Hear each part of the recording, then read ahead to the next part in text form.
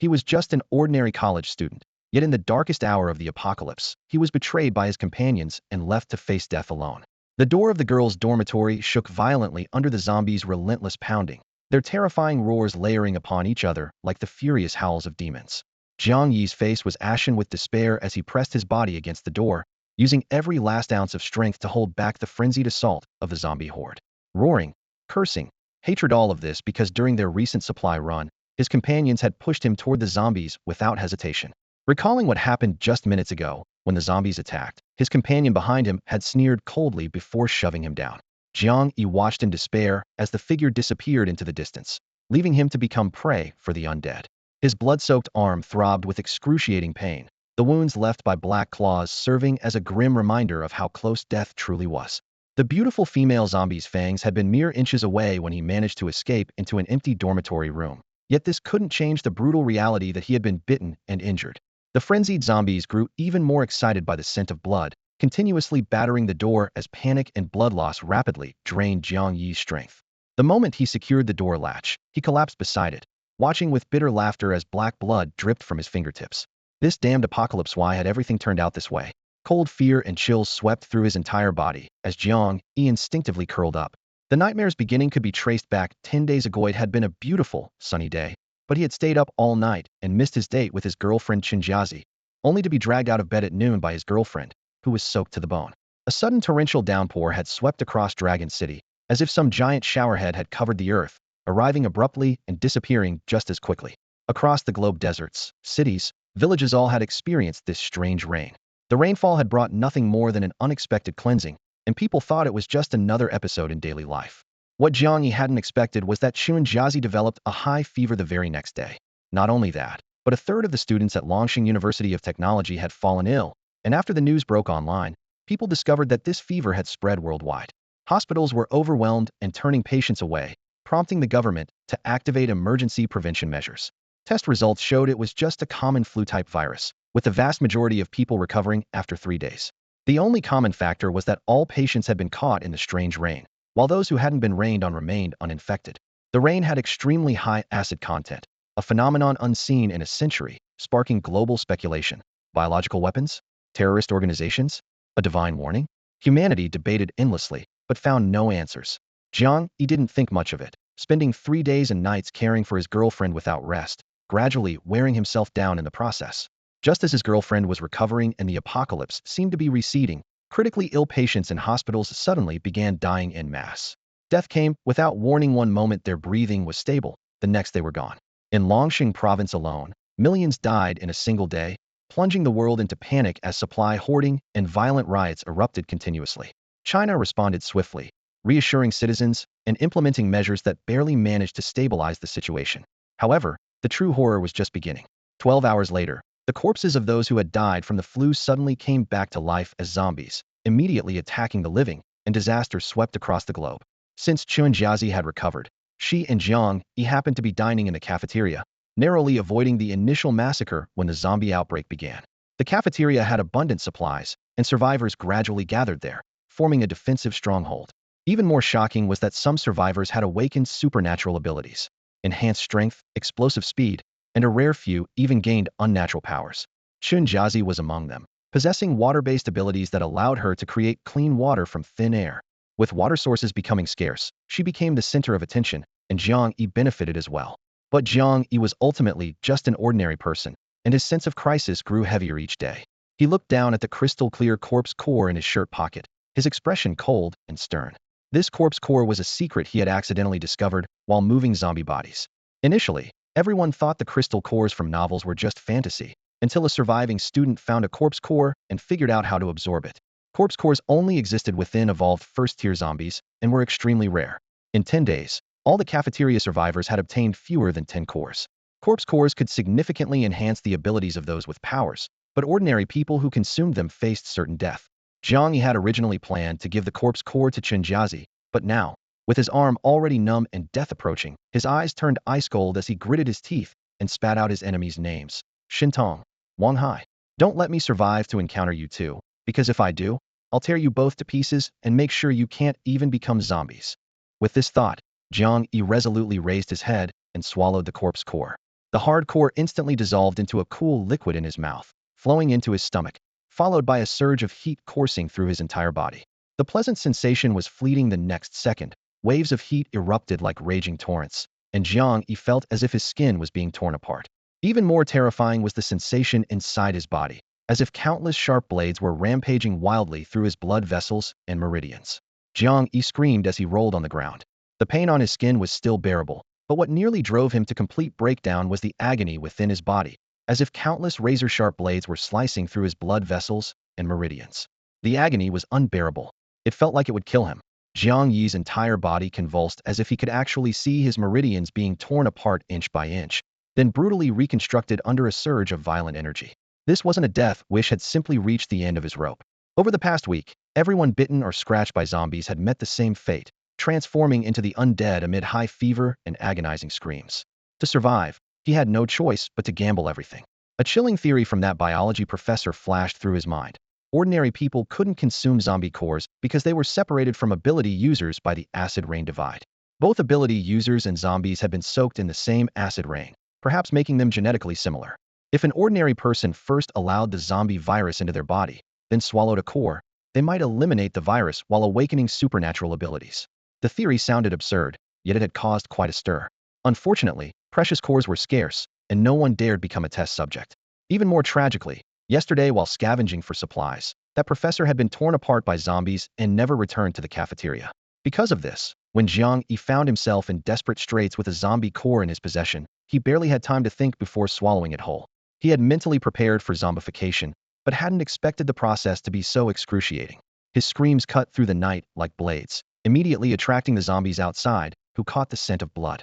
The pounding grew louder and more violent. The already precarious dormitory door shook continuously under the assault, dust raining down. His consciousness wavered between clarity and delirium, leaving him no time to worry whether the wooden door would hold. The 2-bite wounds on his left arm felt like red-hot brands pressed against his flesh, the burning pain spreading to his fingertips. He almost wanted to tear off his entire left arm. As the agony reached its peak, his blood vessels bulged, and the flow of blood beneath his skin became clearly visible. With a final scream that used every ounce of his strength, Jiang Yi collapsed onto the floor, his limbs giving out as cold sweat poured from his body. But the next second, he broke into a strange grin, his sweat-covered face reflecting an eerie gleam in the dim light. Haha, I did it. I'm alive. I didn't turn into a zombie. The euphoria of surviving against all odds left him slumped on the dusty floor. He could feel a new kind of energy surging through his body, gradually replenishing the strength that had been completely drained. Outside, the zombies continued their frenzied assault. Jiang Yi took a deep breath and struggled to his feet against the wall, his heart pounding. This wasn't the time to celebrate. The crisis needed to be resolved first. Otherwise, even as an ability user, he would eventually be torn apart by the monsters blocking his door. Fortunately, the recent agony seemed to have unlocked new regions of his brain, as incredibly clear images of how to use and understand his abilities flooded his mind. He clenched his fist, feeling every fiber of strength in his muscles. So this is what it's like to be an ability user? Amazing. Though fatigue lingered, he felt like he had returned to his healthiest state, perhaps even better. However, Jiang Yi knew this was all an illusion. His body hadn't truly been enhanced. They were vastly different from those ability users they'd encountered in the cafeteria before. Jiang Yi frowned. Had those people been hiding their true strength all along? But on second thought, while others might lie, his girlfriend had no reason to keep secrets from him. That left only one explanation: his ability was unique. Puzzled, he hesitated for a moment before pressing his left hand firmly against the pristine white wall in front of him. With a slight mental command, the wall surface rippled with light, and a screen about 10 inches in size instantly materialized, its image so clear it seemed embedded directly into the wall. It actually appeared? Even though his mind already contained vague guidance on how to use his ability, witnessing this scene firsthand still left him stunned. In the center of the light screen, 5 sets of data were clearly visible. Constitution 5 points, mental 8 points, strength 4 points, speed 5 points, defense 3 points. Note: maximum standard for survivors is 10 points. Jiang Yi swallowed hard, immediately understanding these were his various attributes. Aside from his slightly higher mental value, the other stats were truly nothing to boast about. Though he was handsome with a standard height of 180 centimeters, he had always appeared thin and weak. Throughout his life, he'd been the envied type who could eat anything without gaining weight. However, few knew that from elementary school through university, he'd failed every single physical education requirement, never participated in any sports meet, and had never even won an arm wrestling match against kids 5 or 6 years younger. His only redeeming quality was his exceptionally gifted mind, been the other people's child that neighbors always talked about, and had even entered Long Province University of Technology as the city's top scorer, earning a full scholarship. Therefore, he had no doubt about the accuracy of these numbers. He continued pressing his left hand against the wall while tapping the light screen with his right hand. The characters immediately flashed. Consume personal attributes to manifest and generate soul weapon? Note, this choice is unique and irreversible. Jiang Yi was momentarily stunned but didn't hesitate, decisively clicking yes. At this moment, he was in the girls' dormitory, completely unarmed, with no other choice. The instant he confirmed, his temples throbbed with sharp pain. A dark beam of light materialized out of thin air before him, seemingly substantial. As the pain within his body intensified, this black light transformed from ethereal to solid.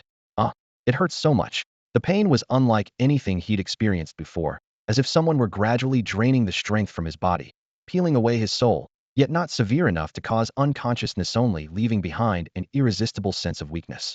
In the blink of an eye, the pain spread throughout his entire body. Simultaneously, the black light grew increasingly solid while his recently recovered strength and mental energy rapidly deflated like a punctured balloon. Even his already somewhat nearsighted eyes became completely blurred. Fighting through the headache, he glanced at the light screen on the wall. Jiang Yi watched in horror as his constitution, mental, and strength points were dropping second by second. With a helpless sense of imbalance, Jiang Yi didn't even have the strength to sit up, lying against the wall as the fully materialized elongated object crashed down on him. His chest heaving violently, he smiled bitterly with regret. If he had known this would happen, he would never have so rashly nodded and chosen yes. He never imagined that materialization would directly drain his original attributes. At this moment, he felt as if suffering from sleep paralysis, his consciousness clear but unable to control his limbs. Repeatedly trying to get up, his entire body felt like it was filled with lead, only able to lean helplessly against the corner. Gritting his teeth, he picked up the elongated object that had nearly killed him. What had materialized by draining his various attributes was actually a Bladia pitch-black tang sword. The scabbard was made of black wood. The guard was dark silver, its metallic gleam flashing coldly in the dim light. The handle was intricately woven with unknown leather, the pattern tight and seamless. Even more bizarre, the leather didn't end at the grip but extended into a meter-long cord hanging from the pommel, with a metal skeletal hand the size of a baby's palm dangling at the very end, swaying slightly. Before Jiang Yi could examine it closely, a loud crash erupted from the wooden door beside him. The door panel couldn't withstand the zombie's continuous pounding. A hole had been smashed through the center, and a rotting arm squeezed through, clawing wildly in the air. His heart suddenly tightened, and almost instinctively, he mustered his remaining strength to draw the blade. The moment his right hand gripped the scabbard and his left hand clasped the handle, an unprecedented sense of harmony surged through his left arm into his body. As the blade left its sheath, he gathered all the stiff strength in his body and slashed fiercely at that protruding arm. However, the reality of his drained stamina was undeniable. Though this strike seemed to use all his strength, its force was far weaker than usual. Splurt! Foul, pitch-black blood splattered on the ground as the sharp black blade lodged in the arm, stuck hard against the bone. The zombie cried out in pain, desperately trying to pull its arm back, but the stuck blade blocked its retreat. After several frantic struggles, the arm was actually torn off and fell to the floor, while the unsupported black blade also dropped down. Ignoring his weakness, Jiang Yi grabbed the black blade and scraped backwards several steps across the ground. Roar, accompanied by a shriek. The hole was torn even larger, and a head rotted almost beyond recognition squeezed through. What had once been sleek black hair now hung like mud from the damaged scalp. Pale eyeballs were streaked with black veins. Black pointed teeth gnashed together, releasing a nauseating stench. But Jiang Yi was no longer a novice encountering zombies for the first time. Though startled, he wasn't afraid. The creature stuck in the door was nothing more than prey delivered to his doorstep.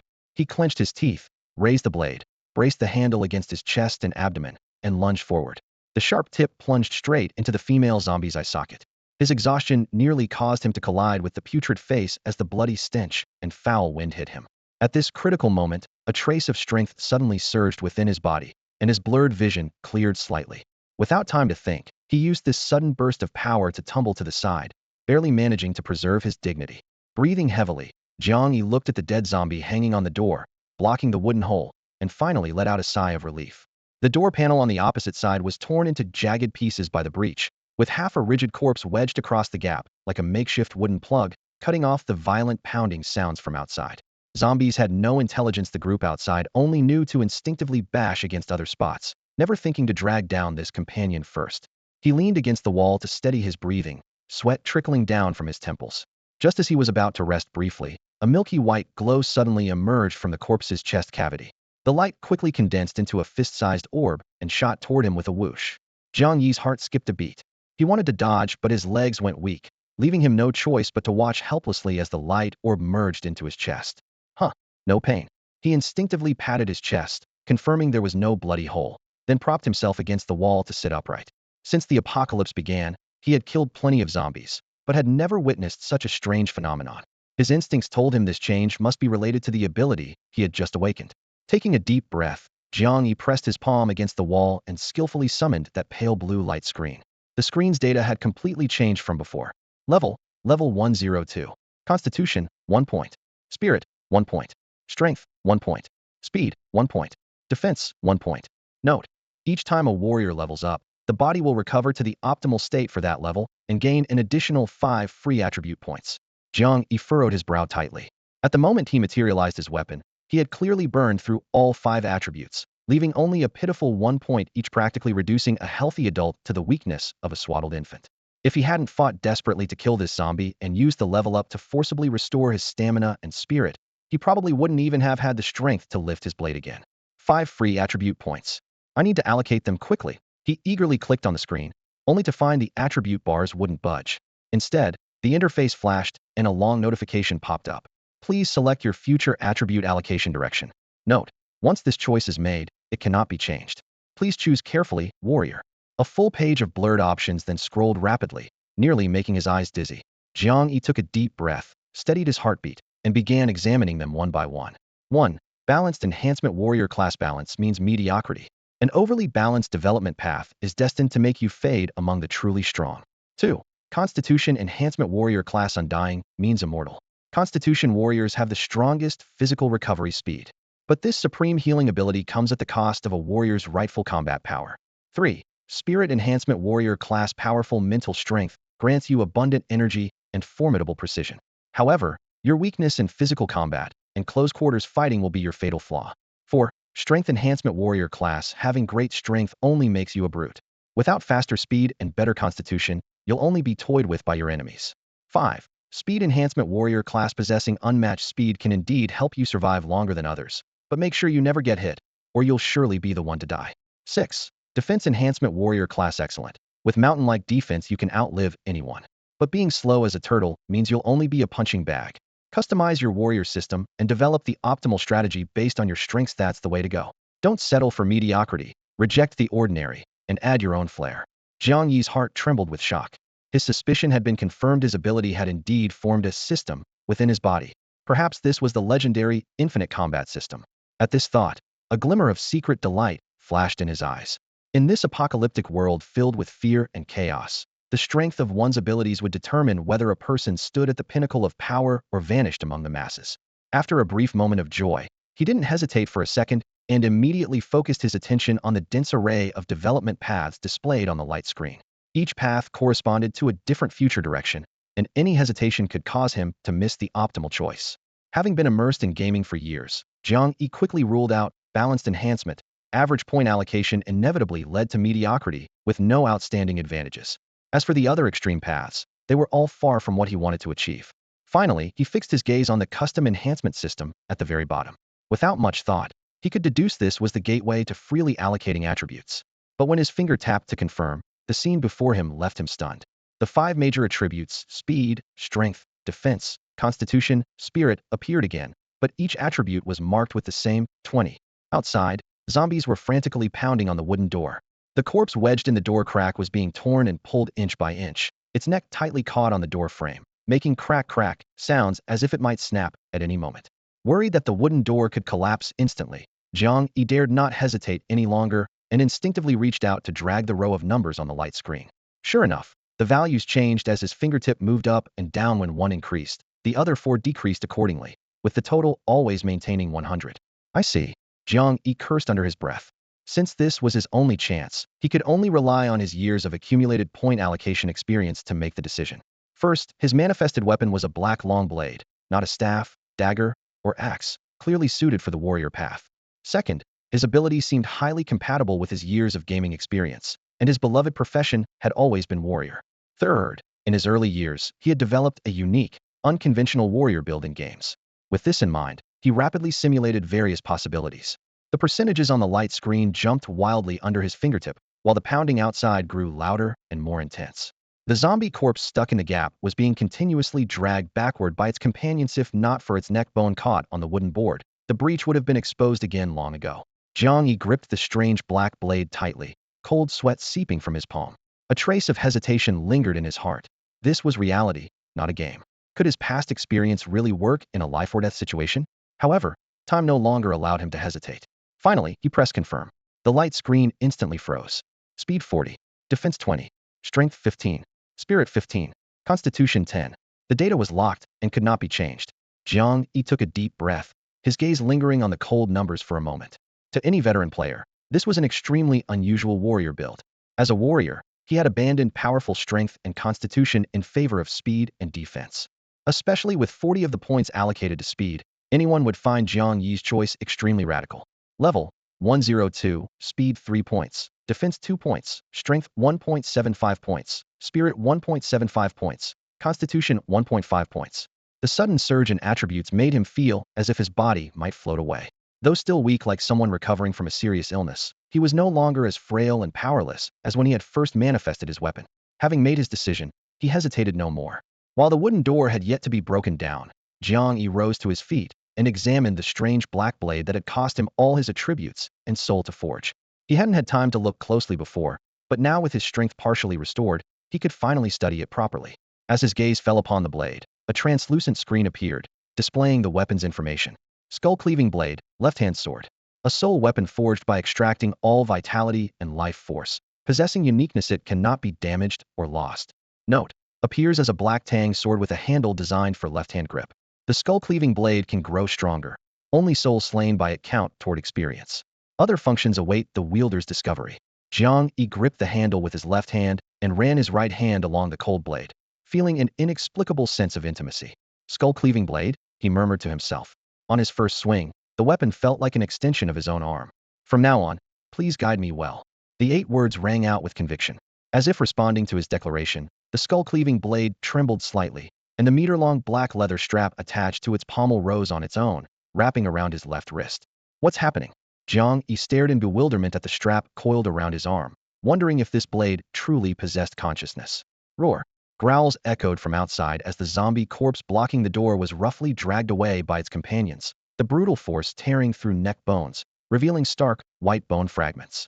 More zombies then scrambled through the narrow doorway, eager to taste the living flesh within. How could he pass up such an excellent opportunity to level up? Jiang Yi blinked, then suddenly smiled. Gripping the blade with both hands, he raised it high for a killing blow, aiming at the rotting neck that once again poked through the doorway, and struck down with all his might. Splurt! Unlike before when he could barely break skin, with his doubled strength, black blood sprayed as the spine was cleaved clean through. The zombie managed only a single shriek before its head dropped lifelessly. After days of struggling against zombies, this was his most effortless victory. Gazing at the skull-cleaving blade dripping with dark blood, he could hardly believe this was his own handiwork. Only when another orb of white light shot into his chest did he snap back to reality. This time, no new power surged through him clearly. He hadn't leveled up again. This was within Jiang Yi's expectations. After all, reaching level 1 had only required killing a single zombie, and he certainly didn't believe that future level-ups would demand so little effort. He raised his hand and tapped the air against the wall, causing a pale blue screen to appear. The 5 attributes remained virtually unchanged, except for the level indicator which now read, level 112. 1 zombie equals 1 experience point, so killing another one would level me up again. At this thought, his eyes lit up. His ability was brutally simple: kill zombies for experience, and when experience maxed out, he'd automatically level up with increases to stamina, speed, and defense across the board. This mechanism couldn't be more perfect for the apocalypse. To test his theory, Jiang Yi used his knife sheath to push out the half-zombie head stuck in the breach. The moment the opening cleared, another rotting skull immediately filled the gap. Spawn camping for levels feels amazing, he muttered under his breath as his blade flashed down. The massive head was nearly severed in one strike. A white light flashed, warm energy flowed into his body, and he took a deep breath before calling up the screen again. Level 204. Speed 5 points. Defense 3 points. Strength 2.5 points. Spirit 2.5 points. Constitution 2 points. Success leveled up again. Before he could celebrate, his attention was caught by the alarming 0-4 in the experience bar. Level 1 required only 1 point, Level 2 needed 2 points, but Level 3 demanded 4 points. This was clearly exponential growth where the nth number equaled 2 to the power of n1. As this realization struck him, his joy was instantly consumed by dread. If this pattern held true, the experience needed to reach level 10 would be astronomically terrifying. His heart sank as he leaned forward again, grabbed the neck protruding through the breach, and severed the entire head with one stroke. He had to admit, this camping the spawn point method was both safe and efficient.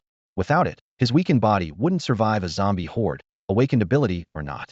With mixed emotions, Jiang Yi decapitated 3 more heads in succession, each orb of light merging into his body.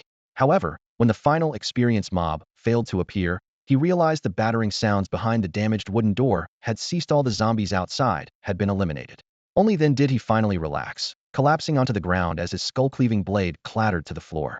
His arms trembled uncontrollably as he smiled bitterly and massaged his aching muscles. After 2 consecutive level-ups, all his stats except spirit had barely recovered to pre-disaster levels. This modest physical recovery gave him a small sense of security and temporarily suppressed his fear of exponential experience requirements. Growl. Sharp hunger pangs struck his abdomen, intense starvation accompanied by acid reflux making him feel even weaker. Ever since large numbers of awakened had flooded the cafeteria, ordinary survivors received increasingly meager rations. Even someone like Jiang Yi, who frequently ventured out to scavenge supplies, struggled to get enough food each day. Glancing around the room, Jiang Yi froze. Wasn't this Chun Jiazi's dormitory? He had actually managed to flee all the way here through the chaos of zombie attacks. With no time to dwell on it, he wiped the cold sweat from his forehead and immediately lunged toward every drawer and cabinet door, whether by the bedside or at the desk. He left no space that could hold anything unchecked. He knew better than anyone that ability users would grow weak from hunger, just like ordinary people, without energy replenishment. He hadn't visited this dormitory often, but he remembered exactly where the snacks were hidden. Chen Jiazi only ate fruit to maintain her figure and never touched high-calorie snacks. During the 3 days he had cared for her, Jiang Yi had already searched this room thoroughly and confirmed there was basically nothing left here to fill one's stomach. Therefore, he simply focused on the other bed, Li Yuling's territory, the chubby girl. Li Yuling was short with a round face, always cheerful, spending her free time munching snacks while watching Korean dramas. Jiang Yi was certain that if there was anything to eat, it would be in her cabinet. Sure enough, as soon as he opened the cabinet door, he found a bag of bread, 2 bottles of mineral water, and a pack of potato chips.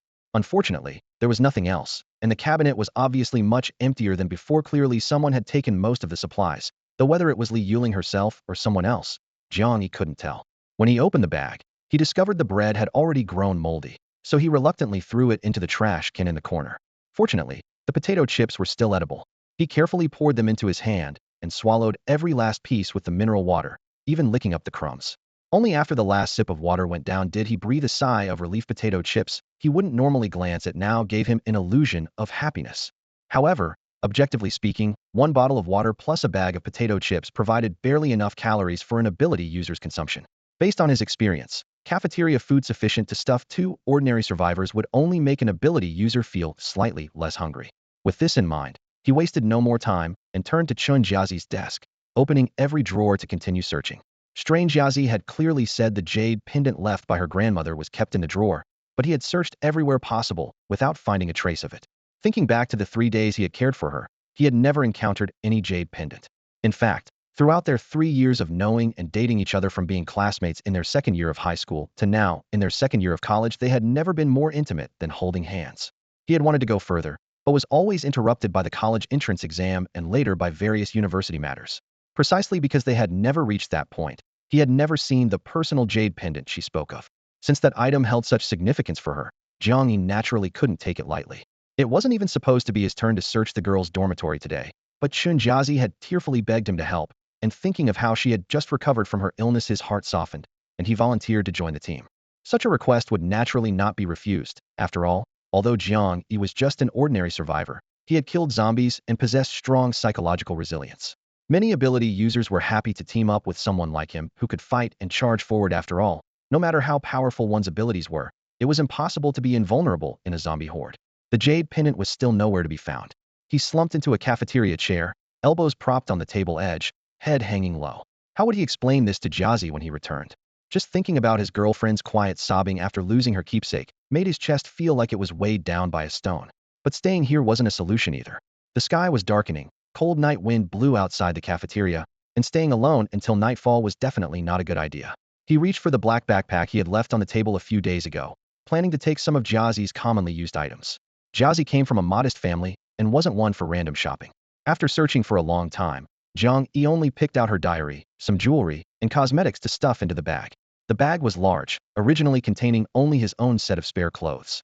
The next second, the moment his hand reached into the backpack, he suddenly felt dizzy as gaze froze at the bag's opening. A semi-transparent light screen had appeared on the surface of the black fabric. Small grids were arranged across it, with empty light squares showing only two item icons lit up in the front row. The first icon was a water bottle with the number 4 clearly displayed in the bottom right corner. The second icon was a piece of meat with distinct red and white coloring. System backpack?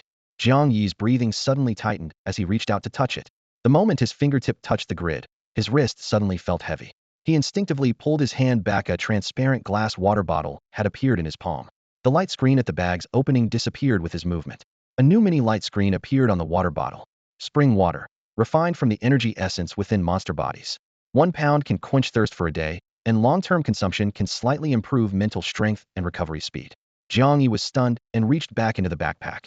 The light screen lit up again. The number in the bottom right of the water bottle had changed to 3, while the meat still showed 2. With a thought, he extracted again. A crystal-clear meat roll materialized in his palm. Its surface looked like it was wrapped in semi-solidified aspic, with red and white colors blending together. So that's how it works. Jiang Yi was so excited his palms grew hot. 6 zombies. His kill count perfectly matched the 4 waters, 2 meats, in his backpack.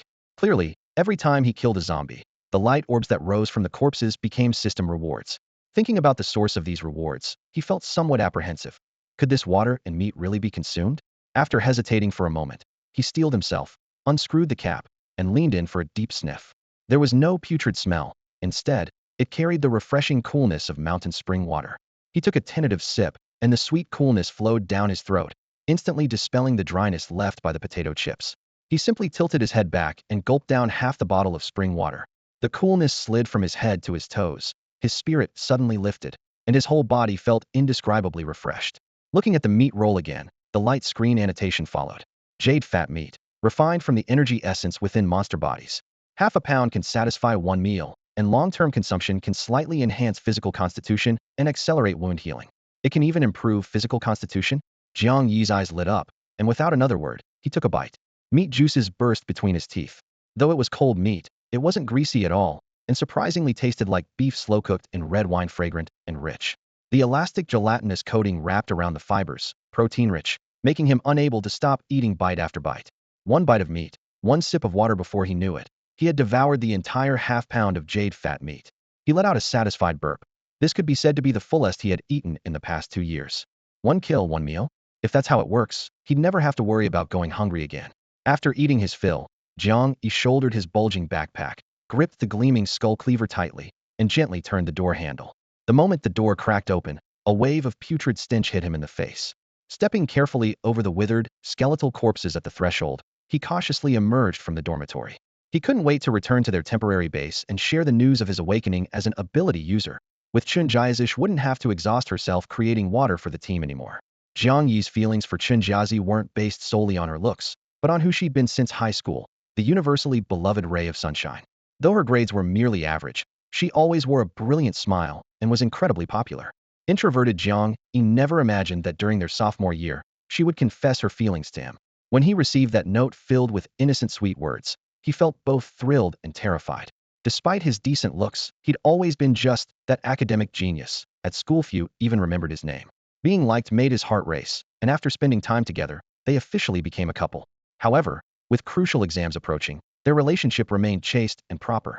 To help improve her grades, he volunteered as her tutor, pulling her scores from mediocre to the cutoff line for top-tier schools, and they both got into Long Province University of Technology. With Jiang Yi's scores, he could have easily entered a prestigious university in the provincial capital, but to stay together, he gritted his teeth and chose the same school. Through 2 years of college, their relationship remained stable, and he even sensed they might discuss marriage after graduation until this damned apocalypse struck. Chun Jiazi's dormitory was on the 3rd floor. Now, Jiang Yi pressed himself against the wall, stained with bullet holes and blood, crouching as he crept toward the stairwell. He wasn't arrogant enough to think his system abilities alone could sweep through hordes of zombies.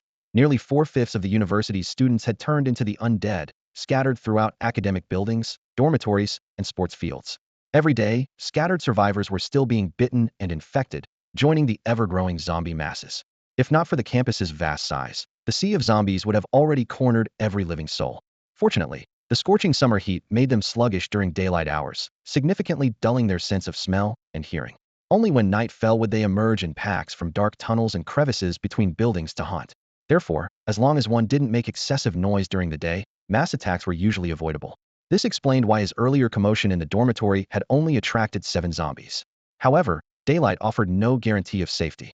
Zombies merely disliked light, they didn't fear it. Once they caught the scent of humans, they would charge forward without hesitation, even under the blazing sun. At only level 2, Jiang Yi's attributes were pathetically weak. Forget battling zombie hordes, she could barely handle a single undead in combat. He took a deep breath, tightened his grip on the skull cleaver, and thought to himself, I hope I don't run into any zombies. Jiang Yi crept quietly down the stairs, feeling a surge of joy in his ear. He really hadn't encountered a single zombie. He was just a few steps away from the dormitory entrance when a dark shadow suddenly plummeted from above, crashing onto the concrete outside with a loud thud. Through the thin door, he could see clearly. It was a girl who had once been young and beautiful, now covered in blood, her naked body convulsing on the ground with limbs twisted beyond recognition, her unfocused eyes staring venomously into the distance. Damn it! Jiang Yi cursed under his breath, immediately turning around and sprinting back. He dove into the empty guard room, slammed the door shut behind him, and crouched low in the corner. Moments later, chaotic footsteps and low growls erupted outside the building. He crawled to the windowsill and carefully peered out. The sight that greeted him sent chills down his spine. The fresh corpse acted like a bloody signal flare, drawing out all the zombies lurking around the building. Within seconds, the dormitory entrance was swarming with monsters, packed together as they frantically tore and gnawed at the girl's remains. A quick count revealed at least a dozen of them feasting outside. Damn it, couldn't she have waited a bit longer to die? Jiang Yi gritted his teeth, frustration driving him nearly mad. Had been so close to escaping the dormitory. He hadn't expected there were still survivors in the building. Come to think of it, it made sense. Girls were naturally weaker and faced greater risks trying to escape, so hiding in the dormitory was actually safer. But as food and water supplies dwindled, combined with the terror of being surrounded by zombies alone, many people's mental defenses had already collapsed. Jiang Yi had grown accustomed to seeing people leap to their deaths like this. He had also witnessed several instances of people going insane and charging directly into zombie hordes. Roar! A deafening bellow snapped Jiang Yi out of his frustration. He jerked his head up to see the previously harmonious, feeding frenzy suddenly descend into chaos. A massive figure crashed into the circle, swatting away 2 zombies with one strike, then grabbed another and hoisted it high with a roar before tearing it to shreds on the spot. The putrid blood and flesh splattered into its open wounds, only making it more excited, while the surrounding ordinary zombies retreated in fear. Only then did the giant zombie settle contentedly over the girl's corpse, digging out her still warm heart with one bite and chewing it in its mouth. Between its brows, a crimson light flickered intermittently. Oh no, an evolved zombie. Jiang Yi's face went deathly pale as he quickly dropped to the ground, not even daring to breathe heavily. A group of ordinary zombies was already enough to fill him with despair. Now with this monster added to the mix, he couldn't even muster the thought of escape. He was all too familiar with this type of zombie. The corpse core he had secretly hidden away had dropped from a creature of the same level. That thing had once followed a group of survivors into the cafeteria, rampaging through the ordinary people like a wolf among sheep. If it hadn't used too much force and broken through the floor, getting stuck between levels, the ability users would never have had a chance to surround and kill it. Even so, it had cost the lives of 7 ability users. In the aftermath, that single zombie had caused nearly 40 casualties in the cafeteria alone. No one dared to clean up the corpse, which was how Jiang Yi had been assigned to collect it, and struck it lucky. Thinking that the monster before him might be even stronger, he lost even the courage to lift his head. Jiang Yi didn't have the slightest thought of resistance. Although he had gained extraordinary abilities, they didn't bring him any significant boost from the start. In fact, they made him even weaker than before. How was he supposed to face the swarm of zombies densely packed outside? Jiang Yi cursed under his breath, knowing he couldn't leave for now and would have to wait for the horde outside to gradually disperse. But the thick, suffocating smell of blood in the air hung like a net, firmly locking onto the zombies' sense of smell, and the already agitated creatures wouldn't be leaving anytime soon. He slowly raised his head, wanting to check the situation outside once more. Suddenly, a pair of pale, lifeless eyes pressed against the window, almost face-to-face with him. A chill shot down Jiang Yi's spine, his legs gave out, and he collapsed to the floor. The zombie seemed to detect movement inside and let out a hoarse roar, slamming its palm hard against the window. Crack! The sharp sound exploded as only the outermost layer of glass shattered. The triple-pane window still stubbornly blocked the way, glass fragments flying as a dark, bloody smear spread across the window. Jiang Yi's face turned deathly pale as he scrambled out of the guardroom on all fours. He couldn't stay on the first floor. This commotion would soon attract more zombies to break down the main door, staying meant certain death. Just as he stepped out, he caught sight of a set of spare keys hanging on the wall, grabbed them and stuffed them into his jacket, the metal jingling as they collided. The zombie outside grew more agitated after losing sight of its prey, the pounding sounds coming one after another as more zombies were drawn to the scene. Downstairs, the sounds of shattering glass mixed with roars like death knells. Jiang Yi didn't dare look back, charging up the stairs in one breath. Fortunately, these creatures hadn't learned to climb stairs yet, so reaching the upper floors would prevent him from being surrounded. The 4 flights of stairs felt like an endless slope. His strength was already below average, and now his chest felt ready to explode. When he finally reached the 4th floor landing, his face was paper white, gasping heavily, his throat burning with pain. Just as he was about to lean against the wall for a moment's rest, a gaunt figure suddenly darted out from the depths of the hallway. Roar! It was a female zombie. Though physically weaker than males, her sudden appearance still made Jiang Yi's heart skip a beat. She was already lunging at him, and he had no time to draw his blade, only managing to hastily raise it to block. The metal pressed against rotting flesh, releasing a nauseating stench as tremendous force bore down. Jiang Yi retreated step by step, his heels nearly slipping off the stairs.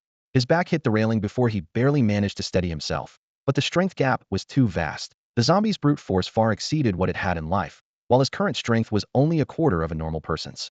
His arm went numb from the pressure, his body involuntarily leaning backward. The fierce struggle alerted the entire floor's horde, dormitory doors rattling loudly as chains emitted sharp, trembling sounds. Fortunately, most doors remained firmly shut, with no zombies breaking out for the moment. Jiang Yi endured the aching pain, took 2 deep breaths, then suddenly drove his knee hard into the zombie's abdomen while twisting his wrist to angle the blade to the right. The zombie lost its balance and, with a piercing shriek, tumbled down the stairs in a series of bone-cracking sounds. Jiang Yi leaned against the railing, breathing heavily, sweat dripping from his chin. He spotted the zombie twitching and struggling in the stairwell, a glint flashing in his eyes as he gripped the skull-cleaving blade in his left hand, preparing to finish it off. Bang! A nearby dormitory door suddenly cracked with a long split, with chips flying everywhere. The massive impact bent the door lock out of shape, yet would completely give way any second. Jiang Yi's heart lurched as he immediately abandoned the idea of delivering the killing blow, turning to rush toward the 5th floor. Now that he was completely alone, he didn't dare tangle with an entire building full of zombies. The women's dormitory at the university stood 6 stories tall, with 2 staircases running up and down the building, but only one main entrance for entry and exit. Though the old building had been constructed decades ago, its structure remained as solid as a single steel plate. Jiang Yi sprinted all the way to the 5th floor without even a moment to catch his breath. When he looked up, he froze in place. The hallway was littered with bodies sprawled everywhere, and at a glance, they were all zombies. Who had cleared them out? Before he could ponder this question, he heard hoarse roars coming from the 4th floor direction, forcing him to grit his teeth and continue upward, using both hands and feet to climb the final steps. When he stepped onto the 6th floor landing, he almost wanted to collapse on the spot. But the vigilance cultivated during the apocalypse forced him to steady himself. Gripping the black blade tightly in his right hand, he carefully surveyed the top floor before him. The 6th floor maintained the standard dormitory layout. Beyond the stairwell, a corridor nearly 3 meters wide stretched straight ahead, with rows of dormitory doors tightly shut on both sides. Not a single one stood open. If not for a corpse lying face down in the distance and blood spatters still wet on the walls, the scene would have looked no different from 10 days before the apocalypse began. Jiang Yi slipped into the corridor with nearly inaudible steps. He knew that zombies trapped in rooms would remain eerily quiet without sound or food stimuli. So as long as he didn't make any major noise, even if he came face-to-face with an evolved zombie through a door, it would be difficult for the creature to detect him. Reaching the corpse, he crouched down for a closer examination. The zombie's head had been crushed by tremendous force, its skull shattered, and clearly the killer had deliberately turned the head over after confirming its complete death. The blood on the ground hadn't yet coagulated, indicating it had died only moments ago. Since the apocalypse began, the women's dormitory had been almost constantly surrounded by zombie hordes, with very few survivors. Today, the only ones who had entered this place besides Jiang Yi were those bastards Shen Tong and Wang Hai. In other words, this zombie had definitely been killed by them. Jiang Yi stood up, his gaze ice-cold. He couldn't understand why Shen Tong and Wang Hai, fellow ability users, would suddenly turn on him. Though they weren't close, they had previously gone out together to scavenge for supplies. Shen Tong's ability was strength. His power was roughly 2 to 3 times that of an ordinary person, capable of wielding one of those heavy iron tables from the cafeteria as a weapon with just one hand. Wang Hai's ability was defense. His skin was like specially treated leather, and ordinary kitchen knives would only leave white marks that disappeared with a casual wipe. This level of ability could only rank in the lower middle tier among the nearly 100 ability users in the cafeteria. However, they were Gao Wei's lackeys he had been sucking up to him even before the apocalypse. That day, after all three were drenched by the sudden black rain, they awakened their abilities one after another. Shintong gained superhuman strength, Wang Hai acquired protective skin, and Gao Wei mastered the most troublesome ability of all, material weaponization. Jiang Yi had witnessed it firsthand. Gao Wei would place his palm on a metal table surface, and with a lift of his hand, the entire table would transform into a heavy, thick spiked iron club. This ability undoubtedly made his position in the cafeteria unrivaled. Almost all the best supplies in the cafeteria were reserved for his priority use, and naturally, Shintong and Wang Hai rose with the tide, leveraging Gao Wei's abilities to secure their own prestigious positions in the cafeteria. In this environment where birds of a feather flock together, even other ability users rarely dared to provoke them. Yet Jiang Yi still couldn't understand what any of this had to do with him. He had virtually no conflicts of interest with these three men, yet they had tried to kill him from behind. He gripped the cold skull-cleaving blade tightly, its edge heavy in his hand, his knuckles turning white as a cold smile crept across his lips. Since they dared to strike first, they couldn't blame him for retaliating in kind. He would return to the cafeteria eventually, and when he did, he wouldn't spare a single one of them, Gao Wei, Shintong, or Wang Hai. With the skull-cleaving blade in his grasp, he would never again grovel around Gao Wei like the other ability users. The dormitory was deathly quiet. Jiang Yi scanned his surroundings warily, uncertain whether those two men were still lurking somewhere within. He almost looked forward to it what expressions would cross their faces when they saw him. Someone who should have been dead. If he truly encountered them here, he wouldn't mind personally sending them to hell. However, his rationality remained intact. With his current strength, facing any one of them alone would be extremely dangerous, let alone the fact that Shintong and Wang Hai were practically inseparable, even eating and sleeping together in the cafeteria. If he wanted revenge, his primary task was to increase his power. With this thought, he forcibly suppressed his surging killing intent, lightened his footsteps, and headed toward the storage room at the very end of the dormitory. The door lock was covered in rust. He carefully turned the key and pushed open the door with a creaking sound. The dust that hit his face nearly made him cough, but he managed to hold it back. The cramped storage room was filled with folding bed frames, unwanted belongings from previous graduates, and confiscated contraband electronics, a chaotic mess with nothing apparently useful at first glance. Ignoring the dirt and disorder, Jiang Yi collapsed onto a pile of worn mattresses. His nerves, which had been taut throughout his journey, finally relaxed, followed immediately by an overwhelming sense of exhaustion. His eyelids grew heavy, and he fell into sleep almost instantly, not waking until the evening sun's rays filtered through the narrow window. The unfamiliar yet familiar cramped room came into view, with the pitch-black skull-cleaving blade lying quietly beside him. Its cold texture reminded him that none of it had been a dream, had not only survived, but had also acquired the powerful infinite combat upgrade system. He pressed his palm against the ground, and a pale light screen flickered in his palm. After confirming his personal information, he retrieved jade fat meat and heavenly spring water from his backpack for dinner. A day of exploration had made him increasingly familiar with his abilities. 1. The light screen couldn't appear out of thin air, had to press his palm against flat surfaces like walls or floors. 2. If he held an object in his hand, he could also summon the light screen, which would display detailed information about that item, similar to an identification skill. However, currently he could only identify items related to his abilities, such as the skull-cleaving blade, heavenly spring water, and jade fat meat. 3. He possessed a storage ability similar to a spatial backpack, but with many limitations. First, the space could only store items produced by his abilities. Ordinary objects, no matter how small, couldn't be stored within. Second, this space couldn't be opened out of nowhere and required a medium such as a backpack or similar concerto be activated. This was quite interesting, though troublesome. It undeniably served as a cover for Jiang Yi's abilities. After figuring out his own characteristics, he grabbed the master keys for the entire dormitory building and quickly formulated a plan. The zombies were densely packed outside the building, and with his current strength, attempting to break through would be suicide. He could only wait for the monsters to disperse on their own. But rather than just sitting idle, he preferred to use this sealed girls' dormitory to farm experience. Each room here was enclosed with zombies locked inside, making it safer and more efficient than any leveling ground. Another reason for his urgency was that Chun Jiazi was still waiting for him at the cafeteria. Jiang Yi knew her situation all too well. Her water-based ability looked mysterious on the surface, but could only slowly gather clean water in her palm, offering no combat power whatsoever. Her physical strength was only slightly better than before the apocalypse. The two of them had managed to survive peacefully in the cafeteria for a week solely because Jiang Yi's ruthless killing of several zombies at the beginning of the apocalypse had intimidated everyone else. If he didn't return soon, Shinjiazi might very well be bullied by others. With this thought, he stuffed the unfinished water bottle into his backpack, gripped his black blade tightly, and left the storage room. Despite his anxiety, he forced himself to remain calm. The girls' dormitory had 4-person rooms, theoretically containing at most 4 zombies per room. In his current condition, he could handle 1, but 2 would likely spell doom.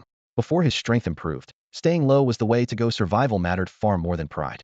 He first approached room 620, the closest to the storage room. Jiang Yi pressed against the wooden door and listened for a long time, hearing nothing, before slowly turning the door handle. The old wooden door made a sharp creak due to rust, loud enough to alert the entire floor. As soon as the door opened a crack, he immediately slipped inside sideways, black blade extended forward, his gaze quickly sweeping across the small dormitory. There were virtually no hiding spots in the room, and only after confirming it was safe did he breathe a sigh of relief. Next came the scavenging. The room had obviously been ransacked, with all food already taken, but he didn't mind food might no longer be scarce in the future. Soon, he gathered all the useful items together: a diesel lighter, a roll of tape, 2 power banks, a rechargeable desk lamp, and a set of unopened bed sheets. He stuffed everything into his backpack. After leaving, he used the marker he'd just found to draw a prominent check mark on the door, indicating it had been cleared. Next, he went to room 619 across the hall. Without needing to listen carefully, he could already hear the sounds of fingernails scratching the door and furniture being knocked around inside. Unfortunately, the door's glass window was covered with posters, preventing him from determining the exact number. After a moment's consideration, he marked a large X on the door to indicate it should be avoided for now, then turned and left. Following this process, he went door by door checking the entire floor, first listening carefully, then deciding whether to enter or temporarily avoid. The results were much better than he'd expected. Out of 10 rooms, only 3 had sounds of zombies, and Jiang Yi entered the others one by one to search for useful items. You know what? Girls really do live more refined lives than guys. All those little things they have actually turned out to be pretty useful for surviving the apocalypse. While scavenging through the girls' dormitory, Jiang Yi was first amused by a pile of unopened raincoats. He'd never used one himself, but didn't hesitate to stuff them all into his backpack. In the apocalypse, anything useful was treasure. Target, room 609. At the door, Jiang Yi moved with practiced ease as long as he stayed quiet. Even if zombies were lurking inside, they wouldn't detect him. Just as he pressed his ear to the narrow glass gap beside the door, bang. The glass shattered less than 4 inches from his face, and a rotting hand shot out like lightning, clawing straight for his forehead. Jiang Yi's heart lurched as he instinctively jerked backward, raising his left arm to block. Hiss! The sharp, blackened nails raked across his forearm, leaving a bloody gash that sent sharp pain shooting through him. He had no time to tend to it. The fresh scent of blood in the air drove the zombie behind the door into complete frenzy, and the originally narrow glass gap was violently torn wider as 2 decaying arms thrust out wildly. Jiang Yi gripped the black blade in his left hand with a reverse hold, wrapping the blade strap around his injured arm in loops up to his elbow like makeshift armor. Flipping the blade edge up, he roared and struck down, first severing the thinner arm. The clash of metal rang throughout the entire floor, alerting the zombies in other 6th-floor rooms, and the thunderous roars and door pounding echoed one after another. Jiang Yi didn't dare pause another strike, and he chopped off the second arm. Behind the shattered glass, a grayish-blue head desperately tried to squeeze through, but the gap was too narrow, leaving it pressed against the door, snapping its jaws frantically. Jiang Yi snorted coldly and thrust the black blade straight through the zombie's mouth, then violently tore it sideways, literally ripping half the head apart. White light surged into his chest as the familiar warm current announced another level up, sweeping away his earlier fatigue. As the corpse hit the floor, another zombie from behind the door pushed forward to take its place. Jiang Yi struck first, slashing down through the opening from the crown of its head to its brow. The zombie toppled backward as a second flash of white light passed through him. Confirming no more movement inside, he struggled to push aside the 2 corpses wedged in the doorframe and stepped into room 609. The scene before him made him frown. 2 naked corpses that had no business being in a girl's dormitory, a man and woman, lay tangled together by the entrance, their stench so overwhelming he had to cover his nose with his sleeve. The roaring in the hallway grew more intense, so he couldn't afford to linger. He quickly searched through the room under beds, in desks, through suitcases. Finally, at the metal locker against the wall, he opened the door and his heart leaped with joy. Inside the metal cabinet, several men's clothes hung neatly in a row. The clothes on his body hadn't been changed for over 10 days. Not only were they torn in multiple places by zombies, but they had also turned black and stiff from being soaked in both his own blood and that of the undead. Jiang Yi showed no hesitation as he reached out, and tore off the cheap short-sleeved shirt he'd bought from a street vendor.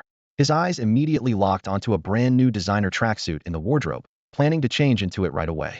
As he raised his arms, he caught sight of 3 parallel wounds on his left arm that were still seeping blood, causing him to pause. Earlier, while rummaging through the place, he had found a small first aid kit. Now he opened 2 bottles of mineral water and carefully washed away the blood from his skin and around the wounds. Then he pulled out a spray for external bleeding from the kit and doused the cuts thoroughly. The medicine seeped into his flesh with needle-like stings that made him suck in a sharp breath, cold sweat trickling down his spine, but at least it stopped the bleeding for now. Jiang Yi wasn't worried about getting infected and turning into a zombie again. A few days ago in the cafeteria, ordinary people were getting bitten daily, yet all the ability users remained unharmed. The only exception was that time they hunted down and evolved zombies. Even ability users were scratched, and the 3 who initially survived all turned within hours. Only then did everyone realize that ordinary zombie viruses could no longer threaten ability users, but evolved zombies remained deadly. Some academic types theorized that unless ability users themselves evolved further, they couldn't resist higher-level viruses. From childhood, Jiang Yi had always been physically average, but he was naturally meticulous and possessed remarkable observational skills. Every time he killed a zombie, he could instantly assess its level and strength. It was precisely because of this that he managed to survive a full week with physical abilities even worse than ordinary people. The first aid kit had no gauze, so he simply tore off a strip of clean bedsheet and roughly bandaged the wound before putting on the brand new tracksuit. The clothes were slightly large, but the fabric was soft and stretchy, allowing unrestricted movement. He jumped in place a few times. Fortunately, the male zombie's shoes were only 1 size bigger than his, so they fit reasonably well. After changing his outfit, the refreshed Jiang Yi felt significantly bolder after successfully killing 2 zombies.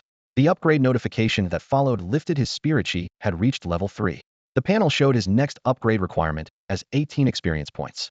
As he clenched his fists, he could clearly feel his speed and strength increase dramatically in stages.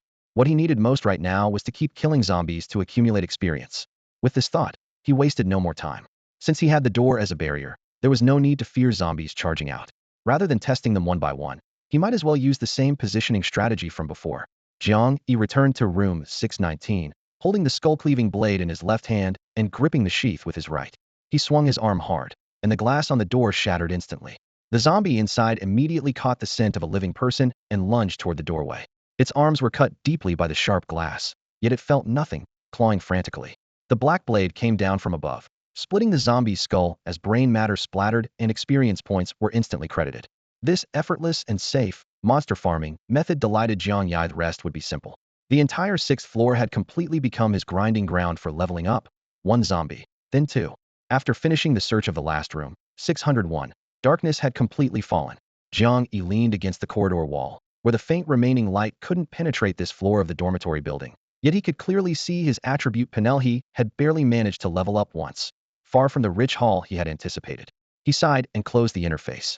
In the early days of the apocalypse outbreak, disease panic had sent most students fleeing the campus in terror, leaving fewer than 20 zombies on the entire 6th floor.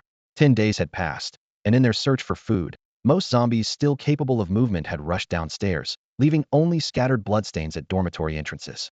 With meager loot and thin experience gains, continuing to search lower floors was clearly not worth the effort. The digital watch on his wrist flickered 1952 in the darkness. The stairwell, powerless since the blackout, seemed soaked in ink. Venturing downstairs now would be walking straight into a trap. Jiang Yi chose a clean room without any corpses, locked the door from inside, and switched on a palm-sized desk lamp. The desktop was instantly covered with his spoils of war. Over a dozen power banks of various models, several rolls of medical tape, a bag of scattered band-aids, plus fewer than 10 bottles of purified water and some packets of already stale crackers. Even stuffing everything into his backpack only filled it halfway. Just 1 floor, and there are still 5 more below. He rubbed his aching arms, his heart still burning with excitement. Hunting zombies in the dormitories was both safe and efficient. Not converting every zombie here into experience points would be a waste of all his desperate efforts. But once the excitement faded, his body's protests immediately struck. His right arm, which gripped the knife, felt heavy as lead, and his mind kept drifting in and out of focus. If not for his speed upgrade, that last zombie would have nearly clawed his eyes out on the spot. His old wound on his left arm had reopened during the intense fighting, blood soaking through the bandages and sticking to his sleeve. Jiang Yi lay back on the hard bed, a flash of regret crossing his mind. If only he had prioritized investing attribute points in strength and constitution, he wouldn't be so exhausted now. His old gaming mindset had really done him harm. He smiled self-mockingly as fatigue swept over him like a tide. and before long, he had fallen into deep sleep. The university campus was never peaceful under the cover of night. Zombies that had hidden in dark corners during the day were driven by hunger, wandering everywhere following the faint scent of blood in the air. The stronger individuals actively hunted for living prey, while the weaker ones clustered around their fallen kin from the day, gnawing to replenish themselves. No wonder the bodies that fell during the day always vanished without a trace by the next morning. However, all of this was temporarily irrelevant to the sixth floor. The thick stench of corpses in the hallway masked Jiang Yi's living scent, and ordinary zombies lacked the climbing ability to reach here, making this corner arguably the safest spot in the entire university. Jiang Yi knew this was his most peaceful night in the 10 days since the apocalypse began, so he slept deeply. He didn't notice. The previously still door handle was rotating extremely slowly, bit by bit, until the wooden door silently opened. The sense of security from gaining his abilities allowed the exhausted Jiang Yi to sleep soundly for the first time since the apocalypse began, until a sharp pain from a heavy blow to his chest jolted him awake. Almost instinctively, he reached for his right side, but grasped nothing. Where was his knife? Cold sweat instantly beaded on his forehead as he frantically searched through the debris around him, only to discover that the skull-cleaving blade he had placed beside him had vanished. Don't move. A sharp female voice exploded from the darkness. Jiang Yi's entire body tensed as he looked up ahead. Gray moonlight filtered through the broken window, revealing a vague silhouette at the edge of the room. Don't get excited. I'm human. Jiang Yi hurriedly whispered to identify himself. Clearly, she already knew he was human. Her voice was cold and wary.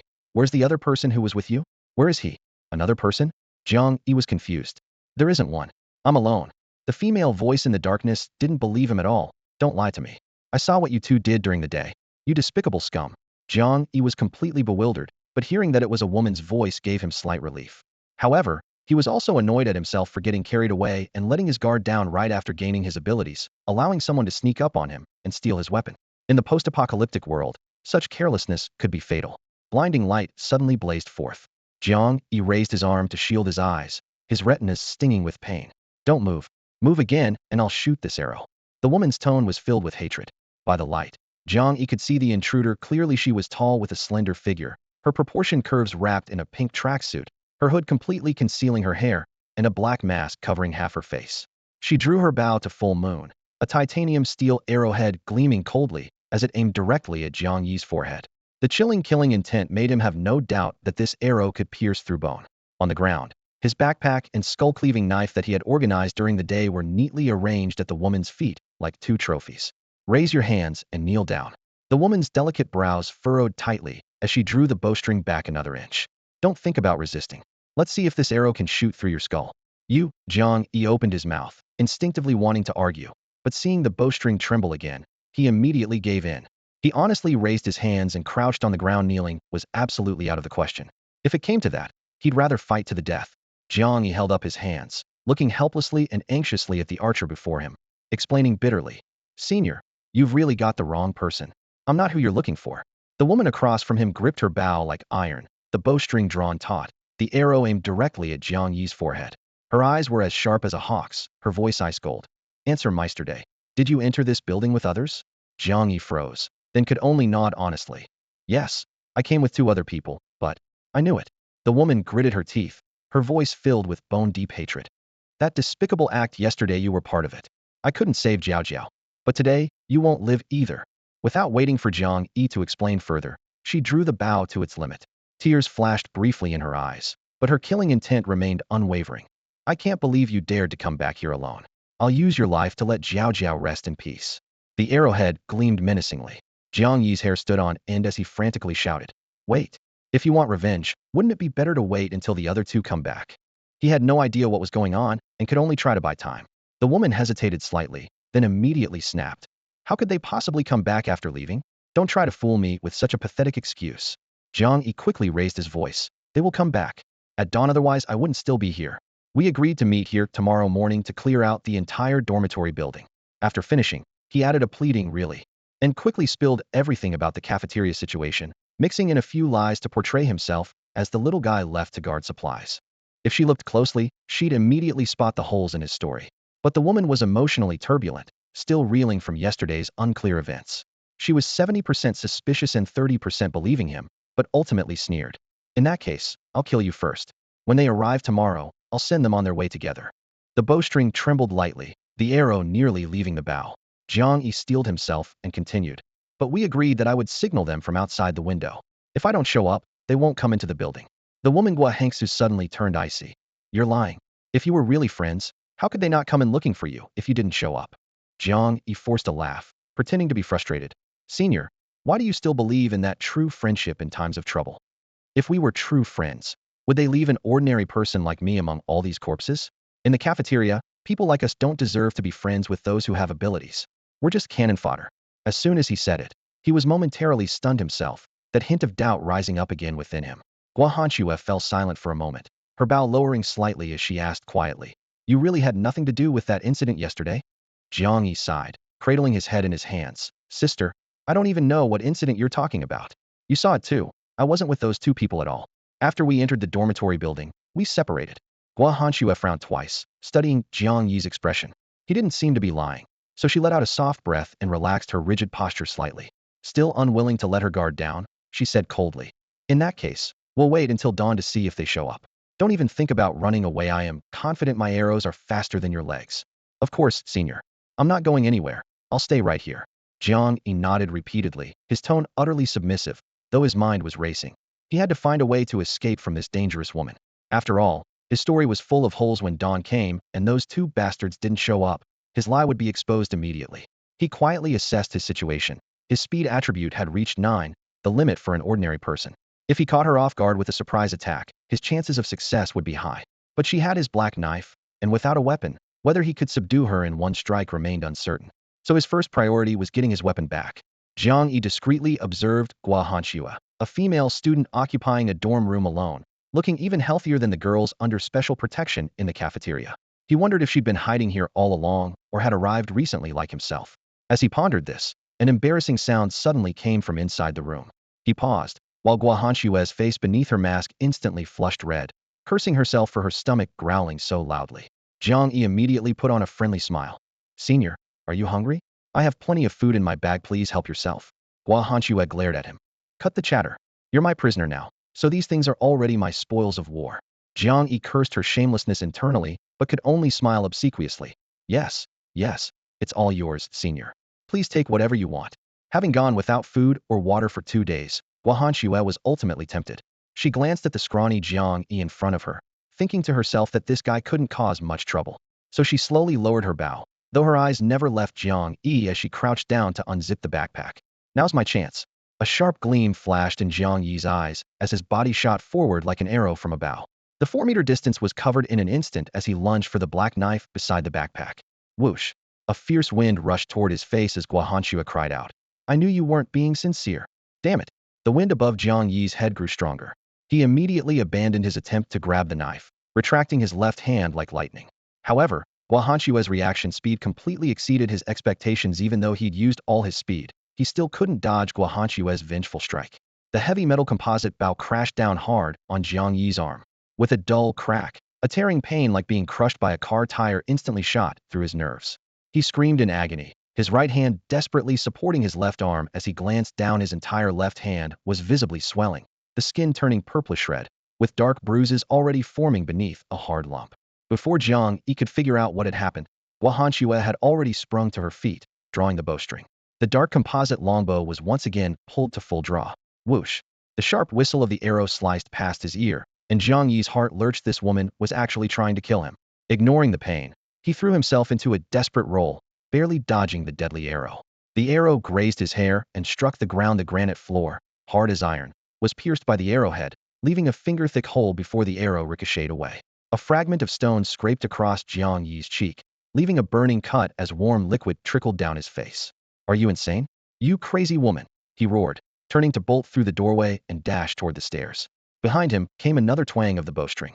The arrow, having lost its target, could only gouge cracks in the solid wood door frame, the titanium steel arrowhead quivering as it vented its owner's fury. You can't escape. Gua Hanxue shouted coldly, her figure already darting through the doorway as she shot. Missing twice in a row caused a flicker of hesitation in her eyes. But remembering how she'd been deceived, she merely gritted her teeth and continued the pursuit. She was a professional archer with exceptional eyesight and intimate knowledge of the building's layout. Even in the darkness, she could keep Jiang Yi's figure firmly in her sights. Hearing the footsteps and bowstring sounds behind him, Jiang Yi cursed inwardly. If only he had his blade. This little vixen wouldn't dare run wild. But having suffered consecutive setbacks, he'd already determined that a direct confrontation would mean certain defeat. His only option was to flee and settle the score another day. But Guahanshua's speed exceeded all expectations. As Jiang Yi scrambled up to the 5th floor, a fierce wind suddenly whipped past his ears. Instinctively, he covered his head and rolled again. Swish! The arrow screamed past his scalp in fury, and the entire plastic steel window ahead exploded with a crash. Glass shards were sent flying by the terrifying penetrating force, scattering outside the building, even warping the window frame. Looking up, Jiang Yi nearly wet himself on the spot. This kind of power might even surpass a handgun. Now he had only one thought. Run, get as far away from this fierce woman as possible. After 3 consecutive misses, Guahanks, whether from rage or anxiety, was breathing heavily, her footsteps thundering as she stomped down, her face dark with anger as she continued the chase. Jiang Yi didn't dare look back and could only flee with his head down. Stepping on the creaking wooden stairs, he rushed up to the 4th floor in one breath. At the stair landing, the zombie he had kicked down was clinging desperately to the railing, climbing upward. After more than 10 hours, it had actually crawled back to the 4th floor. Jiang Yi lifted his foot and delivered a vicious kick. With a dull sound of cracking bones, the zombie tumbled down again. He had intended to continue fleeing before it could get back up, but suddenly stopped, a wicked smile spreading across his face. Then he turned and plunged into the 4th floor corridor, kicking down every door he passed. Glass shattered everywhere, door handles flew far away, and in the blink of an eye, he had kicked down more than 10 rooms. Guahanshue had chased up to the 4th floor and had just caught sight of Jiang Yi's figure in the dim corridor when the sound of shattering glass reached her ears. Not understanding what he was up to, she raised her bow and shot. Jiang Yi, whose nerves were stretched to the limit, suddenly dropped flat. The arrow grazed past his scalp. "You bitch, come over here if you've got the guts. Don't let me escape, or sooner or later I'll rape and kill you." Jiang Yi cursed back while lying on the ground. This crude threat stirred up Guahanshue's old hatred, and her eyes instantly turned red. "You'll never get another chance. Today I'll rid the world of you." With that, she drew another arrow from the quiver at her waist. Jiang Yi rolled his eyes and scrambled up to run. "Rid the world of me? Why don't you go restore the Ming dynasty while you're at it?" He knew there was no reasoning with her at this moment, and turned to sprint toward another staircase on the opposite side of the corridor. Boom. He thought another arrow was coming and reflexively ducked his neck, but only heard violent pounding and roaring behind him. Glancing back, Jiang Yi saw shadowy figures pouring out from the doors he had kicked open, blocking Guahanshue's path. She really couldn't catch up now. Delighted, he immediately headed upward. His knife was still on the 6th floor, and with it, he could at least defend himself. Just as his foot touched the step leading to the 5th floor, a shrill female voice erupted behind him. "Help. Don't come near me." Jiang Yi was stunned.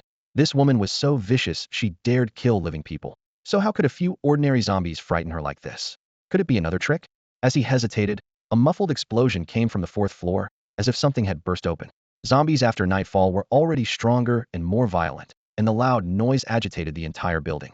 The sound of doors being smashed echoed throughout the corridor. The doors Jiang Yi had broken earlier collapsed in succession, and a heavy stench of decay wafted over. Guahanshue's face turned deathly pale as she fired her bow repeatedly. The nearest zombies were pinned through their foreheads by arrows and fell to the ground. But immediately more zombies from behind surged forward like hungry tigers pouncing on prey. She retreated while reaching for the quiver behind her waist, but grasped nothing. Looking back in panic, all her arrows were spent, and her face instantly turned as pale as death. Yet around her, more than 10 zombies were still gathering. Among the girls, Guahanshue possessed remarkable composure. Faced with this horrifying scene, she didn't scream hysterically like most would have. Instead, she bit down hard on her lip and gripped her metal composite bow like a weapon. Despite her slender frame, she unleashed a savage strength that completely defied her petite build, swinging the bow like an iron rod in a sweeping arc. Bang! The nearest zombie's eyes exploded on impact, spraying thick fluid as it collapsed to the ground in a gruesome heap. But this single strike left her face even paler, her labored breathing clearly audible. Obviously, despite her formidable ranged abilities, she was virtually helpless in close combat. As more zombies closed in, she knew she couldn't hold out much longer. Suddenly, she raised her hand and thrust it forward with concentrated force. A moonlight blue radiance shot from her palm, and 2 zombies lunging toward her instantly froze mid-attack. Hair-thin bloodlines appeared across their necks before they crashed to the ground, their severed heads rolling to her feet like worn footballs. The luminous energy continued its trajectory, striking the window with a thunderous crash that shattered the entire glass pane into glittering fragments. The brief explosive sound made all the zombies pause momentarily. Seizing the opportunity, Guahanshue spun around to flee, but she failed to watch her footing. stepping on one of the rolling heads. Her ankle twisted painfully, and she screamed as she tumbled forward. Her bow flew from her grasp as zombies swarmed over her, their razor-sharp claws tearing through her arms and torso. One zombie clamped its jaws viciously around her calf. The tearing agony and terror of death drove her to cry out desperately, "Help me! I don't want to die. I don't want to become a zombie. Damn woman, lying there waiting to die? Get up and move." The furious roar from beyond the zombie horde thundered like a storm. On the brink of despair, Guahanshue's spirit suddenly surged with renewed determination. Her survival instinct exploded into action as she grabbed a zombie's head and slammed it against the nearby wall with a sickening crunch of splintering bone. Not far away, Jiang Yi wielded an iron chair, frantically beating back the zombies surrounding her. Though his 4-point strength was limited, his full-force swings still easily crushed the skulls of 2 blocking monsters. Seeing Guahanshue fighting back again, he breathed a sigh of relief, using the chair back to fend off another charging zombie. But the creature's brute force pushed him steadily backward. Knowing he'd lose in a direct confrontation, he shifted his stance, using his agility to sidestep and kick the zombie down. As he raised the chair to strike, 2 more zombies abandoned Guahanshue and charged straight at him. Though his speed had improved, he wasn't yet capable of ignoring the zombies entirely. In a moment of distraction, he was knocked to the ground. Jiang Yi's heart raced as he desperately held back the snapping fangs of 2 zombies with his arms. Meanwhile, the zombie he'd kicked earlier crawled toward him on all fours and bit deep into his shoulder with a sickening crunch. The piercing pain made him roar as he elbowed it away, but another zombie had already seized his chair. Weaponless, he was instantly overwhelmed by several zombies, his screams echoing continuously. "No!" Guahanshue's eyes blazed with fury as she shoved off the zombie, pinning her down, desperate to rescue him. But her blood-soaked leg threw off her balance, causing her to stumble and nearly fall. In the next instant, more zombies swarmed from all directions, once again cutting off the path between her and Jiang Yi. Guahanshue let out a bitter laugh as she desperately fended off the zombie attacks. She never could have imagined that the man she had been relentlessly pursuing would sacrifice his life for her in this critical moment, being devoured by zombies. This scene tore at her sanity, guilt and regret churning in her chest. Since he died because of her, she would repay with her own life. Her body was covered in claw marks and bite wounds, blood mixed with torn flesh, her strength and will ebbing away inch by inch. Fangs whistled toward her from all sides, so she simply released her numb arms, allowing the sharp teeth to fall, closing her eyes in despair. Boom! A sudden explosive sound shattered the echoes in the stairwell, and a zombie's head was blown off, landing right in her palm along with foul blood and bone fragments. The scorching stench assaulted her senses, and Guahanshue's eyes snapped open. Through her fingers, she saw blood spurting in columns down the distant corridor. Jiang Yi's figure was shrouded in a bloody mist, his pitch-black skull-cleaving blade carving out streaks of cold steel light. Each strike severed multiple corpses, limbs flying everywhere, bone fragments scattering. His eyes were bloodshot, the black blade coiled around his forearm, his left hand slashing with almost instinctive savagery. Not a single zombie could withstand the sharpness of that blade. The 5 zombies that had been surrounding Guahanshue were successively chopped into pieces, severed limbs and arms littering the ground. In this crimson chaos, the skull-cleaving blade anticipated each move, striking throats a step ahead, truly living up to its name. The terrifying scene ignited Guahanshue's survival instincts. She seized the opportunity to prop herself up with her elbow, grabbed the longbow that had fallen beside her, looped the string around the neck of the zombie pressing on her chest, and pulled with all her remaining strength. The sharp bowstring sliced directly through the rotting flesh, and a fist-sized head rolled toward the corner along with dark pus and blood. She bent down to retrieve her bow, staggered to her feet, and caught a glimpse of amazement flashing through Jiang Yi's cold gaze. Immediately after, he channeled his last bit of strength into the blade tip, and his tang sword thunderously pierced through the final zombie's eye socket. The moment the battle ended, his knees buckled, and he collapsed into the pool of blood, the black blade slipping from his fingers. His labored breathing sounded like a broken bellows, his chest feeling ready to explode. Guahanshue was also nearly drained of strength, her entire body covered in dark red blood, her clothes in tatters, not a patch of skin unscathed. Fortunately, they had slaughtered all the zombies on the 4th floor, otherwise their current state of exhaustion would have been enough for any remaining zombie to tear them apart. After an unknown amount of time, Guahanshue finally managed to recover a trace of strength. She gripped her longbow like a crutch, steadied herself against the wall, and struggled over to Jiang Yi, who was still lying on the ground. Jiang Yi was in agony all over, the dual exhaustion of mind and body making it difficult for him to even lift his hand. When he remembered how Guahanshue had been relentlessly pursuing him, his heart sank and his face turned pale. "Damn it! You're still at it?" He struggled to reach for the black blade stuck in the zombie's head, but couldn't even lift a finger. Guahanchua watched him writhing on the ground like a black worm covered in mud and rolled her eyes. Enough. Relax. I don't want to kill you right now. Do you want to lie here forever? Jiang Yi's mouth twitched as he looked at her with distress. You have to promise not to cause me any more trouble. Guahanchua wiped the dried blood from her face and glared at him with some frustration. If you don't want to get up, then just die here. With that, she turned to leave. Jiang Yi hurriedly shouted, No, please. I don't want to lie here with a bunch of stinking corpses all day. I'm begging you. Be the bigger person here and don't hold it against me. Give me a hand. Guahanchua stopped in her tracks, her shoulders trembling slightly with anger. She took a deep breath, suppressing her rage, then spun around and extended her bloodstained hand. Jiang Yi froze for half a second before reaching out to clasp her palm tightly. Two dirty, trembling hands gripped each other in midair. Though weak, they found a moment of mutual support. That indescribable understanding flickered briefly before being swept away by pain and exhaustion. The two stumbled as they helped each other up, and Jiang Yi pulled out his skull-cleaving knife. Seeing the dried black blood on the blade, he remained silent as Guahanchua dragged him step by step up to the 5th floor. The door to dorm room 508 was half open, with a pungent stench of decay seeping through the gap, but neither of them cared anymore. Pushing the door open, Guahanchua threw Jiang Yi onto the bed by the window and collapsed onto the opposite bed herself. Heavy breathing filled the cramped room. The two looked at each other and, surprisingly, both smiled.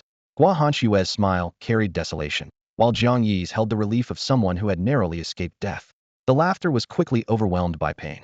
After resting briefly, the battered Jiang Yi gritted his teeth and sat up, beginning to peel off the athletic wear stuck to his wounds. Each separation of fabric from flesh tore away scabs. Guahanchua's lifeless gray eyes fixed on his movements. What are you doing? Treating wounds and stopping the bleeding, Jiang Yi hissed through his teeth. If I keep bleeding like this, I won't die from zombie bites, I'll die from blood loss. Guahanchua smiled bitterly. It's useless. Anyone bitten or scratched by zombies will turn within a few hours at most. What difference does treatment make? At this point, she suddenly propped herself up excitedly, her voice trembling. Promise me, whoever turns first, the other will put them out of their misery. I don't want to become a zombie after I die. Two streams of tears mixed with dust rolled down her cheeks. Jiang Yi blinked and turned to look at her. You don't know? The ordinary zombie virus has no effect on ability users like us. Guahanchua looked up in shock, tears shimmering in her eyes. What did you say? You mean, we can't die? Jiang Yi glanced at her and continued tearing off his bloody clothes. I don't know about you, but I definitely can't die. Guahanchua raised her right hand and asked softly. The ability you mentioned, is it something like this? As she spoke, a gentle breeze began swirling in the dorm room, causing the tattered curtains to sway. A faint blue light coiled around her fingertips, moving like a tiny, graceful vortex. Jiang Yi stared in amazement, his heart pounding. You're a supernatural ability user? When Guahanchua had attacked with her bow and arrows earlier, Jiang Yi had suspected she might also be an ability user, but he thought it was just some skill that enhanced her arrows after all. Her close combat abilities were shockingly poor. Now, seeing the wind element glow almost identical to Chunjiazi's, he could no longer remain calm. After all, among the nearly 1,000 survivors in the cafeteria, only his girlfriend possessed this kind of mystical ability that transcended scientific understanding. Guahanchua nodded, helplessly dispersing the energy from her fingertips. I'm not sure either. After my fever broke a week ago, I discovered I could generate some wind force, but the power is too weak to be of any real use. Jiang Yi, does this mean I really won't die? Compared to her newfound ability, she cared more about her own life. Jiang Yi glanced at her enviously, then poured cold water on her hopes. You won't turn into a zombie, but if you don't stop the bleeding soon, you'll still die from blood loss. Then stop the bleeding quickly. Guahanchua cried out in panic, then looked around the empty room. I don't have any medicine here. What should we do? Seeing her frantic state, Jiang Yi couldn't help but want to laugh. She was completely different from the woman who had been trying to kill him earlier. I have medicine upstairs. Take off your clothes first, I'll go get it. He picked up the skull-cleaving blade and turned to leave, completely ignoring her expectant gaze. The zombies on the 5th and 6th floors had obviously been cleared out by someone. It took him less than a minute to reach his original dormitory. The arrow deeply embedded in the door frame immediately caught his eye, and he swallowed hard, cursing Guahanchua's ruthlessness under his breath. Having lost considerable blood, he grabbed several bottles of mineral water from his backpack. Without caring about waste, he opened them and poured the water over his head, letting it mix with the blood as it ran down his body. He then used torn bedsheets as cloth strips to wipe himself clean inch by inch. After repeating this process 2 or 3 times, he finally retrieved his medical kit and sprayed medicine on his torn flesh. The liquid formed a semi-transparent film that eliminated the need for bandages. At this moment, Jiang Yi barely had an inch of uninjured skin. The most serious wound was the chunk of flesh torn from his shoulder, while other areas had been clawed bloody by zombie talons. If not for the fear of zombie virus infection, these injuries wouldn't be fatal to an ordinary person. While the medicine was still wet, he wolfed down a portion of jade fat meat. The meat carried a faint medicinal fragrance and was said to have healing properties. Perhaps it was psychological, but after eating it, he genuinely felt his pain lessen somewhat. After tidying up, he stuffed his belongings into his backpack. Looking down, he noticed the scabbard that had fallen to the floor. His heart stirred, and he held out his right hand in a grasping motion. A bizarre scene unfolded. The scabbard suddenly jumped, then vanished into thin air, reappearing securely in his palm. Even though he had suspected this might be possible, he was still shocked by this surreal sight and drew in a sharp breath. So the skull-cleaving blade really could be summoned at will. Earlier, when saving Guahanxue, he had been cornered by a group of zombies and had merely thought to himself, if only I had the skull-cleaving blade. The black blade had then appeared abruptly in his left hand, saving both their lives. Now he finally understood what indestructible and unlosable meant. This blade was truly an apocalyptic divine weapon, incomparably superior to the weapons crafted by Gao Wei. In high spirits, Jiang Yi carried his backpack back to the 5th floor. He turned on a battery-powered desk lamp and entered the dormitory. In the lamplight, Guahanxue was huddled in the corner of the bed, wrapped in a blanket, with her torn clothes scattered messily on the floor. When she saw Jiang Yi return, she first breathed a sigh of relief. Then a suspicious blush crept across her cheeks beneath the blanket. She was nearly naked. Jiang Yi was still basking in the joy of his peculiar abilities and didn't pay much attention to Guahanxue's expression. He swiftly pulled out 3 bottles of mineral water and hemostatic spray from beside the bed, dumping them all onto the mattress. He first opened a bottle to wash the blood off his body, then raised his hand to apply the cold medicine to his wounds. Guahanxue remained motionless, just staring at him blankly. Jiang Yi looked up and raised an eyebrow. "What are you staring at me for?" He then flashed a mischievous grin with a sleazy tone. "Could it be? You want me to help you? Get out." Guahanxue's face darkened instantly as she snorted coldly. Seeing she was about to lose her temper, Jiang Yi quickly stepped back 2 paces, spreading his hands innocently. "Fine, fine. If you don't need help, you don't need help. Is it really necessary to get so worked up? I'll leave." The door clicked shut behind him as he left without hesitation. Guahanxue stared at the door with complex emotions in her eyes. The intermittent roars of zombies echoed through the corridor as Jiang Yi leaned against the wall, waiting for over an hour. It wasn't until dawn broke outside the window that the door creaked open. Guahanxue had changed into a clean school uniform, her face haggard.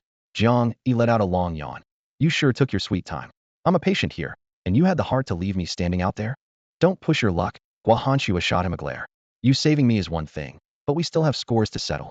I haven't even confronted you about yesterday's incident yet." Jiang Yi kicked off his shoes and flopped onto the bed, looking confused. "What exactly happened yesterday? You tried to kill me the moment you saw me." A cold glint flashed in Guahanxue's eyes as she gritted her teeth. "Stop playing dumb. If you hadn't tortured Jiao Jiao for over 2 hours, how could she have been driven to jump off the building and commit suicide?"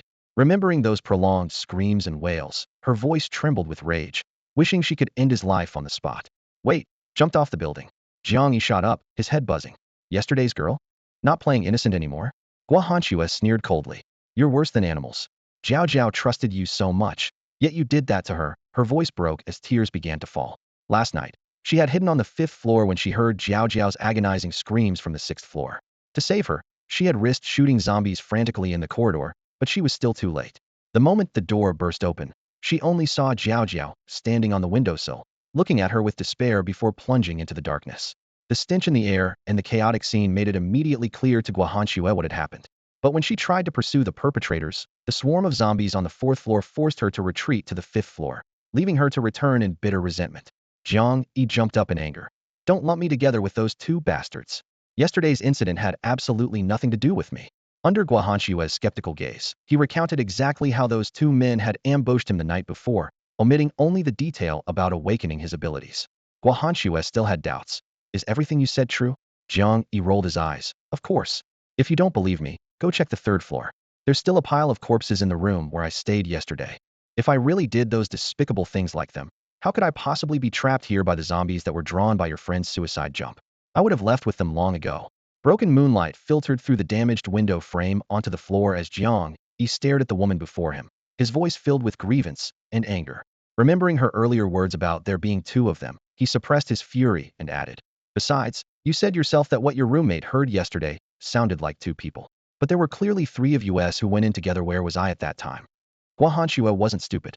As her rationality briefly returned, she quickly pieced together the details. It was indeed possible that Jiang Yi had been ambushed, leaving Jiao Jiao to fall into the hands of those two beasts. All her accusations just now were most likely completely wrong. More importantly, in that critical moment, even knowing the zombie horde was raging outside, Jiang Yi had still turned back to save her, an action completely inconsistent with beastly behavior. Realizing this, her face grew slightly warm, yet she remained stubborn. Then why didn't you tell the truth from the beginning? Why did you feed me all those lies? Jiang Yi rolled his eyes in exasperation, pointing toward the compound bow in the corner as his voice suddenly rose. Lady, you were pointing that bow at my heat. If I hadn't calmed you down first, wouldn't my death have been totally unfair? Guahanxue was stunned by his outburst, her face flushing red to her ears as she instinctively raised her hand and slapped him. Are you trying to die? I'm talking to you nicely, and you're still complaining? Ow! Jiang Yi cried out as he fell back onto the bed edge, protecting the gauze on his left arm with both hands. Lady, when you hit someone, could you watch where you're aiming? My wound just stopped bleeding. I'm sorry, I didn't notice. Guahanxue hurriedly bent down to check. A fresh red stain had appeared on the gauze around his arm, deepening her remorse. Jiang Yi smiled bitterly, resignedly unwrapping the gauze, reapplying the hemostatic spray, and rebandaging the wound before finally settling down. After all that commotion over a misunderstanding, he could only accept his bad luck. The two looked at each other, both seeing exhaustion and silent reconciliation in the other's eyes. Time gradually crept toward dawn. The continuous night of fighting had already drained their strength, and after the misunderstanding was cleared up, both almost simultaneously collapsed back onto their beds, lacking even the energy to speak. In the darkness, Jiang Yi listened as soft snoring drifted from across the room, finally letting out a long, weary breath. He raised his hand to the wall, and a translucent panel immediately appeared. Level 4 1516. Speed 9. Defense 5. Strength 4. Spirit 4. Constitution 3. As expected, just as he had anticipated. In that seemingly thrilling battle, the number of zombies he had personally eliminated wasn't many, was just 1 point of experience away from a breakthrough. Jiang Yi closed the panel and looked toward the pre-dawn sky outside the window, a glint of determination flashing in his eyes. Tomorrow, with just one more zombie kill, Jiang Yi would level up again. Just as he was about to close the light screen, Jiang Yi suddenly froze, noticing a blinking cursor at the bottom corner. This meant there was another page of content. Puzzled, he lightly tapped with his fingertip, and the screen instantly refreshed, revealing new lines of text. As Jiang Yi leaned in to read, he was completely stunned. Team mode successfully activated. In this mode, you will receive corresponding experience points from monsters killed by your team members. The amount of experience gained correlates with the team member's trust level toward the team leader. The higher the trust, the greater the leader's share. Team members also retain their ability to level up in this state. Note: experience gained by team members through team mode can only enhance their current level capabilities and cannot break through level caps. He read this explanation over and over again, more than 10 times, his breathing becoming so rapid he nearly tumbled off the bed. Saving Guahanxue had actually yielded such an unexpected windfall? While this might seem trivial to others, for Jiang Yi, who desperately needed experience points, it was invaluable. The more team members he had, the more experience he would gain, and his leveling speed would skyrocket accordingly. But recalling the previous battle, most zombies had fallen under Guahanxue's blade, yet he hadn't received any experience from those kills. Why was that? Frowning, he noticed a trust level section below and tapped it open. Guahanxue, trust level 28. Available experience share 14. Note: trust level varies with relationship closeness. Please maintain carefully. Jiang Yi clicked his tongue. Apparently Guahanxue didn't fully trust him yet. As for how the team mode was triggered, he couldn't figure it out. Was it the synergy of fighting side by side, or the moment when their misunderstanding was resolved? The system offered no explanation. After pondering fruitlessly for a long while, drowsiness crept in, and he finally dozed off in a daze. In the apocalypse, no one dared to truly sleep deeply. Rest meant only closing one's eyes for light slumber. In the middle of the night, the wooden bed beside him creaked, and Jiang Yi immediately opened his eyes to see Guahanxue sitting up. She stared blankly at her own hands, seemingly finally convinced she wouldn't turn into a zombie, allowing her taut nerves to relax. The next second, her stomach rumbled loudly, so loudly that Jiang Yi felt awkward pretending to sleep. Under her bashful gaze, he chuckled awkwardly and sat up, scratching his head. Hungry? I've got food. He handed over his backpack. In his view, since Guahanxue had become his team member and he'd be counting on her to fight for him in the future, he absolutely couldn't mistreat his troops. Fortunately, he'd scavenged plenty of snacks earlier. Now that he possessed the jade fat meat, he naturally looked down on those packaged foods. He'd originally brought them along to avoid waste, but now using them to reward Guahanxue seemed perfect. Guahanxue stared blankly at the backpack being offered to her, then suddenly snapped back to reality and shook her head. No, I can't eat your food anymore. Food is too precious now. She pushed the backpack back with a serious expression. I can find more on my own. I don't need to eat yours. 10 days of apocalyptic living had taught most survivors to put survival first, yet Gua Hanxue still held firmly to her principles. Jiang Yi looked at the girl before him who was refusing her wages. His temple twitching slightly. She clearly didn't realize he had already considered her part of his team. How about this? Jiang Yi simply opened the backpack and efficiently piled compressed biscuits, canned goods, jerky, and even half a bag of chips in front of her. Consider it a loan. You can pay me back when you find food. Gua Hanxue hesitated, but ultimately couldn't resist her hunger and embarrassment.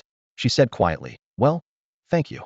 She carefully opened a chocolate bar, moving quickly while still maintaining proper grace. Seeing this, Jiang Yi immediately smiled with relief. Don't worry about it. We're teammates now, so helping each other is only natural. Teammates. Gua Hanxue froze mid-bite. Jiang Yi nearly let something slip and quickly corrected himself. I mean comrades. After fighting those monsters together yesterday, we're already comrades. Gua Hanxue thought for a few seconds and accepted this explanation. Jiang Yi secretly breathed a sigh of relief, didn't want her to know he had somehow bought her. The firelight flickered, and the air mixed the sweet scent of chocolate with the metallic smell of canned food. Jiang Yi handed her a bottle of water. Gua Hanxue, what do you plan to do next? Gua Hanxue swallowed her last bite and wiped the corner of her mouth. I want to go back to Beijing, but I can't reach my father, and I don't know how they're doing. Your family is in Beijing? Jiang Yi's eyes brightened slightly. Beijing was nearly 1,000 miles from Long Province, and with transportation paralyzed, she wouldn't be able to leave anytime soon. Perfect for keeping her around to help. Yes, my father works there, and my mother is with him, so I need to find a way to get there. Her tone was resolute, clearly having thought this through. Jiang Yi put on a thoughtful expression. But given the current situation, getting to Beijing is almost impossible. Even the high-speed rail took several hours in normal times, let alone now. Gua Hanxue smiled bitterly. She was well aware of the difficulties. Seeing the timing was right, Jiang Yi continued his persuasion.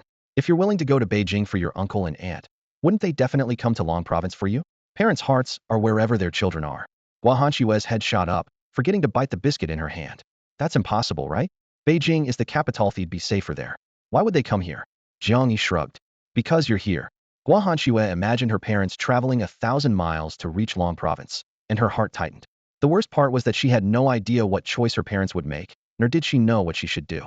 Most importantly, she currently had no idea what choice her parents had actually made, or what she should do in response. What should I do? Gua Hanxue stood frozen in place, instinctively turning her gaze toward Jiang Yi. Jiang Yi cleared his throat and continued with his grand persuasion plan.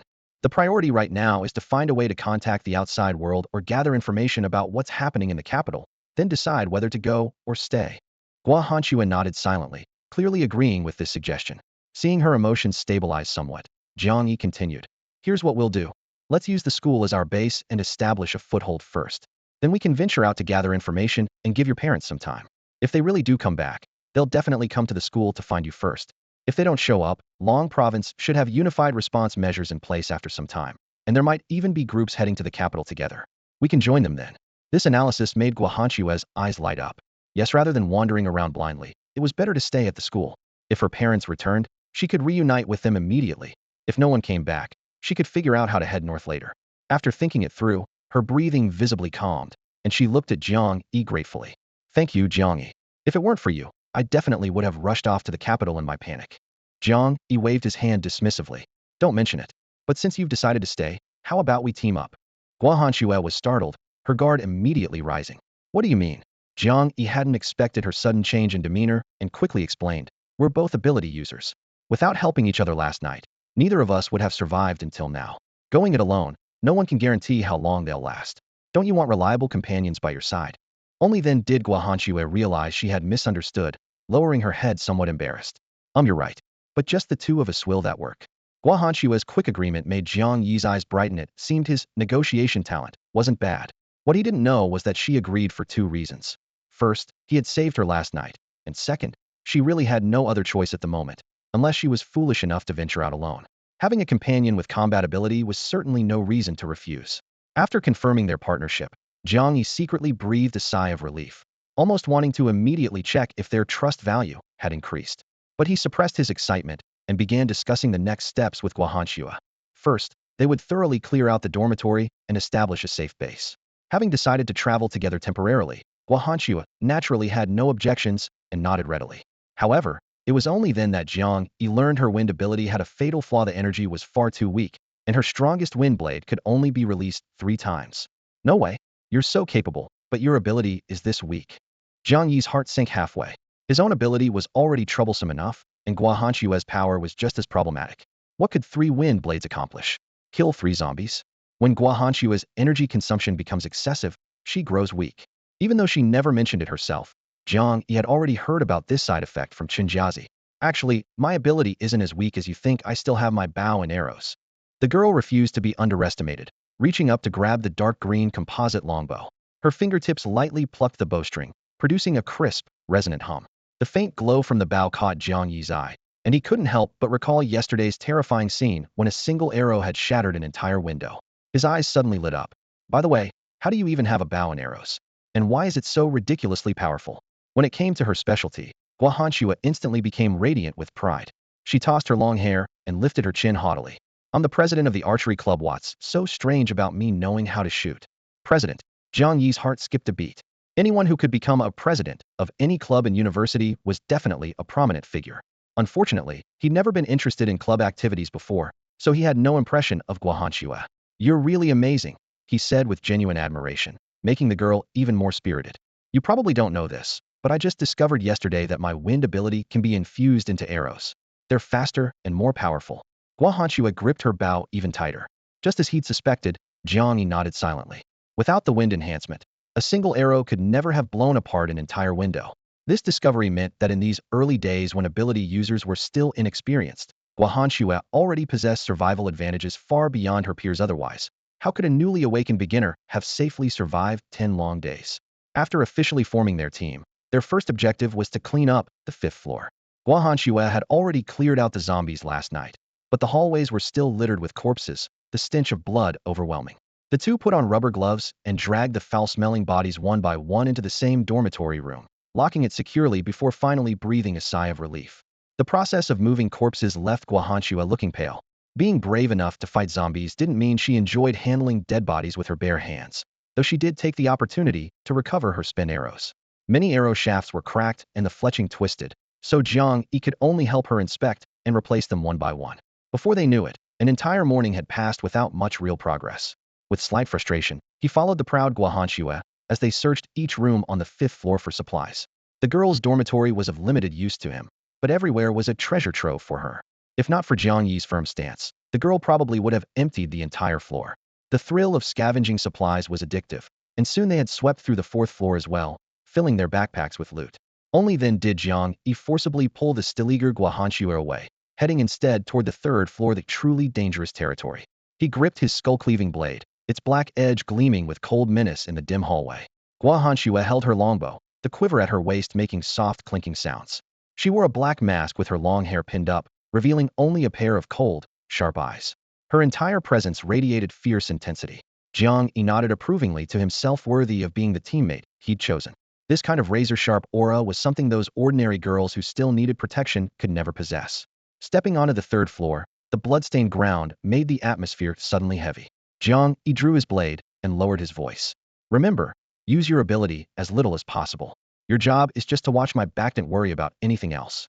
Though they were now on the same team, if Guahanshua competed with him for kills at this moment, it would only slow down his leveling, in right now, what he needed most was experience points. Guahanshua nodded, her expression hidden beneath the mask, leaving only her dark eyes to reveal a determined gaze. The 3rd floor hallway had been cleared by Jiang Yi the night before, though dried bloodstains on the floor remained, their dark red traces resembling a spider web that served as a grim reminder of yesterday's carnage. Now the two didn't need to worry about wandering zombies, they only had to eliminate the remaining monsters lurking in each dormitory room. Following the method they'd tested yesterday, Jiang Yi raised his hand and delivered a heavy blow with his black skull-cleaving blade, shattering the glass on the door with a sharp crash as fragments scattered everywhere. The zombie inside caught the scent of living flesh and immediately thrust its grayish arms through the opening, clawing frantically. The black blade danced through the air, its edge cutting through the atmosphere with a low whistle. As the first strike landed, a surge of scorching yet pure energy coursed through his limbs like electricity, instantly evaporating his previous fatigue as if it had never existed. Jiang Yi's heart leaped with joy. Another level up. Even without checking the status screen, he could sense the changes in his attributes through his body's feedback. With the second thrust, he clearly felt the acceleration of the blade in his hand. His speed had skyrocketed, and his strength had significantly increased. A cold gleam flashed, and the zombie's entire head was split in half by the dark blade, brain matter splattering everywhere. Awesome, he growled, his laughter echoing through the corridor. After reaching level 5, his overall condition had finally surpassed his pre-awakening peak. His body felt as light as if he'd been reborn, and he almost wanted to howl at the sky, but remembering that Guahanxue was following behind him, he forcibly suppressed his excitement. Next room. Jiang Yi moved like the wind, his eyes glowing with a faint blue light. These zombies were all experience points. Heaven knew how much experience this damned ability consumed. His movements were incredibly fast. While Guahanxue was still marveling at how safe and efficient this method of killing zombies could be, she suddenly realized that Jiang Yi had already darted to another dormitory door. Wait for me! She hurried after him, only to arrive just as he sheathed his blade at the doorway. Another battle already concluded. The busy figure in the hallway cast a sharp silhouette under the lights, stirring something indescribable in her heart. Had his speed increased again? If yesterday's 9-point speed hadn't seemed particularly impressive to her, today's 11-point agility, surpassing ordinary humans, made Jiang Yi appear exceptionally extraordinary. Watch out! Guahanxue suddenly cried out. She saw the dormitory door that Jiang Yi was about to break burst open from the inside, and 2 zombies stumbled out. Instinctively, she reached behind her waist for her bow, knocked an arrow, and drew the string in one fluid motion. But just as she released her grip, she was shocked to discover that Jiang Yi had already decapitated the target with a single strike. At the same time, Jiang Yi was pulling his black blade from another zombie's chest when he suddenly felt a sharp wind cutting through the air behind him. He reflexively tilted his head, and the arrow whistled past his ear with a whoosh, embedding itself with a dull thud into the face of the opposite zombie. Whoa, you nearly killed me. Jiang Yi broke out in a cold sweat. If not for his quick reflexes, that arrow might have gone straight into his skull. Guahanxue hadn't expected such a mishap either. Having just been proud of her perfect accuracy, she now felt her cheeks burning. I was trying to save you. How was I supposed to know you'd gotten so fast? Even as she explained, she marveled inwardly. Today's Jiang Yi was much stronger in combat than yesterday. Was it her imagination? She tilted her head, studying his busy figure with newfound curiosity. There weren't many zombies on the 3rd floor. In less than half an hour, as the last zombie head hit the ground, both of them breathed a sigh of relief. Jiang Yi shook his slightly aching arms. Although he had reached level 5, he could sense that he wasn't really that different from an ordinary person yet. This was normal. After all, his current attributes hadn't exceeded the scope of an ordinary person. Guahanxue sighed.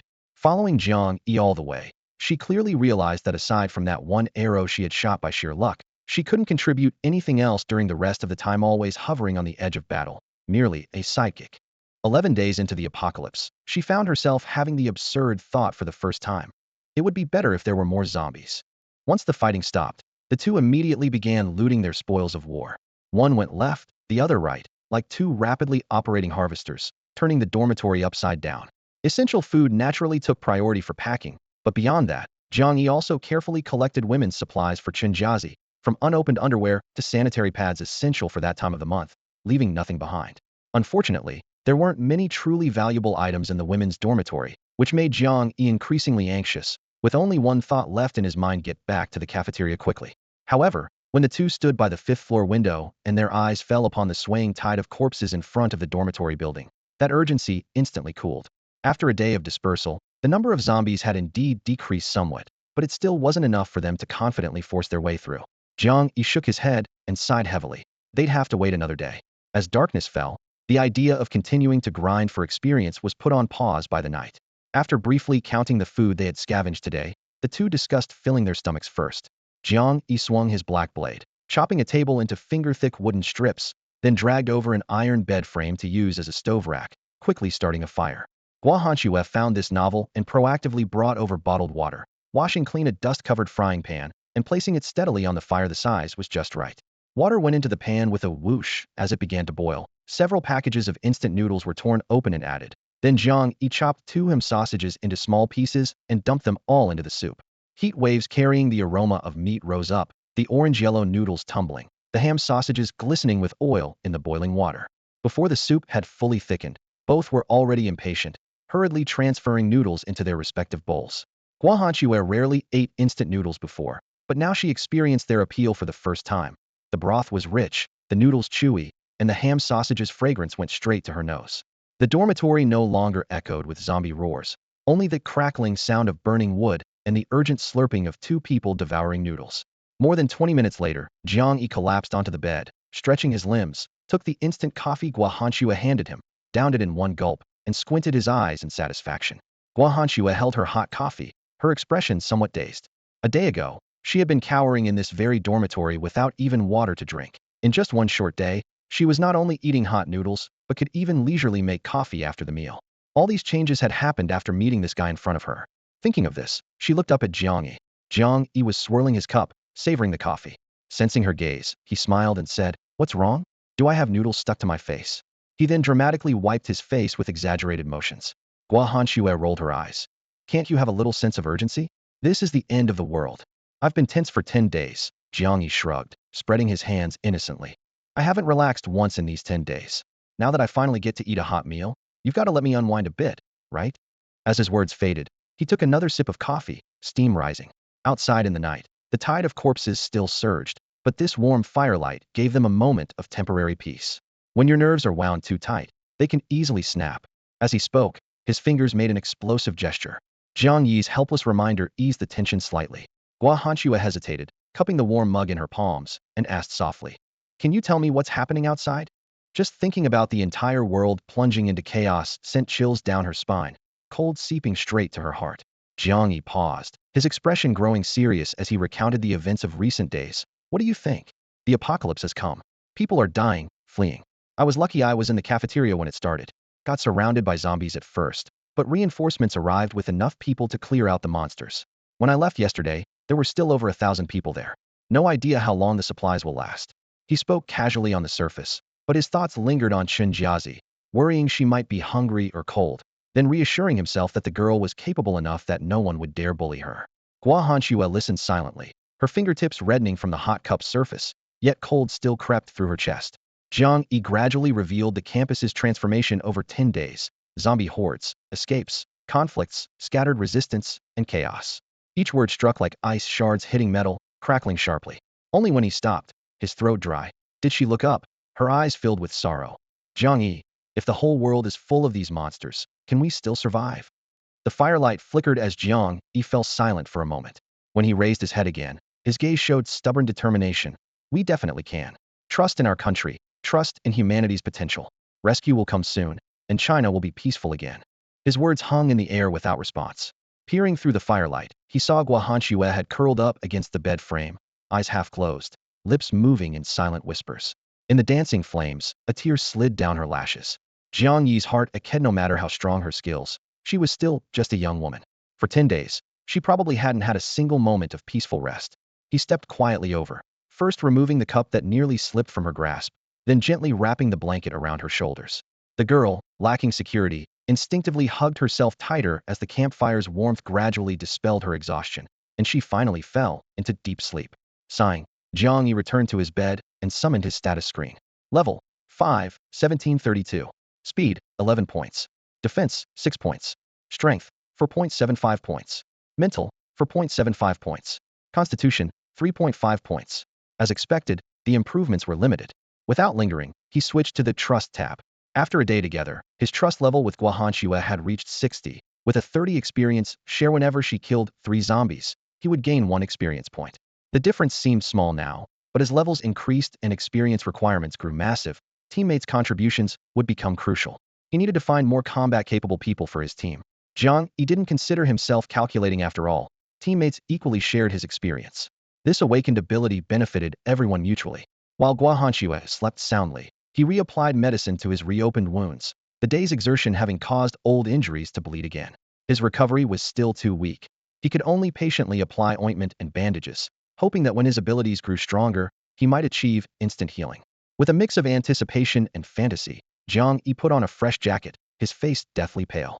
As soon as the hem settled, he positioned himself at the window, gripping the frame tightly while his vigilant gaze swept across the dim street outside, standing motionless like a statue. Deep into the night, when Guahanshua awoke, she still saw Jiang Yi's rigid silhouette. She bolted upright, startled. Had she really slept so deeply? For over 10 days, she had never truly rested, and even before the apocalypse, she had always been a light sleeper. Yet somehow she had fallen into unconscious slumber. She stared at Jiang Yi in bewilderment. Could it really be because of this man she had only known for a day? Was he truly worth letting down all her defenses? What Guahanxue didn't know and what even Jiang Yi himself hadn't realized was that this all stemmed from his ability.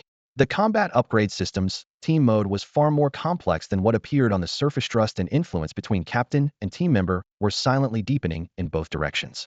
While Jiang Yi could clearly read Guahanxue's trust value toward him, his captain status was also quietly affecting her. Though Guahanxue couldn't quantify it with numbers like Jiang Yi could, she clearly sensed the subtle changes between them, and thus her wariness and guard against this stranger gradually loosened without her awareness. As long as their team relationship remained, this unspoken trust would continue to deepen. Jiang Yi, go rest. I'm awake now. Without much hesitation, Guahanxue threw off the covers and took his place at the window. Jiang Yi didn't try to be stubborn. His coffee-fueled energy was nearly depleted, and continuing to stand guard would be dangerous for a sentinel, even with open eyes but dulled alertness. He nodded in acknowledgement and collapsed onto the bed. Guahanxue took the second half of the night watch. She was clearly more alert, using the remaining fire to heat water for a fresh cup of coffee. A few sips instantly sharpened her focus. An awakened person's physical capabilities far exceeded ordinary humans, and a bit of caffeine was enough to keep her vigilant. With someone standing guard, Jiang Yi no longer needed to worry about threats and sank into sleep. When he opened his eyes again, rich aromas filling the room pulled him forcibly from slumber. An ability user's appetite was enormous. The energy consumed the night before was completely depleted, and the fragrant instant noodle smell made his stomach growl audibly. With limited conditions, he could only twist open a water bottle to roughly rinse his mouth and wash his face. In the post-apocalyptic world, this was already considered luxury. Looking up, he saw Guahanxue crouched by the fire, attentively tending to the small pot. After a moment's consideration, Jiang Yi reached into the bottom of his backpack and pulled out about half a pound of jade fat meat, a premium ingredient rich in energy, enough for an ability user's full meal. A day ago, he would never have shared it easily. But after fighting side by side, his wariness toward Guahanxue had greatly diminished. Improving the entire team's survival rate was paramount, provided he didn't expose his true capabilities. He drew out a fruit knife and cut the jade fat meat into knuckle-sized cubes, dropping them into the noodle soup with a sizzling sound. The boiling broth instantly enveloped the meat, and the already enticing aroma quickly doubled, washing over their taste buds like a tide. Guahanxue raised her eyebrows in surprise, watching intently as the soup bubbled, while Jiang Yi licked his dry lips. Both couldn't help but swallow simultaneously, and when they caught each other's eyes, they burst into laughter. The instant noodles with jade fat meat were clearly extraordinary. Not only did the aroma penetrate deep into his nostrils, but Jiang Yi could distinctly feel a warm current churning in his stomach, and even the tiny scratches on his skin began to tingle with heat. Unfortunately, his inherent physical deficiency meant that the healing power contained in the jade fat meat could only brush past him without truly repairing his injuries. In contrast, Guahanxue had barely finished her bowl when the blood marks on her arms had already scabbed over and fallen off, and her complexion glowed with healthy color. The difference between them was stark. Watching Guahanxue's rejuvenated appearance, Jiang Yi felt a pang of jealousy. They were both ability users, so why was there such a huge gap in their levels? Though he had reached level 5, whether in strength, explosive power, or technique, he was no match for Guahanxue.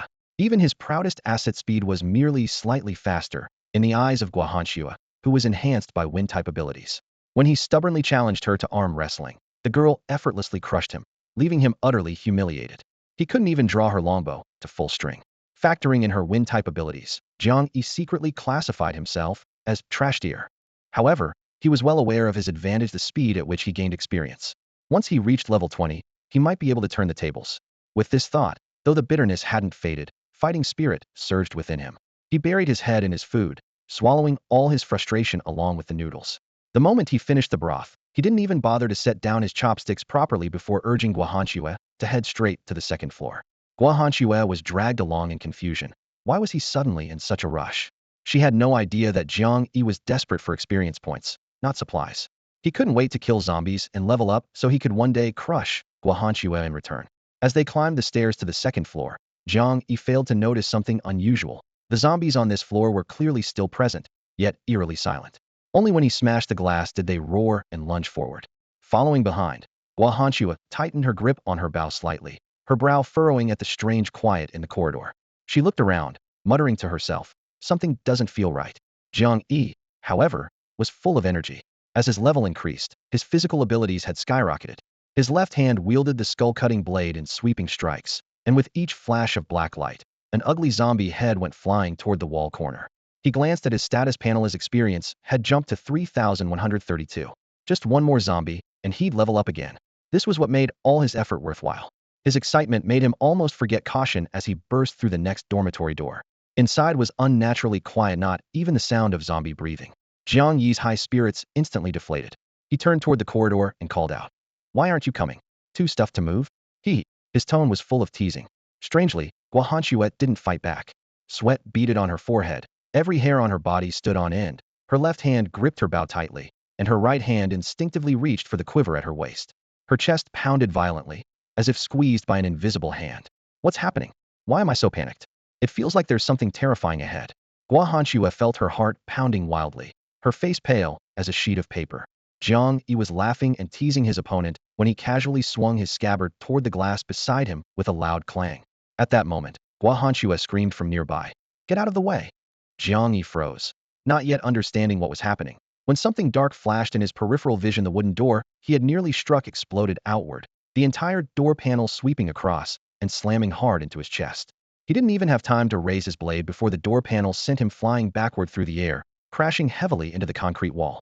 Through the searing pain, he barely managed to raise his arms to block the falling door panel, but only caught the upper half. Roar! A savage howl erupted.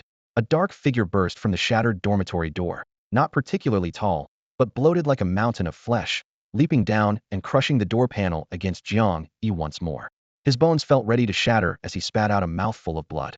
The dark figure was clearly attracted to the fresh prey beneath, its sharp black claws instantly piercing through the wooden board, clawing frantically downward. Only then did Jiang Yi fully grasp the situation, terror filling his heart. Driven by instinct, he used the narrow gap between the door panel and wall to slip away, his entire body sliding out like an eel. The razor-sharp claws tore through the door panel with a ripping sound, and discovering its prey had escaped, the dark figure roared furiously and tore with both arms. The heavy door panel instantly shattered into pieces. Jiang Yi tumbled to the ground, his ankle suddenly exploding with a flying piece of the door frame had struck right on the joint. Damn it! He cursed his rotten luck, gritting his teeth against the pain as he crawled and rolled toward the depths of the corridor. Heavy footsteps followed close behind, accompanied by nauseating decay and increasingly close roars. He'd been careless.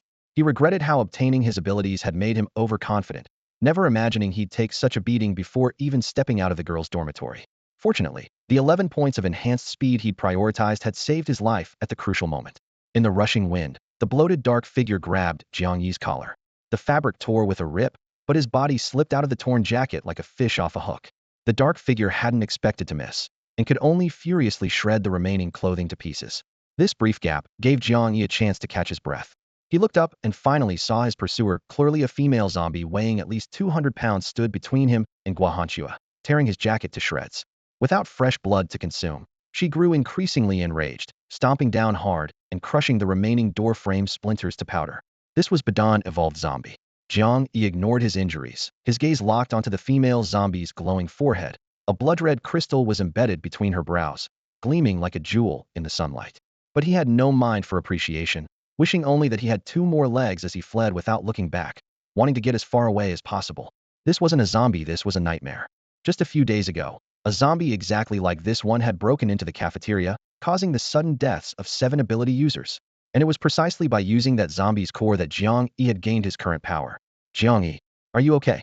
Guahanchua had never seen a leveled-up zombie before, but when that shadowy figure burst into view, bone-chilling terror instantly gripped her heart.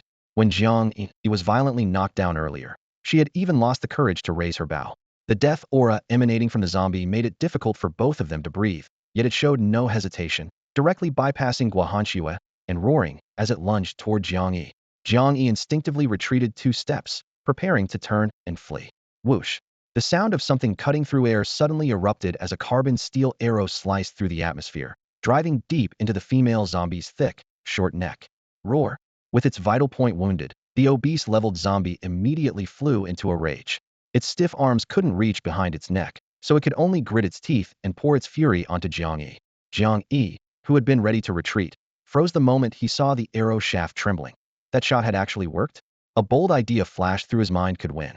The zombie thundered closer, its sharp nails curved like beast claws, raised high to strike down at him. In a split second, Jiang Yi stepped back half a pace and roared, skull-cleaving blade. A black shadow materialized, and a dark tang sword appeared before him. He gripped the handle with his left hand, supported the spine with his right arm, and met the attack head-on. Scrape. Nails scraped across the blade, spattering foul blood. Jiang Yi felt sweetness in his throat, and violently spat out dark red clotted blood, nearly losing his grip on the Tang sword. However, 3 of the zombie's fingers had been cleanly severed at the roots. Pain meant nothing to a corpse, but seeing the mangled stumps with flesh curled back, he became almost maniacally excited. He could actually wound, either was a chance to win. Yet even wielding a sharp weapon, he was still far from being a match.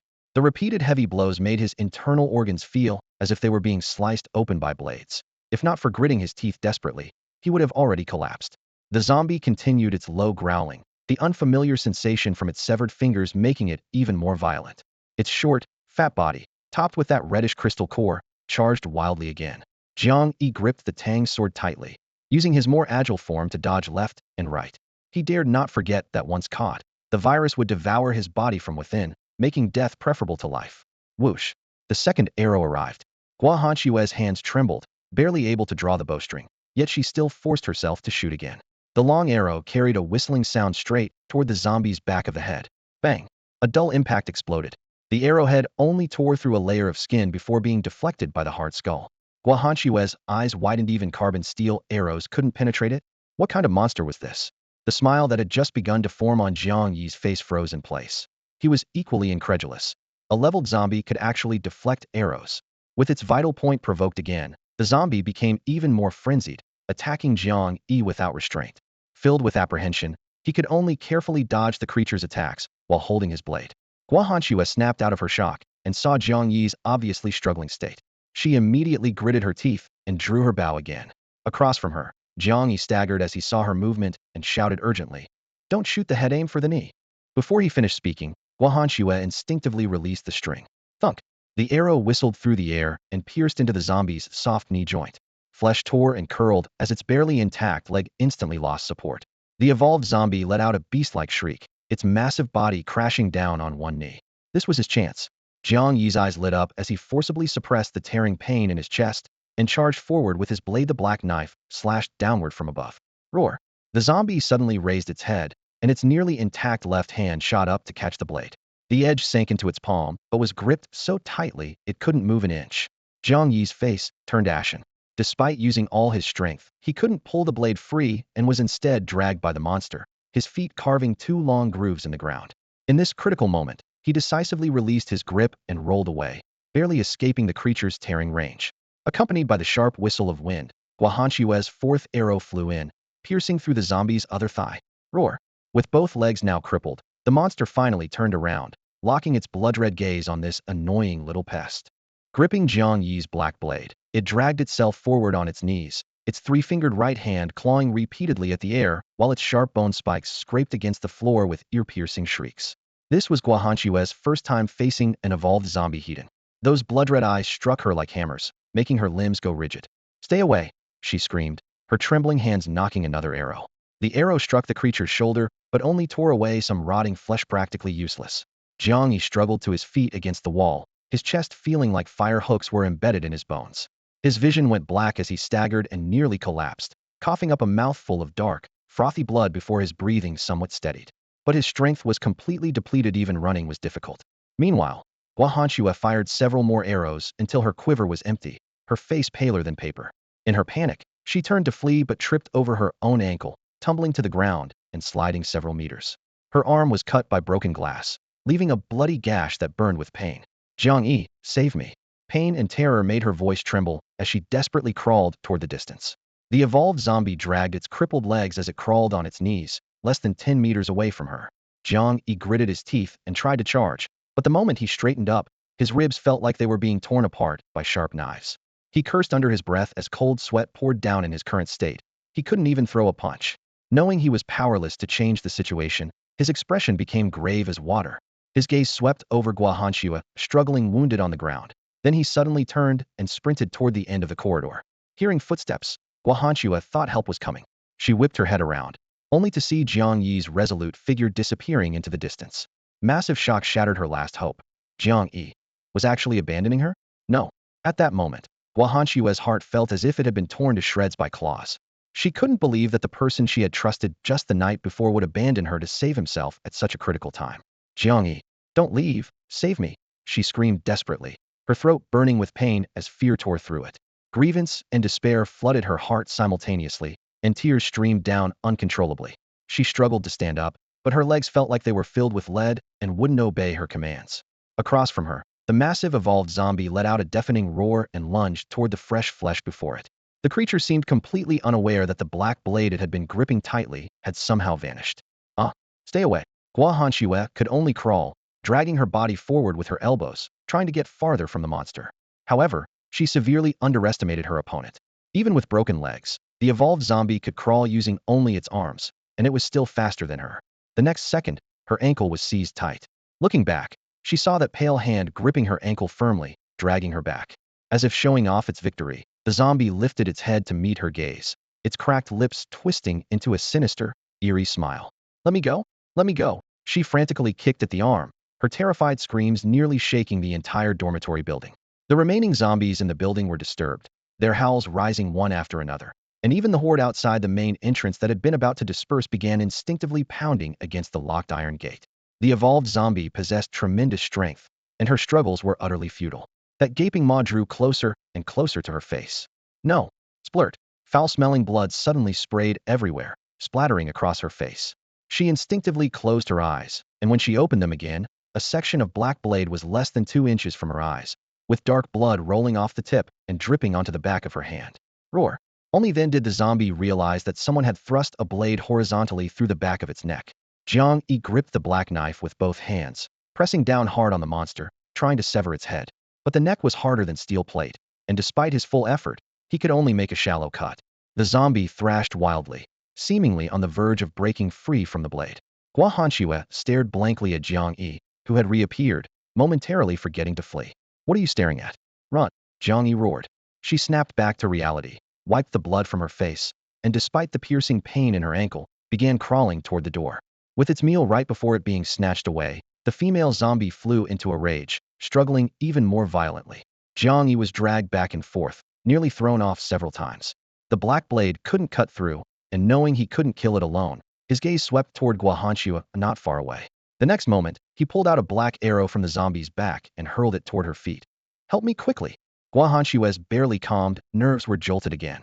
Looking at the arrow that had landed at her feet, she raised her head toward Jiang Yi, who was locked in struggle with the zombie. Remembering how he had actually abandoned her to save his own life earlier, the resistance in her heart exploded instantly. You deserve to be bitten to death. You'd be better off getting bitten to death. The sinister thought flashed through Gua Hanxue's mind, and she jolted in shock, her hair standing on end. How could she wish for her companion's death? Had she become like those heartless people, her conscience completely devoured by this apocalyptic world? What are you sitting there for? Come help me. Jiang Yi roared as the evolved zombie dragged him back and forth. His arms strained desperately to keep the creature's claws from tearing him apart. Only then did Gua Hanxue snap back to reality. If Jiang Yi died, she would be next. She bit her tongue hard, using the pain to drive away her chaotic thoughts, and grabbed an arrow from the ground, knocking it, and drawing her bow to full draw. Whoosh! The arrow shot forth like a dark streak, aimed straight at the zombie's forehead. Clang! The sharp arrowhead struck its target, but failed to penetrate. The reinforced bone and skin showed only a shallow scratch as the arrow slid off the skull-like head. Damn it! Jiang Yi's pupils contracted as he instinctively ducked, the arrow grazing past his ear. Before he could recover from the shock, the enraged zombie flung him violently, lifting his feet off the ground as he hung from the creature's body. Jiang Yi roared, using all his strength to pin the zombie back to the ground. But the monster's counterattack was becoming uncontrollable. We're done for if this drags on. His eyes bloodshot, he struggled to pull an old arrow from the zombie's neck and threw it to Gua Hanxue. Use your ability. Kill it. Jiang Yi hadn't expected Gua Hanxue's combat instincts to be so weak that she still hadn't used her supernatural ability. If they delayed any longer and the zombie broke free, both would meet their end in its bloody maw. Gua Hanxue fumbled to catch the arrow, hesitating slightly at the sight of its worn tip, but still bit her tongue and drew the longbow to its limit. The bow, overused for days, creaked ominously as the string trembled. She exhaled deeply, her gaze locking onto the target like a hawk's. That strange power surged within her body, flowing into the bowstring and finally wrapping around the damaged arrow. The surrounding chaos suddenly fell silent in her perception, leaving only the prey's heartbeat and the howling wind. Gentle air currents brushed against her skin as invisible forces lifted her hair. Whoosh! A sharp whistle pierced the air. The moment Gua Hanxue released her fingers, the longbow snapped in two, and a pale green arrow shadow flashed like lightning. Jiang Yi was still grappling with the zombie when he suddenly caught the sharp sound cutting through the air. In terror, He released his grip and was flung away by the evolved zombie. Boom. The zombie had just broken free from his restraint when it was launched into the air by a terrifying force. Amid the screams and roars, green light pierced through its neck and disappeared into the distance beyond. Shattered arrow fragments exploded viciously through the air. Jiang Yi, lying flat on the ground, quickly covered his head to barely avoid being hit by the debris. As the dust settled, he looked up to see the advanced zombie that had left him helpless moments before, its thick neck now connected by only a thin strip of sinew, half its head blown beyond recognition, and the black blade that had been lodged in its neck now fallen at its feet. Yet this monster still wasn't completely dead.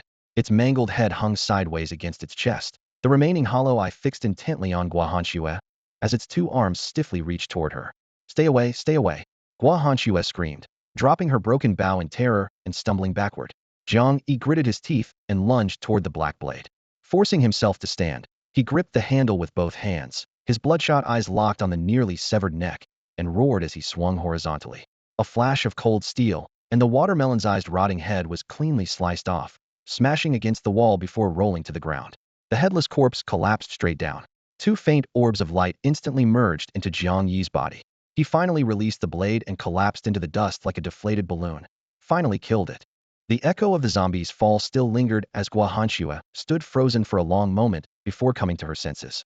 She looked at Jiang Yi, covered in blood and gasping heavily, her eyes filled with complex emotions. After a moment of silence, she suddenly turned away and began walking toward the distance. Hey, Guahanxue, where are you going? Come help me. Jiang Yi, still celebrating their narrow escape, shouted urgently when he saw her leaving. Guahanxue's body trembled. She slowly turned back, a tear sliding down her cheek. Why are you still calling me? Didn't you run away just now? I never thought you were this kind of person. What teammate?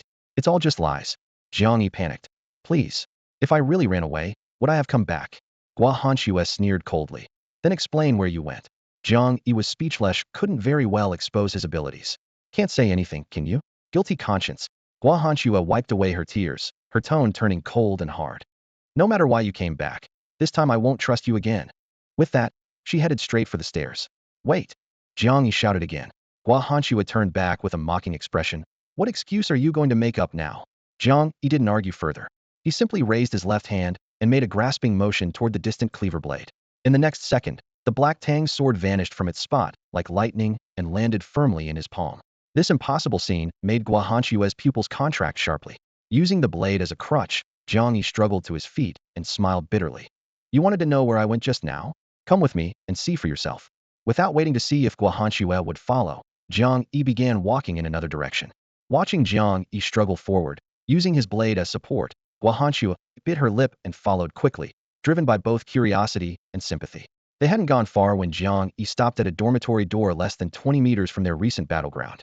The door had been split in half by a sharp blade, and inside lay a zombie with its head blown open, blood, flesh, and bone fragments scattered everywhere. The pungent stench of decay filled the entire corridor. Guahanxue frowned, glancing between the corpse and Jiang Yi in confusion. Why did you bring me here? Jiang Yi raised his hand, pointing at the corpse with his blood-dripping blade tip. You asked why I suddenly ran away earlier? I came here to kill this zombie. Countless reasonable explanations flashed through Guahanxue's mind, but she never expected this answer. She stood stunned for a moment, then laughed bitterly in anger. It was so dangerous back there, and you ignored that mutant creature just to run back and kill an ordinary zombie? Are you insane? Jiang Yi spread his hands and shrugged helplessly. I didn't want to either. Yesterday you asked about my ability, now I'll tell you. My power requires accumulating kill counts. Every time I kill a certain number of zombies, I can level up, gaining a boost in strength while my entire condition instantly returns to peak state. His words left Guahanxue frozen in place. If it was a lie, it was too absurd. But if it was true, it would explain all her previous confusion about Jiang Yi's fluctuating condition. No wonder this guy seemed like a different person every day, and killing zombies became easier and easier for him. Jiang Yi pointed to his aching chest. Don't forget, I was injured by that monster right at the start of the fight. In that condition, I was no match for it at all. But I was just one zombie away from leveling up. While leveling up can't heal broken bones, it can bring my combat state to its peak. In that situation, I had no choice but to level up first before going back to stop that creature. He pressed his ribs, his tone serious. Guahanxue, I told you we're teammates, and I'm completely serious about that. But if I had to choose again, I'd still level up first before dealing with that zombie. If you can't accept this, I won't force you to stay. With those words, he stared intently at her, waiting for her response. The air grew thick with tension. Gua Hanshue's cheeks flushed red. She already believed him in her heart, but somehow couldn't bring herself to voice her acceptance. Meanwhile, Jiang Yi stood there like a wooden post, waiting stubbornly for an answer, making her feel completely flustered. This dense blockhead, she cursed silently, finally stamping her foot and punching his chest. Ugh, so annoying. This time, I'll forgive you. The moment the words left her mouth, she turned and ran away in embarrassment. Poor Jiang Yi was still waiting for verbal confirmation when he took the heavy blow. Sharp pain shot through his ribs, making him gasp and cry out in agony. Despite the pain, hearing Guahanshue's words finally put him at ease. The crisis of their team dissolving had passed. Gritting his teeth, he struggled to follow her. Wait, there's still one important thing. Jiang Yi gritted his teeth and pushed forward, then suddenly stopped. Wait, there's something important I need to get. Guahanshue halted and looked at him with confusion.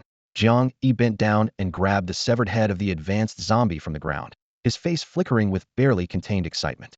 However, the moment his gaze fell on the forehead, he froze. The red, it that should have been embedded at the center of the brow was gone, leaving only a tiny hole. Even more bizarre, the head's surface had shriveled and wrinkled, noticeably lighter in weight. At the same time, Guahanshue noticed that the headless corpse had somehow collapsed as well, as if all moisture had been drained from it. Strange, where's the corpse core? Jiang Yi muttered under his breath, frantically searching around the body and even splitting the skull open to examine it repeatedly. No matter how thoroughly he searched, he couldn't find the core he so desperately sought. Guahanshue blinked. What exactly are you looking for? The corpse core. Sweat beaded on Jiang Yi's forehead as he pointed to the small hole in the skull. You should remember there was originally a red thing here. It can't just disappear. Guahanshue tried to recall and finally remembered seeing a flash of crimson at the zombie's brow. At the time, she'd thought it was some kind of pre-transformation decoration, but seeing Jiang Yi's current expression, that thing was clearly significant. She pressed further. What exactly is a corpse core? Jiang Yi continued searching while explaining. You noticed too, right? This zombie was really tough to deal with. That's because it was an advanced zombie. The red dot on its forehead wasn't decoration, it was a sign that the corpse core had formed and was pushing up through the skin. Corpse cores can enhance an ability user's power, which is why Before he could finish, they had turned the surrounding floor tiles upside down, still finding nothing.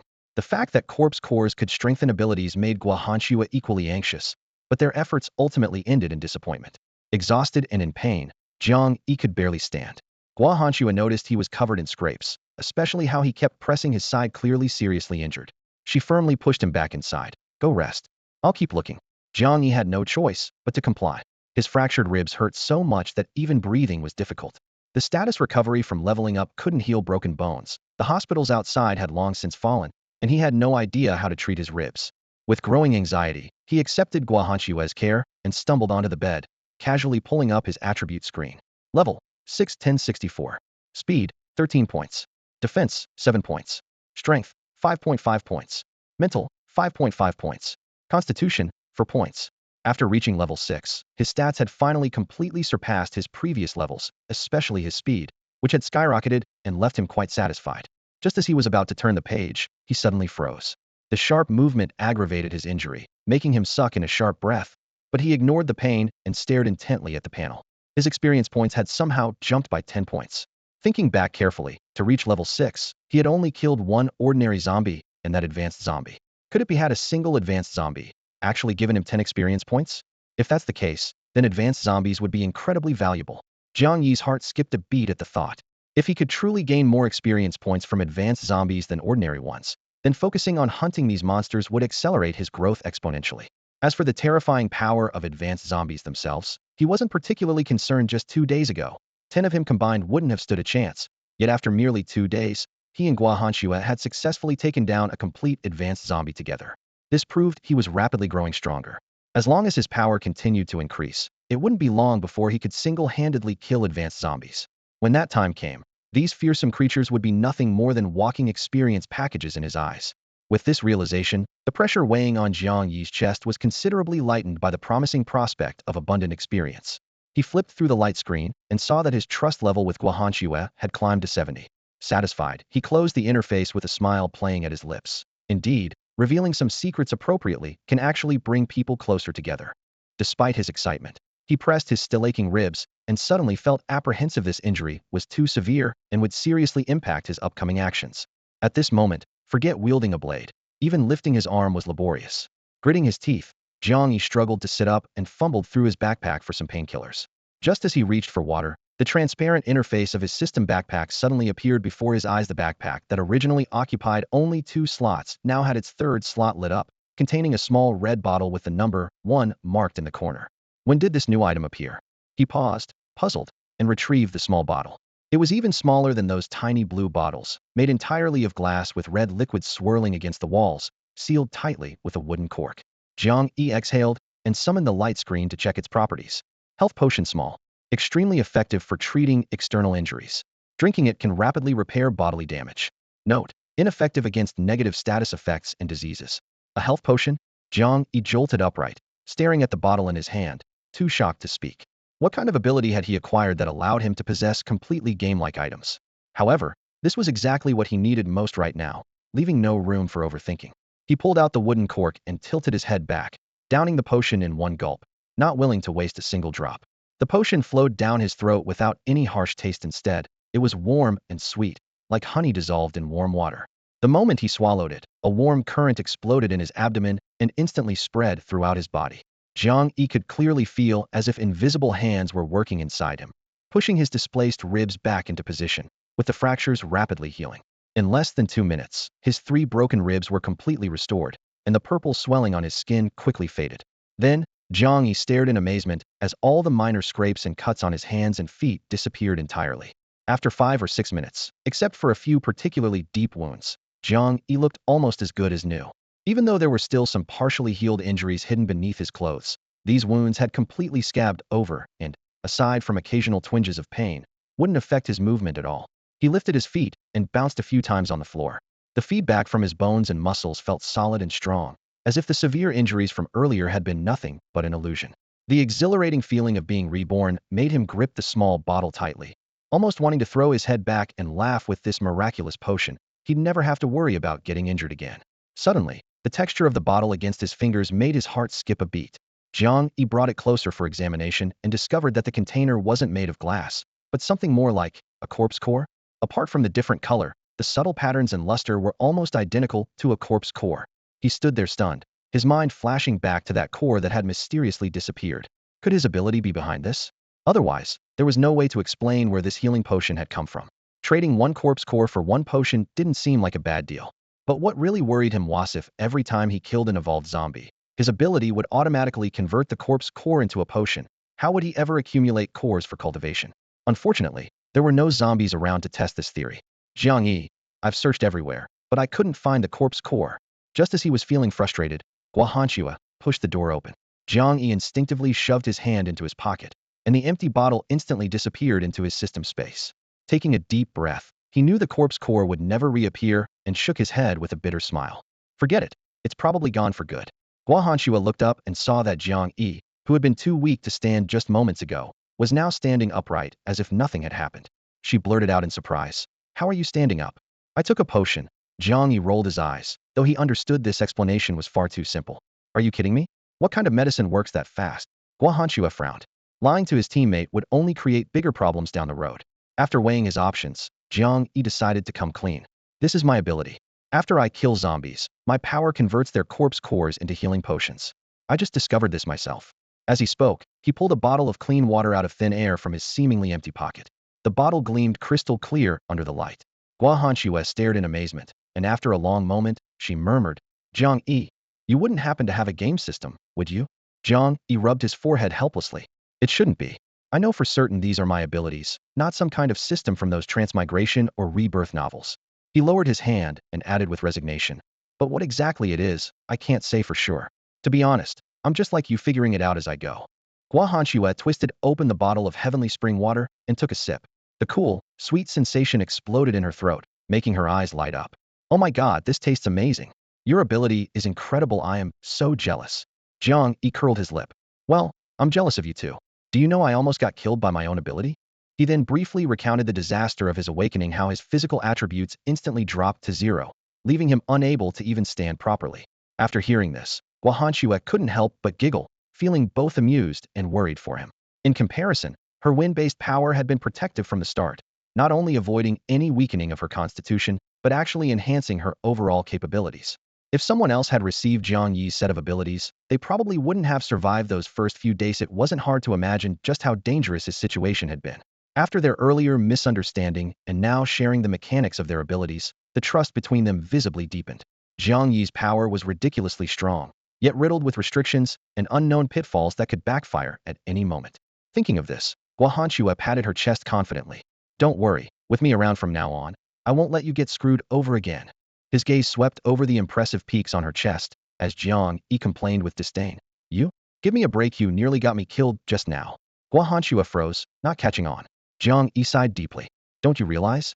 Your wind power is indeed fierce, but your combat awareness is terrible. Forget about how you almost hit me several times when facing that evolved zombie. You knew regular arrows were useless, yet you didn't use your ability. I really don't understand how you became president of the archery club. His words left Guahanchua blushing with embarrassment. Indeed, her earlier performance had been abysmal. If she'd had half of Jiang Yi's courage and judgment, with the sharpness of wind blades, that zombie wouldn't have gotten close, it wouldn't have even seen her shadow. She stubbornly defended herself. But I'm a girl. All this fighting and killing isn't suitable for me. Jiang Yi shrugged. Tell that to the zombies, and see if they'll spare you just because you're a girl. Guahanchua twisted her fingers pitifully. I don't want to be like this either. I just panic when fighting starts. What can I do about it? Jiang Yi patted her shoulder with a sinister grin. Don't worry. To make you a reliable partner, I'm going to train you properly from now on. Guahanchua shivered and backed away suspiciously. What are you planning to do? Just as she lifted her foot to flee, Jiang Yi grabbed her and dragged her along, his laughter echoing through the stairwell. Of course, I'm going to make you face combat heathen and learn to truly utilize your ability. Ignoring her struggles, he pulled her all the way down to the first floor. Don't retreat. Look the zombie in the face. Identify your target and strike decisively. 10 minutes later, Guahanchua gripped the fire axe Jiang Yi had shoved into her hands, her face pale as she stared at the two zombies he had released. It wasn't that she had never killed zombies before, but in the past she had either relied on her precise long-range archery or overwhelmed enemies with her wind and rain abilities. Now her longbow was broken, her powers nearly depleted, and though she knew she couldn't be infected by the virus, her legs felt weak and every instinct screamed at her to turn and flee. But Jiang Yi gave her no respite. The first floor had limited dormitory rooms due to the large lobby space, and after confirming only these two zombies remained in the corridor, he released them directly. In the narrow hallway, two rotting figures lunged toward Guahanchua. She screamed and dodged wind-type ability. Users naturally had superior speed, and even Jiang Yi, with his 13 speed points, could barely track her movements. But zombies had an alarming obsession with food, and the corridor was long and narrow, so no matter how fast she moved, she kept getting cornered against the walls. Jiang Yi, you bastard, come save me, she cried out in panic, barely managing to block a zombie's withered arm with the fire axe. Jiang Yi leaned lazily against the wall, cradling his skull-cleaving blade like a spectator. Watch out for the claws. Right, go left. Strike. Oh my, how clumsy. His running commentary made Guahanchua's scalp tingle with rage, but she was helpless to do anything about it. Damn you, Jiang Yi, just wait. When my abilities recover. Though her curses were fierce, her mind gradually steadied amid the dangerous dodging. Once her focus sharpened, she finally realized that even without her bow, she could still easily handle ordinary zombies. Following Jiang Yi's guidance, she suddenly crouched low, slipping under the outstretched arms of both zombies, then kicked back hard at one zombie's knee. It crashed to the ground with a thud. As the other lunged forward, Guahanchua swung the fire axe overhead, splitting its skull from top to bottom. Blood and flesh splattered as the zombie collapsed. The one on the ground was still struggling to get up, so she followed through with another strike, severing its neck with one blow. The zombie went completely still. Guahanchua gasped for breath, sweat rolling down her forehead, but she didn't notice two dim orbs of light rising from the fallen corpses and silently shooting into her chest. Jiang Yi, who had been constantly monitoring his attribute panel, brightened. His experience points had increased by 0.7, and though it wasn't a full point, it proved that in team mode, kills by teammates could still benefit him. As for whether Guahanchua had also gained experience, he couldn't tell for now. What really caught his attention was that despite two zombies dying, no new items had appeared in his inventory. Could it be that teammate kills didn't generate drops? If that were truly the case, it would actually be somewhat disadvantageous for him. However, Jiang Yi wasn't too worried about this issue. After all, the world was now overrun with zombies and monsters. There were simply too many to kill. He couldn't possibly think he could eliminate them all by himself. He pushed these thoughts aside and walked over to Guahanchua, who was still breathing heavily, with a smile on his face. Suddenly, a mischievous glint flashed in the girl's eyes. As Jiang Yi approached, she stomped hard on his right foot. Pain shot through his bones like an electric current. Caught completely off guard, Jiang Yi let out a muffled groan, his entire right leg feeling as if it had been struck by a hammer. Ow, ow, you're so ruthless.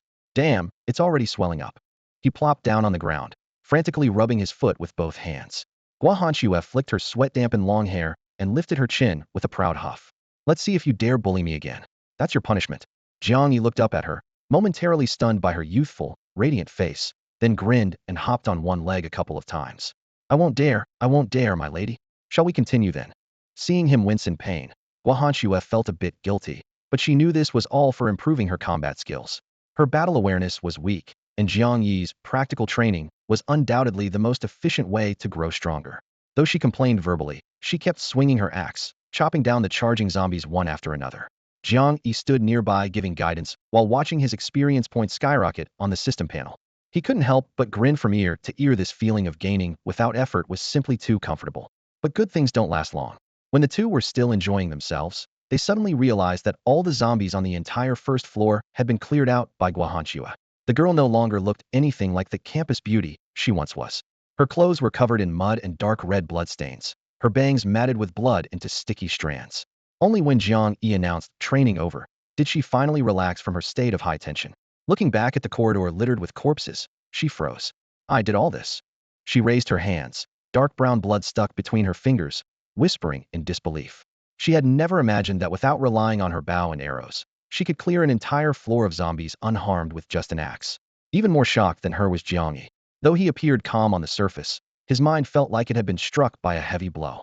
By his rough count, not including the smaller ones, Guahanxue had contributed a solid 8 experience points to him, meaning she had taken down about 20 zombies. These monsters had no restrictions, and at most she had faced 5 at once. Yet under his simple guidance, she had emerged completely unscathed.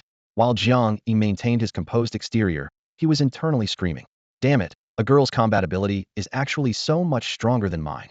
Sure, I'm fast, but my overall strength is leagues behind hers. What's worse, close combat isn't even her specialty. My advantage can't even match her weakness. What man wouldn't have a breakdown over this? Learning of her achievements, Guahanxue was as excited as a little deer, bouncing around while scavenging for supplies. Meanwhile, Jiang Yi seemed rather listless, watching Guahanxue's energetic figure while muttering under his breath. How much could they possibly find in one dormitory building? Looking at the packages stuffed throughout the entire room, Jiang Yi felt waves of shock wash over him wherever he had searched. Guahanxue could always squeeze out more treasures. Together they tallied up enough food to survive for half a month, over 100 pieces of clothing suitable for movement, more than 200 power banks of uncertain charge, plus various small appliances scattered in corners, and this was just the tip of the iceberg. After hauling everything into the room and sorting it all by category, both of them were nearly exhausted.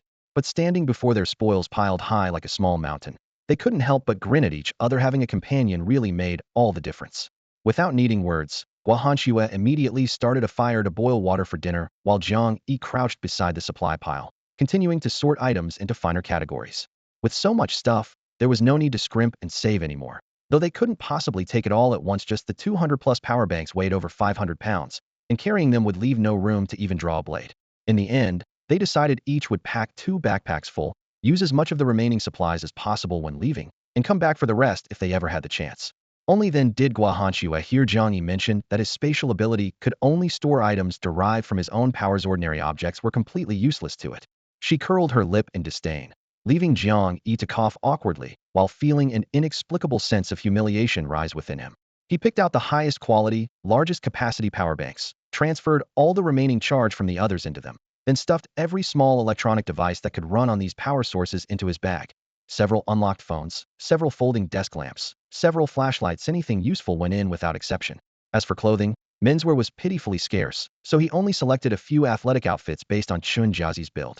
Confirming there was still palm-sized space left in his bag, he squeezed in several tubes of toothpaste and bottles of face wash, finally carefully hiding an expensive bottle of perfume in his clothing pocket. Thinking of Chun Jiazi's expression when she received this gift, he couldn't help but grin foolishly.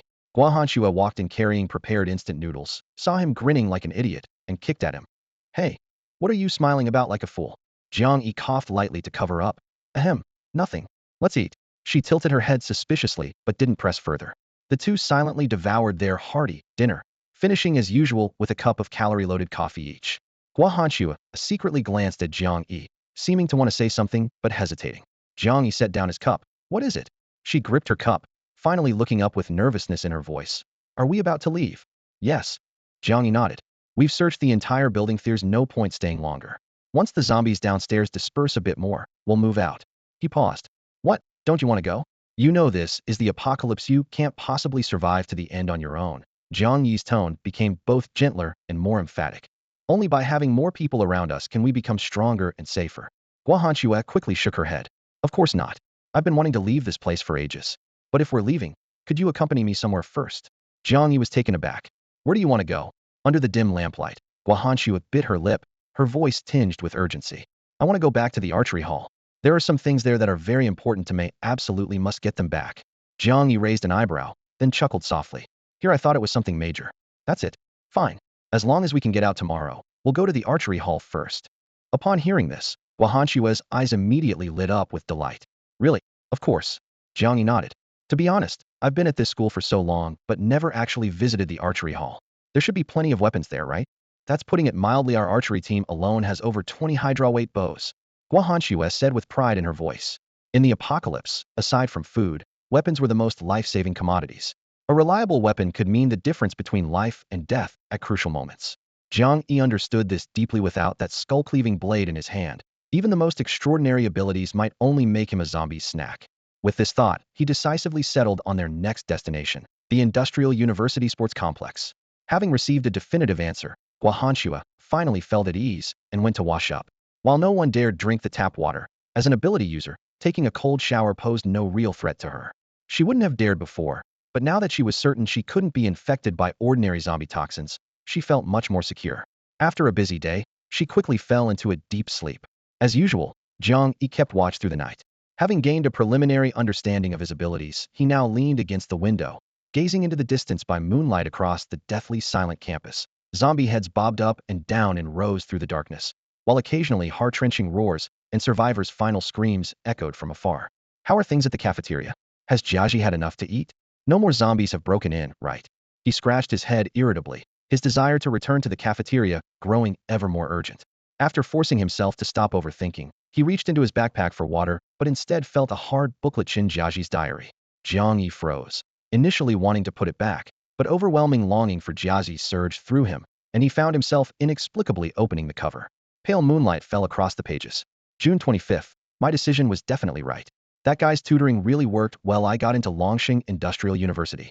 I'm very satisfied with this result. Maybe it's time to end things. June 28th. Today he actually told me he also applied to Longxing Industrial University.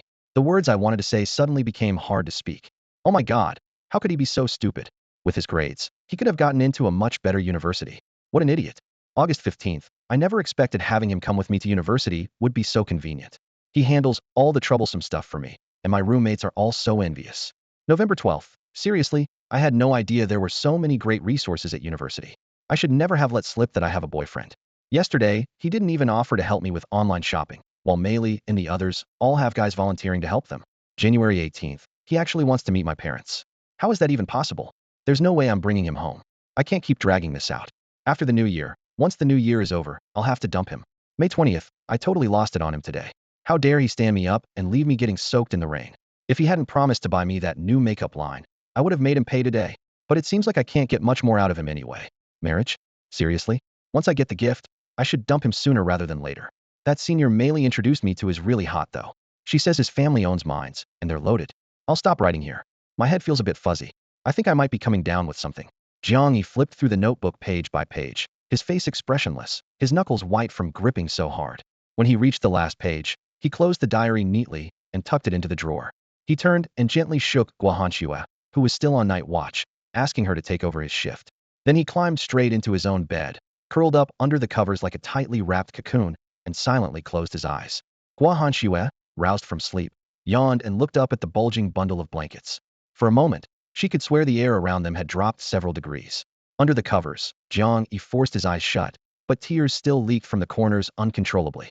His fingertips pressed hard against his chest, as if trying to piece his shattered heart back together. The intense pain reminded him of the dramatic scenes he'd seen in TV dramas. Turns out they weren't exaggerated at all. Real heartbreak was more vivid, more unbearable. Every time a happy memory with her flashed through his mind, the dark truth from the diary would ruthlessly crush that warmth to dust. Jiang Yi. Time ticked by, and Guahanxue glanced at the alarm clock. Unable to shake her concern, she walked over to the bed and pushed at the motionless bundle. But Jiang Yi didn't respond at all. She froze. After spending these past few days together, She knew Jiang Yi was an extremely light sleeper. Usually, even if she just shifted her chair slightly, he would immediately open his eyes. Jiang Yi, get up, it's time for breakfast. Growing worried, Guahanxue yanked off the blanket, and a wave of heat hit her face. After a moment of shock, she saw that Jiang Yi was radiating heat, breathing rapidly, his face flushed red. Without the blanket, he instinctively curled up even tighter. Jiang Yi, what's wrong? She shook him urgently several times, but his high temperature made her break out in a cold sweat. She didn't need a thermometer to know he had a serious fever. After a brief moment of panic, Guahanxue snapped into action, rushing to rummage through their supplies until she found fever medication in the medical kit they'd organized the night before. She frantically broke apart the pills, stuffed them into Jiang Yi's mouth, then grabbed a water bottle and roughly poured it down his throat. It took nearly half a bottle before he finally swallowed the medicine. Feeling that Jiang Yi's clothes were soaked with sweat, she had no choice but to help the semi-conscious him over to her own bed. After hesitating for a long time, she finally, with a red face, stripped off all his clothes and pants. God knows, Guahanxue's fingers were trembling the entire time she was doing this. She slapped her burning cheeks hard, took a deep breath, then gripped the damp towel and carefully wiped away the sweat from Jiang Yi's chest to his forehead, inch by inch, before gently covering him with a thin blanket. When she finished, she was breathing heavily, her slender shoulders rising and falling dramatically, yet her gaze remained fixed on Jiang Yi's face as his breathing gradually slowed. Due to the medication, she seemed somewhat dazed.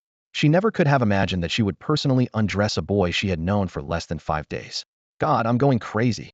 Another forceful slap to herself made her burning cheeks even redder, but it also helped her regain some composure. What followed was unstoppable worry. What was wrong with Jiang Yi? Had he sustained hidden injuries during last night's fierce battle with the evolved zombie? Or was the potion causing side effects? The more she thought about it, the more panicked she became. For the entire next day, except for trips to the kitchen to make soup, she stayed by his bedside, barely leaving his side. Fortunately, during that flu outbreak, she had stockpiled plenty of fever reducers. She carefully timed giving Jiang Yi medicine and taking his temperature. It wasn't until the afternoon, when the electronic thermometer finally showed a normal reading, that the stone lodged in her throat finally dropped. At dusk, soft light filtered through the gaps in the curtains.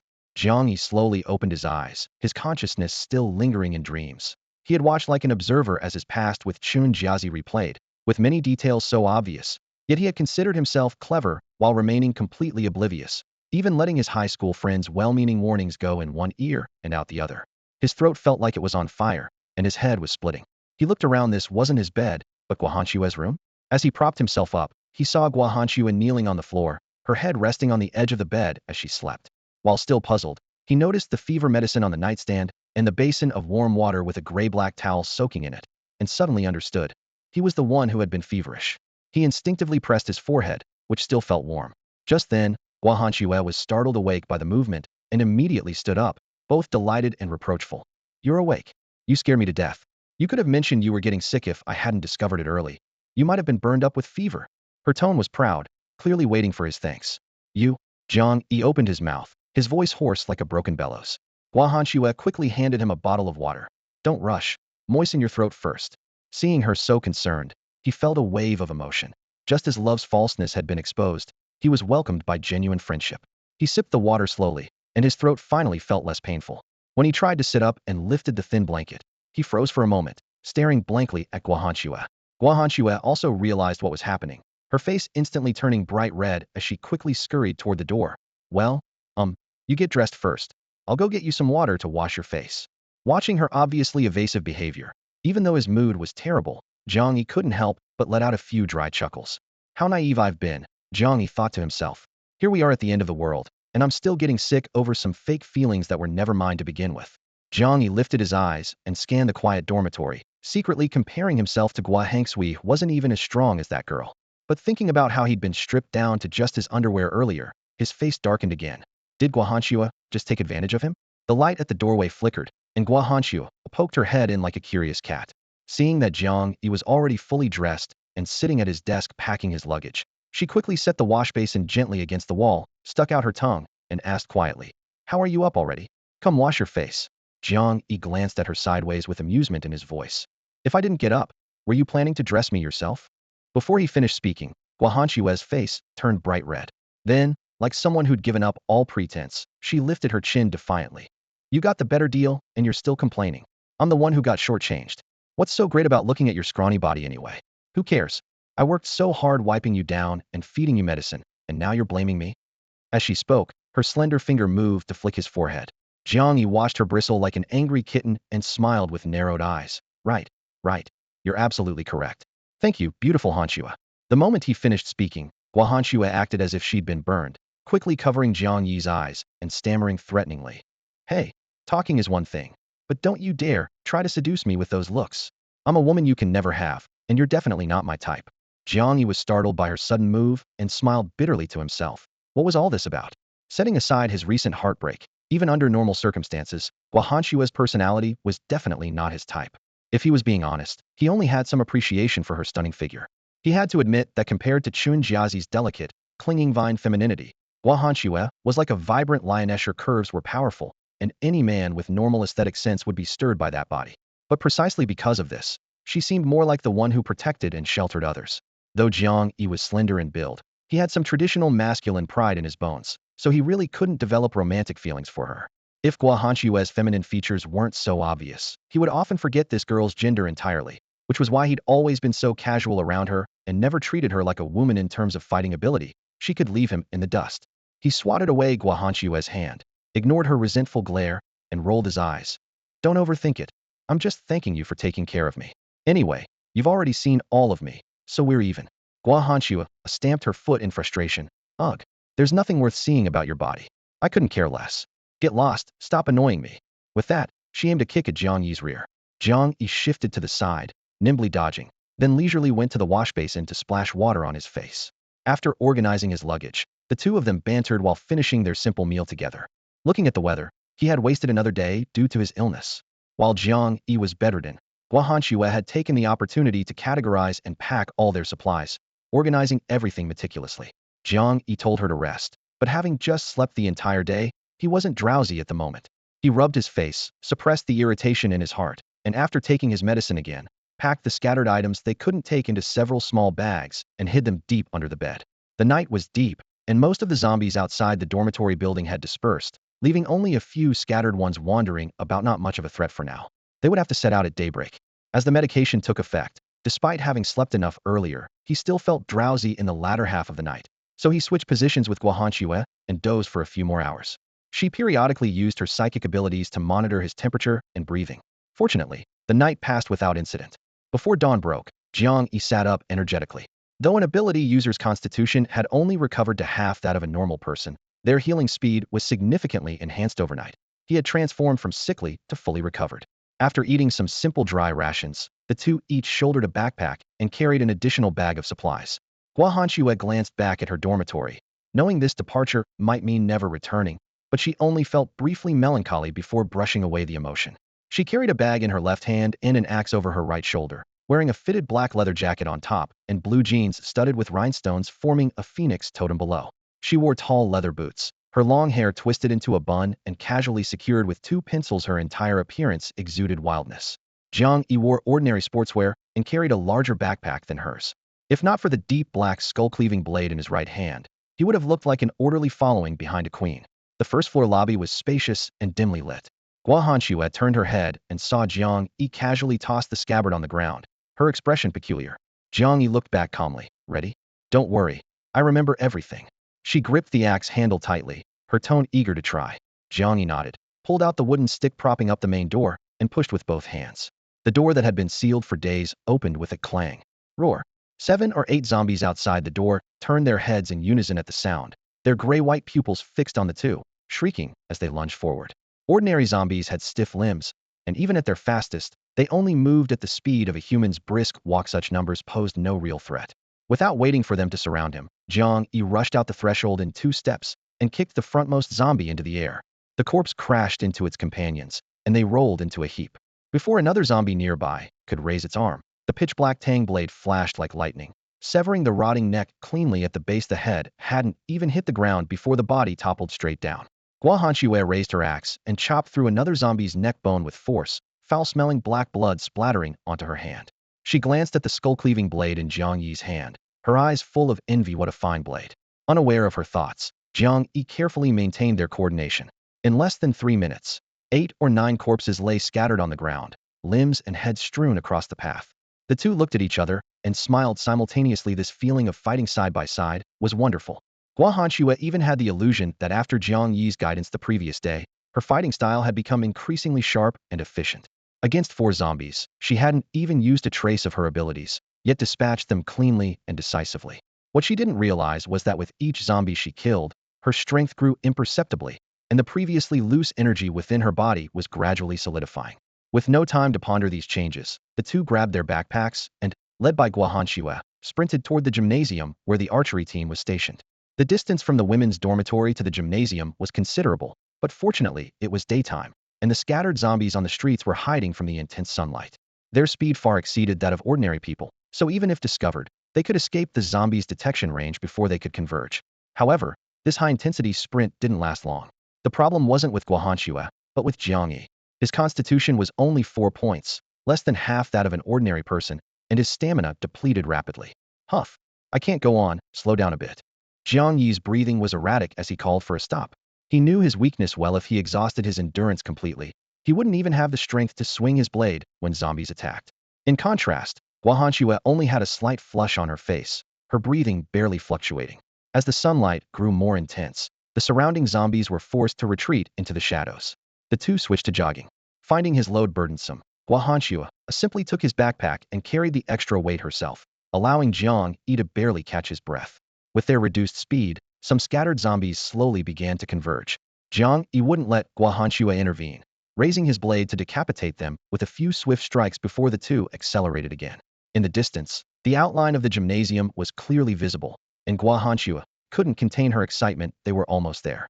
Since the apocalypse began, this was the first time Jiang Yi had traveled such a distance. His nerves remained taut, fearing something might go wrong along the way. Now they only needed to pass through the grove ahead to reach their destination, and everything seemed to be going smoothly. Suddenly, Guahanxue whipped around, her gaze locking onto a narrow path beside them. Almost simultaneously, chaotic shouting erupted.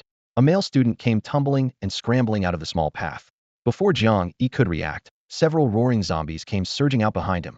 Jiang Yi's pupils contracted sharply, his gaze immediately falling on the petite zombie at the front. Though not particularly tall, its legs were longer than normal, with an alarming stride length and speed far exceeding ordinary zombies, only an arm's length away from the male student. Help me. Please save me. The male student ran in panic. If not for his running ability, he would have died countless times under that mutated zombie's claws. In desperation, he suddenly twisted to dodge a swipe, finally spotting Jiang Yi and his companion. His eyes immediately lit up as he shouted while frantically running toward them. Guahanxue couldn't help but cry out in surprise, Li Shan. Li Shan spotted her as well, his eyes flashing with delight as he charged toward them without hesitation. Jiang Yi cursed inwardly, spinning around to flee at full speed. The grotesque zombie's forehead bore a particularly striking crimson mark, clearly marking it as an advanced zombie. Guahanxue followed closely behind Jiang Yi, but Li Shan grew desperate. Having already exhausted himself fleeing from the monster, he wasn't about to give up now that he'd finally encountered living people. Pushing his depleted stamina to its limits, he gritted his teeth and accelerated, matching Jiang Yi's pace and nearly catching up to Guahanxue. Behind them, the advanced zombie led a pack of ordinary zombies in relentless pursuit. The small grove outside the gymnasium was rapidly approaching, and Jiang Yi's spirits lifted once they reached the trees. They could use the complex terrain to shake off their pursuers. His mind made up, he turned back to warn Guahanxue to change course, only to see Li Shan's face twisted with malice. In the next instant, Li Shan seized Guahanxue's collar and, amid her startled cry, hurled her backward. Caught completely off guard, Guahanxue lost her balance and tumbled backward. Before she could even struggle, the advanced zombie behind Li Shan extended its razor-sharp claws, tearing through her clothing as its cold fangs lunged for her throat. A cruel smile played at Li Shan's lips. As long as someone could distract the zombies, his champion long-distance running speed from university would surely get him to safety. In that moment of despair, a powerful arm suddenly clamped around Guahanxue's wrist. Quick as lightning, Jiang Yi yanked her back to safety. The advanced zombie only caught fabric, its prey slipping away before it could strike again. The sudden turn of events left Li Shan stunned for half a second. When he finally registered what had happened, he found himself face-to-face with a murderous expression. Bang! Jiang Yi's foot shot out, striking Li Shan squarely in the chest. Ah! Li Shan screamed as he was sent flying backward. His back hit something soft, and before he could feel relieved about the cushioned landing, searing pain shot through his spine as if a steel drill had been driven into his body. He turned his head with difficulty, only to see gaping jaws that had already torn through his throat, blood gushing forth in torrents. The scent of blood drove all the zombies into a frenzy. The horde swarmed over Li Shan, pinning him to the ground as they tore into him. Li Shan shrieked in agony, limbs flailing wildly, but he could no longer rise. Chunks of flesh were ripped away bite by bite, blood spattering everywhere. The advanced zombie didn't linger over its meal. After swallowing several pieces of fresh meat, its blood-red gaze locked onto the two remaining humans before it. Gua Hanxue stood frozen in place, shaken by the rapid succession of events, her palms ice-cold. She turned to see Jiang Yi radiating a killing aura like frost, yet showing not the slightest fear as he faced Li Shan's mangled corpse. Though he had only possessed his supernatural abilities for a few days, believed Tis in the apocalyptic world, killing a human was far easier than killing a zombie. Guilt? That thing had been swallowed down along with stale steamed buns on the very first day the apocalypse arrived, all gulped down by Jiang Yi. Gua Hanxue froze for a moment, then felt the weight on her leg lighten. Jiang Yi shoved her hard. Handle the regular zombies. I'll take this one. Before his words finished, he raised his hand as the black blades surged with power, pushed off with his feet, and lunged straight at the evolved zombie. The provocation drove the monster into a frenzy. Blood foam sprayed from between its fangs, its roars shaking leaves from the trees. Jiang Yi slashed toward its head, expecting a clean strike, but the creature twisted unnaturally to dodge, his blade cutting only air as fierce wind sliced past his face. With no time to think, he gritted his teeth and swung his blade, the flashing steel like rain, forcibly driving the zombie back. On the other side, Gua Hanxue snapped back to her senses.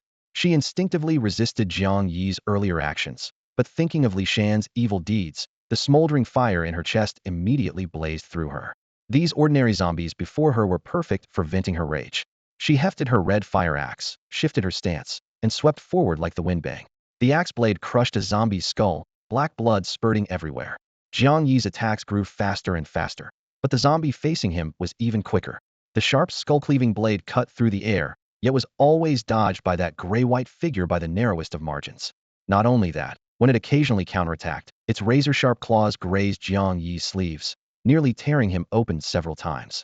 Jiang Yi's brow twitched. This evolved zombie was different from the two he'd encountered before. Its speed was terrifyingly fast, even surpassing his own, but its strength was weaker, only slightly greater than his. If I can just limit its speed, I can hold it off, he calculated rapidly in his mind. From the corner of his eye, he spotted Gua Hanxue's twin axes whirling. She seemed fine for now. So Jiang Yi delivered a fierce chop that knocked aside the zombie's arm, took advantage of the opening to step back half a pace, flashed the monster a grin, then turned and darted into the forest.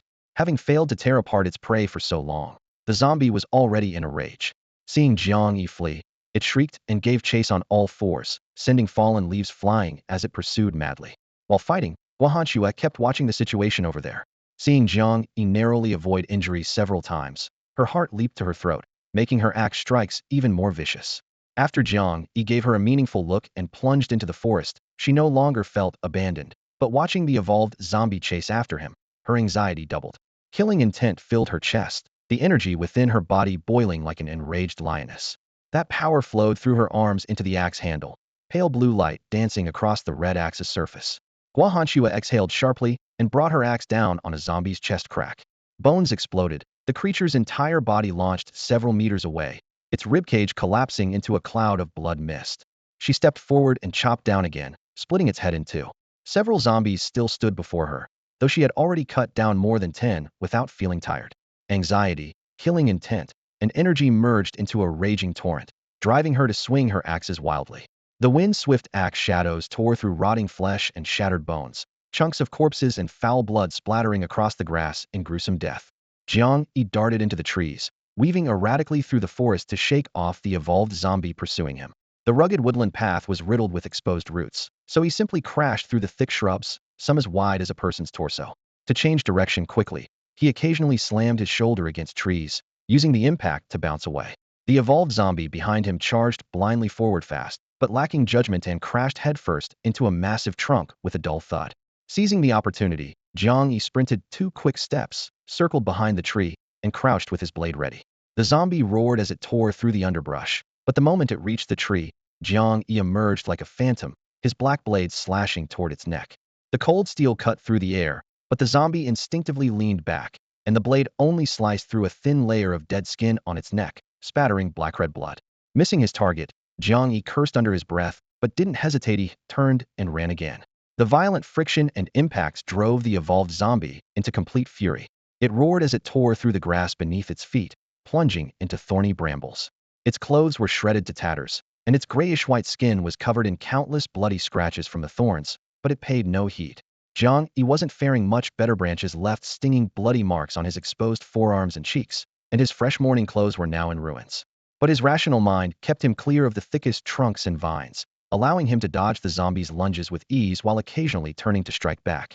However, the evolved zombie was no easy opponent. It was slightly faster than Jiang Yi, and his counterattacks had failed to land a decisive blow.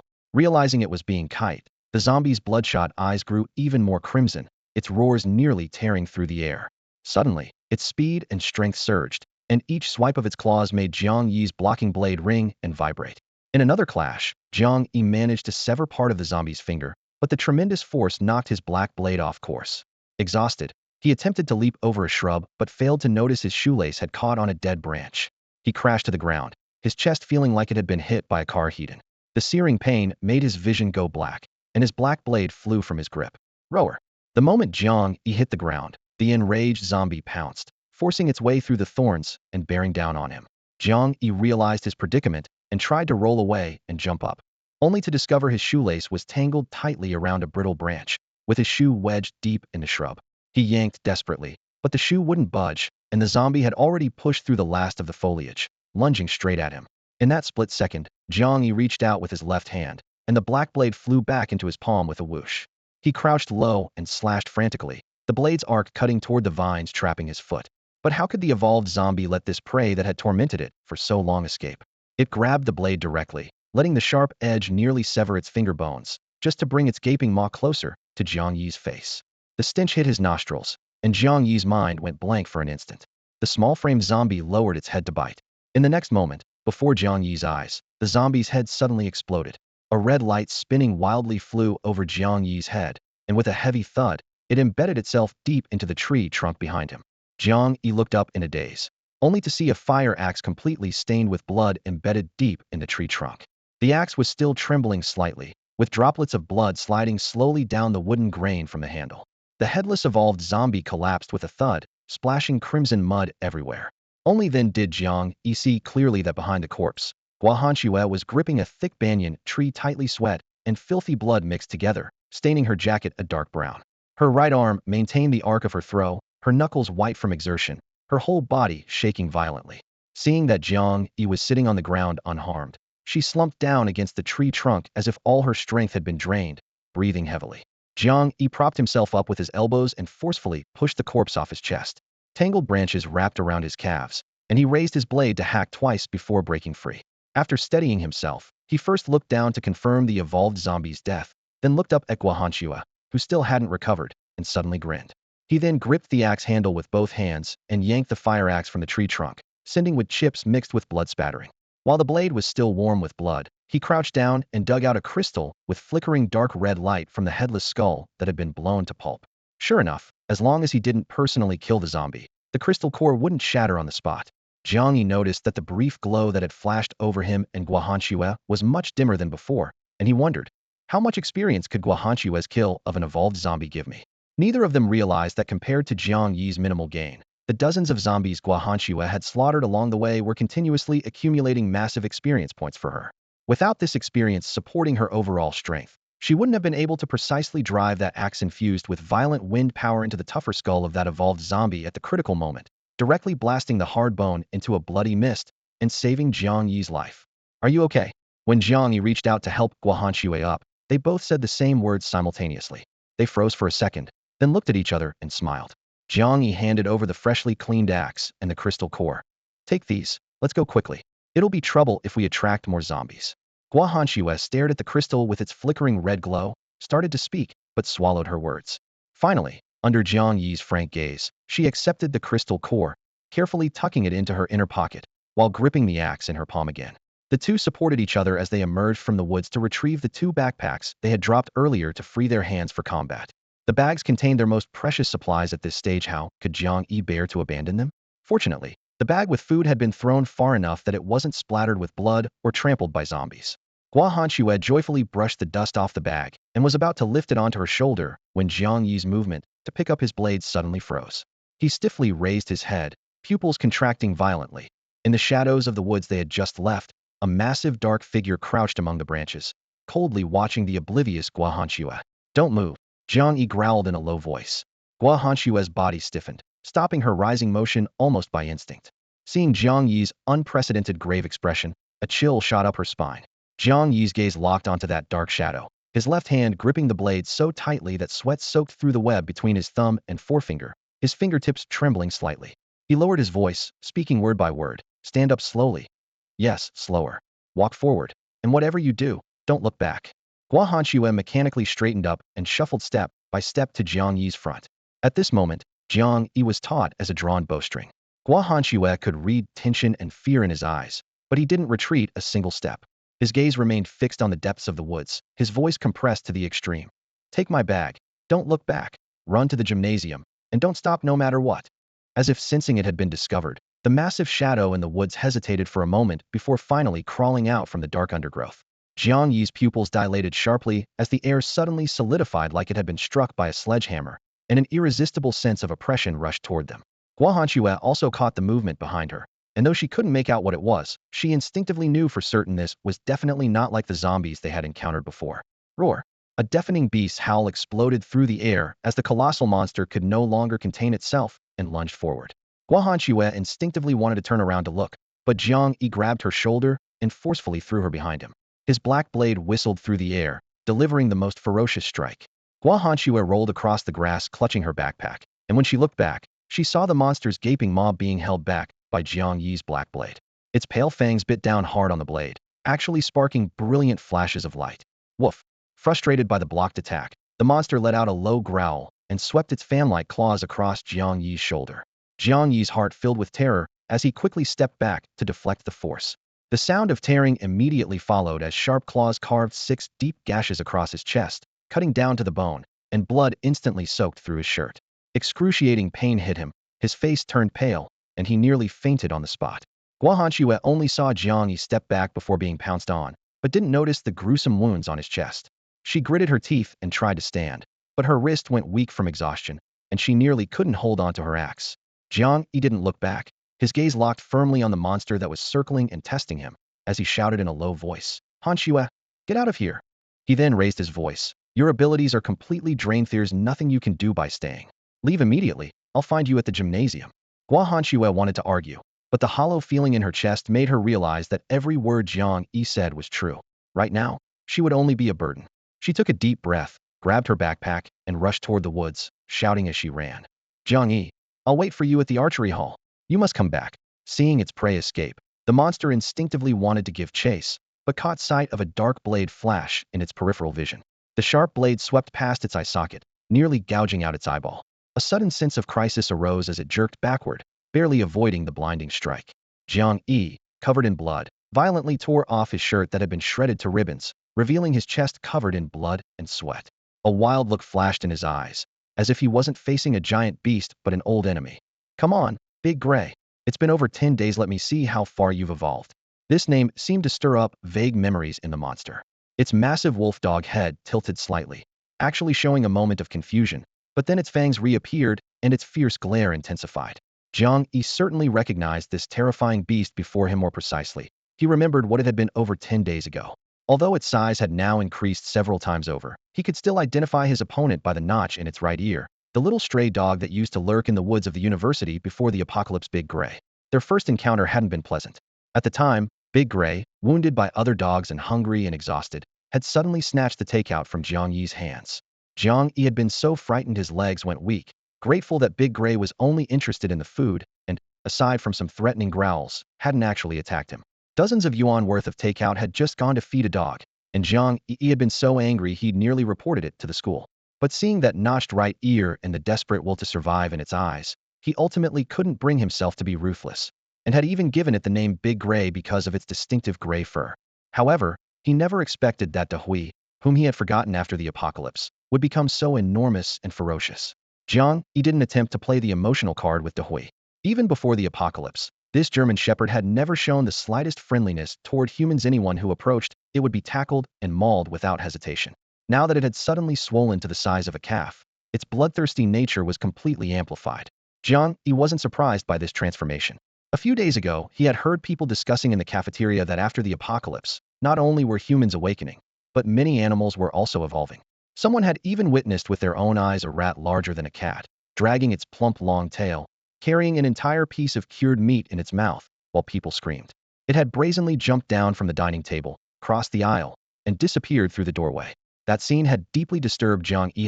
Had once envied those classmates who had awakened abilities, but the power he desperately sought was easily obtained by a bunch of animals. How could he not feel jealous?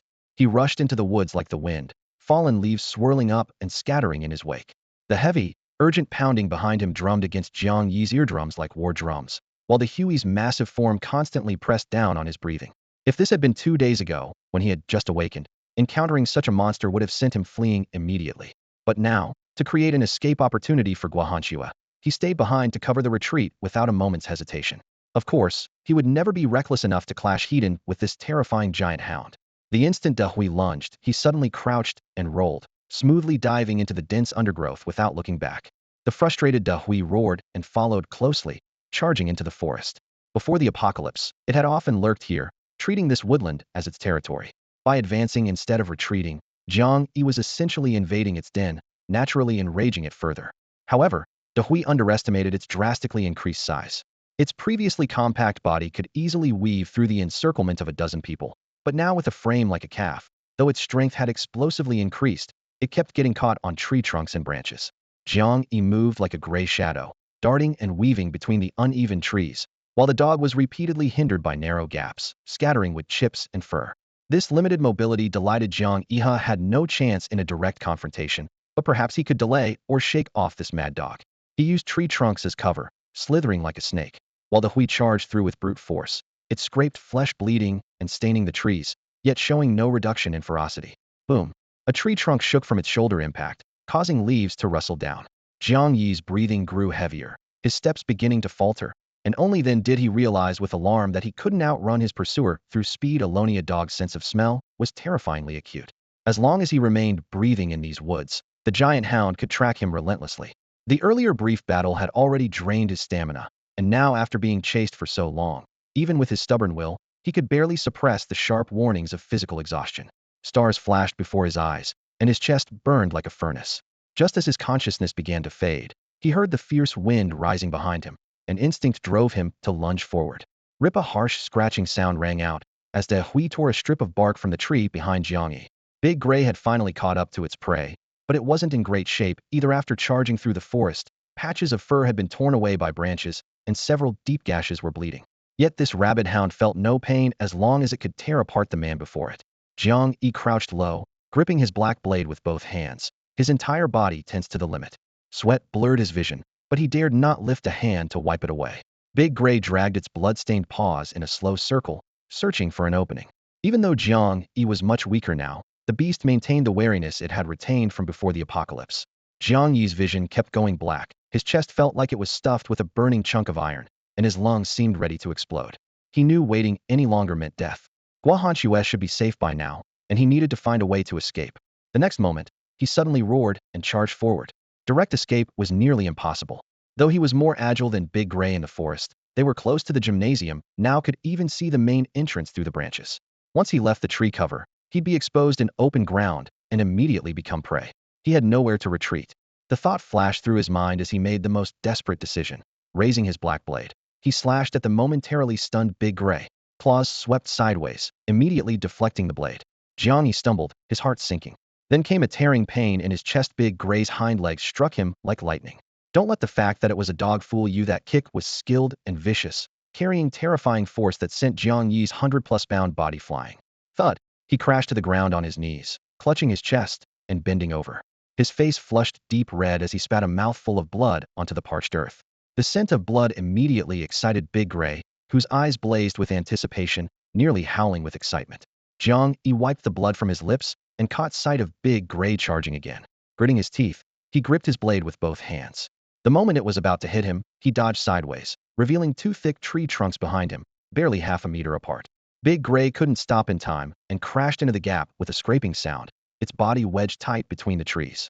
After a moment of stunned confusion, it began struggling frantically, the thick trunks each as wide as an adult's thigh swaying wildly under the pressure. Jiang Yi couldn't let it escape. The second he confirmed it was trapped, his black blade came slashing down. Thud! The skull cleaver struck Big Gray's hind leg, sending up a spray of blood. Unable to see behind itself, Big Gray howled twice and struggled even more violently. Jiang Yi lost his balance after the strike and collapsed to the ground. Looking down at his blade, his face went pale exhausted. His full-force attack had only opened a shallow gash in its hide. His hands and feet trembled, his body nearly out of control, but if he didn't finish this quickly and it broke free, he'd be the one to die. Jiang Yi bit down hard on his tongue, filling his mouth with the heavy taste of iron. Using his black blade as a crutch, he staggered forward step by step. The trapped Big Gray showed signs of panic, its sharp howls piercing through the forest. Jiang Yi instinctively raised his blade and slashed toward Big Gray's neck. Dehui clearly understood Jiang Yi's intention and frantically recoiled backward, but the sharp black blade still sliced across its ear. The palm-sized dog ear flew to the grass amid its piercing howl, blood instantly splattering the tree trunk crimson. The excruciating pain forced Dehui to brace its hind legs against the ground and rear up, pressing its front paws firmly against the thick trunk. With a powerful twist, it actually broke free from its restraints. In the next instant, the massive form lunged forward, pouncing straight at Jiang Yi. Jiang Yi barely managed to cross his arms in defense before being knocked to the ground. Losing an ear had driven Dehui into complete frenzy. It spread its front legs wide, its enormous head hammering down like a flail, biting wildly at every part of Jiang Yi's body. Jiang Yi desperately swung his blade to block, but could only protect his vital spots. In moments, his chest, shoulders, and abdomen were torn to bloody shreds. The searing pain clouded his mind, leaving only instinctive counterattacks. But how could a mere human body contend with an evolved giant hound? In a moment of distraction, Dehui clamped down squarely on his right arm. Crack! The crisp, bone-chilling sound of breaking bone echoed through the forest alongside his agonizing scream. The giant hound gripped the arm and prepared to shake violently. Jiang Yi was horrified and quickly wrapped his arms around its head. If he was flung away, his right arm would be torn off completely. Thus, a bizarre scene unfolded in the chaotic, dense forest. Dehui ran wild and crashed about, its jaws locked on a man's arm, while the man's legs wrapped around its neck, preventing it from exerting full force. Again and again, the massive canine body dragged Jiang Yi in violent collisions, the sound of impacts thundering. Jiang Yi was brutally slammed against tree trunks until his vision darkened, yet he dared not loosen his leg grip, desperately maintaining the close distance. However, his mere 5.5 points of strength ultimately couldn't match the fierce beast. Dehui shook its head, and Jiang Yi felt his legs gradually being shaken loose. His stamina was rapidly depleting, his right arm mangled by the canine teeth until the flesh hung in tatters, nearly losing all strength. Just as he was about to give up and his leg's strength began to falter, his peripheral vision caught sight of Dehui's remaining eye, so close at hand. Jiang Yi suddenly grinned, his blood-stained teeth gleaming white. Dehui, what are you looking at? Before his hoarse words finished, he summoned his remaining strength and thrust out his left hand like a claw, jamming his 5 fingers into Dehui's eye socket. Blood spurted forth as the beast howled. Jiang Yi roared and yanked with all his might, actually tearing out the massive right eyeball. The excruciating pain sent Dehui into a rampage. It howled and shook its head, flinging Jiang Yi away.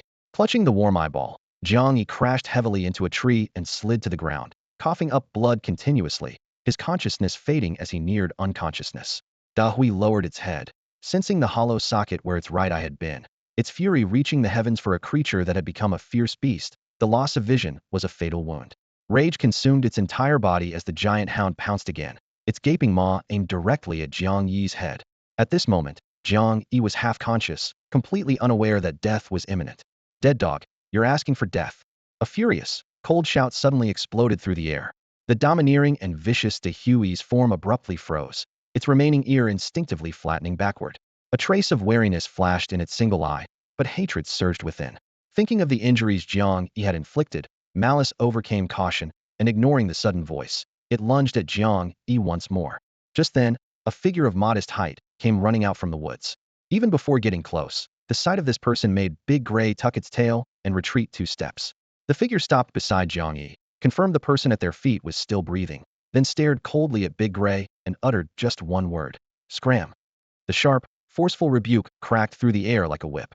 The fierce, lion-like Big Gray instantly cowered, tail tucked between its legs. It looked back and forth between the person and the unconscious Jiang Yi, hesitating for a few moments before finally turning and disappearing into the forest shadows. Only after the massive beast had completely vanished did Jiang Yi's rescuer let out a long breath, gazing down at the bloody Jiang Yi with a complex expression. Jiang Yi fell into a dream. He saw Jiazi running ahead and instinctively followed. Though he clearly understood her attitude toward him, he couldn't stop his feet from moving. No matter how much he increased his speed, he could only watch her retreating figure. After chasing for who knows how long, a man suddenly appeared beside Jiazi, tall and burly, but his face was obscured by thick, dark shadows. The man swept Jiazi into his arms. Logic told Jiang Yi this was just a dream, but his body had already charged forward. However, after just 2 steps, the ground suddenly gave way beneath his feet. A massive black hole, like the maw of some giant beast, swallowed him whole. The terror of free fall jolted Jiang Yi awake, followed immediately by bone-deep, searing pain. He opened his eyes to find himself in a cramped room barely large enough to turn around in. The room contained only a single bed and a rusted metal wardrobe, not even a window. It was so quiet he could hear his own breathing. Jiang Yi lay on the bed, his entire body trembling with pain. Big graze bite marks were deep enough to show bone, and his right hand, though wrapped in rough gauze, still sent shooting pain through him. Unable to sit up, he could only slowly scan his surroundings with his eyes, trying to distract himself, yet still couldn't figure out how he was alive. Did someone save me? Doubt crept into his mind. Just then, muffled but audible arguing voices came from outside the door. Jiang Yi strained to listen. A sharp male voice roared. Why bring back someone like this? Who knows if he'll turn into a zombie? A low voice responded calmly. He was bitten by a dog. How could he possibly turn into a zombie? The sharp voice interrupted. Was that a dog? Even a lion isn't that big. A third voice chimed in, trying to mediate. All right. We've already brought him back. Just keep him locked up inside you. If he really turns into a zombie, there's no danger. The sharp voice remained stubborn. No way. We can't keep him here. This useless person, even if he wakes up, what can he do? Are we supposed to keep feeding him? Who's going to do it? We only have so much food, and why should we waste it on a dying piece of trash? The cold, sharp voice exploded in the cramped room, its echo bouncing off the mottled walls. Another deep, measured male voice pushed back without hurry. Don't forget, the food you're eating right now was brought by that very person. The air seemed to tear apart, and the tense standoff between the two sides made even the hallway outside feel suffocating. Jiang Yi lay on the bed, his head buzzing, his hearing muffled as if through thick cotton, catching only fragments of words. He couldn't make out exactly what they were arguing about, but he could clearly sense the fierce, explosive tension. The sharp-voiced man seemed to be restrained by a third person. After a few angry snorts, his footsteps gradually faded away. The door was then pushed open, and a slender yet upright figure walked in, holding a disposable paper cup. Jiang Yi didn't have time to close his eyes, and their gazes suddenly collided. The man was clearly stunned too. Would have expected this severely injured person, who wasn't supposed to survive 2 days, to actually wake up. It's you, Jiang Yi murmured. The visitor was indeed Qing Do. He nodded, his expression calm yet tinged with barely concealed surprise. How are you feeling? Would you like some water? Jiang Yi's throat felt like it was on fire, and he slightly raised his hand. Qing Do brought the cup to his lips, and he tilted his head back, draining it in one gulp. The water had an indescribable strange taste, probably sourced from somewhere makeshift. With the cup empty, Jiang Yi lay back on the bed, studying the man before him with complex eyes. Qing Do took the empty cup and placed it on the table, then turned back with a gentler tone than before. How do you feel? The wounds must be very painful. Much better, I won't die now, Jiang Yi managed to say, then asked with confusion, did you save me? Qing Do nodded. That giant dog nearly tore you in half. I happened to pass by, and pulled you out. You basically got a second chance at life. As they spoke, Jiang Yi's memory was pulled back to their campus days. Qing Do, standing just under 5 foot 9, was fair-skinned and handsome. Even more dazzling than his appearance was his nearly legendary combat prowess at the Institute of Technology. First in Kendo, proficient in Taekwondo, Karate, and Jeet Kune Do. In his freshman year, wielding a bamboo sword, he single-handedly took on over a dozen street thugs and emerged unscathed. His name instantly spread throughout the Institute of Technology and even reached other universities in Long Province. The reason bookworm Jiang Yi got entangled with this legend was entirely because Qing Do had fallen for Jiazi at first sight. Even after learning she already had a boyfriend, he refused to back down, even publicly declaring his intention to challenge Jiang Yi, with the loser voluntarily staying away from Jiazi. When Jiang Yi learned from his roommates that he'd been called out, his first reaction was actually whether he should pre-book a hospital room. However, with his girlfriend at stake, he didn't shrink back. He publicly accepted the challenge, and even began targeted training knowing full well he probably wasn't a match for Qing Do, yet he didn't retreat a single step. That duel made both Jiang Yi and Jiazi overnight sensations, with the school forum buzzing with their names. Jiang Yi not only gained countless supporters for his courage in facing adversity, but everyone was also eager to see if he could actually pull off an upset and truly defeat Qing Do. It must be said that Jiang Yi was under tremendous pressure at the time, not only because of the romantic rivalry, but more importantly due to the stress brought on by public attention. The school forum quickly elevated what was originally a private dispute into a matter of national honor. Just from hearing the name Qingdao, it was clear that his opponent wasn't purely Chinese. In fact, Qingdao was of mixed Chinese and Japanese heritage. His father was a renowned sword master from Japan who ran a generations-old dojo, while his mother was a Chinese student who had fallen in love with and married the sword master while studying abroad in Japan. The couple settled in Japan until Qingdao was over 10 years old, when they finally returned to China with their son. Therefore, this young man of dual heritage was not only surprisingly formidable in combat, but also fluent in 3 languages. Had he not mentioned it himself, hardly anyone around him would have realized he was mixed race. Facing such a rival, one can imagine the psychological pressure Jiang Yi was under. Just as Jiang Yi was training day and night under anxiety and immense pressure, Qingdao suddenly posted on the forum announcing his unilateral withdrawal from the challenge and apologized to Jiang Yi online, explaining the troubles he had caused. The students following the duel were stunned, and even several teachers were puzzled. Why would Qingdao give up for no apparent reason? Jiang Yi's feelings were complicated. While relieved, he also felt a hint of humiliation. He had wanted to ask Qingdao face-to-face for his reasons, but despite being at the same university, they seemed to live in different worlds, and he never got his answer. Time passed. The incident gradually faded, and Jiang Yi only occasionally remembered during idle moments that he had once been challenged by a campus celebrity. Who could have predicted that after the apocalypse arrived, he would be saved by that former rival? Thank you. Thanking his former romantic rival left Jiang Yi momentarily speechless, but gratitude was gratitude despite his complex emotions. He gave Qingdao a barely perceptible bow. Qingdao stood upright, his fair face showing its usual composure as he shook his head gently, a faint smile playing at his lips. I didn't really do much, just carried you back here. The medicine I used on you all came from your own backpack. Only then did Jiang Yi notice his backpack spread out beside his feet. Originally stuffed full, it now looked significantly deflated. The food inside had obviously diminished. Noticing his gaze, Qingdao's face showed a rare hint of embarrassment. I took your food and distributed it to the other students. Jiang Yi shook his head to show he understood. From the fragments of conversation he'd heard earlier, he had already guessed that Qingdao had been forced to contribute these supplies in order to keep him here. Given Qingdao's meticulous, almost obsessive personality, he would never touch someone else's belongings unless absolutely necessary. Though it pained him, he felt more grateful than anything. Without Qingdao's intervention, he wouldn't even have had the chance to wake up. Seeing that Jiang Yi wasn't angry, Qingdao breathed a sigh of relief, his expression relaxing. Your injuries are severe. I've already applied medicine to them. Your arm was bitten and broken. I know how to treat dislocations, but not how to set bones, so I could only stabilize it for now. We'll have to find a doctor when we can. Given their current circumstances, this was the best possible outcome. Jiang Yi naturally had no objections. Though his arm was broken, it was at least saved. The bite wounds looked frightening but hadn't damaged any vital areas. The only regret was that his body would likely be left with scars after healing. If only he had a healing potion right now. At the thought of the miraculous healing potion, Jiang Yi's heart felt much less worried. Although advanced zombies were extremely rare, they did exist after all, so he still had a chance to recover. With Qingdao's support, he first went to a corner to take care of his biological needs. When he returned, Qingdao handed him a large bowl of steaming hot food. Jiang Yi looked down to see the entire bowl's contents clumped together in a dark brown mess that looked like instant noodles, regular noodles, and even chopped bread, all thrown into a pot and randomly boiled together. The strange smell mixed with steam hit him in the face. He understood how precious supplies were, but still found it hard to swallow. Qingdao's gaze kept drifting toward that bowl of nutritious meal. So Jiang Yi had no choice but to set the bowl aside and smile dismissively, saying, let it cool down first. I'll eat it in a bit. Qingdao swallowed his saliva. There were no large supermarkets nearby, and he had been out scavenging for supplies these past few days, making it routine to go hungry one meal and full the next. His Bushido spirit forced him to tear his gaze away from that bowl and focus all his attention on Jiang Yi.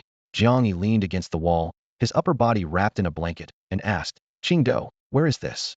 How many days was I unconscious? This is the swimming pool on the basement level of the school gymnasium. Qingdao answered without hesitation.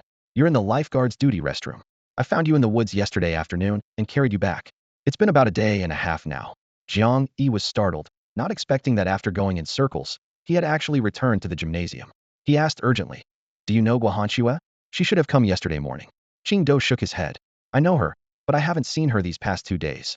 After a pause, he added, we're currently split into 2 camps. One is our Kendo club and Taekwondo club, plus a few people who were practicing in the gym at the time, occupying the basement swimming pool where we have plenty of water. Guohanxue isn't on this side, so she's most likely on the 4th floor. The 4th floor is the archery team's practice area, so if she came back, she'd definitely go there. It's so dangerous outside. Why are you still split into two groups? Jiang Yi asked, puzzled. Qingdo's expression became somewhat strange. You don't know? The Kendo Club, Taekwondo Club, and Archery Club have always had terrible relations. Jiang Yi indeed didn't know, and could only shake his head. Qingdo scratched the back of his head and explained somewhat awkwardly. Kendo and Taekwondo aren't native Chinese arts, but the school gave us large venues and plenty of resources. The Archery Club practices traditional skills, but has to compete with us for practice space. Over time, the conflicts have deepened and become almost traditional, and the practice time system made things even more tense. Now when we meet, we basically can't stand each other. Jiang Yi nodded. With Qing Do's explanation, scattered rumors from before also surfaced in his mind. The school never had any good solutions for this, and the practice time system they implemented only intensified the conflicts between these clubs. Verbal disputes between them were commonplace, and occasionally these would even escalate into physical fights. Guohanxue had most likely already entered the gymnasium. Since she wasn't seen downstairs, she should logically be on the 4th floor, but unfortunately there was no way to contact her now. She probably didn't even know that Jiang Yi had arrived. Jiang Yi had originally wanted to ask Qingdo for help, but then remembered how much they had grown apart since the apocalypse began. Even if Qingdo went up there, it would probably be a wasted trip.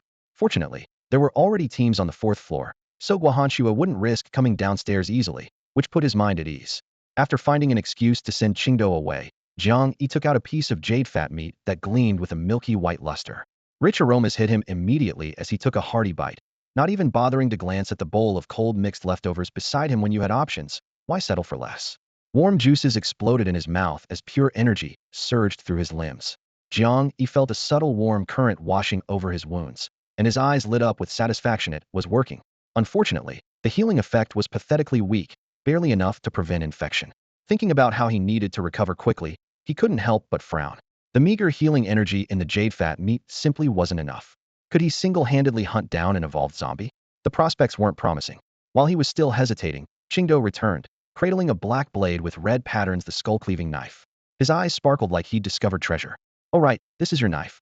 The craftsmanship is exquisite." He lovingly caressed the blade, making Jiang Yi's skin crawl. Jiang Yi snatched it back and casually tossed the knife onto the bedside table. "Thank you.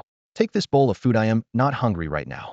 Ignoring Qingdo's protests, Jiang Yi forced the bowl of mixed leftovers back into his hands. Under Qingdo's grateful gaze, Jiang Yi finally lay down with peace of mind. The battle with Big Gray had made him acutely aware of his shortcomings. His strength and constitution were too low, leaving him virtually powerless to fight back. He had to find a way to improve his combat abilities, or he wouldn't be so lucky next time. With chaotic thoughts swirling through his mind, he eventually drifted off to sleep. After an unknown amount of time, a fierce argument suddenly erupted outside the door, jolting Jiang Yi awake. His first instinct was to reach for the black blade beside his bed. Why did you return the knife to him? Giving that blade to that waste of space is just throwing it away. The commotion in the hallway was completely unrestrained and growing more intense. Jiang Yi held his breath and listened, quickly piecing together the situation. Qingdo was blocking the entrance to the restroom, preventing others from getting closer. "This belongs to Jiang Yi. I returned it to him. What's the problem?" Outside, Li Zhitian's roar was practically in Qingdo's face. "What do you mean his thing? I told you yesterday that I liked this knife and was willing to trade 5 days' worth of food for it." He suddenly seemed to realize something, his gaze turning sinister as he pointed at Qingdo. "You little runt, you're not trying to keep it for yourself, are you?" Seeing Qingdo's face flush red with anger, Li Zhitian was convinced he'd hit the mark and roared even more viciously. "Ji Qingdo, I'm warning you not to go too far. You didn't claim this place all by yourself. What gives you the right to take all the benefits? Don't think I don't know what's going on. That guy who came yesterday had a backpack stuffed with so much stuff. There's no way this little bit of food is all there was. You must have hidden some and eaten it yourself." Li Zhitian's accusation tightened the already tense atmosphere in the gymnasium even further. His companions exchanged glances, their faces showing the same suspicion. Everyone knew Qingdo was a formidable fighter, but upon hearing he might be hoarding food, they cast aside their wariness as collective anger quickly ignited. Emboldened by their numbers, Zhu Kaijun stepped forward from behind Li Zhitian, keeping his voice low. "Qingdo, is this true? If you really did hide food, you'd better hand it over now. Don't forget we agreed that no one gets to keep anything for themselves. Whatever we find, we share." Unlike the cafeteria with its built-in supplies, the gymnasium had virtually no ready-to-eat food.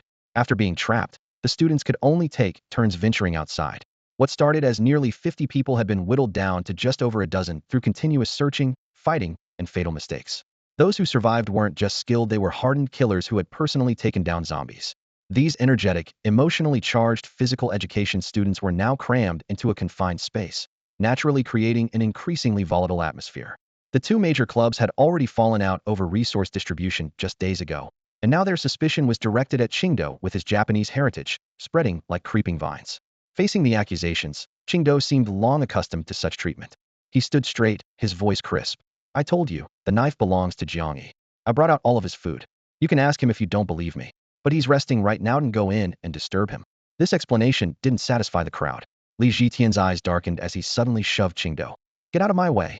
This is China. What right does a little runt like you have to speak here? Qingdao stepped back half a pace, a cold glint flashing in his eyes as his hand suddenly struck down in a knife-hand attack aimed at Li Zhitian's shoulder. Li Zhitian reacted just as quickly, sliding his foot to dodge the attack, his gaze sharp as he countered with a whip-like kick moving even faster than Qingdao's strike. Qingdao clearly couldn't keep up with the sudden acceleration, but instinctively crossed his arms in front of his chest. Bang! His forearms took the full force of the kick, numbness flooding through his fingertips as he was knocked back 3 steps. Seeing his advantage, Li Zhitian pressed forward aggressively, his figure flickering as he closed in with a series of kicks, each one thundering like a drum. In less than half a minute, Qingdao was in dire straits. His training clothes, already stained with dirt, were now covered in footprints, the skin beneath showing mottled purple bruises. Yet he didn't make a sound, desperately protecting his vital points, and when he couldn't dodge, he used his shoulders, ribs, or thighs to absorb the blows, buying himself moments to breathe. During the exchange, Li Zhitian's ferocity began to show signs of fatigue, a slight hesitation appearing as he switched techniques. Battle intent suddenly blazed in Qingdao's eyes as he seized that instant, lunging forward to grab Li Zhitian's ankle before launching into a side kick. Bang! Li Zhitian screamed as he was sent rolling several meters. The watching students froze in shock. No one had expected Li Zhitian, who had practiced Taekwondo for 20 years, to be defeated heat-in by Qingdao, who practiced the same martial art. His companions rushed to help him up. Li Zhitian clutched his chest, his face ashen, the surrounding whispers piercing his ears like needles. With a furious roar, he shoved everyone aside, grabbed a baseball bat from one of his friends, and charged at Qingdao with vicious intent, swinging the bat straight at Qingdao's head. Qingdao stepped back, raising his left hand defensively as he assumed a half-crouched guard stance. The sharp crack of breaking bone rang out almost simultaneously with his low, muffled grunt. The tremendous force sent him staggering backward several steps. His left forearm twisted at a grotesque angle as searing pain shot through his nerves straight to his brain. That single blow had completely shattered his arm. His face turned deathly pale instantly, cold sweat beading on his forehead as he clutched his left arm and retreated from the combat circle. His gaze instinctively fell upon the hand that no longer obeyed his commands, panic flashing briefly across his features. For Qingdao, a swordsman, even his non-dominant hand determined the power and precision of his strikes. An injury like this was tantamount to losing half his life. What chilled him even more was that Li Zhitian's attack had been completely unrestrained. If not for his instinctive defensive block, it would have been his skull that was crushed. Li Zhitian swung his bat, the creaking of joints mixing with his triumphant laughter as he advanced step by step. What's wrong? Can't our great swordsman handle it anymore? Can't even hold a sword now. You're just useless. I've been wanting to teach you a lesson for ages. Did you really think you were the #1 swordsman? What a fool. When Qingdao had been hailed as the top athlete in the sports department, it had driven a thorn deep into Li Zhitian's heart. Now, in this lawless post-apocalyptic world, he finally had his chance for revenge. Not a single onlooker stepped forward to intervene. Instead, most positioned themselves behind Li Zhitian, eager to watch the spectacle unfold. Young people in competitive sports were naturally aggressive, and Qingdao had effortlessly outperformed them all since enrollment. His mixed Japanese-Chinese heritage made him even more unacceptable to some little Japanese lording over them. They'd rather watch him get his arm broken than speak up. Sweat dripped from Qingdao's chin as he looked at these companions who had once struggled alongside him to survive in the apocalypse. He had thought his contributions might have changed their opinion of him somewhat, but now he realized how naively he had deceived himself. Throughout his life, he had keenly sensed the complex gazes of his peers. Some approached out of curiosity, others wanted to exploit him for benefits, while still others watched him through colored lenses as if guarding against a thief. To gain acceptance, he had worked several times harder than others, striving to excel at everything, only to earn deeper hostility in return. Li Zhitian caught the flash of hurt in Qingdao's eyes, finding it even more irritating. His voice turned shrill as it cut through the air. You never should have come to China. Go back to your broken island. Though who knows, maybe that place has already been wiped out by zombies. Huh. He turned back to several classmates, and they all burst into laughter, as if they could actually see the Japanese archipelago being devoured by hordes of the undead. Fury surged from Qingdao's chest straight to his eyes. Shut up. I won't let you insult my people. Your people. Li Zhitian lifted his bat with a sneer. Don't you take your mother's surname? You carry a Chinese name. but deep down you think you have Japanese blood flowing through your veins? Half-breed. Disgusting. This deliberate insult cut through the air like a blade. Not only did Qingdo's entire body tremble, but even some of the spectators behind him changed expression. The jeering laughter that had filled the air moments before came to an abrupt halt, and the more timid ones quietly retreated deeper into the crowd. You? Qingdo gritted his teeth, his voice thick with blood. Li Jitian, you have insulted my country. I challenge you to a duel. Qingdo, who had been taught proper etiquette since childhood, flushed red with anger at Li Jitian's words, his eyes blazing crimson as he lowered the hand that had been clutching his injured arm. Looking sternly at the dazed Li Jitian. What did you say? Ji Qingdo confirmed once more in a deep voice. Li Jitian, you have insulted my second homeland. I, Yuma Qingdo, formally challenge you. Li Jitian's eyes darted around. Then he suddenly burst into loud laughter, pointing his baseball bat straight at Qingdo. Fine. I accept. But if you die, don't blame me. If this were the pre-apocalypse Qingdo who wielded a blade, Li Jitian wouldn't dare to fight even with 10 times the courage. But now, Qingdo was barehanded with his left arm broken, holding no advantage whatsoever. In contrast, Li Jitian had made a delightful discovery during a heavy rain. While fleeing in the apocalypse, his speed had dramatically increased, allowing him to sprint 100 meters in under 6 seconds. It was this mutation that gave him the audacity to provoke and even the confidence to kill Qingdo. In the center, Qingdo's expression was stern and cold, the excruciating pain from his broken arm barely keeping him standing in everyone's sight. Though he knew he was no match for Li Jitian, as someone who considered both China and Japan his homelands, he would never allow anyone to publicly humiliate them. The tension between the two was palpable, almost sparking flames. The onlookers held their breath. Li Jitian's cronies were already excitedly placing bets, while most others remained as observers. This underground basement had no acknowledged leader, but by default, the strongest fighters Qingdo and Li Jitian occupied opposite ends. The two men, polar opposites in personality, had long been at odds, and Li Jitian had been plotting to eliminate Qingdo. To gain complete control today presented the perfect opportunity. Seems like I'm arriving at an awkward time, someone muttered inwardly. In the tense atmosphere, a lazy male voice suddenly intruded, abruptly interrupting the standoff. Everyone turned toward the sound in unison, seeing a man leaning against the doorframe behind Qingdo. His athletic wear was casually draped over his shoulders, his bare torso wrapped in bandages that were seeping dark red spots from overexertion. Jiang Yi struggled to stand straight against the wall, and finding all eyes on him, he showed no fear and gritted his teeth as he stepped forward. In his left hand, he gripped a jet-black tang sword, with a black leather strap over a meter long hanging from the handle's end, its metallic bone-white claw dragging on the ground, producing sharp scraping sounds that pierced the ears. Qingdo turned to look at him and smiled bitterly. Why did you come out? Jiang Yi's gaze fell on Qingdo's nearly broken left arm, showing no expression and offering no response. He raised his head, scanning Li Jitian and everyone else present. The crowd couldn't read Jiang Yi's intentions, but he suddenly flashed an almost childlike, dimpled smile. I heard you all want this sword of mine? As his words fell, he raised the tang sword upright before his chest. Everyone's eyes were instantly drawn to the black blade, especially Li Jitian, who involuntarily stepped forward twice, greed flickering in his eyes. That's right. This sword is completely wasted in the hands of a cripple like you. Why not give it to me? I can promise you that you can stay here. Not only will you not have to go out searching for supplies, but I can also guarantee you 2 meals a day. As skilled practitioners of competitive sports, everyone could instantly recognize quality equipment, even if they weren't particularly knowledgeable about weapons. In the corner of the gymnasium, various weapons were scattered about, yet none could draw the eye quite like the black blade in Jiang Yi's hand. The scabbard was pitch black with sharp, cold lines, resembling a crouching beast. It stirred an involuntary sense of greed in the onlookers, though none dared make a move with Li Jitian present. Jiang Yi slowly surveyed his surroundings, a smile playing at his lips, then suddenly his expression darkened. Oh, is that so? With a flick of his left wrist click, the scabbard naturally fell to the ground as black light burst forth. The blade's edge was both dark and brilliant, as if it could tear through the very air. Even from several meters away, people could almost feel that icy sharpness, causing them to gasp in unison. Li Jitian's gaze practically dripped with greed, his chest heaving violently. Jiang Yi understood perfectly and chuckled softly. Don't be hasty. I'm afraid you don't yet know its true power. How about a demonstration? Cut the crap. I'll test it myself. Hand over the blade. Li Jitian roared roughly. But Jiang Yi paid him no mind, tilting his head toward the hesitant Qingdo, then suddenly raised his hand. The black blade traced an arc through the air, flying straight toward Qingdo. Qingdo's heart tightened. He thought the blade he'd worked so hard to retrieve for Jiang Yi was about to change hands again, and he even felt sorry for the weapon. But as his vision was instantly blocked by the black shadow, instinct kicked in, and he reached out with his right hand. The cool handle settled firmly into his palm. Looking down, he saw wave-like dark patterns flowing across the blade's surface, as if invisible whirlpools were trying to draw his soul in. Jiang Yi, what's the meaning of this? Qingdao looked up in confusion. Jiang Yi leaned against the wall, nodding his chin toward Li Jitian. Didn't you want to duel with him? Perfect. Let him properly demonstrate my blade's capabilities. As his words fell, everyone stood stunned. Li Jitian caught on, his veins bulging. You little punk. Dare to play me? You're asking for death.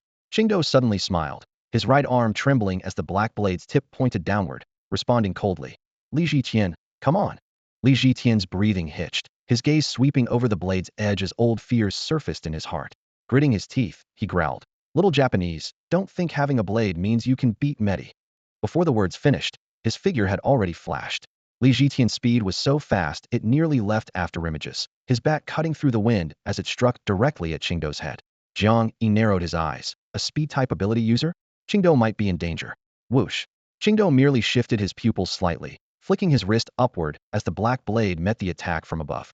Amid the clash of metal, his wrist felt slightly heavy. Then the next instant all resistance vanished. Everyone was horrified. Li Jitian's full-force swing had been cut clean in half, the broken piece of bat tumbling to the ground with a sharp, piercing crack. Impossible! Gasps echoed all around. Li Jitian stared in terror, his eyes wide. Seeing the black blade sweep horizontally again, he roared, and in a flash of lightning released his grip and fled. The remaining half of the bat also fell to the ground. Qingdao swung twice more, stepped forward, and raised the blade for a third strike, but stopped it steadily in midair. Li Jitian looked up in horror at the blade hovering above his head, which had severed a lock of his black hair. His legs gave out, and he collapsed directly to the ground. Qingdao's expression was solemn, as if he had just completed something of great significance. When he saw Li Jitian sitting on the ground, completely drained of fighting spirit, he slowly sheathed his blade and stood upright. The gymnasium fell instantly silent, as if even breathing had been frozen. Even the usually composed Jiang Yi couldn't help but Gapi had always known Qingdao was strong, but never imagined he was this ridiculously powerful. Li Jitian was not only skilled in combat, but had also awakened speed abilities. Combined, his fighting prowess might even surpass Guahanqiu's. Yet such an opponent couldn't even withstand 3 moves against Qingdao. My god, just how strong is this guy Qingdao? Jiang Yi muttered to himself. The dozen or so other survivors gradually snapped out of their shock, fear and regret flickering in their eyes. Among the crowd, Zhu Caijuan's expression shifted uncertainly, torn between resentment and a hint of secret satisfaction. But Qingdao's displayed combat power completely exceeded his expectations, and his carefully laid plans would clearly need adjustment.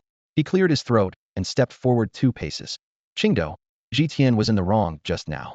Everyone's been under too much pressure lately, and with his hot temper, he lost control for a moment. I apologize on his behalf. Let's just let this matter go. From now on, let's all work together and wait for rescue.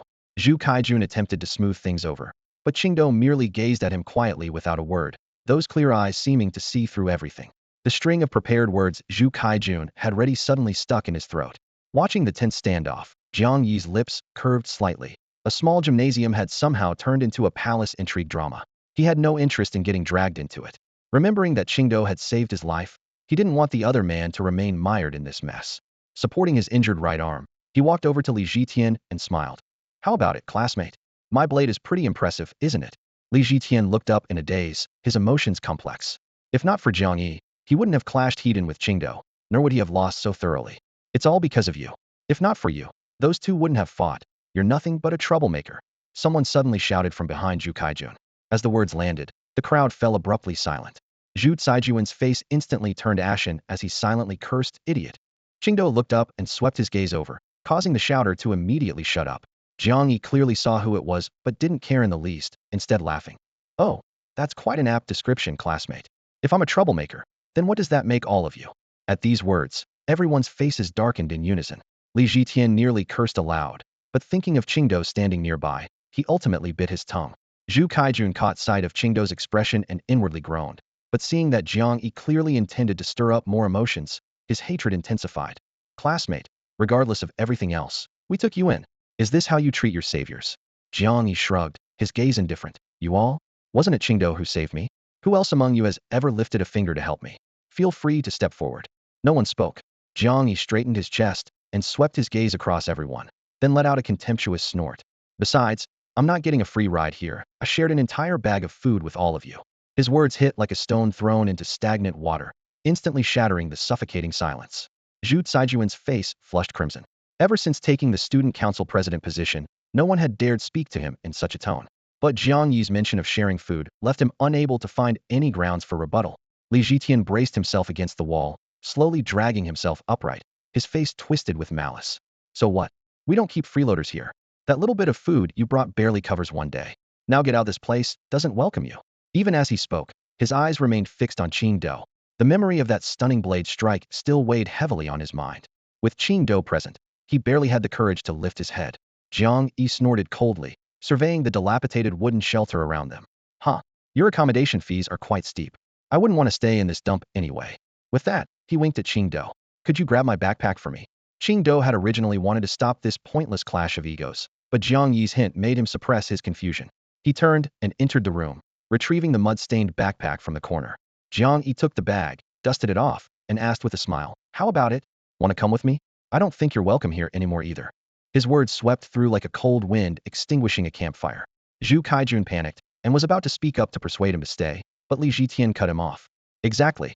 Qing Do, since you insist on harboring this guy, then leave together. With your superior abilities, you look down on us ordinary people anyway. You're not welcome here either. Li Jitian. Zhu Kaijun instinctively reached out to stop him, but was roughly shoved away. Qing Do froze, looking up at his companions, people he'd depended on for over 10 days, now staring at him with distant, disgusted, even fearful expressions. His heart sank as he smiled bitterly and lowered his head. I understand. Zhu Kaijun broke out in a cold sweat. He needed Qing Do to stay so he could lead with confidence, but the others couldn't see through his calculations. When Li Jitian heard Qing Do agree, his eyes practically lit up. Once Qing Do left, he could secure his position as leader. And a teamless Qing Do traveling with a cripple would surely be torn apart by the monsters outside sooner or later. Jiang Yi grinned. Though the process differed from his expectations, the outcome suited him just fine. However, they couldn't leave empty-handed. He grabbed Qing Do's arm. You can't leave with nothing. You need to take your share of supplies. Zhu Caijuan's brow furrowed as his mind raced. If they divided the supplies, his group would face even greater hardship. He instinctively shouted, impossible. These supplies belong to everyone who doesn't have a share. Halfway through his words, he suddenly realized he was walking straight into a trap. Qing Do had intended to refuse, but seeing how the people inside clearly had no intention of giving him anything made his heart clench. After all, he was the one who went out searching for food every day and brought back the most. If it weren't for these people, what he had found could have easily sustained him for 3 to 4 months without any problem. His heart had turned completely cold, and aside from the dull ache, Qing Do felt no attachment to them whatsoever. He raised his hand to stop Jiang Yi, who was about to speak, his voice calm, yet distant as ice. I don't want anything else. I'll only take my blades and my belongings. Zhu Kaijun could tell from Qing Do's expression that everything had gone completely wrong. To prevent the situation from becoming even more tense, he quickly nodded. Of course, those are yours. Li Jitian instinctively wanted to object, but when Qing Do's cold gaze swept over him, he swallowed his words. Jiang Yi was somewhat surprised by everyone's reactions, but since Qing Do had made up his mind, he said nothing more. The two walked forward side by side as the crowd instinctively parted to create a path, watching them leave. Their pace was extremely slow. Both were injured, but fortunately, the changing room wasn't far away. As they stepped through the changing room door, a pungent stench hit Jiang Yi square in the face, making his vision blur. He hadn't expected the group to turn the changing hall into living quarters. The large hall that could originally accommodate 300 people changing clothes now had makeshift bedding scattered across the entire floor, except for the storage lockers against the walls. Several beds made from benches pushed together were particularly conspicuous at the far end. 2 people were still in the hall, mechanically going about their business when the pair entered, showing no interest whatsoever. Jiang Yi looked at the garbage strewn across the floor, frowned, and stepped back 2 paces, deciding to simply wait by the entrance. Qing Do walked straight to his locker, quickly stuffed his belongings into a sports bag, then changed into a black training outfit. Unlike his previous casual wear, this training suit had a thick black belt around the waist with 2 blades attached to the right side. The blade shape resembled Chinese Tang Dynasty swords, but with greater curvature, one long and one short, one white and one black. The white blade was longer, with a dark gold circular guard pressed against the scabbard, its handle densely wrapped with green cord. The black blade was just over a foot long, entirely black except for a bright silver guard carved with intricate openwork patterns. Both the handle and scabbard were wooden, with a metal stud embedded with a half-white gemstone at the center of the handle. With the blades at his waist, Qing Do seemed sharpened by their edge, his expression keen as steel. Carrying his bag in his right hand along with the blades, he walked up to Jiang Yi without looking back and said flatly, "Let's go." Jiang Yi smiled in response and followed closely behind as they left the changing hall. Just as they stepped outside, they found Li Jitian, and Zhu Kaijun blocking their path. The two seemed to have just finished arguing, glaring at each other in angry silence. Seeing Qingdao, Zhu Kaijun forced an apologetic smile. Qingdao, if you ever want to come back, you're always welcome. Qingdao didn't answer, didn't even spare him a glance, and simply stepped sideways to walk past him. Zhu Kaijun hadn't expected to be so completely ignored, and his face immediately flushed with embarrassment. Jiang Yi bit his life, didn't dare laugh, covered in injuries as he was, afraid of the pain. As soon as they reached the upper floor, they could hear Li Zhitian's furious roars and the sound of things being smashed to pieces from below. Jiang Yi turned back and saw Qingdao's shoulders, which had been rigidly straight when he first stepped onto this floor, suddenly slumped down. His whole body seemed drained of strength as he exhaled a heavy breath, mixed with exhaustion and suppression. Understanding that Qingdao was feeling terrible inside, Jiang Yi refrained from teasing him. The two followed the corridor to the gymnasium hall. This place had originally been where the welcome party was held, but now it was so empty you could almost hear your own heartbeat. The glass skylights above were smashed and incomplete, letting cold wind mixed with dust pour in. The massive main entrance was completely blocked by tables, chairs, shelves, bulletin boards, and even collapsed sound equipment impossible to clear away in a short time. The crisscrossing dark brown bloodstains on the floor had long since dried, yet the air still carried a sickly sweet smell, silently reminding everyone of the bloody chaos that had once occurred here. Qingdao paid little attention to these details. With a gloomy expression, he set down his backpack and turned to Jiang Yi, saying, "All right, this is as far as I go. If you want to find Guohanxue, just take the stairs up to the 4th floor and you'll see her." Jiang Yi was startled. "What about you?" Qingdao smiled bitterly and spread his hands. "I need to go out and see if there's anywhere else I can hide for a while. Rescue operations have been dragging on this long. There's basically no hope left. My parents are in Yamato, and I can't contact them. I'm thinking of finding a way to get to Yamato Island." Jiang Yi was nearly dumbfounded on the spot. Even before the apocalypse, going abroad wasn't something you could just do on a whim, let alone now. Forget about whether planes or ships even existed. Even if they did, they probably wouldn't take a survivor with no identification documents. Besides, the sky and sea weren't necessarily safer than land. Qingdao obviously knew he was just talking nonsense. Looking toward the sealed entrance, he laughed self-mockingly. If I actually pulled it off, it would count as quite an achievement in the apocalypse." Jiang Yi wanted nothing more than to knock some sense into his head.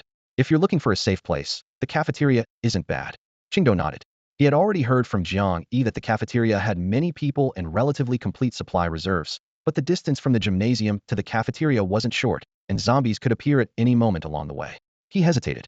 Seeing his dilemma, Jiang Yi thought for a moment and suddenly said, "How about this? I'll hire you as my bodyguard."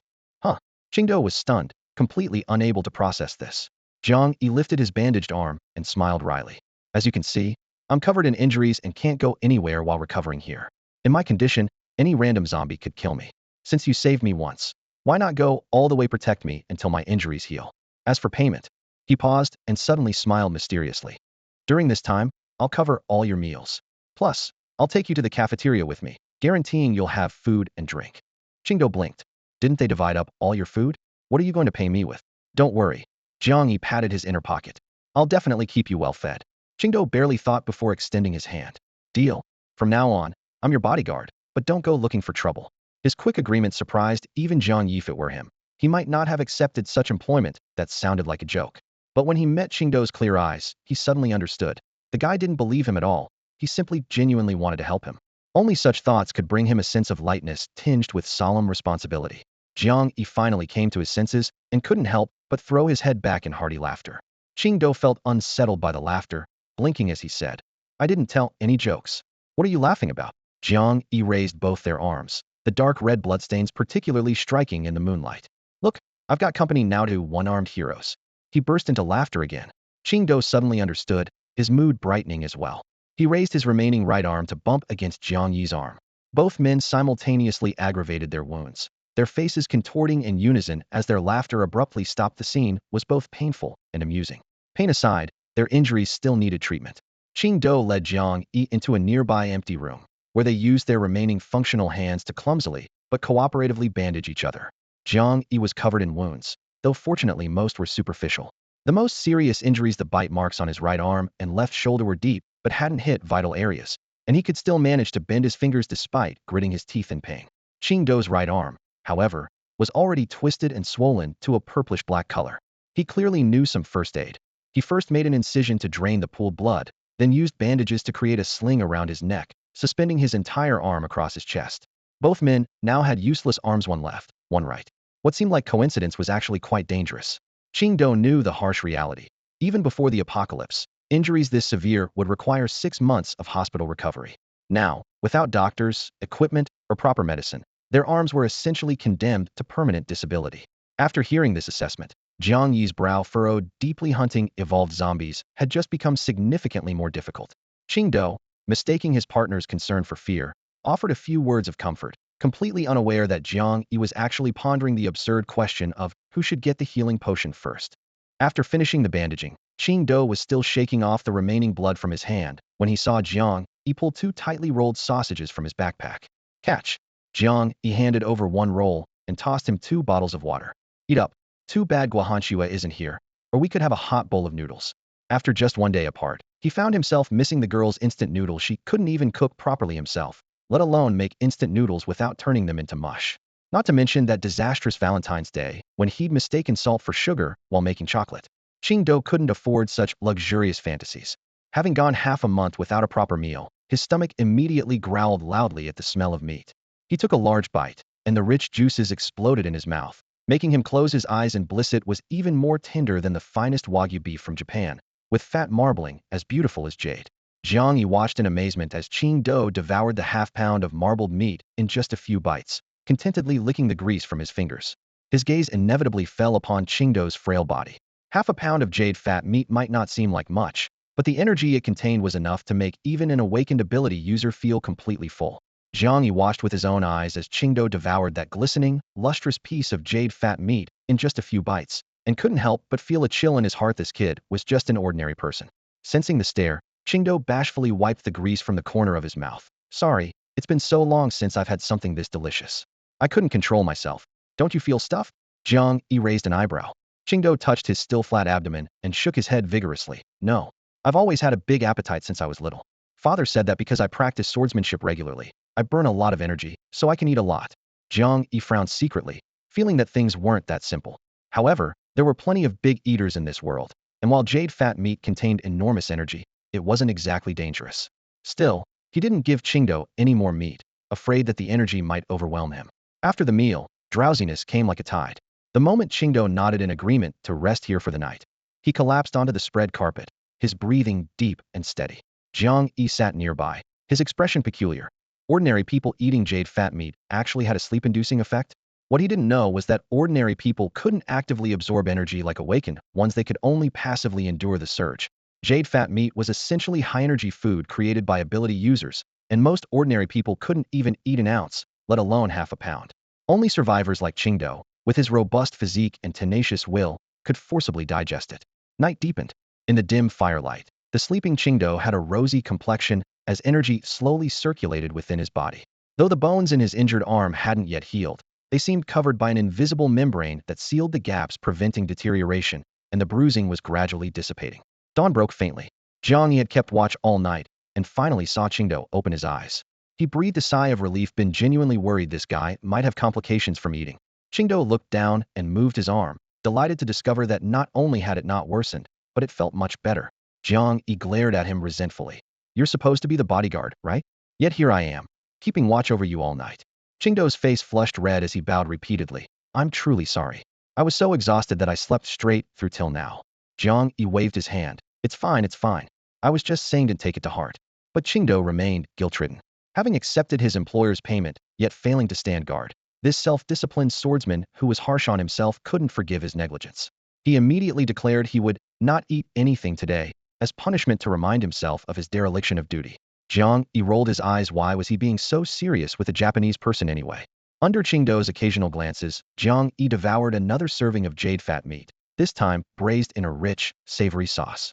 After filling their stomachs, both men headed toward the 4th floor despite their protesting bellies, gripping the handrail for support. Qingdao's right hand rested on the white blade at his waist, its edge deliberately restrained, while Jiang Yi's left hand gripped his black blade, radiating an ominous chill. The contrasting black and white weapons created a striking sight under the dim lighting. The entire gymnasium was eerily quiet, their footsteps echoing through the empty stairwell. Both injured, what should have been an easy climb now brought tearing pain with every step. Qingdao provided a brief introduction.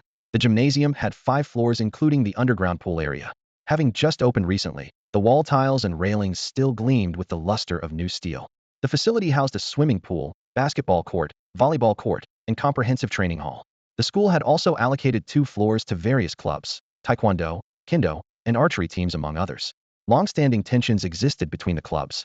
Foreign competitive sports were naturally pushed to the 2nd floor, while traditional domestic sports clustered on the 4th floor. This arrangement gave Qingdao some familiarity with Guo, president of the Chinese Archery Club. Though Qingdao was a year below Jiang Yi and had surpassed his club president's skills upon joining the Kendo Club, his junior status prevented him from competing officially. In contrast, Guo had secured the presidency by his sophomore year and was known throughout all the competitive clubs. Guo is really that formidable. Qingdao's account made Jiang Yi's eyes light up. The thought that such a talent would eventually serve under him filled him with secret elation. However, the unforgiving stares allowed no time for daydreaming. Jiang Yi stumbled, and Qingdao quickly caught him. Jiang Yi, let's rest. Your injuries are too severe. Stop pushing yourself. Jiang Yi gripped the handrail, breathing heavily. Don't worry, just one more floor. We'll rest when we reach the 3rd floor. Hesitation flickered in Qingdao's eyes, but he ultimately nodded. Supporting each other, they climbed to the 3rd floor. Looking up, they saw various tables, chairs, and debris piled into a makeshift barrier across the corridor. Jiang Yi paused, reaching out to touch it. Whoosh! A wooden staff shot out from the gaps like lightning, aimed straight at Jiang Yi's chest. Qingdao reacted faster, flashing forward to intercept it, his 5 fingers clamping down on the staff thicker than a mop handle. The person behind the obstacle clearly hadn't expected anyone to catch it barehanded. Roaring, "Let go!" A cold glint flashed in Qingdao's eyes as he gripped the staff with one hand, refusing to release it no matter how hard his opponent pulled. The staff trembled left and right, causing the makeshift barrier to rattle loudly. Suddenly, a 2nd staff burst through the barrier, sweeping toward Qingdao's head. He quickly released his grip, allowing the 1st staff to snap back. The person who had been pulling with full force tumbled backward with a series of muffled crashes. Using this opportunity, Qingdao also dodged the deadly horizontal strike. Who are you people? Are you here to cause trouble? The voice from behind the barrier was clearly furious, seething with anger. Jiang Yi squinted his eyes. It seemed getting inside wouldn't be as simple as he'd hoped. Standing before the makeshift barricade of desks and metal chairs, he thought for a moment, then raised his voice. I'm here looking for someone. Please let us through. In the dim hallway beyond, 2 or 3 figures could be vaguely seen, standing guard. Upon hearing his request, they immediately let out disdainful snickers. There's no one here you're looking for. Get lost. Or don't blame us for not being polite. Jiang Yi frowned, but remained restrained. The person I'm looking for is called Guo. She should have arrived here the day before yesterday. At the mention of this name, the other side clearly paused. Then the same voice spoke again, low and wary. What's your relationship to President Guo? Confirming that Guo had arrived safely, Jiang Yi felt relieved and showed a friendly smile. We're classmates. We came here together the day before yesterday. We got separated when we encountered zombies on the way and agreed to meet up here. Some muttering came from behind the barricade. After a moment, an impatient voice shouted, Stay put and wait here honestly. I'll go in and ask. Though the opening wasn't pleasant, as long as he could get to the 4th floor, Jiang Yi didn't mind. In the apocalypse, no one would trust strangers unconditionally. He understood this. About 4 or 5 minutes later, the barricade suddenly shook violently. Before Jiang Yi and Qingdao could react, 3 dark figures had already flipped over the top of the obstacle and landed steadily in front of them.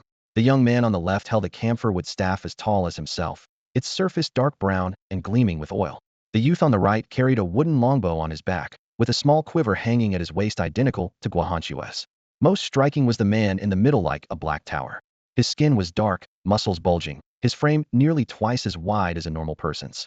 His height of nearly 2 meters made even the corridor seem cramped, and his thick arms were larger than most people's legs. An overwhelming sense of pressure hit them. Qingdao instinctively reached for his sword hilt.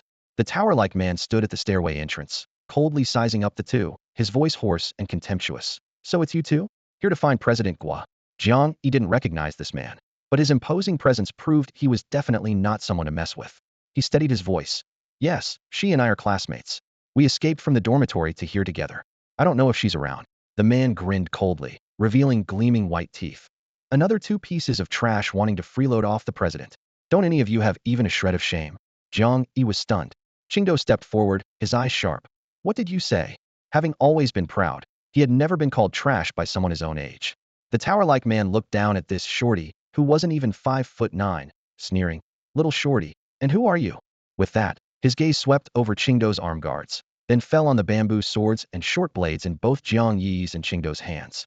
His pupils suddenly contracted, and his expression instantly darkened. You're those little traders from the Kendo Club? What are Kendo Club members doing here? Get lost. You're not welcome here. Go back to your basement. Then Li Gang and his two companions couldn't help but burst into laughter.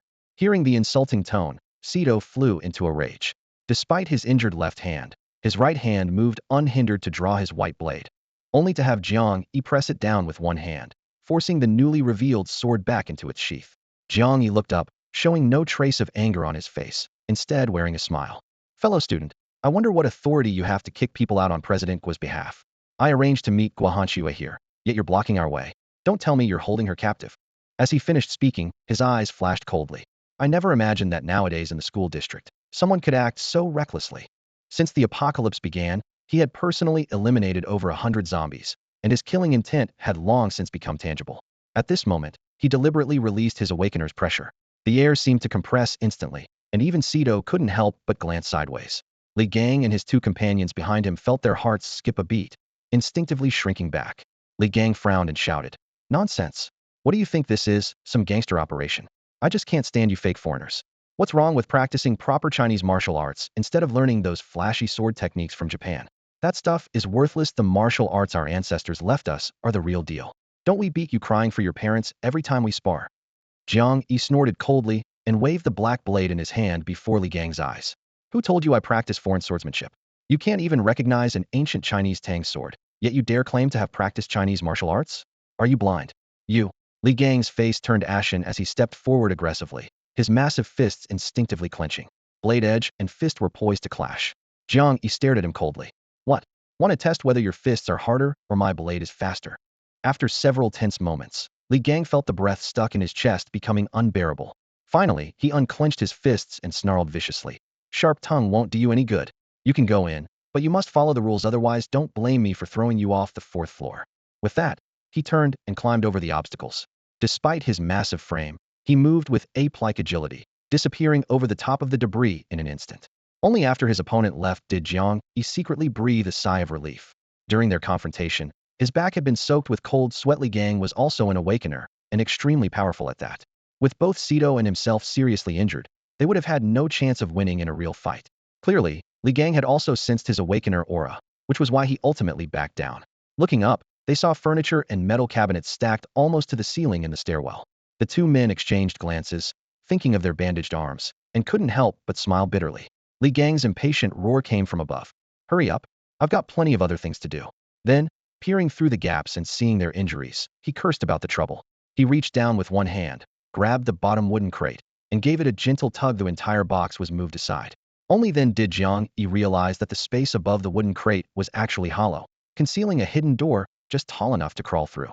After he and Sito squeezed through, Li Gang grimly pushed the heavy wooden crate back into place, dusted off his hands, and muttered, "Useless. The lot of you are crippled." As he walked, he dropped a string of words. "Let me tell you, there's no medicine or doctors here. I don't care how you got those injuries, but now you need to go into quarantine if you're infected with the virus and turn into zombies. Don't blame me for killing you without bothering to bury you." With that, paying no mind to Jiang Yi and the others' feelings, he strode upstairs. Although they officially only occupied the 4th floor, they had actually taken control of the 3rd floor as well. Li Gang led Jiang Yi and Qingdou up the dim stairwell at a quick pace. The 3rd floor hallway was packed with bedding, bottled water, and boxes of instant noodles, while the air carried a mixture of disinfectant and dust. He looked up and shouted to a female student who was organizing supplies. "Hanya, take these two and find them a room. Lock them up and don't let them out until tomorrow." After barking the order, he didn't even pause, striding directly toward the 4th floor. Jiang Yi frowned and reached out to stop him, but only caught a few wisps of lingering dust. Quarantine? Another day wasted? The girl named Hanya set down her registration clipboard, pushed up her thick black-rimmed glasses, and let her gaze linger on their bandaged wounds for a moment before lowering her voice. "Follow me." Her voice was soft, but carried an unmistakable awkwardness. Jiang Yi wasn't willing to be locked up just like that. "Listen, our injuries weren't from zombie bites, and we spent last night resting on the 2nd floor. If we were really infected, we would have turned by now. There's really no need for quarantine." As he spoke, he gestured for Qingdou to roll up his sleeve to the elbow, revealing a vicious but clearly non-bite knife wound. As for the zombie bite marks on his own body, he absolutely couldn't let them see those. Hanya pushed her glasses again, looking even more troubled. "It's not my call. President Ma set the rule. Anyone coming in from outside must be quarantined for a day. Even when our own people go out and encounter zombies, they have to spend half a day in the isolation room. even if they come back completely unharmed. She skillfully opened the storage room at the end of the hallway and nodded toward it, indicating they should go in. The storage room was barely 10 square meters, with a few crash mats stacked in the corner and a weak energy-saving bulb hanging from the ceiling. The two had no choice but to step inside reluctantly. The door snapped shut and was immediately locked from outside. Hanya's voice came through the crack. "Don't worry, as long as you don't turn into zombies. I'll help you find some easy work when you get out tomorrow. Here, if you're willing to work, you won't starve." With that, her footsteps quickly faded into the depths of the hallway. Qingdao plopped down on the crash mats, hugging his knees, and grinned at Jiang Yi's helpless expression. "Pretty good organization, here much better than that swimming pool place." Jiang Yi rubbed his throbbing temples. "No matter how well organized, we can't stay long. This place has no steady food source. It all depends on people going out to scavenge. With this many people, something's bound to go wrong sooner or later." Qingdao nodded in agreement. "True. The nearby food was cleaned out days ago. A few days back, 10 of us went out together looking for supplies. Coming back counting me, only 3 made it." Thinking of his former companions who had trained alongside him, his voice dropped and his eyes dimmed. Those people had been enthusiastically discussing sword techniques just days ago, but now they were forever lost in the zombie horde. Qingdao had urged everyone to leave, but most refused to take the risk due to their fear of zombies. Compared to other shelters, the gymnasium had its advantages. The surrounding area had few people to begin with, so zombie numbers were correspondingly low. Plus, this building was newly constructed with reinforced concrete extremely solid. Hiding here, there was no need to worry about the zombies and beasts outside. Jiang Yi felt increasingly anxious, trapped in a cramped, dark room that made his restlessness grow by the minute. Qingdao, on the other hand, remained quiet and composed, kneeling silently on the floor with his sword resting across his legs, maintaining what appeared to be a meditative state. If not for the occasional rumbling sounds from his stomach, Jiang Yi might have actually been impressed by the display. The dim space was stifling, with air that clung to their skin like damp cloth. Qingdao sat with his back straight and breathing steady, the yellowed light bulb casting his profile in stark contrasts of light and shadow, giving him the aura of a legendary figure. But those persistent stomach growls kept breaking the atmosphere. Each gurgle made Jiang Yi roll his eyes, thinking that even this campus legend was just an ordinary person who got hungry. He shuffled to the corner and stubbornly tried to mimic Qingdao's posture, but couldn't achieve that same serene composure. Instead, he ended up half leaning against the wall like a drowsy black cat. Pressing his palm against the cold surface, he pulled up his personal interface, revealing his current status. Level 64964. Speed 13 points. Defense 7 points. Strength 5.5 points. Mental 5.5 points. Constitution 4 points. His attributes had barely changed, yet the upper right corner still displayed Team Guahanxue Online. Despite being separated for so long, their team hadn't disbanded? Jiang Yi frowned as he theorized. Either she hadn't been in combat, or being separated meant he couldn't gain experience while the team connection remained active. This crude system still had too many mysteries. Even stranger was the trust level. Guahanxue 90 prominently displayed alarmingly high. Reflecting on their time together, he couldn't recall doing anything particularly remarkable. In contrast, Qingdao had been an excellent partner over these past few days, yet his name was nowhere to be found in the team list. If forming a team required a trust threshold, Qingdao's friendship level was clearly higher, but still showed no indication of team status. "Ugh, this is driving me crazy." Jiang Yi frantically ran his left hand through his hair, leaving it looking like a bird's nest. Qingdao slightly opened his eyes, those calm pupils filled with confusion. But Jiang Yi was beyond caring about appearances as he suddenly stood up. His strength was too weak, time was precious, and he couldn't afford to be trapped here puzzling over system mechanics. He needed to find Guahanxue as soon as possible, and even if he couldn't locate her, leaving directly was still an option. Not to mention, he had a score to settle regarding that betrayal. With this thought, he rushed to the wooden door in quick strides and began pounding on it with his fist. The wood panels shook under his assault, and soon Han Ye's timid voice came from the other side. "WH. What is it?" Jiang Yi pressed against the door and lowered his voice. "Han, could you please open the door? I really have an emergency and need to get out immediately." The girl's voice from outside sounded scattered by the wind. "I can't. It's not my decision to make. If I let you out, I'll be punished." "I'm sorry." Jiang Yi's brow furrowed tightly. He would rather face the relentlessly gang he'd in than negotiate with this rabbit-like girl Hanya. After pleading and cajoling for ages until his lips were dry and cracked, Hanya remained steadfast. Jiang Yi had to soften his tone and settle for a compromise. "Then could you please do me a favor? I can trade you food for it." Hanya, who had been shaking her head, froze the moment she heard the word food. After the apocalypse, the base seemed to have adequate rations, but for a girl who dared not go to the front lines and lacked proper allocation privileges, being truly full had never happened. Jiang Yi had hit her weak spot and immediately added, Really, 3 full meals. Hanya licked her cracked lips, still wary. What do you need me to do? Jiang Yi perked up and pressed eagerly. Classmate Han. You know President Guohanxua, right? The one from the archery club. I know her. I'm also on the archery team. Hanya's tone brightened slightly, but she quickly looked troubled again. But I can't see her. The president has been staying on the top floor of the academic building lately, and I don't have clearance to go up there. Jiang Yi frowned and urged in a low, urgent voice. Just go up and call out to her. Tell her Jiang Yi is waiting downstairs. I promise you those 3 meals. This isn't feudal times. Even if they won't let you upstairs, you'll just get scolded a bit. Hanya still hesitated. Jiang Yi had to sweeten the deal. I'll throw in 2 bottles of clean mineral water. At the mention of mineral water, her eyes clearly lit up. After hesitating for a few seconds, she nodded firmly. Fine. But if you go back on your word, I won't let you off easy. Jiang Yi couldn't help but chuckle at her harmless threat, but at least he'd gotten the job done. Now, all he could do was wait. While waiting, Qingdou kept studying Jiang Yi curiously and finally couldn't resist asking quietly. You're so eager to find Guohanxua. She's not your girlfriend, is she? Jiang Yi was stunned and waved his hands frantically. Are you kidding? How could I possibly like that fierce woman? Qingdou pondered for a moment, then asked tentatively. Then, are you and Chun Jiazi still together? In the past, Jiang Yi would have proudly declared their deep affection for each other. But now, he opened his mouth and found himself speechless. Seeing this, Qingdou assumed they had broken up and quietly breathed a sigh of relief. Jiang Yi narrowed his eyes at him. What are you trying to say? Qingdou wasn't good at pretending, and his expression immediately stiffened. Seeing this, Jiang Yi simply threatened, if you don't tell me, I'll dock your food rations tomorrow. Left with no choice, Qingdou spread his hands. You know I used to like her too, and I even challenged you to a duel. But then I called it off. I remember that. Jiang Yi nodded. At the time, Chun Jiazi had caringly advised him not to get hurt, which had moved him deeply. But looking back now, her tone seemed more like she was certain he couldn't beat Qingdou and didn't want to be embarrassed. Qingdou frowned as he recalled. Before the duel, I went to find her for a private talk. But outside her dorm room, I overheard her conversation with other girls. Jiang Yi was stunned. He had never imagined there was more to the story behind that cancelled duel. And what Qingdou said next would make Jiang Yi see the real Chun Jiazi in an entirely new light. Jiang Yi stood frozen, listening to Qingdou's account in stunned silence, feeling as if he'd been struck by lightning. That day, Qingdou's voice was low but every word crystal clear. I heard her tell her friends with my own ears that she most enjoyed the crazy things men would do to pursue her. She even bragged to her roommates about all the foolish things you'd done for her, how you'd give her anything she wanted without hesitation. He paused, then continued, revealing an even crueler truth. She even analyzed my family's financial situation in detail. If my family had been wealthy enough, she planned to use our duel as an opportunity to dump you on the spot. She already had her excuse ready. A duel using me as the prize shows no respect for women. Her classmates knew full well she'd never considered you her boyfriend.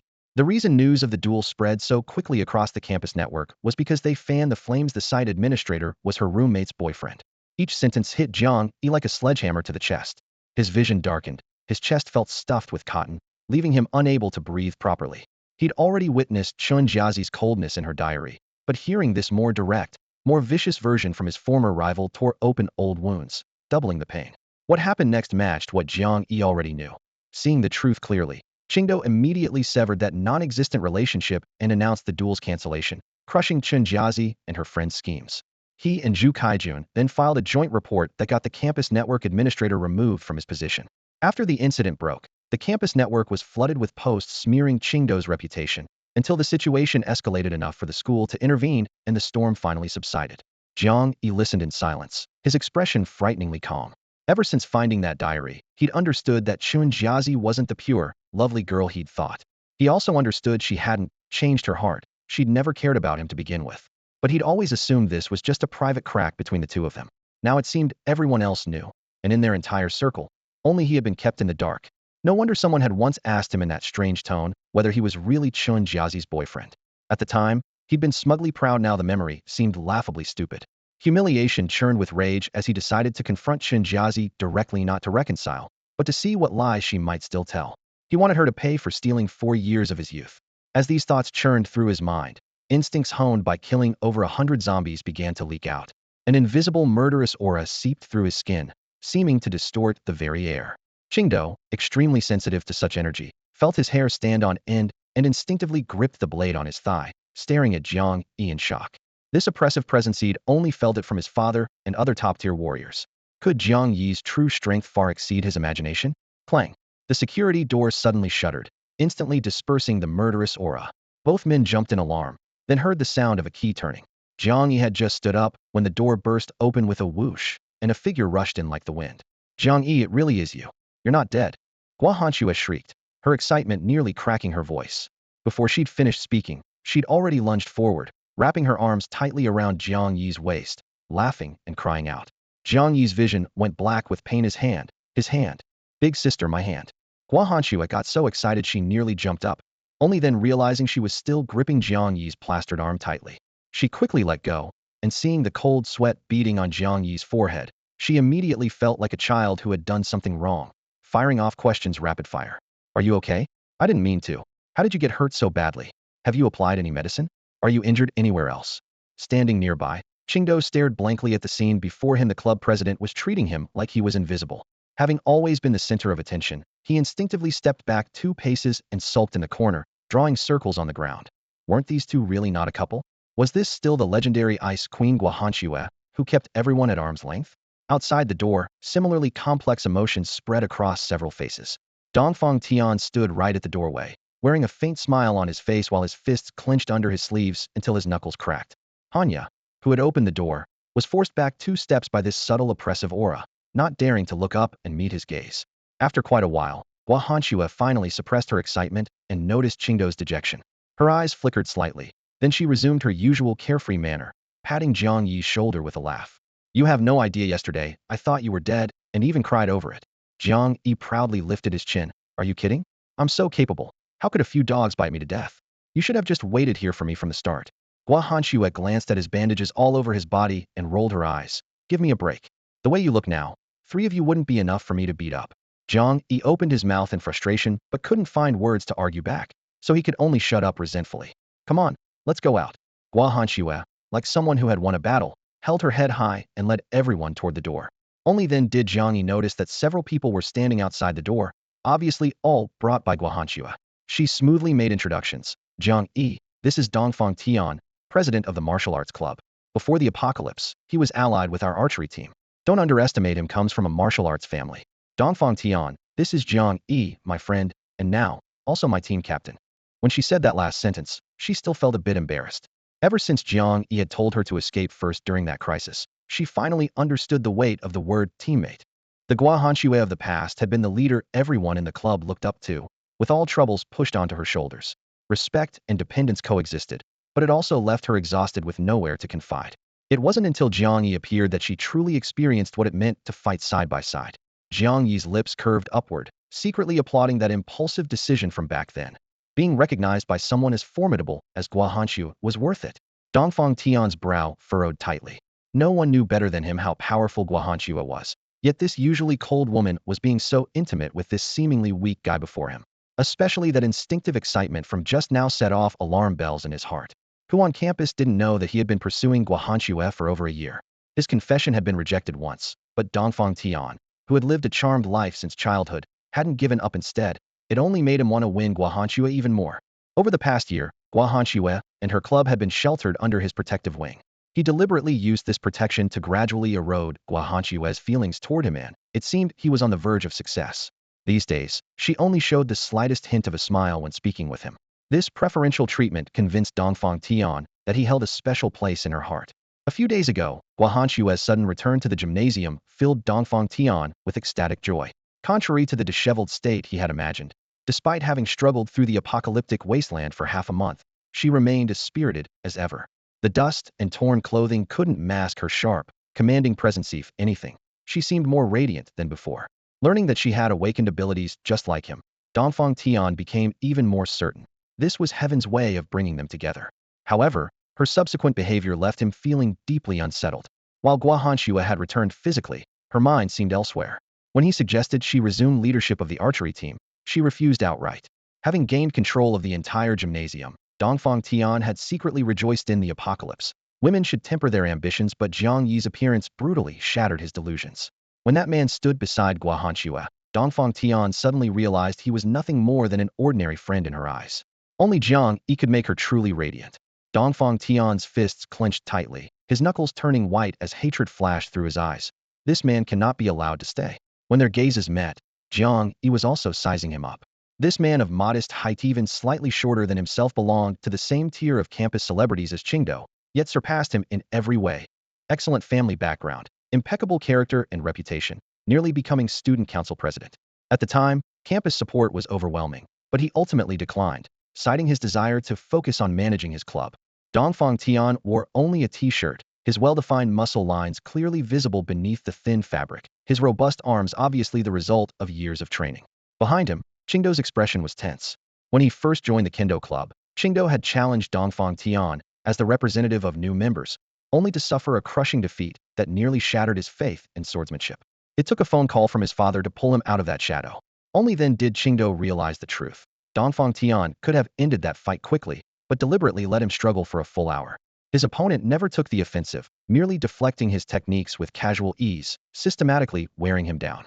Dongfang Tian hadn't defeated his body, had crushed his spirit. He had wanted to destroy Qingdao completely. Therefore, every encounter with Dongfang Tian since the apocalypse left Qingdao particularly aggressive, yet never daring to let his guard down. As Qingdao's thoughts churned, Dongfang Tian had already composed himself, approaching Jiang Yi with a warm smile and extending his right hand. "Hanxue has mentioned you often. It's wonderful to finally meet you."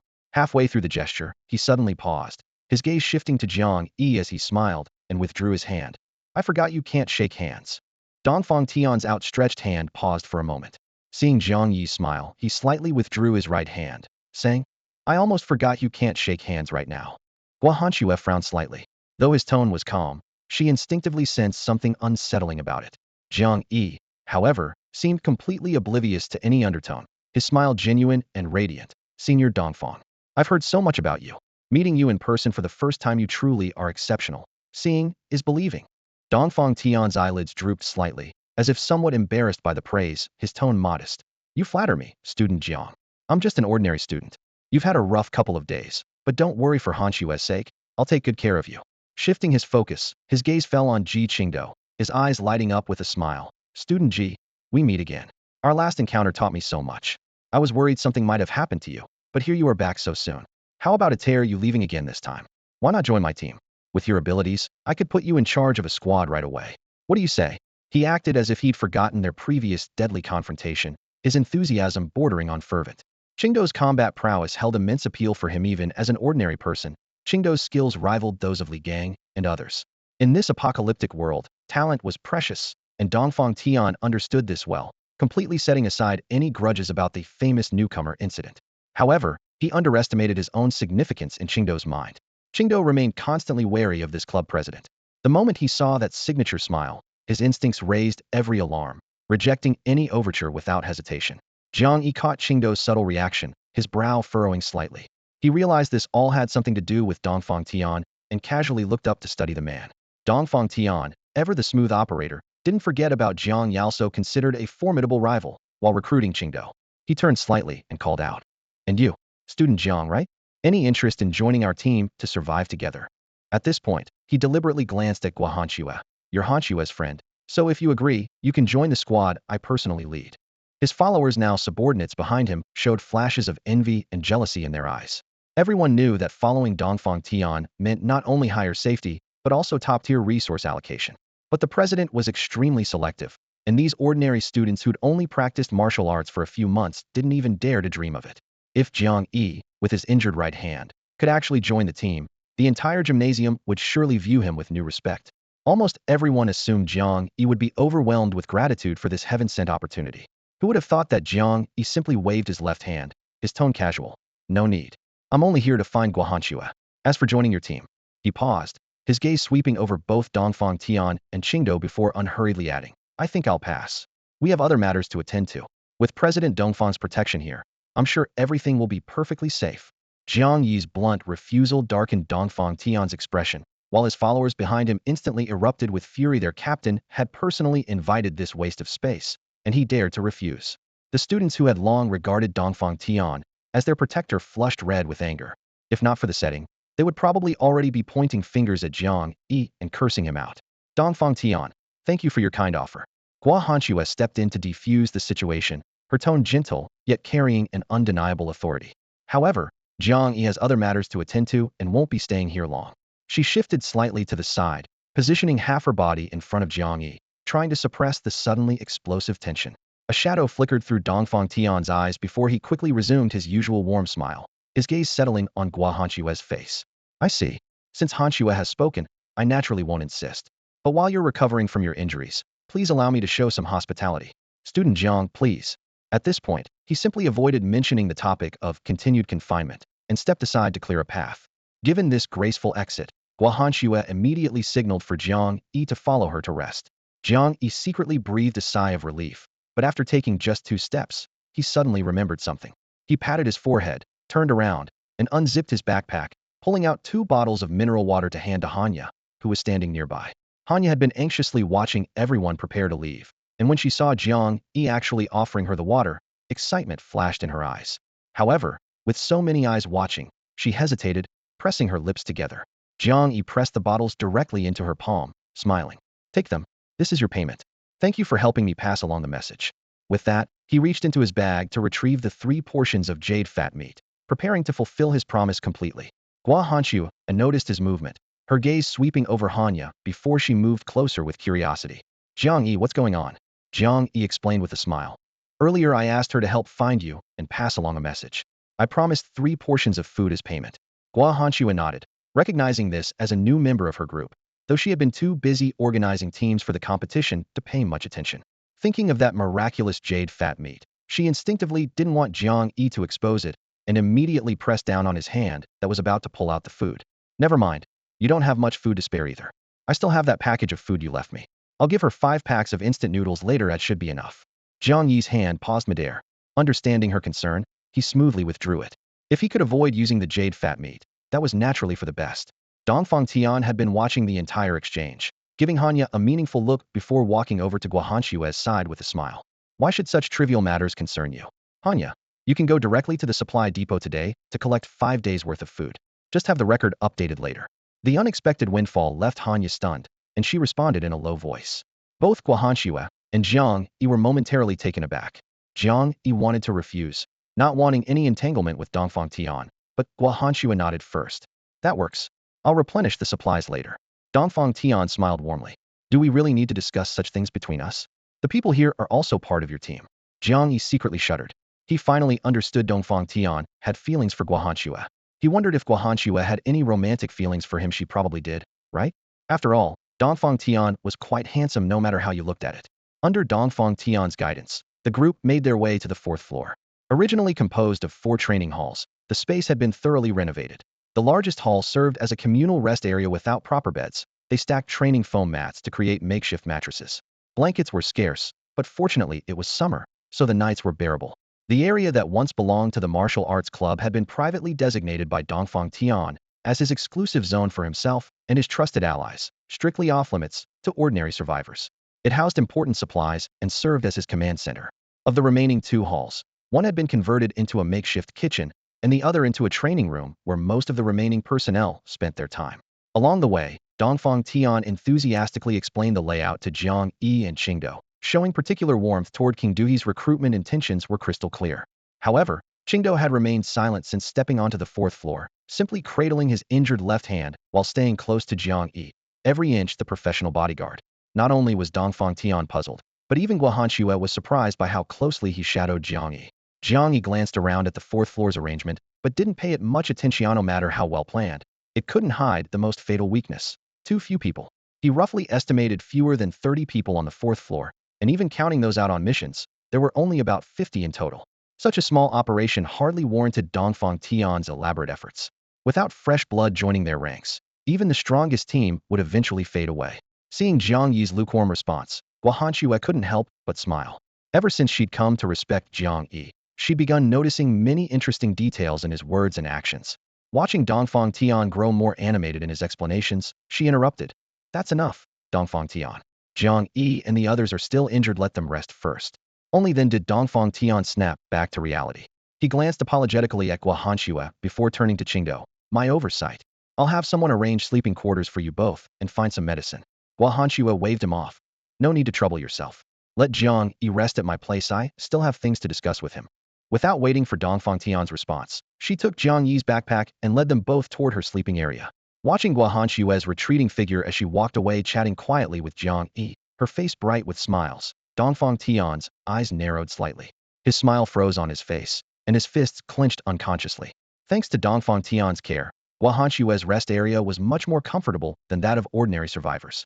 Initially, he'd wanted her to stay in his martial arts area, but after she refused, he'd sectioned off a corner of the communal rest area for her, using cabinets to create a private space.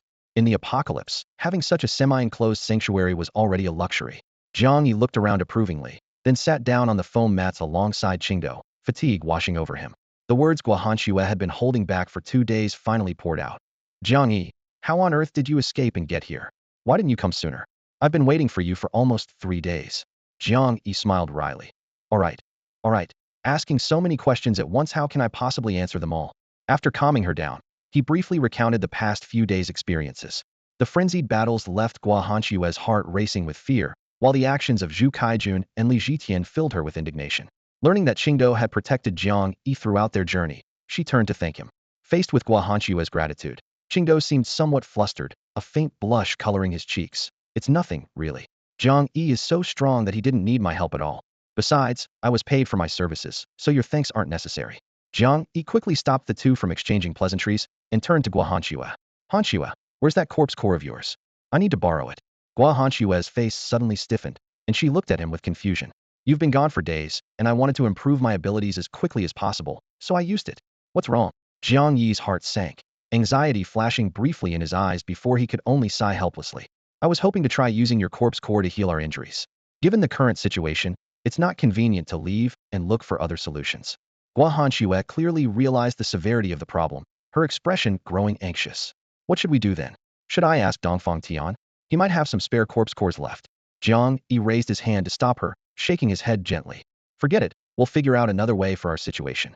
Qingdao, who had been listening in confusion, caught the key point. It seemed like his injury might be treatable too. He unconsciously gripped his disabled left arm and probed eagerly. This corpse core you're talking about, is it that thing you extract from zombie foreheads? The two troubled individuals froze simultaneously, their gazes snapping toward Qingdao. Guahanshue asked excitedly. Yes. The kind from zombies with red dots on their foreheads. You've seen one. Qingdao nodded and, under their astonished stares, pulled out a fiery red stone from the small pocket on his training uniform. Ah, that's it. Guahanshue could barely contain her excitement and nearly jumped up. Jiang Yi rolled his eyes, unable to suppress his own excitement as he took the corpse core that still retained Qingdao's body warmth. He asked incredulously, you killed this? How is that even possible? Qingdao didn't understand their reaction but answered honestly anyway. Yeah. A few days ago, I encountered a very unusual zombie. Its speed and strength were average, but its skin was incredibly tough. I had to hack at it 3 times before I could cut through its neck. This thing just rolled out of the small hole in its forehead. I didn't know what it was for, so I just kept it with me. As Qingdao finished speaking, Jiang Yi and Guahanshue exchanged speechless looks. Their understanding was so perfect they didn't need words. Are you sure this guy hasn't awakened any abilities? How is he stronger than me? Jiang Yi could only smile bitterly. He himself wanted to know just how strong Qingdao really was. He then explained seriously, this is a corpse core. We awakened individuals can enhance our abilities by consuming them, but since you haven't awakened yet, you absolutely must not eat it carelessly. You could literally explode. Qingdao glanced at the corpse core with disgust and muttered, I wouldn't eat something that fell out of a human body anyway. Since you need it urgently, just take it. Jiang Yi was stunned. You're giving it to me? Do you know how precious this thing is? Qingdao looked matter-of-fact. So what? I can't use it, but you can, so take it. Jiang Yi felt conflicted emotions and patted his shoulder. All right, I'll consider it borrowed from you, and I'll pay you back later. Guahanshue, too anxious to dwell on other emotions, urged. Jiang Yi, try it quickly. Jiang Yi nodded, knowing this wasn't the time for sentimentality. He closed his eyes, concentrated, and tried to channel his mental energy to absorb the corpse core into his ability space. However, despite straining until his face turned red, the power within him showed absolutely no response to the corpse core. Exchanging a disappointed glance with Guahanshue, Jiang Yi realized the harsh truth. No good, this thing wasn't killed by me, so my ability won't work on it. His heart sank with a heavy thud. The infinite combat upgrade system showed absolutely no response, and all his beautiful fantasies about collecting corpse cores for healing crumbled in an instant. It turned out that no matter how precious a corpse core might be, if he hadn't personally hunted down the creature, the system would act completely dead, not even giving him a single notification, completely ignoring him. The more he thought about it, the more frustrated he became, nearly hurling the corpse core away on the spot. Other people's awakened abilities are practically cheat codes, but my broken system is full of restrictions. What a scam. In fact, He had already figured out the pattern. After killing evolved zombies, corpse cores could be exchanged for healing potions. Once he had the potion in hand, his current injuries would be nothing. But now, with the system refusing to acknowledge this core, that was where the problem lay. Despite his disappointment, Jiang Yi took a deep breath, suppressed his emotions, and instead of returning the corpse core to Qingdao, casually slipped it into his pocket. Noticing his action, Qingdao suddenly understood, his voice filled with barely contained excitement. So if we find a living one of those zombies, you could heal your injuries? Yes. Jiang Yi nodded. It's related to my ability. I'm still figuring it out myself. Before he finished speaking, Qingdao suddenly jumped up from the edge of the bed. I know where there's one of those zombies. Then he frowned. It's just, evolved zombies are so hard to encounter. Who knows when we might run into? What? Jiang Yi had been muttering to himself. But hearing this, he snapped to attention and struggled to stand despite his injured arm, grimacing in pain but still pressing urgently. What did you say? You know where there's an evolved zombie. Guahan Xue was equally excited, though her voice carried cautious doubt. You're not mistaken, are you? Regular zombies won't help. Qingdao nodded confidently. I'm not wrong, it's definitely that type of zombie. I saw it with my own eyes 2 days ago. Jiang Yi was so excited he started pacing. Great. If we can take it down, my arm will be healed. Qingdao immediately grabbed his battle sword from the corner. Then what are we waiting for? Let's go, I'll take you there. But Jiang Yi grabbed both of his increasingly excited companions. Hold on. Even if we find them, it won't help, we're no match for them right now. He looked at Qingdao's left arm, which was broken and crudely splinted with wooden boards. If you weren't injured, maybe we could give it a fight. But now, the moment we engage, you'll be torn apart by the zombie. We can't be reckless. Qingdao's grip on his battle sword trembled slightly, his gaze dimming. Indeed, even with his right hand intact, having lost the use of his left arm meant his current strength was less than 30% of his peak. For a true warrior, even the slightest weakness would cause a complete decline in speed and power. He cursed his carelessness from yesterday, otherwise he wouldn't have had his arm broken. Just as the atmosphere grew heavy and almost suffocating. Hey, are you forgetting about me? Guahan Xue suddenly stepped forward, pushing Jiang Yi's shoulder. Jiang Yi looked at her pouting expression, completely puzzled. What's wrong with you? Guahan Xue snorted coldly. Are you treating me like I'm invisible? I'm the captain of the archery club. If even Qingdao could take down zombies, why can't I? Jiang Yi, don't underestimate me, I'm not the same person I was before. With that, under both men's shocked gazes, she opened her tall storage locker. As the door slid completely open, revealing an entire row of gleaming weapons, an elegant ancient longbow caught their eyes. On the golden bow limbs, silver threads were inlaid with auspicious patterns, while the upper end featured a golden dragon head and the lower end a golden dragon tail. At first glance, the entire bow resembled a true dragon soaring through the air. At the center of the bow, a ring of snow-white animal hide was tightly wrapped around the grip, providing both flexibility and slip resistance. The first impression was one of overwhelming magnificence, followed immediately by an ancient aura that transcended time and space, as if merely gazing upon it would allow one to hear the legends it quietly whispered. Guahan Xue gently lifted the longbow, her movements so careful that even her breathing became lighter. Then she retrieved a jade-inlaid golden belt from the cabinet, not the simple version from before, but a completely traditional design, crafted from premium cowhide, edged with silver thread, and adorned with gemstones. The quiver hanging from the golden belt contained 3 rows of dark purple arrows arranged in perfect lines, 5 arrows per row for a total of 15. Even resting quietly within the leather, their cold sharpness still sent chills through one's heart, as if the slightest carelessness might result in being pierced through. Fully armed, Guahan Xue raised an eyebrow and flashed a triumphant smile at the stunned Jiang Yi and Qingdao. She swept her right hand across the quiver and somehow produced a silver thread thin as hair, yet hard as steel wire. She skillfully hooked the meter-long silver thread between the dragon head and dragon tail, then used both arms to slowly draw the bow into an arc. As the bowstring tightened with a resonant hum, the golden bow seemed infused with life, its perfect curve displaying its extraordinary power. Stroking the bow, Guahan Xue caught the intense curiosity in their eyes and spoke with a light laugh. This was left to me by my grandfather. I heard it was once the imperial bow of the Qing dynasty emperor. Back then, my ancestor served as the emperor's personal guard, and his hunting performance actually exceeded that of his majesty. The delighted emperor bestowed this imperial bow upon our family, and it has been passed down through generations to me. After speaking, she showed them the mark on the bow that indicated its imperial origins. Jiang Yi swallowed hard. This wasn't just a bow, it was a national treasure. In all his years, this was his first face-to-face encounter with a national treasure, and he could even touch it with his own hands. But what was Guahan Xue planning to do? Was she really going to take it into battle? Seeming to see through his concerns, Guahan Xue proudly lifted her small nose. Humph, you must think it's an antique, but a weapon born for battle is truly wasted when kept on display. Grandfather said that as long as you cherish it, a good bow becomes more responsive with use, and its power grows stronger. I couldn't draw it at all before, but after the apocalypse, though my strength hasn't changed much, I can finally handle it. Her philosophy perfectly aligned with Qingdo's thinking. Qingdo's sword was also a family treasure, and such precious items needed to see battle, otherwise it would be a waste of their potential. Guahanshua's confidence deeply inspired Jiang Yi. He thought to himself that rather than staying here and sighing helplessly, they might as well go out and take action. Zombies certainly wouldn't just drop out of the sky. Once they made their decision, the three quickly prepared to set out. According to the rules, anyone entering or leaving Dongfang Tian's territory had to report in, especially since Guahanshua was under close surveillance. When the students guarding the corridor entrance learned she wanted to leave, several of them instinctively raised their hands to block her way. I'm just going out to handle some business. If others can leave, why can't I? She frowned, her tone clearly displeased. The four guards exchanged uncertain glances. President Dongfang had repeatedly instructed them. If Guahanshua wanted to leave, they must stop her and notify him immediately. But he hadn't mentioned exactly how to stop her. Use force? They wouldn't dare. All the veteran members knew that the former archery club president's temper was far from as gentle as her appearance suggested. Move aside quickly. I have urgent business. Guahanshua clutched her bow, radiating an icy aura. With just one sweeping glance, all four guards simultaneously shrank back. Among the group was Hu Wei, a former archery team member who knew her fiery temper best, had been keeping his head down from the start, not daring to breathe loudly. Hu Wei, move those things out of the way. Yes, yes, President. Hu Wei straightened up reflexively and hurriedly moved the clutter blocking the stairway entrance aside. As Guahanshua led Jiang Yi and Qingdou out of the corridor, the guards finally snapped back to their senses. Hu Wei smiled bitterly.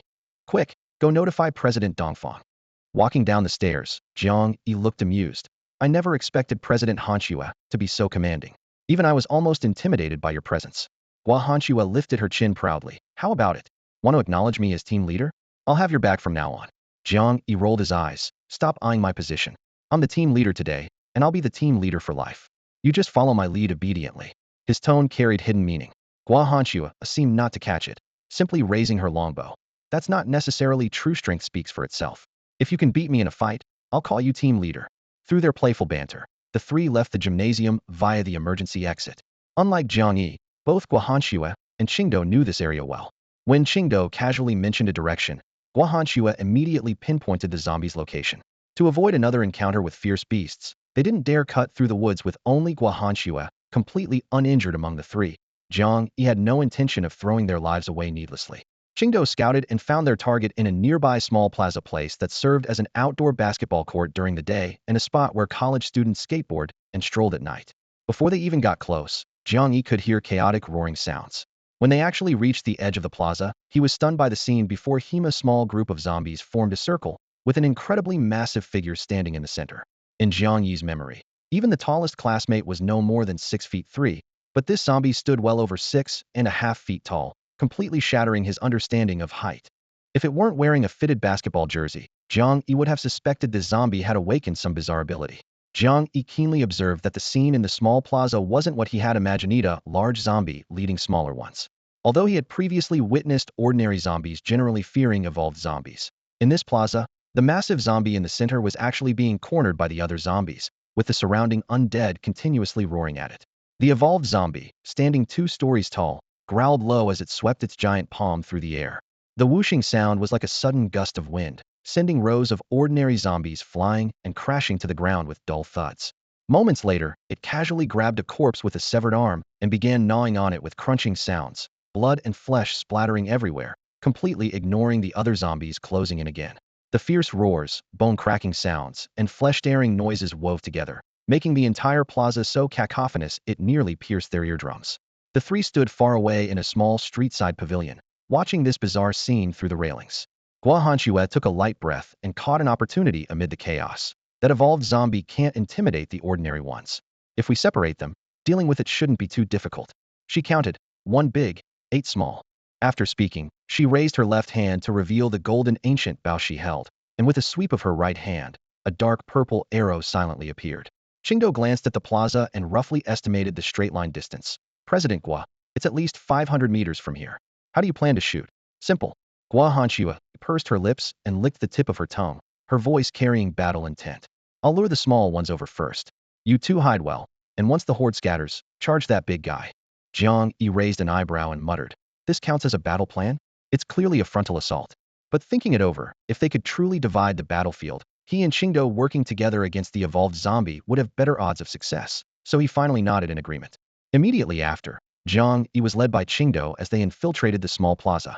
There originally stood a giant electronic screen that used to broadcast evening news, but now it served as natural cover, sufficient to conceal their forms and scent. Just as the two crouched behind the screen, a sharp whistle cut through the air. Qingdo's eyes were quick, catching the purple light streaking through the first arrow precisely pierced through a zombie's forehead, carrying it 2 to 3 meters before pinning it to the ground. The moment the corpse hit the ground, the second arrow was already slicing through the air, exploding another zombie's head with a pop. After a brief moment of confusion, all the zombies locked onto the direction of the attack. Howls rose one after another as they dragged their stiff limbs and swarmed forward, desperately crushing floor tiles underfoot as they charged toward Guahanchua, despite their slow movement. With the horde scattered, the massive zombie that had been feeding finally stood exposed in the center of the plaza. Jiang Yi and Qingdo exchanged glances and simultaneously burst from their cover. Jiang Yi moved with extreme speed, flicking his left hand to release the blade. The sheath instantly fell away as the black leather cord wildly coiled around his wrist like a protective bracer. His sudden appearance caused the evolved zombie to jerk its head up, its blood-stained fangs gleaming coldly. Jiang Yi's dark eyes flashed as he roared, "Die!" The black blade in his hand carried the force of splitting air as it slashed down fiercely. The sharp black blade struck the zombie's head with one blow. The anticipated clean horizontal slash never came. Jiang Yi felt his blade catch, and the black knife that should have struck the massive zombie's skull veered off course by several inches, only shaving off half of its eyebrow. Severed hair fluttered through the air as the zombie biting Jiang Yi's hand let out a thunderous roar, its fanged maw spewing putrid hot breath while swinging a blood-stained massive claw toward him. Jiang Yi crouched low, using the momentum to spin away, avoiding any direct confrontation. Qingdo, who had been following close behind, finally arrived.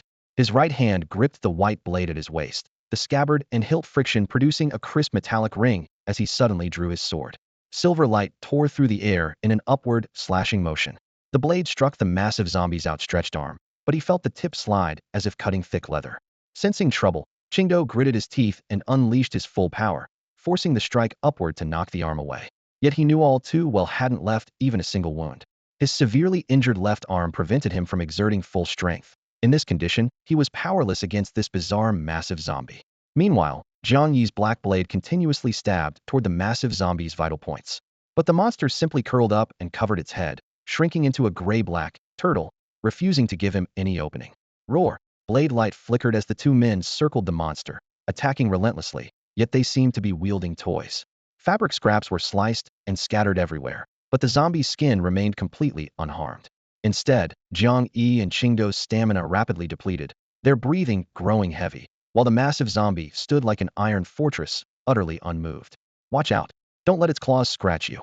Seeing the zombie lunge toward Qingdo, Jiang Yi shouted while slashing his blade horizontally across the massive palm, forcibly separating the 5 fingers. Unfortunately, the opponent was solid as rock, leaving them both completely at a loss. Sweat beaded on Jiang Yi's forehead. Continuing this direct assault would surely lead to defeat. They had to retreat temporarily. Fortunately, compared to its terrifying defensive power, this monster's speed was truly turtle-like. If it were even slightly faster, with that impenetrable body, killing them would be effortless. "Retreat quickly, we'll think of another way." Jiang Yi lightly tapped his toes, his form gliding low across the ground to dodge the zombie's sharp claws. Qingdo deflected with his blade held sideways, the claws scraping across the blade's back and sparking. Such a formidable opponent only ignited the fervent battle lust in his eyes. "No retreat," Qingdo said in a low voice. "You can kill it. Step aside. I'll handle this myself." Before his words finished, he spun around and closed in, his white blade slashing like a torrential downpour. The sound of metal clashing was incessant as the massive zombie instinctively defended, blocking all these fierce strikes. When the combo ended, Qingdo stepped back 2 paces, his chest heaving violently, then suddenly positioned his right-hand blade in a strange stance. Blade kill thousand flash. He suddenly darted forward, white blade pressed against the outside of his left arm, stepping and leaping into the air. Using the falling momentum to gather his full strength, he brought the blade down. His speed broke through all limits, the blade's edge trailing a brilliant silver gleam like the Milky Way hanging across the night sky, instantly sweeping across the zombie's long neck. A whoa! The sharp blade passed through, black blood gushing like a fountain. Qingdo landed in a half-kneel, his blade tip piercing the ground to steady himself. Jiang Yi, slow to react by half a beat, suddenly brightened. This strike had finally broken through the defense. The two excitedly shouted, "Success!" The next second, Jiang Yi's pupils contracted sharply. "Qingdou, watch out!" Qingdou instinctively dodged to the side, but his long blade was sent flying by tremendous force the moment he raised it, and he crashed into the corner like a kite with its string cut. Jiang Yi instantly burst into speed, flashing before the massive zombie. His left-hand black blade struck fiercely, sparks flying everywhere. The sharp claws caught on the blade's spine, the grinding sound making one's teeth ache. The zombie's strength was mountainous, pushing Jiang Yi back several meters through the blade, his boots carving two charred tracks into the ground. Jiang Yi gritted his teeth and held firm, glancing sideways at the thrown Qingdou. "Are you all right? Are you hurt?" Qingdou pushed himself up from the ground, tears dripping onto his left hand as piercing pain sent cold sweat sliding down his cheeks. "I'm fine, it didn't scratch me." Hearing this, Jiang Yi finally breathed a sigh of relief. If either of them had been scratched, everything would be lost. He cursed himself for being too reckless earlier, but the arrow had left the bow. He could only think about how to escape. Both wounded, facing a giant zombie, pressure was overwhelming. Though Jiang Yi could dodge attacks with his speed, his strength was insufficient to break through its defense. Qingdou's breathing was erratic, his sword-holding hand trembling. After more than 10 exchanges, they finally understood their opponent. Skin hard as steel plates, tremendous strength, but slow as an old machine lacking oil. It was precisely this sluggishness that allowed the two wounded fighters to barely hold on until now. Qingdou's vision grew increasingly blurred, and Jiang Yi's entire body ached and went numb. Each collision felt like his bones were being hammered to pieces. In a moment of distraction, Qingdou nearly got scratched by the claws, saved only when Jiang Yi violently knocked him aside at the critical moment. Jiang Yi's heart sank. If this dragged on, forget killing the enemy, they'd be worn down to death. He roared and struck back the zombie with one blow, grabbing Qingdou and running. The giant zombie froze for half a second, then howled in rage, the wound on its neck actually sealing shut under the pull of its swelling muscles. Though its steps were slow, its towering frame meant each stride equaled 2 normal steps, thundering in pursuit. If Jiang Yi were alone, he could easily escape, but dragging the dazed Qingdou, he couldn't create any distance. Jiang Yi cursed under his breath, gripping Qingdou's wrist tightly as they ran frantically. In the howling wind, Qingdou looked up to see terror on Jiang Yi's face. Yet without a moment's hesitation, the hand pulling him remained firmly clasped, never loosening for an instant. Since starting university, the long-felt warmth of being cared for quietly surged in his heart. He broke free from Jiang Yi's grip and stopped running. Jiang Yi froze, watching as Qingdou slowly inserted his long blade back into its sheath at his waist, then began unwrapping the bandages on his left hand layer by layer. Jiang Yi reached out to pull him. "Qingdou, what are you doing? We need to run." But Qingdou continued his actions, biting down hard on his tongue tip, his knuckles turning white from exertion as he squeezed his left hand several times. Indeed, after the fracture, every movement brought tearing agony. However, Qingdou still drew the pitch-black short blade from his right waist and transferred it to his left hand. He took a deep breath and closed his eyes. All pain seemed to be shut out in that instant, and his consciousness returned to the courtyard where he had practiced swordsmanship as a child. "Qingdou, remember this: you can only use this technique when you're prepared to die. Once you use it, there's no turning back. You can only press forward." His father's rough yet warm palm pressed heavily on young Qingdou's head, his towering figure radiating worry. "I hope you'll never have to use this move." Qingdou's eyes snapped open, filled with nothing but resolve. "Father, that moment has come." He crouched low, legs coiled with power. Jiang Yi felt his scalp tingle and instinctively stepped back half a pace. Qingdou looked like a leopard crouched close to the ground, his entire being so sharp it seemed capable of slicing through the air itself. The massive zombie roared as it charged toward them. Jiang Yi instinctively raised his blade, but his vision suddenly blurred. Qingdou shot forward at an extremely low angle along the ground, his shoes kicking up dust, moving so fast he became a black shadow. Roar! The zombie's giant palm swung down, but Qingdou's body swayed, using the momentum to leap into the air, his form soaring over the zombie's head. The black blade sang clearly through the air. Gripping the short knife in reverse with his right hand, his face twisted into a fierce expression by his contorted muscles, he showed no intention of dodging the sharp claws reaching for him. His blade pointed straight at the zombie's temple. Damn it! Only now did Jiang Yi understand this was a killing strike that traded life for life. He cursed and forced himself to lunge forward, but the distance between man and zombie was too close to prevent anything. Whoosh! Jiang Yi's peripheral vision caught a tearing sensation as a purple light shot past from behind him, its piercing shriek drilling straight through the zombie's descending palm. Boom! An explosive shockwave instantly erupted between Qingdou and the zombie. The fierce impact sent Qingdou flying, and Jiang Yi leaped up to catch him midair. Blood mist scattered as the zombie howled in rage, its entire right arm shredded to pieces by the impact. A purple arrow with still trembling tail feathers was embedded diagonally in the ground, blackened cracks spreading from its tip. What are you doing? You almost killed it.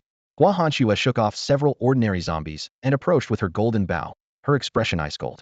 Looking at the two disheveled men, she snorted coldly. I thought you would have finished this ages ago. Jiang Yi smiled bitterly, feeling secretly scorned. Guahanchue raised her right hand and knocked another arrow, her gaze sharp. Seriously, if I hadn't come, would you have just watched him kill the zombie? I'm not here to play games with you two. Don't forget our objective. Both men froze, their faces flushing red simultaneously. They had truly forgotten that this zombie had to be killed by Jiang Yi in the end. Yet just now, Qingdao had come extremely close to killing the zombie twice. Guahanchue clearly caught the meaning behind their expressions and shot them both a weary glare. Get out of my way, or I'll blow you to pieces. She planted her feet firmly in the rubble, one in front of the other, and slowly drew back her golden bow. As the bowstring stretched taut, her arm muscles bulged, straining against her sleeves, and the veins on her neck stood out prominently from the exertion. The frigid air suddenly warped, and a visible whirlwind coiled tightly around the arrowhead, spinning faster and faster like a razor-sharp blade. Jiang Yi felt a chill run down his spine and instinctively scooped up Qingdao before bolting away. He vividly remembered how just days ago, Guahanchue had used this very technique to blast an entire glass curtain wall to smithereens. Now the whirlwind was thicker and brighter, radiating danger that multiplied exponentially, like a piercing alarm shrieking in his mind. Whoosh! The bowstring snapped through the air as Guahanchue's long hair whipped up behind her, purple light blazing along the string. The arrow shot forth like lightning, piercing through the massive, evolved zombie's torso in the blink of an eye. Violent wind energy instantly engulfed the target, tearing the air with a sharp shriek as blood exploded into a crimson curtain. The fierce wind hurled debris at them, forcing Jiang Yi to shield his eyes with his arm, while his exposed skin stung as if pricked by countless needles. Unlike Jiang Yi, who had braced himself, Qingdao sat frozen in place. Eyes wide with shock, the nightmare creature that had once forced him to use his death-defying blade technique had just been obliterated by a single arrow. Compared to Dongfang Tianin's cruel psychological torment that made one sick with rage, Guahanchue's arrow was more direct in its overwhelming power and more crushing to the spirit. It instantly extinguished any thought of resistance. As the blood mist cleared, the zombie's towering form had vanished, leaving only two mangled chunks of flesh in a pool of blood. Everything below the chest had been completely destroyed, and the massive body writhed and roared frantically among its own scattered bones and organs, with only one remaining arm and its enormous head still capable of movement. Both Jiang Yi and Qingdao stared at Guahanchue in stunned amazement, thinking in unison, is this the true power of an ability user?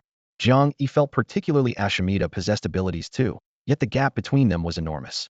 Guahanchue was drenched in sweat, her arms hanging limply at her sides, her entire body trembling slightly, as if she'd been soaked through that single arrow had drained all her supernatural energy. Though she had seemed to look down on the two men earlier, she actually understood that Jiang Yi and Qingdao were far from weak. The real threat was this monster, which was why she had gone all out from the very beginning. Seeing the two still standing there dazed, she straightened up with characteristic pride, wiped the sweat from her brow, and snorted haughtily. Don't worry, I deliberately spared its head. Then she shouted impatiently, what are you standing around for? Hurry up and finish it off. Jiang Yi finally snapped back to reality and scrambled forward. With his left hand, he summoned his skull-cleaving blade, which had flown off somewhere during the chaos, and it whooshed back into his palm. He was nearly in tears. Guahanchue was so fierce, yet he was supposed to be the team leader. The zombie was now nothing more than a bloody target. Jiang Yi raised his blade, and with a flash of cold steel, drove the sharp point straight into the creature's massive red eye. He gripped the handle with both hands, giving the frantically struggling monster no chance to break free. Only when two enormous orbs of light floated out from the zombie's body and merged into his own did Jiang Yi feel completely drained of strength, collapsing to the ground as his blood pressure state deactivated. Guahanchue clearly saw the dead zombie's once tough skin beginning to loosen, and the corpse core on its forehead quietly disappeared. Knowing that Jiang Yi had succeeded, she looked at him with anticipation. Jiang Yi also wanted to see if his theory was correct, so despite the aching pain, he reached his left hand into his pocket. The next moment, his personal space materialized. In the gray, misty dimension, a splash of blood red stood out prominently, a finger-thick vial of crimson liquid. Jiang Yi's eyes lit up instantly as he retrieved the bottle. Yes, it worked. Guahanchue was so excited she nearly jumped up. Qingdao looked completely bewildered. All he saw was Jiang Yi pulling a bottle of liquid from his pocket, which somehow made Guahanchue this thrilled. He couldn't make heads or tails of it. Hurry up and drink it. You look like you're about to drop dead any second. Though her words sounded dismissive, she urged him nervously. Instead of drinking immediately, Jiang Yi examined the potion in his palm, then handed it to Qingdao beside him. Qingdao froze, not understanding his intention. Guahanshua's expression changed dramatically. Jiang Yi shook his head. Qingdao is still an ordinary person, so his constitution is naturally stronger than mine. But with his injuries, he can't use his full strength, which is too dangerous. Let him recover first, it'll make dealing with zombies easier for all of us later. Guahanshua opened her mouth, but found no argument. What Jiang Yi said made perfect sense. In terms of overall combat effectiveness, Qingdao's recovery was more important. Still, she would have preferred Jiang Yi to heal first. Qingdao remained completely confused. Jiang Yi smiled and explained, "Drink this, and your injuries will heal quickly." "Really? How is that possible?" Qingdao's eyes brightened. Guahanshua glared at him impatiently. "What time do you think this is? Stop thinking like we're still in the pre-apocalypse world, or you'll die miserably. We already have people with supernatural abilities. What's so strange about having other miraculous things?" Her intimidating aura made Qingdao instinctively shrink back, the image of her stunning archery shot flashing through his mind. After learning about the potion's miraculous properties, he refused without hesitation. "I won't drink it. Jiang Yi, you should have it." Just as Jiang Yi was about to persuade him, Qingdao continued, "First, this is your potion, so you should naturally drink it first. Besides, you're more seriously injured than I am, just have trouble with my left hand." Jiang Yi frowned, wanting to argue further, but Guahanshua had already snatched the potion and popped the cork with a sharp sound. "Enough chatter. Since Qingdao wants you to drink first, just do it. We can find another zombie later and heal him then." Qingdao nodded in agreement. "That's right, you drink first.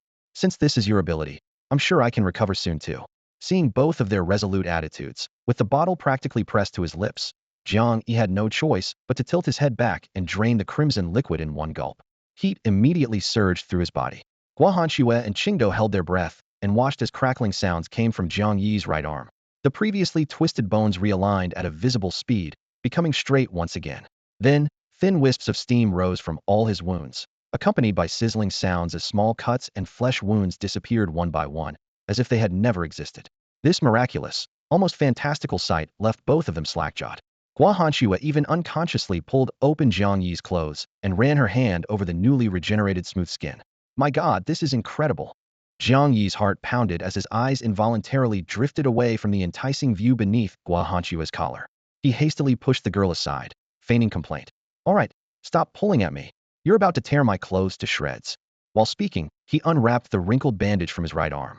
Large patches of bruising and purple marks still covered his skin, but aside from sharp pain when moving his wrist, there seemed to be no major issues.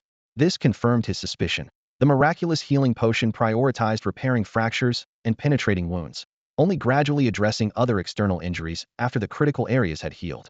However, the potion's effects were limited after mending bones and closing deep wounds. Its potency had clearly diminished. Even so, he felt thoroughly satisfied. In this post-apocalyptic world, such a life-saving treasure would be priceless even if only half a bottle remained. With his injuries more than halfway healed, strength surged through his body. Jiang Yi stood up, rolled his shoulders, and cracked his neck with a satisfying pop. "Let's go? While I'm in good shape, let's hurry and find some prey." Qingdao and Guahanshua exchanged glances.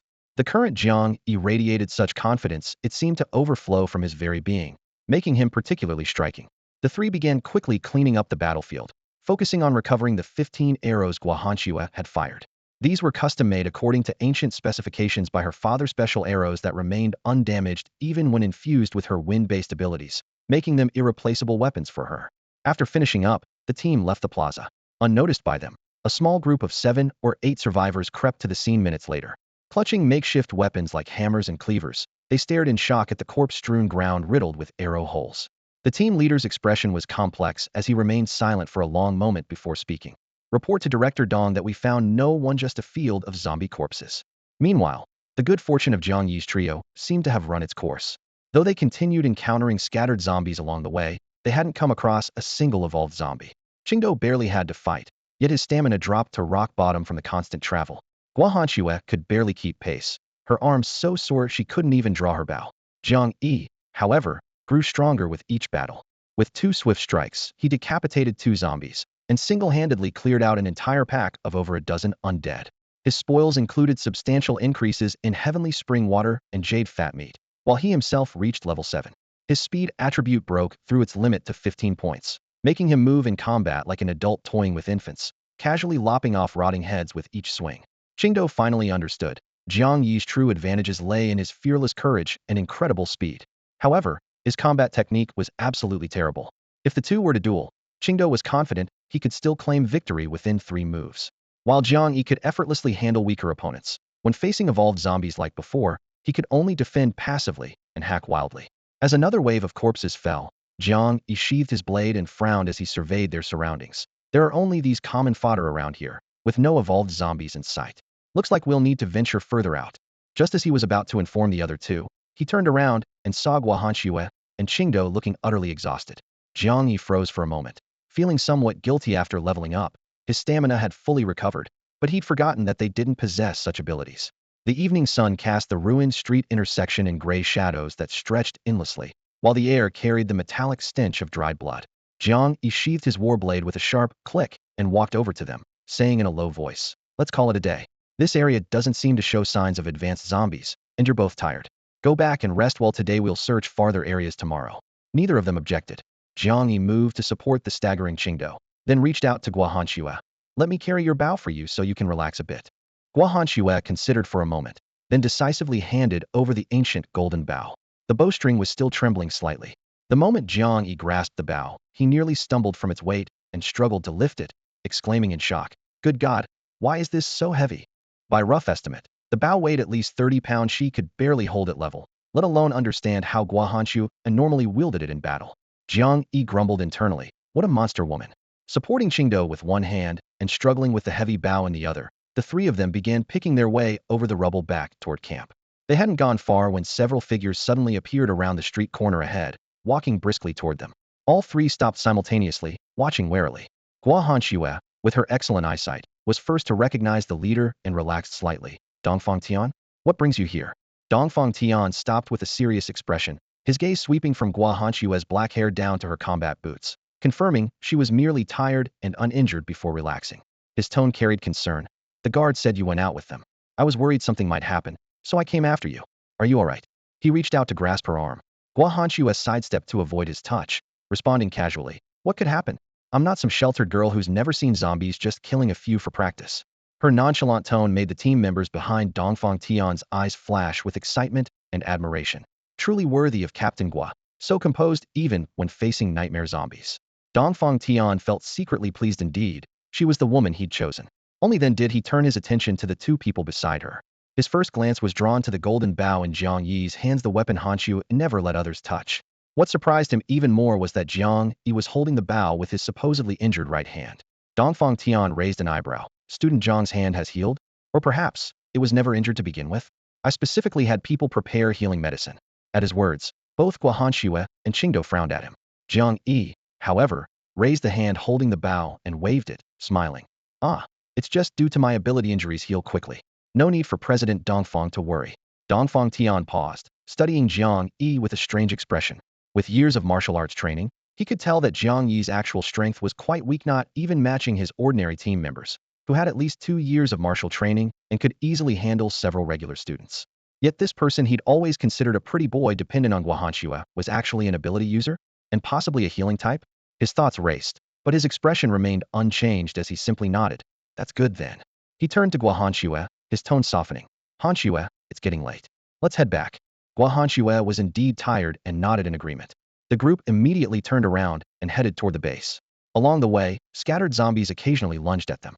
Dongfang Tian's team was well trained, efficiently swinging blades and crushing skulls, barely needing to pause as they kicked the corpses aside. Supporting Qingdo with one hand, Jiang Yi watched the experience points roll away with the bodies, his heart aching. Those were all experience points. When they returned to the gymnasium, Jiang Yi suddenly stopped, squinting toward a window in the distance where a familiar face had flashed by. Zhu Kaijun was now crouched behind that dust-covered old window, cold sweat seeping from his palms. Through the narrow gap, he could clearly see Jiang Yi's group returning with imposing momentum, his heart churning like turbulent seas. When Qing and Dou had left earlier, he thought they would be struggling to survive in the ruins, never imagining they would join Dongfang Tian's team on the 4th floor. If only he had finished them off back then. He gritted his teeth, a vicious glint flashing in his eyes. Ever since the student council president election, Dongfang Tian had been like his destined nemesis, suppressing him at every turn. Even though he had forced his opponent to withdraw by offering 100,000 yuan, people still whispered behind his back that Zhu Kaijun only became student council president because Dongfang Tian stepped aside. These idle remarks stuck in his heart like thorns.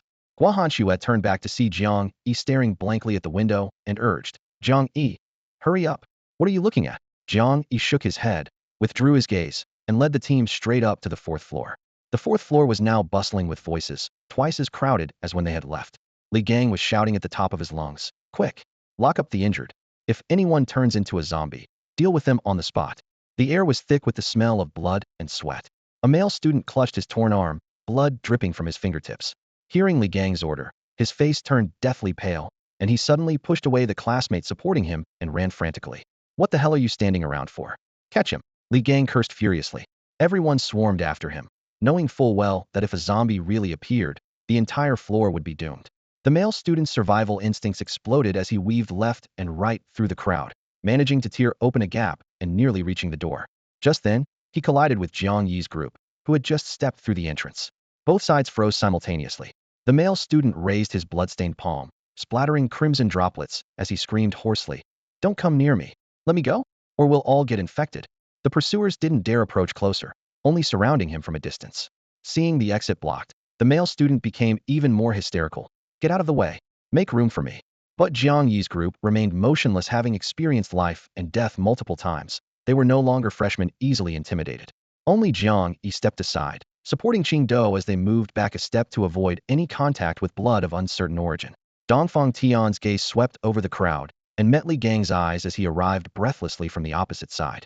Li Gang's expression changed, wanting to explain but finding himself speechless. Li Yu, what are you doing? Dongfang Tian's voice wasn't loud, but it struck the male student's heart like a heavy hammer. Li Yu, who had been screaming frantically, froze and turned to see his most respected club president walking toward him step by step. Tears instantly burst forth. President, save me. I don't want to die. Please. Dongfang Tian approached and firmly grasped Li Yu's shoulders. In that moment, Li Yu seemed to grasp a lifeline, his rigid body gradually relaxing with Dongfang Tian there. He feared nothing. President, I don't want to die. I want to go home. We all want to go home, Dongfang Tian said calmly. Don't worry, you'll be fine. With that, he gently rolled up Li Yu's sleeve that had been torn by zombies. Two blackened, putrid-smelling bite marks were starkly revealed. Dongfang Tian fell silent for a moment, then lowered the sleeve and gently placed his hands on both sides of Li Yu's head, as if comforting him. But just seconds later, Li Yu's grief-stricken expression suddenly turned to one of horror as he stared in disbelief at Dongfang Tian, who was mere inches away. Only heavy, labored breathing escaped his throat. He opened his mouth wide but couldn't make a sound, his hands desperately clawing at Dongfang Tian's wrist, his knuckles turning white, yet still unable to pry open that iron grip hand. Jiang Yi's pupils contracted, could clearly see Li Yu's face turning visibly pale at an alarming rate, dark, bluish veins bulging beneath his collar and spreading wildly along his neck. Even more terrifying, his wide-open eyes were rapidly being flooded with blood vessels. Only then did the crowd in the hall notice something was wrong. Before they could react, Dongfang Tian had already released his grip. Without support, Li Yu fell to the ground with a thud, landing face up with his features twisted like a demon. My God, Dongfang Tian, what are you doing? Guo Hanxue screamed, rushing to the corpse in a few steps, her eyes filled with terror and rage. When she looked up, she met Dongfang Tian's indifferent gaze. Dongfang Tian remained expressionless as he pulled out a pristine white handkerchief from his inner pocket, methodically wiping each finger as if he had just touched something filthy and putrid. He smiled faintly. I was just making his passing easier. After the final wipe, he casually tossed the handkerchief onto Li Yu's grotesque face and looked down at everyone. Take him out and find a quiet place to bury him. His subordinates showed no emotion, clearly not witnessing such a scene for the first time. They quickly carried away the horrifically deceased body while no one dared to speak. Guo Hanxue was furious. Dongfang Tian, what exactly are you doing? He was still alive. What right did you have to kill him? Dongfang Tian spread his hands, his tone as calm as if explaining the most ordinary matter. Hanxue, he was scratched. Even if he survived, he would only be waiting to die. I couldn't very well wait for him to turn into one of those monsters outside before acting. You. Guo Hanxue was speechless, shocked, and unable to accept her friend's cold-bloodedness. Just as she was about to continue arguing, a warm and strong hand grasped her arm. Guo Hanxue, you're too tired today. Take Qingdo and go rest. Jiang Yi's voice wasn't loud, but it carried unquestionable firmness. Jiang Yi. Guo Hanxue turned around, wanting to argue, but in his lowered eyelids and that firm grip, she understood his resolve. Taking a deep breath, she ultimately suppressed her anger, gave Dongfang Tian a meaningful look, took the golden bao Jiang Yi handed her, helped the pale-faced Qingdou up, and left. Silence once again enveloped the hall. Jiang Yi didn't follow. He looked up, gazing calmly at Dongfang Tian, who was also watching him. Dongfang Tian's lips suddenly curved upward. "Hanshua seems to trust you quite a bit. Maybe it's because I happened to be by her side when she was most helpless." Jiang Yi shrugged, his expression calm. Dongfang Tian's eyes churned with dark currents. "You know I like her, don't you?" Jiang Yi nodded with a smile. "It's obvious, but so what?" The air seemed to freeze suddenly. Dongfang Tian stepped forward, his presence pressing down like a mountain, his voice low and cold. "Believe me, for her sake, I'm capable of anything. If you don't want to have an accident yourself, stay away from Hanshua." Facing this oppressive force, Jiang Yi remained unmoved.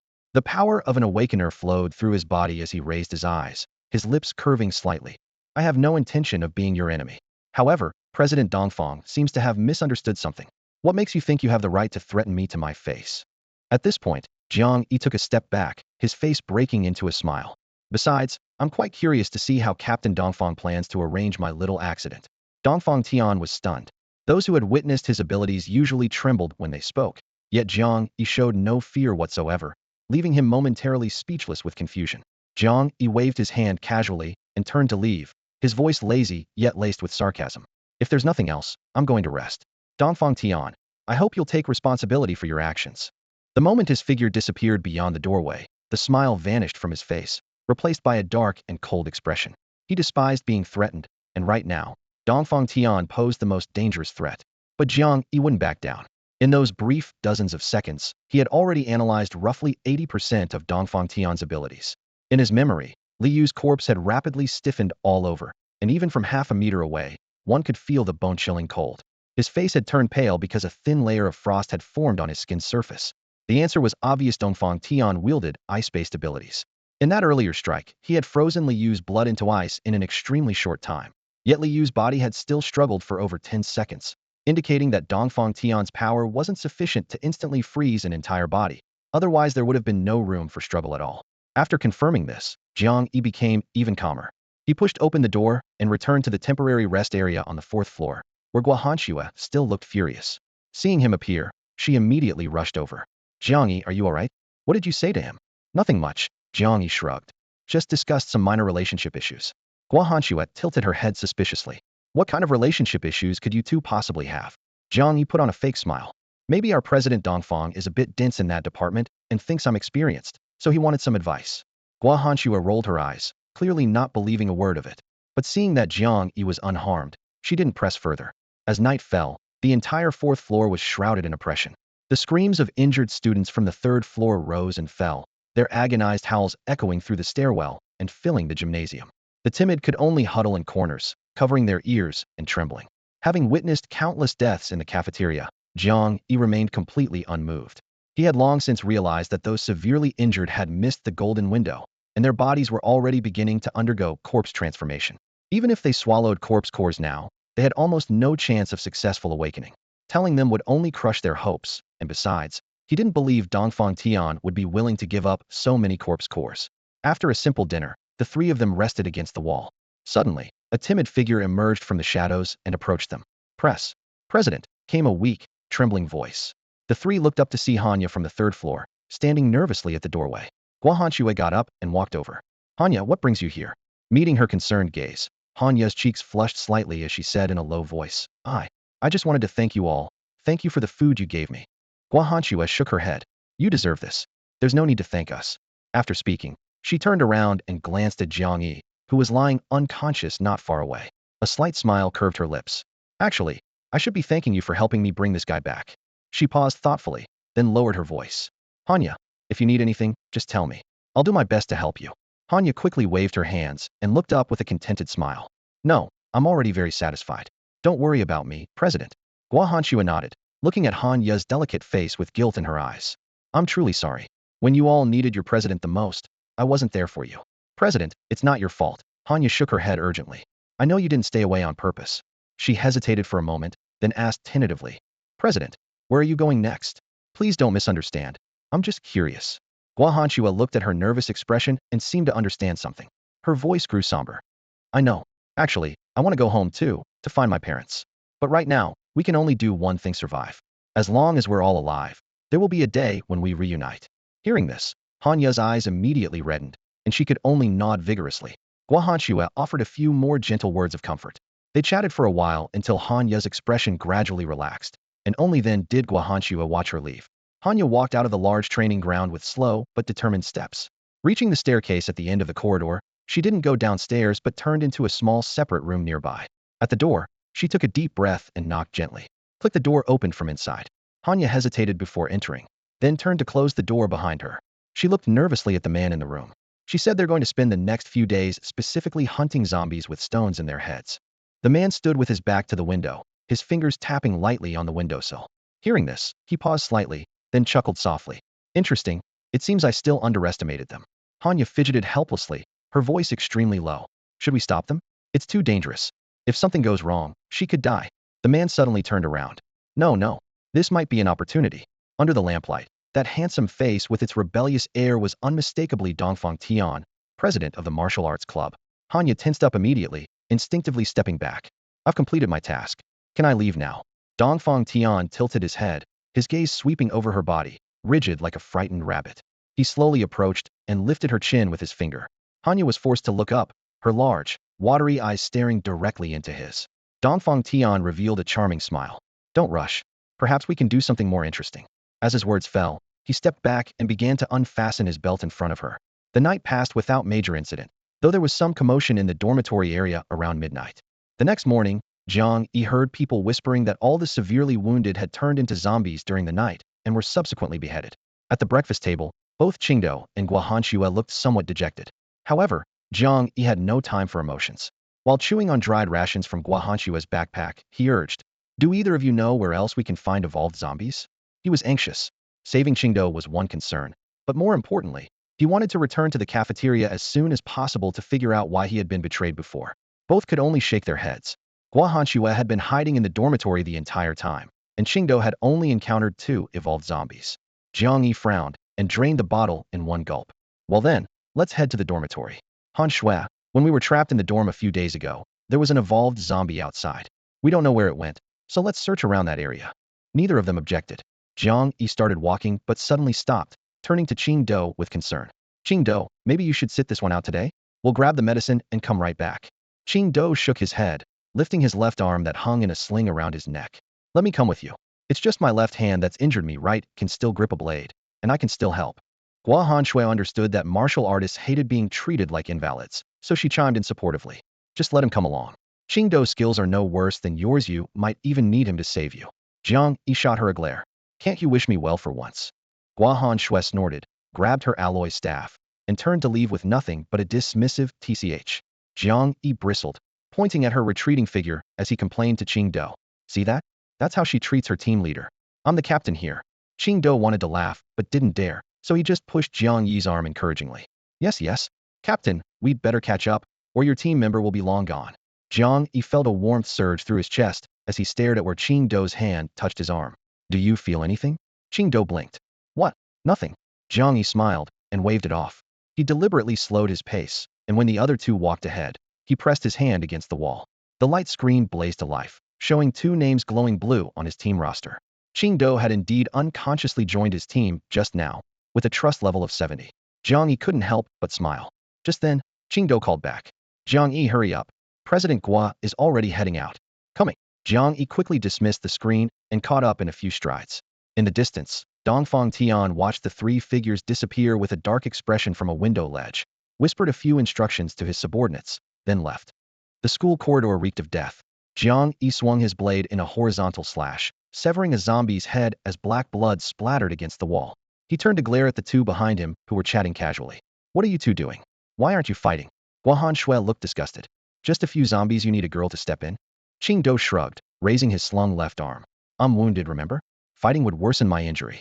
If Jiang Yi hadn't witnessed Guahanxue's crushing offensive power and Qingdao's fearless combat yesterday, he might have actually fallen for these 2 jokers.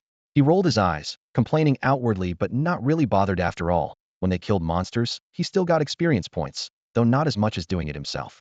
A few zombies were nothing, and handling them personally let him scavenge food along the way, which he enjoyed. But joy turned to disaster. Around the corner ahead, roars shook the air as over 100 zombies wandered in a dense pack. Jiang Yi carelessly stumbled into them. and when he saw the terrifying numbers, his back instantly went cold as he screamed at the top of his lungs. Retreat. All three turned and ran. Guahanxue fired sharp arrows from her bow, while glaring at Jiang Yi, who was rolling around in the pile of corpses not far away, cursing. Are you a pig? Couldn't you have assessed the situation before rushing out? Arrows whistled through the air, consecutively piercing the foreheads of several zombies as black blood splattered. In the center of the corpse pile, Jiang Yi dragged the injured Qingdao, dodging left and right, yet remained tightly surrounded by dense hordes of zombies. His speed attribute had already increased to 15 points, far exceeding ordinary humans. He barely avoided their lunging bites through swift movements, but still couldn't break through. Qingdao, with his leg injury not yet healed, struggled to follow Jiang Yi's movements, wielding his twin blades like death scythes. Each strike accurately pierced Zombie's skull. She remembered Jiang Yi's warning. Never let any zombie touch you. Hearing Guahanxue's angry curse, Jiang Yi smiled bitterly as he swept his black blade horizontally, shouting hoarsely, Hero, save me. I'm going to die. The blade's edge traced an arc of light as two zombie heads flew cleanly off, blood mist scattering like torn cloth. While protecting his vital points, Qingdao quickly scanned the surroundings and suddenly spotted an abandoned old Western-style house standing less than 100 meters to the front left. He immediately shouted, Over there! Let's get inside the house and take cover. His cry pierced through the zombie horde and reached his companion's ears. Jiang Yi and Guahanxue looked simultaneously, their expressions changing slightly. That mansion was unmistakably the prototype of the haunted house from the top 10 ghost stories of the engineering university. It had existed before the university was even established. The two-story building had mottled brick walls, destroyed window frames, and exposed gray bricks covered in ivy. The desolate little garden was knee-deep in weeds, creating an oppressive feeling at first glance. Countless eerie legends surrounded this place, and timid students would have nightmares just hearing its name. But they had no other choice. Zombies from all directions moved toward the sound, gathering in increasing numbers, their tearing and roaring almost drowning out their eardrums. Jiang Yi raised his blade to block, but his movements gradually became labored. In this critical moment, Guahanxue took a deep breath, knocked another arrow, and unleashed her wind power at full force. Whoosh! A sharp explosive sound rang out as a wind arrow carrying violent air currents tore through the air, forcibly cutting open a wide passage. Wherever it passed, zombie heads flew and bodies were instantly shredded by the fierce wind. With pressure suddenly reduced, Jiang Yi seized the opportunity to chop off a zombie that had been pierced by an arrow but was still struggling. He picked up the arrow and roared, Charge! With his speed attribute at full power, he sprinted out before the zombie horde could regroup and surround them again. Seeing Jiang Yi escape danger, Guahanxue and Qingdao no longer hesitated and followed closely behind, rushing toward the mansion.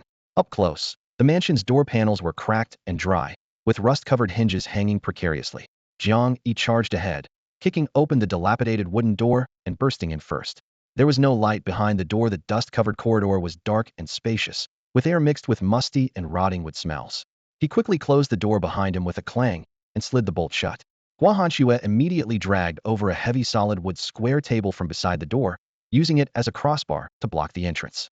However, the windows on both sides of the main door were already damaged, with glass long gone. The zombies swarming outside, blocked by the door, frantically climbed through the open window frames. Fortunately, the old mansion's windowsills were slightly higher than ordinary buildings, so the zombies' upper bodies could just reach over while their lower halves remained stuck outside. In this brief moment of peace, the three exchanged glances, all showing a flash of fighting spirit. This was the perfect harvesting opportunity. The next second, they suddenly rushed to the windows. Jiang Yi wielded his black blade, the blade light slashing horizontally with cuts smooth as ice. Guahanxue used arrows as spears, wind power concentrated at the arrowheads, easily penetrating hard skulls. Though Qingdao's injury hadn't healed, his twin blades remained steady, accurate, and ruthless, each swing clean and decisive. The three's eyes lit up as they immediately rushed forward, each displaying their skills, frantically harvesting the zombies outside. Guahanxue didn't use her bow either, instead catching the white blade Qingdao tossed to her and slicing off half of a zombie's skull with a single strike. The thick brick walls surrounded them on all sides, making the battle completely one-sided. Occasionally a zombie would climb over the wall, only to have a long blade or dagger pierce through its skull the next second. Compared to ordinary survivors still struggling desperately for their lives elsewhere, Jiang Yi, Guahanxue, and Qingdao's abilities had far surpassed them. As long as the zombie numbers weren't enough to crush them into immobility, the creatures couldn't harm the trio at all. Jiang Yi killed one zombie per strike, quietly counting under his breath while his heart bubbled with joy. Opportunities to harvest experience in bulk like this were rare. His level 7 experience bar was already past halfway, and at this rate he'd reach level 8 very soon. Even better, the zombies pouring in from outside seemed endless. If not for the inevitable exhaustion of his stamina, he would have loved to keep slashing away indefinitely. Meanwhile, Qingdao and Guohanxue were also quietly growing stronger. Each time a zombie fell, a dim orb of light would slip into their bodies. Though they couldn't sense it themselves, Jiang Yi could see it clearly. These were experience orbs that could steadily enhance their abilities without using zombie cores. Qingdao especially, who had originally been just a skilled swordsman with an ordinary body, was now receiving this experience infusion that comprehensively strengthened his stamina, reflexes, and power, continuing until he reached the limits of normal human capability. Huff, huff. Qingdao mechanically cut down the last zombie climbing through his assigned window, and only after confirming no new enemies remained did he let out a long breath. His right hand gripping the blade handle trembled slightly. Just as he was about to turn and support his companions, a heavy thud of something hitting the floor came from the second story. Did you guys hear that? He immediately straightened up, looking around warily. Jiang Yi was immersed in the euphoria of rapidly gaining experience, calculating that he was about to reach level 8, grinning as he licked his lips. Almost there, almost there. Guohanxue had just finished her killing blow and casually flicked blood droplets from her bowstring before turning to ask, "What's wrong with you? There seems to be sounds upstairs." Qingdao looked tense, gripping his blade tightly with both hands. Guohanxue listened carefully, about to say, "I don't hear any." Crash. The crystal chandelier overhead suddenly exploded, and a large slab of stone crashed down from the ceiling. Shattered crystal scattered everywhere as the three instinctively protected their vital areas.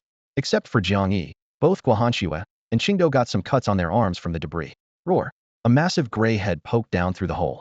The monster became excited upon seeing living people and forcefully squeezed downward, brutally tearing the gap which was slightly smaller than its body even wider.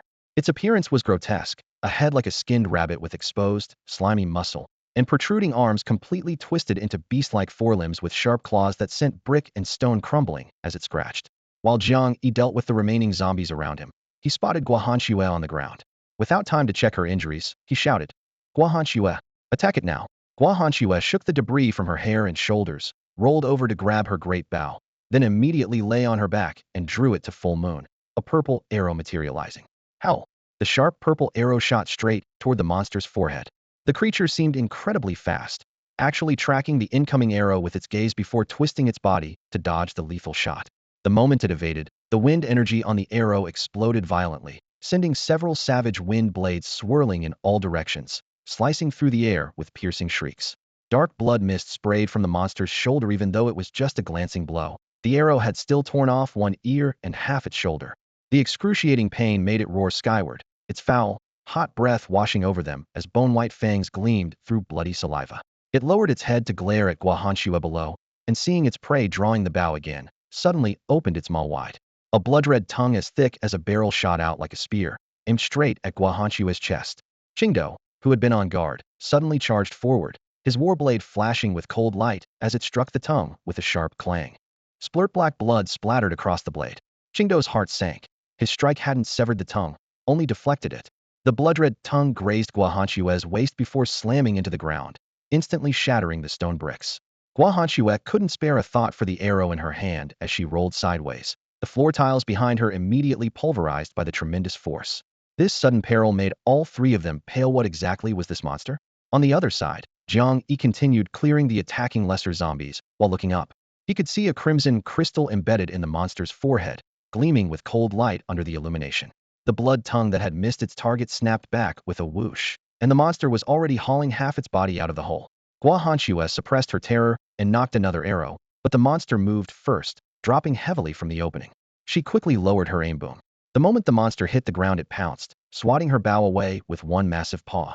Her scream had barely escaped when Guohanxue swung her left arm back, sending a crescent-shaped wind blade whistling out that cleanly severed the monster's raised limb. The severed appendage flew away as black blood gushed forth, and the monster howled in pain as it rolled to avoid further attacks, staring at Guohanxue in obvious fear of the wind blades that could actually harm it. Qingdao immediately positioned his blade protectively in front of Guohanxue, asking urgently, "Are you all right?" Guohanxue frowned, looking down at her swollen wrist. When the bow was knocked away, she had twisted the bone and could no longer draw it. She gritted her teeth and stood up. "I'm fine, but I can't draw the bow anymore, so you need to be careful." She then shouted to Jiang Yi, who was blocking the window on the other side. "Jiang Yi, hurry up. We can't hold out much longer." Jiang Yi's heart sank as his blade flashed through the air. Of course he wanted to help immediately. But if he let that horde of ordinary zombies outside rush in, the three of them would be completely overwhelmed fighting the monster. Glancing at the remaining zombies, he gritted his teeth and called back, "Hold on. I'll come help as soon as I finish here." Guahanshua managed a strained smile, understanding that she had to endure this deadlock herself. She and Qingdao kept their eyes fixed on the monster missing one arm. It could only move on 3 limbs, slowly circling the broken stone tiles as it prepared to strike again. The monster finally revealed its full form. If not for its severed tail, it would have looked exactly like a giant dog stripped of its skin, with exposed muscle fibers and pulsing blood vessels creating a horrifying sight. A pair of blood-red eyes stared fixedly at Guahanshua, clearly harboring tremendous hatred for her.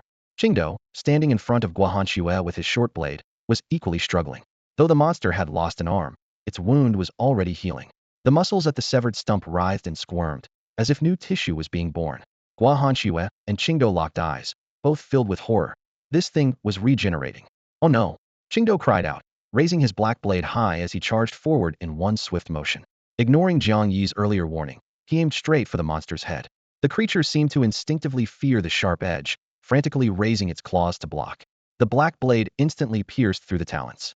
But immediately after, the monster erupted with tremendous force that tore through the air, roaring as it swung. Qingdao, gripping the blade, was yanked into the air and slammed heavily against the wall behind him, then slid down to the ground. The black blade remained deeply embedded in the monster's shoulder, its steel humming. The monster looked down and wrapped its sticky, flexible tongue around the blade's handle, pulling it out with a wet pop. As flesh writhed and squirmed, the shoulder wound rapidly closed, and a newly formed small arm burst through the skin in an instant. It roared furiously, flicking the black blade from its tongue tip aside, then lunged viciously at Guahanshua. Guahanshua rolled away and grabbed the katana from the ground. A flash of cold steel swept across the monster's cheek. The blade could have severed its neck bone, but the creature instinctively leaned back, leaving only a gash at the corner of its mouth. Even this minor wound healed in the blink of an eye. Guahanshua had no intention of prolonging the fight. Taking advantage of the monster's hesitation to approach, she rushed to Qingdao's side and lifted his head. "Qingdao, wake up, how are you?" Through the intense pain, Qingdao finally opened his eyes, suddenly spitting out a mouthful of blood before his breathing stabilized. "I'm fine." Guahanshua pressed the black blade back into his hands, whispering urgently, "You're no match for it. Be careful." Qingdao smiled bitterly, looking at the rapidly recovering monster, his heart filled with anguish. The gap between himself and Guahanshua was truly this vast. Guahanshua drew 2 purple arrows, channeling what little supernatural energy remained in her body into them. The arrow shafts glowed with an eerie light. "Jiang Yi, if you don't get here soon, you'll be collecting our corpses," she roared toward the door. Outside, Jiang Yi was surrounded by newly arrived zombies, sweat trickling down his temples as prolonged slashing made his arms ache. "I can't help it either. You've drawn another horde of zombies back here," he replied through gritted teeth. But without clearing these creatures, he couldn't free himself to help. Guahanshua cursed under her breath. With a flick of her left wrist, the first energy-infused purple arrow shot through the air. Though its power was less than a tenth of what it would be from a bow, the monster still instinctively dodged. Just as it moved aside, the second purple arrow was released. Whoosh! With a heavy sound cutting through the air, the purple arrow traced a brilliant streak of light as it shot straight into the monster's body. Guahanshua turned back to see Jiang Yi still hadn't come over, and couldn't help but shout at him. "Stop rushing me. You've attracted a whole bunch of monsters outside." Cold sweat beaded on Jiang Yi's forehead as his black blade whistled through the air. The continuous slashing made his arms burn with needle-like pain. But if he didn't clear out this horde of zombies in front of him, he couldn't break away to rescue anyone. Hearing no response from Jiang Yi, Guahanshua cursed under her breath. Without her bow, she simply gripped an arrow in her left hand, veins bulging on her fingertips as she hurled it with force. Wind-type ability wrapped around the arrow shaft, creating a piercing whistle sharper than tinnitus. Though the power was only 1/10 of normal, the monster still instinctively dodged to either side. Right there, Guahanshua had anticipated its evasion, a cold gleam flashing in her eyes as her right hand shot out a second arrow in quick succession. Whoosh! A purple streak tore through the air, driving deep into the monster's chest. Roar! The arrow's explosive energy ripped through flesh, blood mist erupting, but the creature's powerful regeneration immediately began suppressing the wound. This time, its healing was noticeably slower, with the unremoved arrow lodged in its chest causing stiffness in its movements. Qingdao immediately caught this subtle change, his eyes lighting up. Enduring his body's aches, he rolled twice along the ground and slashed at the monster's hind leg. The white blade was sharp as cutting leather, and with his muffled grunt, cold light pierced bone crack. Most of the monster's hind leg was severed, exposed white bone snapping clean at the joint. The beast's leg gave out, and it collapsed to its knees. The excruciating pain enraged it. The monster whipped its head around, blood-filled maw gaping wide, as its crimson tongue blade shot out like a spear, aimed straight at Qingdo's face. Qingdo's pupils contracted sharply, his injuries making his movements feel locked up, only the howling wind filling his ears. No! He screamed internally, unable to move. The next second, someone yanked hard on his ankle, sending him sliding backward. Guahanxue rushed over and flung Qingdo aside, gripping the black blade she'd picked up earlier in reverse, lunging forward with a full-force thrust. The black blade pierced through the blood tongue with a squelch, pinning the tip firmly to the floor. The monster let out a piercing shriek, writhing frantically yet afraid to use full force due to the wound on its tongue. Meanwhile, Jiang Yi continued slaying the zombie horde while keeping watch on the other two from the corner of his eye. Seeing them escape death multiple times, his heart lurched up and down with them. Just then, a zombie took advantage of his distraction, crawling through a broken window to grab his arm, fangs biting down hard. The sharp pain made Jiang Yi's brow furrow tightly. He suddenly tightened his right arm around the zombie's neck while his left hand swept the black blade in reverse, the edge flashing as ink-black blood sprayed like spilled paint. As the corpse went limp, a strange yet familiar surge of power flooded through his limbs. Dust swirled up from beneath his feet in the sudden wind, his body feeling incredibly light. The remaining zombies lunging toward him seemed to move in slow motion. Jiang Yi raised his hand in a casual slash, the blade cutting through as zombie skull caps flew off in unison. The long-accumulated fatigue and soreness vanished instantly. His hands gripping the blade no longer trembled, his gaze clear as crystal. The attribute panel appeared with his thoughts. Level 82256. Speed 17 points. Defense 9 points. Strength 7 points. Mental 7 points. Constitution 5 points. Even though this wasn't his first level up, Jiang Yi still found the sensation of instant power enhancement absolutely exhilarating. The black blade wrapped around Jiang Yi's agile left hand, and with one swift strike, the last zombie was finally cleaved through its forehead.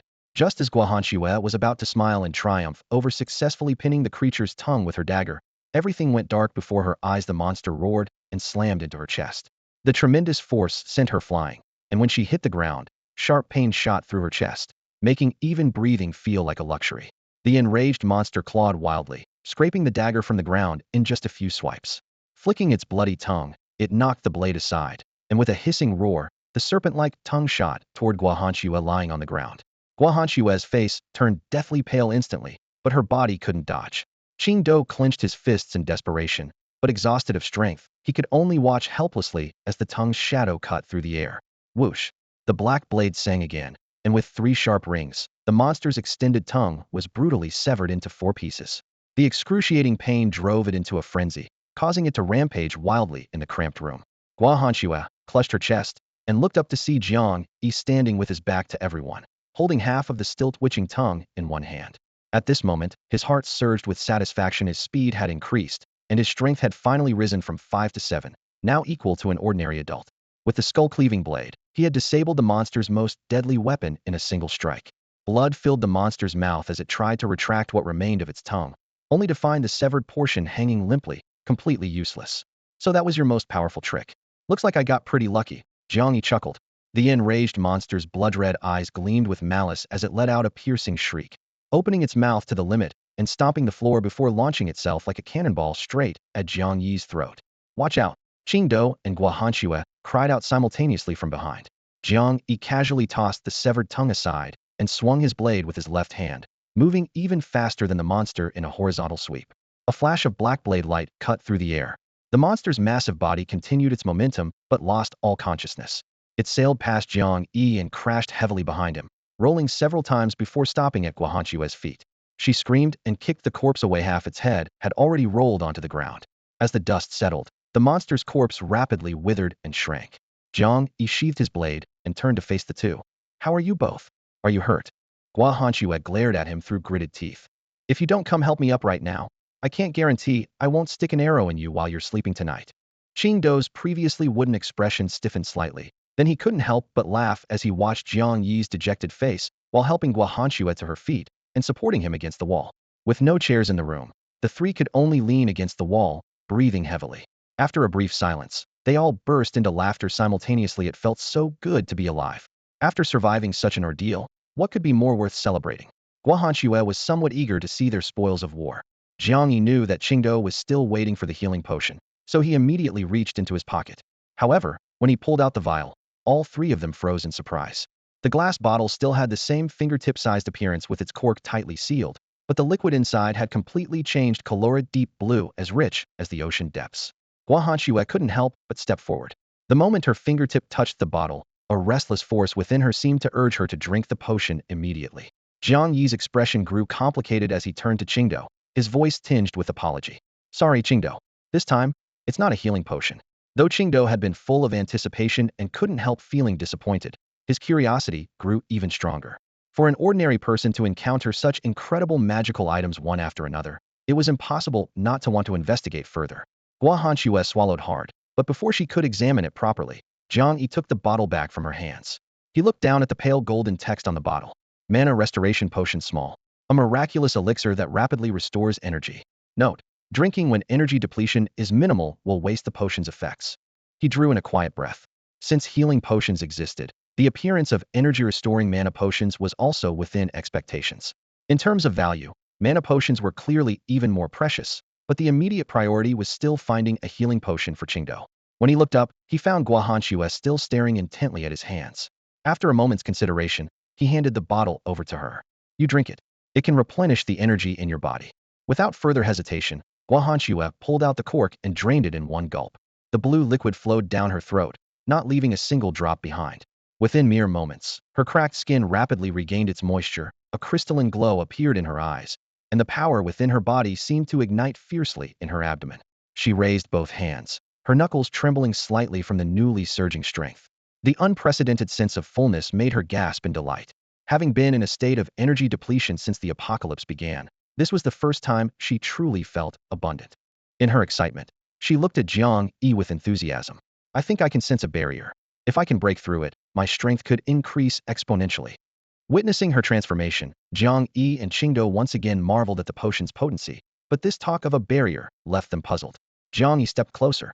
Guahanxue, what exactly is this barrier you're talking about? Guahanxue shook her head, her brow furrowed. I can't really explain it. I just feel like I've reached my limit. Right now, I seem to be at my strongest state, but to go further, I must break through that barrier, but I don't know how to do it.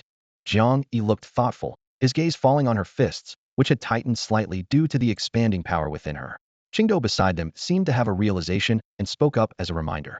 Wait, are you saying the abilities you've awakened can continue to grow stronger? That's absolutely incredible. If he had only felt envious before, now he was nearly jealous.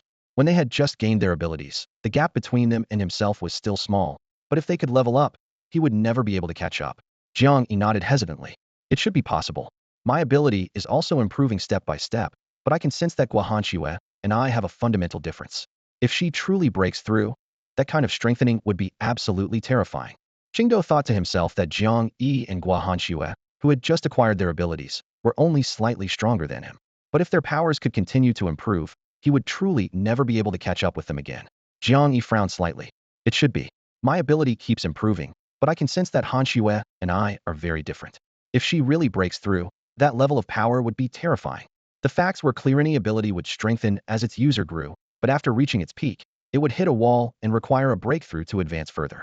This was completely different from the leveling system built into Jiang Yi's body, but it also made him realize that his system was more perfect than he had imagined. Guahanxue was radiant at this moment. On one hand, the surging energy within her body made her feel light as a feather.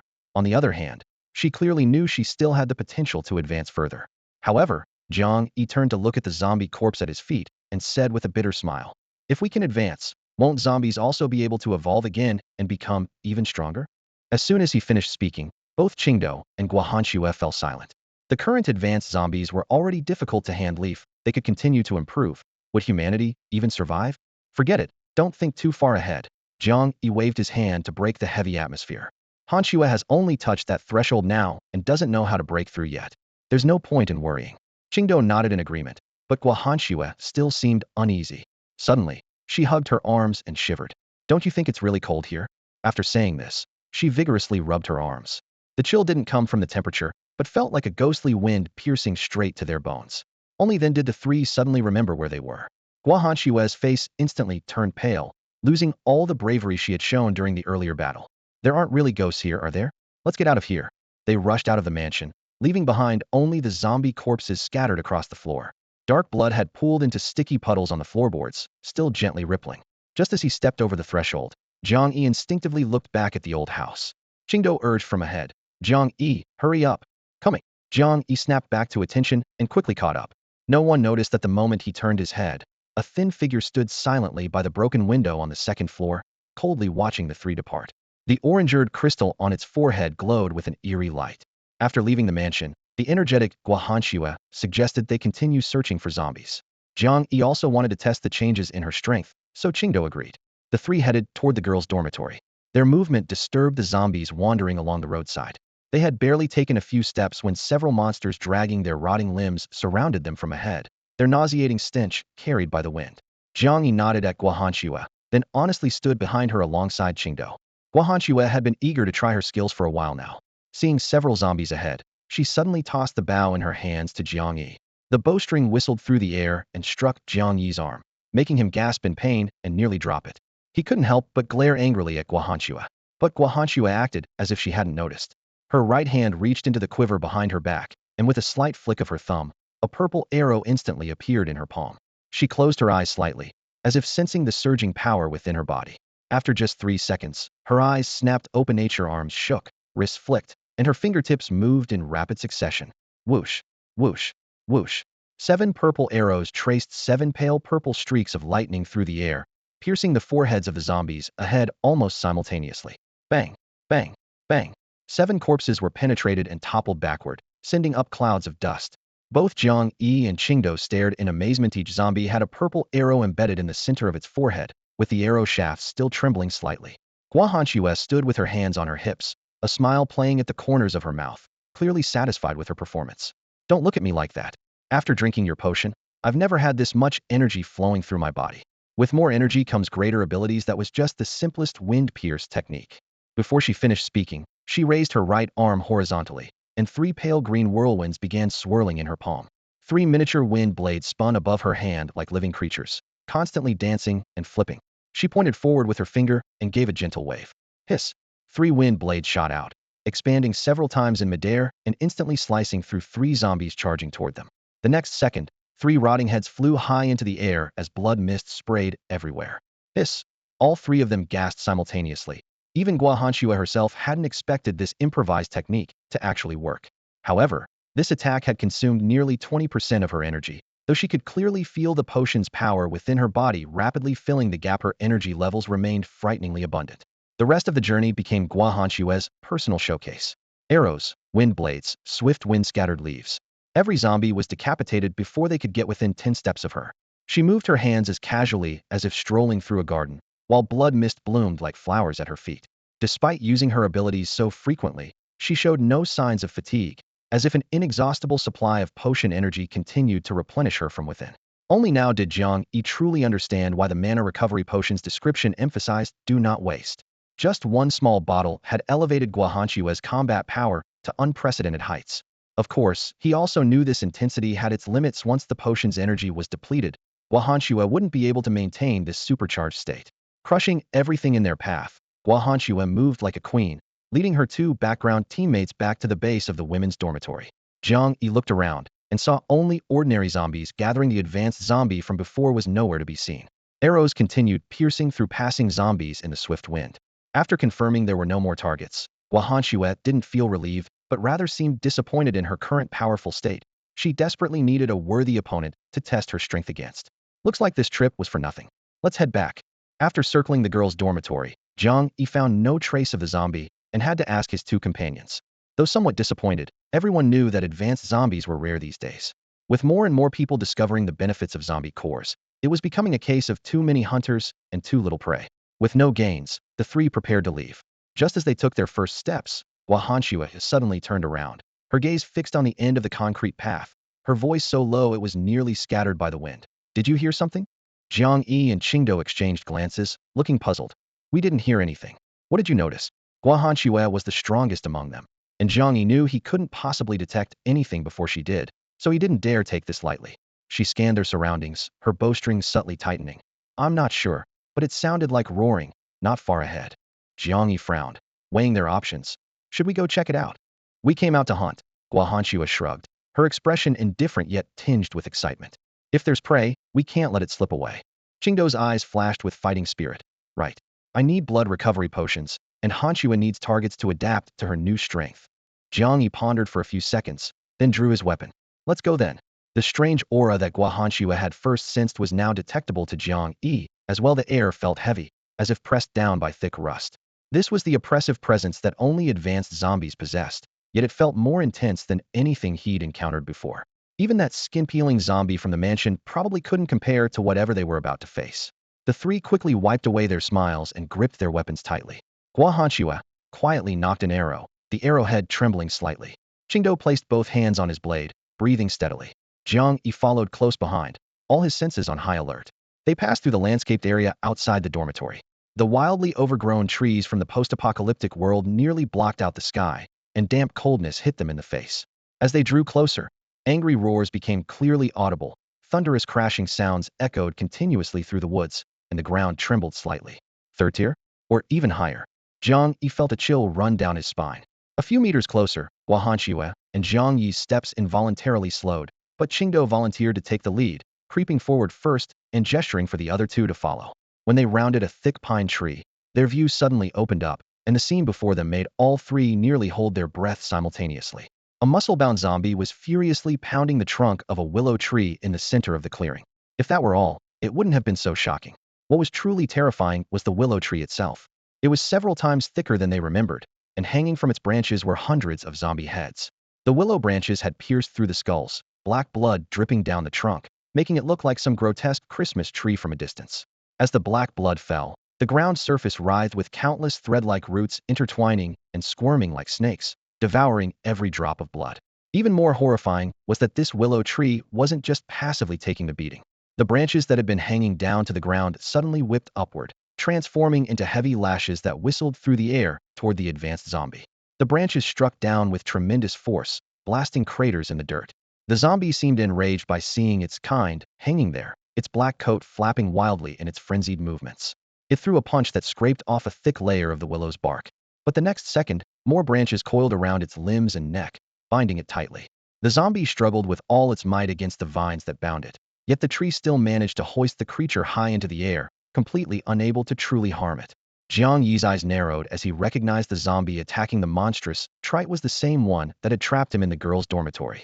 Qingdo and Guahanshua stood frozen like wooden statues, staring at the revived giant willow in the distance. Plants could come back to life too? Jiang Yi frowned. The apocalypse had been triggered by that sudden downpour. If the rainwater could transform animals into zombies or ability users, then plant mutations weren't surprising either. The mutant willow's branches surged forth like a tide, thousands of them wrapping tightly around the zombie. Finding it couldn't tear the creature apart, the tree lifted the entire zombie and slammed it hard against the soft, muddy ground. The advanced zombie roared repeatedly as the willow branches whipped it around. The power disparity was overwhelming, it couldn't fight back at all. However, the soft earth cushioned the impact, preventing serious injury. Seizing the opportunity, the zombie violently tore at the branches wrapped around its body, stuffing some into its mouth before spitting them out in disgust. Moments later, its gaze seemed drawn to the trunk. It shook off the remaining branches and lunged forward frantically, its razor-sharp claws carving deep gouges into the bark. Guahanshua watched with rising battle fervor. These two opponents are perfect for practice. Jiang Yi weighed his options. Whether facing the mutant willow or that zombie alone, his chances of victory weren't great. But with Guahanshua and Qingdo by his side, they might have a shot. Moreover, the main force in this battle would be Guahanshua, whose energy was at full capacity. Remembering her earlier, unlimited violence, Jiang Yi felt a chill in his heart, but gritted his teeth. Let's do it. Hanshua, find a way to cripple that zombie first, but don't kill it outright. I am counting on it to earn us more potions. Guahanshua nodded and rose from their hiding spot. She spread her arms wide, gathering massive scythe-like wind blades on her left and right. Her eyes flashed as she swung both hands forward, sending the two wind blades shrieking through the air. How could the battling willow and zombie expect an ambush from behind? The sharp whistling sound was brief. The zombie's arm and leg were instantly severed at the roots, black blood gushing as it collapsed without understanding what had happened. The wind blade's momentum continued, striking the willow's trunk with a thunderous crash. The thick bark was torn open, revealing two wounds so deep they reached the heartwood. Hiss! A strange cry resembling a creature's scream of pain echoed from deep within the trunk. The entire mutant willow shook like mad, its countless branches thrashing wildly. The limbless zombie became its punching bag as willow branches rained down like whips. In mere seconds, the clothes on its body were completely shredded. Just then, the zombie with two massive wounds suddenly convulsed. Guahanxue, preparing to deliver the finishing blow, was pulled back by Jiang Yi. All three watched in horror as the ground cracked open and countless snake-like vine roots burst through the surface. These vine roots writhed nimbly across the ground, quickly absorbing the spilled black blood before burrowing into the zombie's body through its wounds. Even knowing that zombies couldn't feel pain, watching it convulse on the ground made Jiang Yi's entire body tingle with unbearable sensation. Suddenly, Qingdou roared, "No! The zombie is about to be killed by the willow tree." Jiang Yi snapped back to his senses and instantly drew his skull-cleaving blade, transforming into a fierce gust of wind as he shot forward. Qingdou only felt the whoosh of air by his ears as a dark shadow had already charged into the willow tree's shadowy canopy. In their urgency, he and Guahanxue followed close behind. While running, Guahanxue drew her bow and nocked an arrow, channeling her energy into it before releasing it through the air, forcibly tearing a gap through the dense willow branches. Jiang Yi seized the opportunity to break through, but the willow tree sensed the newcomer. The branches that had been lashing the zombie suddenly pivoted and swept toward him like an overwhelming tide. The branches were numerous and flexible like countless arms, making them nearly impossible to dodge. In just moments, Jiang Yi felt his ankle tighten. A willow branch had wrapped around it tightly. He swung his long blade fiercely to cut through the restraint, but the distraction caused him to lose his balance and stumble backward. Most of the branches missed their mark, but dozens still lashed across his back like whips, sending searing pain coursing through his entire body. "Ah!" Jiang Yi screamed as he rolled on the ground, desperately crawling several meters until he was outside the willow tree's attack range, forcing the branches to reluctantly withdraw. Qingdou rushed forward to support him, his hand covered in cold sweat. "Jiang Yi, are you all right?" The clothes on Jiang Yi's back were nearly torn to shreds, and every movement felt like being carved by knives. He gritted his teeth as fierce determination surged in his heart, forcefully shaking off Qingdou's hand. "Stay back and don't get caught up in this." Qingdou still urged with concern. "Maybe we should just forget about it? There are definitely other advancing zombies around. This is too dangerous." Before he could finish speaking, Guahanxue fired another arrow. The powerful shot exploded through the willow branch barrier in front of them, with the arrowhead embedding deeply into the trunk. The giant tree shook violently, its roots' suction power surged dramatically, and the zombie was clearly about to be drained into a withered corpse. "You think you can just walk away after beating me up like this? Dream on." Jiang Yi growled through his agony, stepping back and looking toward the zombie, less than 3 meters away, a distance that felt like an insurmountable chasm. He suddenly swung his arm, and the skull-cleaving blade transformed into a streak of black light, whistling as it severed willow branches along its path before plunging deep into the zombie's chest. The zombie, on its last legs, was pierced through the heart by the blade, but suddenly sat up with an earth-shaking roar. Its remaining hand desperately grasped the blade, trying to pull it out, but the black knife was as immovable as a mountain. Jiang Yi's eyes lit up as he beckoned with his left hand, causing the black blade to vanish into thin air before landing steadily back in his palm. Again, he locked onto the zombie's forehead and hurled the blade once more. The edge buried itself completely into the skull, and the zombie stiffened instantly before collapsing powerlessly.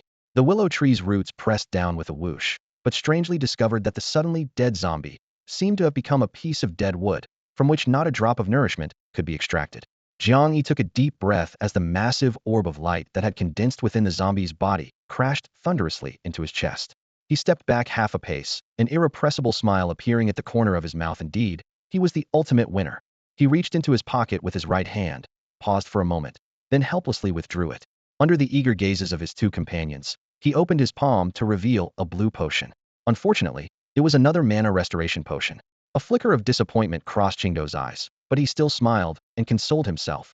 At least it could restore magic power, which was better than nothing. At least Guahanxue wouldn't have to worry about running out of energy. Guahanxue, however, stared thoughtfully at the potion, then suddenly pointed toward the willow tree nearby, its branches still thrashing wildly. "Do you think this willow tree might have a corpse core too?" Jiang Yi was startled and looked at her with a strange expression. "Why would you think that? The willow isn't a zombie, so it probably doesn't have one." But Qingdou considered it seriously. "Not necessarily. Zombies have corpse cores, and both humans and animals can mutate. If the willow came to life, it makes sense that it might have something similar to a corpse core inside." Jiang Yi blinked, his mind racing. If that were true, defeating this tree might actually give him experience points. But as his gaze returned to the willow with its whipping branches that made the surrounding area impenetrable, he smiled bitterly. "The problem is, this thing is like a turtle shell. We can't kill it. How are we supposed to attack it?" A confident smile curved Guahanshua's lips. If I can take it down, that mana potion is mine. Deal. Before she finished speaking, Jiang Yi had already tossed the potion to her, then stepped back and crossed his arms. The stage is yours. Guahanshua carefully stored the potion and retreated several steps. She slowly drew her longbow, knocking a purple arrow. As the bowstring was pulled to its limit, dust swirled at her feet, and several air currents began spiraling on the ground, growing larger until they formed visible mini-tornadoes. At the center of the windstorm, her long hair whipped about wildly. The purple arrow, absorbing tremendous energy, began to glow with a shimmering blue-green light, gradually changing from dark purple to pale cyan. She held this arrow for a long time, her arm trembling slightly, veins bulging. Jiang Yi even worried she might suddenly collapse from the strain. At that moment, Guahanshua let out a piercing, prolonged cry. The bowstring released, and the cyan light, wrapped in a storm that seemed to roar like a banshee, instantly tore through the air between them. Boom! A brilliant flash of light appeared and vanished in an instant, while violent air currents plowed through the earth. Jiang Yi and Qingdou were pushed back several stumbling steps by the wind blast, their cheeks stinging.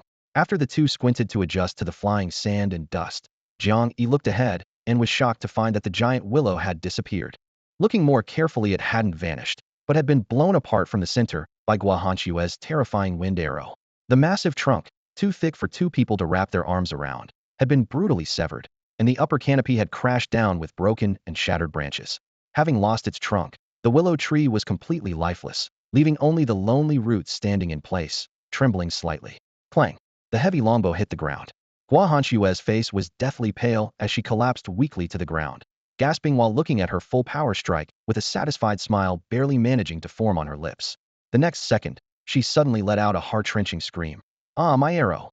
Qingdou looked at the tree debris scattered everywhere and swallowed hard. With that level of destructive power, that arrow probably turned to dust along with the trunk. Guahanshua immediately deflated. She didn't have many arrows to begin with, and now she had lost another one. Thinking about whether this trade was profitable or not, her mood became complicated, unsure whether she had gained or lost from this deal. Squeak! Just as Guahanshua was feeling dejected, her ears perked up at the sound. She looked up in disbelief to see the tree roots left on the ground actually pulling themselves out bit by bit.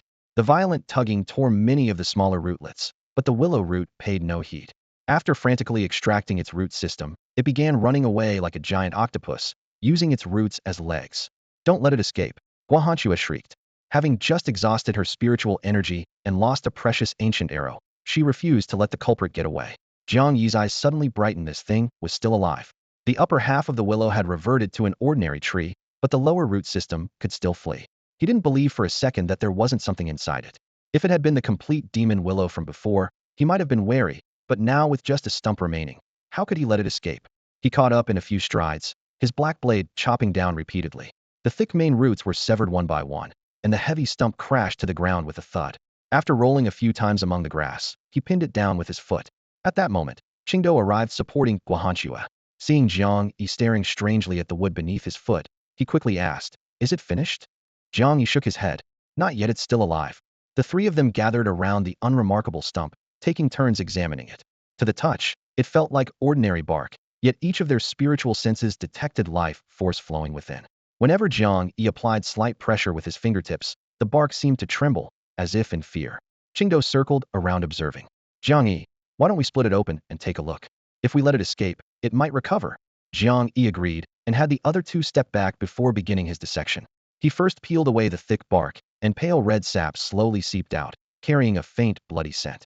Blade flashes followed in quick succession, wood chips flew, and the stump trembled violently. After carving away a large section, Guahanshua suddenly stopped him, pointing to a red orb exposed at the tree's heart. She cried out in delight, "Look! Isn't that its corpse core? I can sense energy from it." Jiang Yi leaned down and indeed saw half of a wooden orb embedded in the growth rings. His previous blade strikes had passed right by it without causing any damage. Since Guahanshua could sense energy from it, this had to be the core. His spirits lifted as he inserted his blade tip around the wooden bead and pried with force. The excised wooden sphere broke free, but before it could hit the ground, it transformed into a white light that shot directly into his body. With the wooden bead gone, the massive stump shook violently several times, as if all moisture had been instantly drained from it. It withered rapidly, its color changing from verdant brown to ashen yellow, cracks spreading across its surface.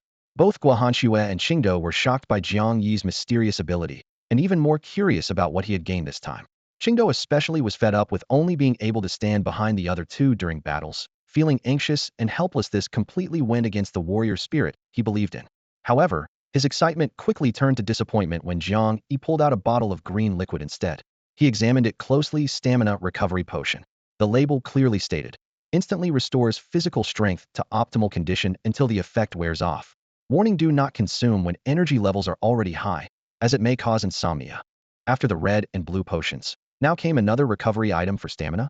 This should have been cause for celebration, but remembering Qing Dou's repeated disappointed expressions, Jiang Yi suddenly felt less enthusiastic about the bottle in his hands. After briefly explaining the potion's effects to his companions, Jiang Yi tucked the bottle into his waist pack. Save it for when we really need it, he reminded himself. Gua Hanxue showed little interest as an archer. She relied more on internal energy than brute physical strength. Qing Dou the swordsman, however, had a gleam in his eyes. What could be more appealing than instantly eliminating fatigue when on the verge of exhaustion? Since they hadn't found the healing potion they'd hoped for, the trip felt somewhat wasted, and they had to head back.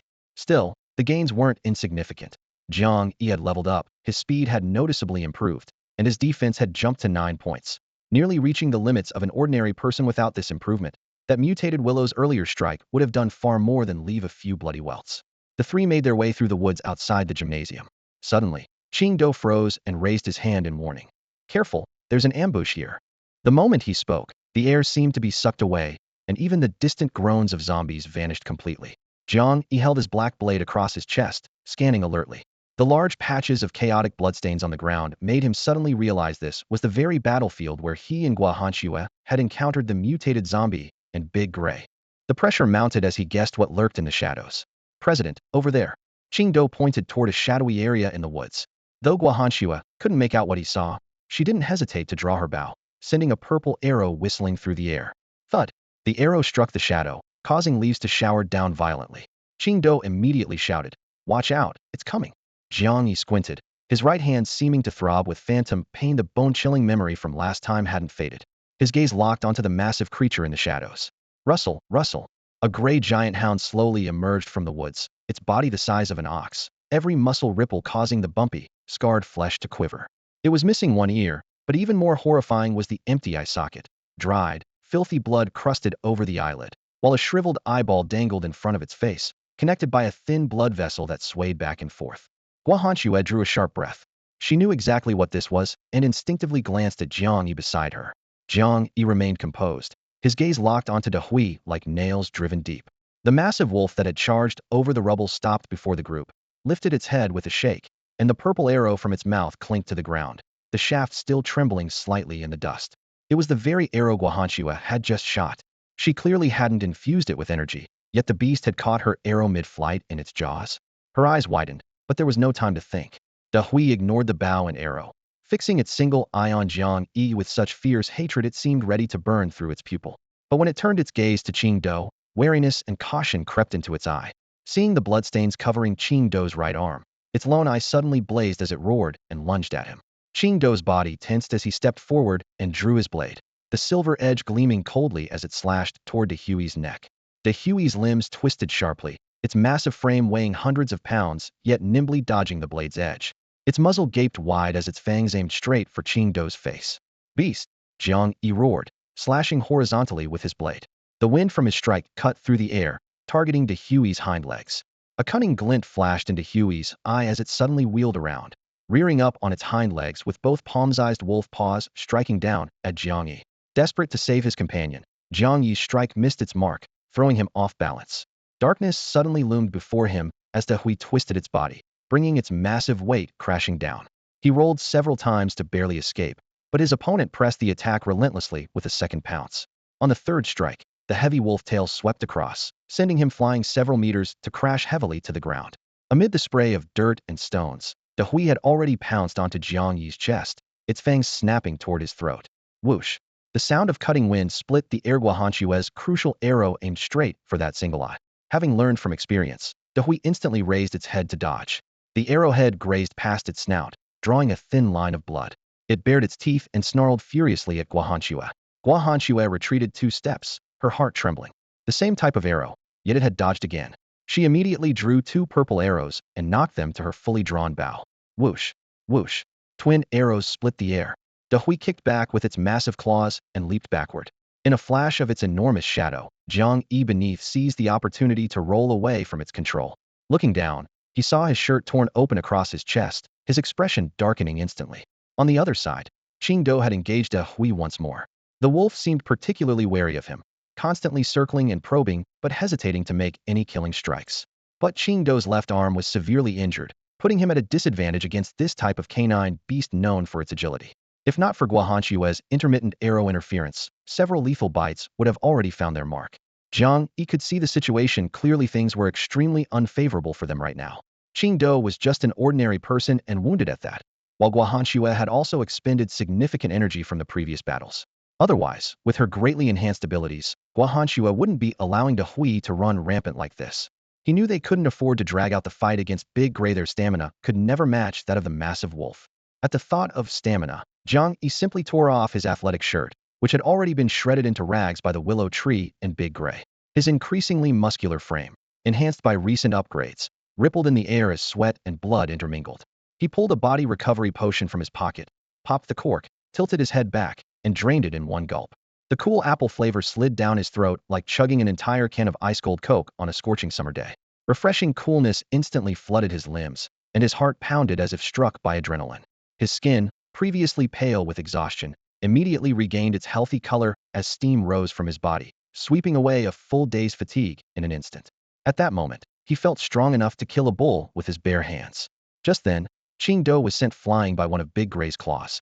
Jiang Yi's feet exploded with power as he unleashed his full 17-point speed attribute, moving swift as the wind. His black blade unsheathed in a horizontal slash, instantly severing Big Gray's entire nose as it lunged toward Qingdao. A whoa! A heart-wrenching howl echoed through the night sky. Blood gushed from the wound like a fountain. Big Gray, who had once prided itself on its keen sense of smell, lost its advantage in an instant.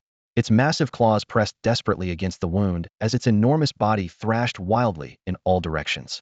Just as Jiang Yi moved to pursue, he was sideswiped by the massive frame, launching him into the air where he tumbled several times before sliding heavily across the ground. Jiang Yi, are you alright? Guahanshue knocked an arrow, her voice filled with concern. Jiang Yi grinned through his bloodied lips, shaking his numb arms as his eyes blazed with intensity. There's never been a better time than now.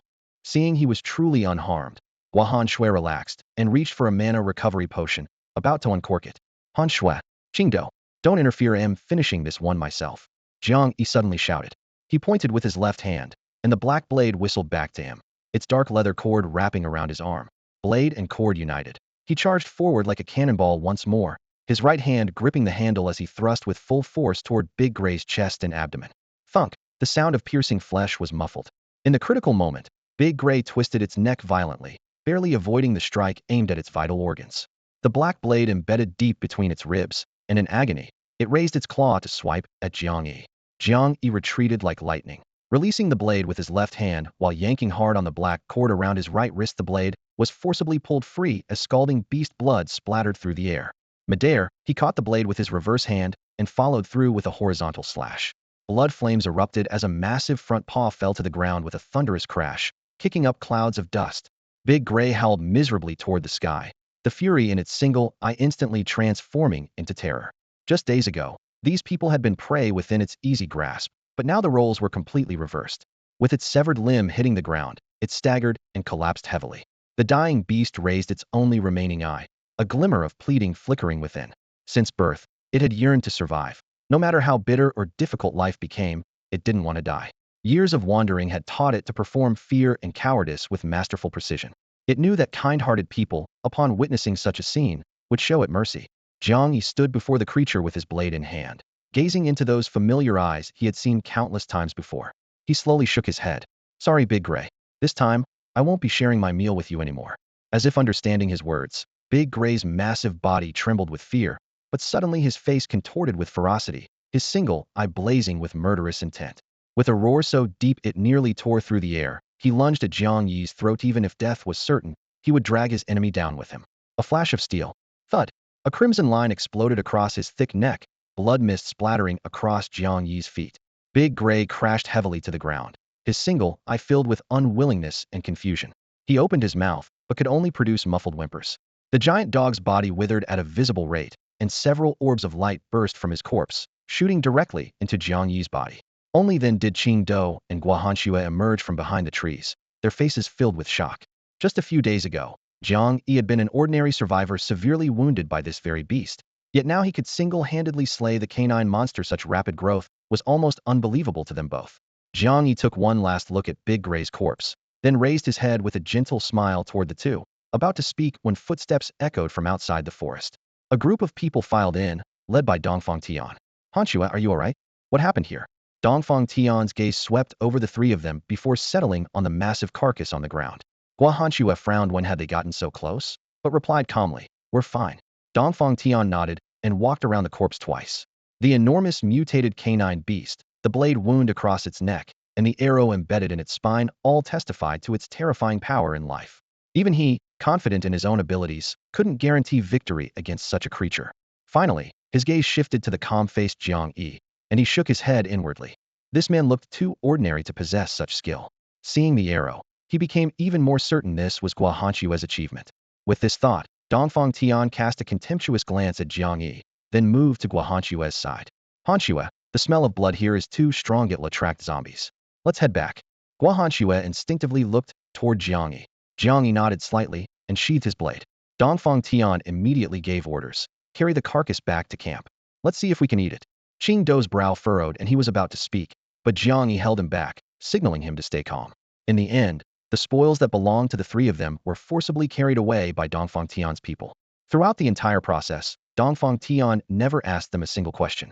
Guahanxue was equally displeased, but considering she was temporarily staying at his camp and most of her former teammates now served under Dongfang Tian, she didn't want to create a direct confrontation over this matter. Back at the gymnasium, Qing Do, who had been holding back his anger the entire way, finally exploded. "Why didn't you let me speak? Dongfang Tian went too far. That was our spoils of war." Jiang Yi lay casually on his mattress, looking at Qing Do's face, ugly with indignation, then at the equally frustrated Guahanxue, and suddenly laughed. "If they want it, let them have it. We don't need it anyway." Guahanxue felt indignant on Jiang Yi's behalf. "But he went too far, didn't even bother to ask you first." Jiang Yi was delighted and shrugged nonchalantly. "It doesn't matter anyway, I've already gotten the really good stuff." Guahanxue and Qing Do froze simultaneously, their gazes locked onto Jiang Yi.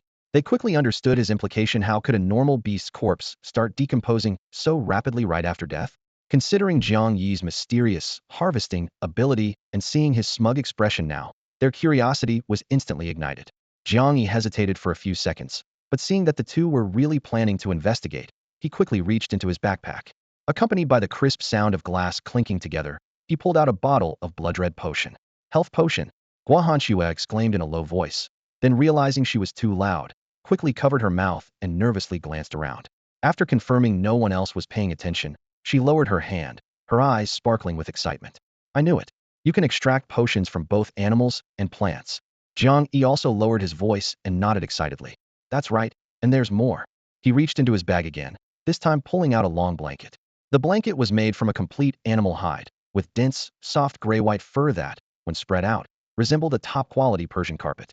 Guahanxue's eyes practically sparkled with starlight as she snatched it away, rubbing the fine fur with her arms. The texture even surpassed any fur coat she had ever touched. "Is this Big Gray's hide?" Qing Do asked, recognizing the familiar color. Jiang Yi shrugged. "Who knows? Anyway, after I killed Big Gray, I got this hide as a bonus." System information automatically appeared. Beast hide first tier, made from the essence of an unknown fierce beast's fur, providing both good defense and warmth. Jiang Yi hadn't expected that killing Big Gray would not only give him 10 experience points, but also a bunch of bonus items besides the potion. This 2-meter square beast hide, 10 sharp beast fangs, and 10 sturdy beast bones. Even more bizarre was that each fang and bone was identical in both shape and weight, as if precisely duplicated by the system. He wasn't yet clear about the specific uses of these materials, but his intuition told him since Infinite Combat Upgrade could automatically harvest them, he would definitely be able to do something with these items in the future. With this thought, he felt no disappointment about having no immediate use for them. Guahanxue clutched the beast hide and wouldn't let go, while Qing Do examined the pristine white fangs clearly. When they had checked Big Gray's corpse earlier, there were no missing teeth in its mouth. Where exactly had these materials come from out of thin air? While the two remained puzzled, several students responsible for dismantling corpses in the cafeteria kitchen were studying Big Gray's skull. Someone tried to pull out a tooth by hand, and with a crack, those seemingly indestructible fangs all broke cleanly at the roots. startling them into exchanging bewildered looks. Ahem, let me show you one last thing. Jiang Yi cleared his throat, drawing their attention back. He reached into his backpack again and pulled out a perfectly square piece of raw meat. The meat was bright red with delicate fat marbling on the surface, and a subtle savory aroma wafted through the air into their nostrils. The beautiful marbled pattern reminded one of premium Wagyu beef. Qingdao instinctively took a deep breath. Such fresh meat. Having been born in Japan, he had eaten raw food since childhood and could tell just from the smell this meat was definitely high quality and could even be eaten raw without any problem. Jiang Yi tossed the meat block in one hand, grinning smugly. A full 100 pounds of dog meat. Want some? Guahanxue and Qingdao both swallowed hard. If someone had offered them dog meat just over 10 days ago, they would have refused outright and even scolded them for eating such adorable creatures. But now, every scrap of food was precious beyond measure. Anyone who had survived half a month in this apocalyptic world understood one fundamental rule: never waste anything edible. So despite their usual aversion to dog meat, Guahanxue and Qingdao stared at the meat in Jiang Yi's hands, unable to utter a single no. In the end, they never got to taste it. Dongfang Tianqing knew the credit for this hunt belonged to Guahanxue's group, so after butchering the dog carcass, he personally brought over a large steaming bowl of meat enough for the three of them to eat until they were stuffed. He didn't mind interrupting their quiet conversation, cheerfully calling out, "You must be starving. Come try some." Unfortunately, we don't have a proper kitchen here, so I could only make a simple stew. The bowl contained large bones glistening with fat, releasing a faint meaty aroma. The three didn't hesitate to dig in after all. This was their kill. Jiang Yi first handed bones to Guahanxue and Qingdao, then grabbed one for himself. The moment he took his first bite, his brow furrowed. The meat was tough and stringy, like undercooked old pork, with fibrous strands getting stuck between his teeth. Looking up, he saw Guahanxue and Qingdao struggling just as much. Dongfang Tianqing chuckled softly. Hard to chew, isn't it? Probably related to the mutation. These animals' meat is edible, but the texture is terrible. Still, several 100 pounds of meat will last us quite a while. His tone was casual, though he clearly knew how disappointing the meat was. Jiang Yi's expectations crumbled completely.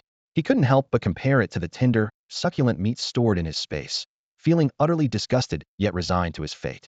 The three of them grimaced as they tore the meat from their bones into thin strips and forced it down, but none reached for more from the bowl. A flash of displeasure crossed Dongfang Tianqing's eyes, but he quickly composed himself, ordering his subordinates to take the meat away before getting to the point. "Hanxue, I heard you're hunting those powerful zombies for their cores, right? If you need some, I can give you a few." As he spoke, he pulled two thumb-sized red zombie cores from his chest, his knuckles white with reluctance, yet still extending them toward Guahanxue. Guahanxue glanced at them briefly before looking away. "Thank you, Dongfang Tianqing. You should keep them for yourself. You've tried them already, haven't you?" Dongfang Tianqing hadn't expected her to resist the temptation of the zombie cores, but he nodded in acknowledgement. "I have. Consuming zombie cores does indeed enhance abilities." Thinking of the dozen subordinates he'd lost hunting evolved zombies, a chill ran down his spine, but his ambition wouldn't let him back down. At great cost, he had obtained 5 cores total. He'd used one for experimentation, having an ordinary person consume idly to watch the man explode into a bloody mist. The second core was devoured by Li Gang. The moment he swallowed it, his muscles tensed like canvas billowing in a fierce wind, his veins turned purple-blue, and his strength surged by 30%. Everyone could feel the power coursing through his body, yet he appeared supremely confident, as if everything was under his control. The third core fell into Dongfang Tian's hands. Only after confirming Li Gang was unharmed did he carefully tilt his head back and swallow it. Icy energy raced through his meridians, and as he opened his palm, a wisp of pale blue frost mist escaped his ice ability could finally manifest externally. Dongfang Tian hesitated over the remaining 2 cores. First, these spoils of war didn't belong to him alone. If he hoarded them, his subordinates might not openly object, but resentment would surely fester in their hearts. Second, he couldn't guarantee that consuming high-grade cores consecutively wouldn't cause complications. Being extremely cautious about his life, he chose to suppress his greed. He offered 1 core to Guahanxue, but she repeatedly pushed it back. Left with no choice, he suddenly turned to Jiang Yi. "Student Jiang Yi, you're also an ability user, right? You want to hunt cores, but the zombies that possess them are extremely powerful. With just you and Qingdao, even adding Hanxue, you couldn't possibly escape unscathed every time. How about temporarily teaming up with our squad tomorrow?" Jiang Yi instinctively wanted to refuse, but still looked to Guahanxue. "This depends on Hanxue's opinion. If she agrees, I have no objections." Dongfang Tian was momentarily stunned, then turned to Guahanxue. "Oh? So Hanxue, what do you think?" "Don't worry, I'll take good care of you." Guahanxue frowned slightly. Clearly Jiang Yi was the team leader, so why was he asking for her decision? She didn't want to accept, but she understood Dongfang Tian's stubbornness. After a moment's consideration, she finally nodded. Fine, we'll hunt cores together tomorrow. But how will the spoils be divided? Her experience in club management had given her negotiation skills.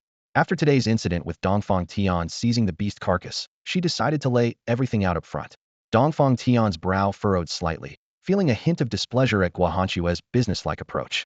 But if they didn't clarify things, she would likely refuse on the spot. After weighing his options, he spoke. You'll follow our operations. For every 5 cores we hunt, you get 1. Food and supplies will be divided equally by headcount. Guohanxue's almond eyes widened. Dongfang Tian, you're being ridiculous. We have 2 ability users on our side, and your team only has 2 ability users as well. Are you trying to mock us with this distribution? After being challenged, Dongfang Tian's expression darkened and despised such penny pinching. But considering that even with greater promises, they might not actually be able to take much away, he barely maintained his composure. After a long standoff with Guohanxue, they finally reached an agreement. 1. Both sides would hunt together. 2. If they obtained at least 3 cores in a day, Dongfang Tian would take 2 and Guohanxue would take 1, with the second core guaranteed to go to Jiang Yi's team. 3. If fewer than 3 cores were obtained, at least 1 would still be guaranteed for Jiang Yi's team. 4. Regarding supplies, Jiang Yi's group wouldn't be responsible for transportation and would only receive 1/10 of the total value of all materials. Sito watched with his mouth agape as Guohanxue and Dongfang Tian negotiated back and forth until they finally reached an agreement. Only then did he understand why they could become club presidents. It turned out that what truly convinced people wasn't pure strength alone, but the effortless control displayed during negotiations. Sito knew he lacked such talent, so he could only hold the dusty gray stray cat from the corner and honestly play the role of observer. Jiang Yi had been wearing a stern expression throughout. He hadn't wanted to cooperate with Dongfang Tian in the first place. First, he didn't trust Dongfang Tian. Second, he knew his abilities weren't suitable for sharing with others. But thinking about the future, Jiang Yi also understood that if he always went it alone, even the strongest power would ultimately leave him isolated. Today's display of his abilities in front of Guohanxue and Sito was just the beginning. Going forward, he would have to learn to interact with more people and gradually demonstrate his value in a reasonable way. On the other side, after Dongfang Tian finished negotiating with Guohanxue, he cast a cold glance at Jiang Yi. Whether it was the corpse cores or Guohanxue, they would all ultimately be his. With that, he swept his sleeves and departed, disappearing around the corridor corner with his entourage. Coming back to his senses, Jiang Yi found that only Guohanxue and Sito remained in the room, both busy tallying the supplies they needed to prepare for tomorrow. Jiang Yi walked over and handed the bottle of faintly red glowing healing potion to Sito. Drink it. You've waited long enough. His tone was calm yet sincere. Sito felt warmth in his heart and didn't refuse. He pulled out the cork, looked deeply at Jiang Yi, and tilted his head back to drain it in one gulp. The intense medicinal power erupted instantly. The pain of his left arm's bones reconnecting made him break out in cold sweat. His jaw nearly clenched to breaking point. Fortunately, the potion had both pain-relieving and healing functions. The pain quickly subsided as his bones and flesh were reshaped by the endless stream of energy. Sito's injuries were much lighter than Jiang Yi's had been that day, and he was completely healed within just a few minutes.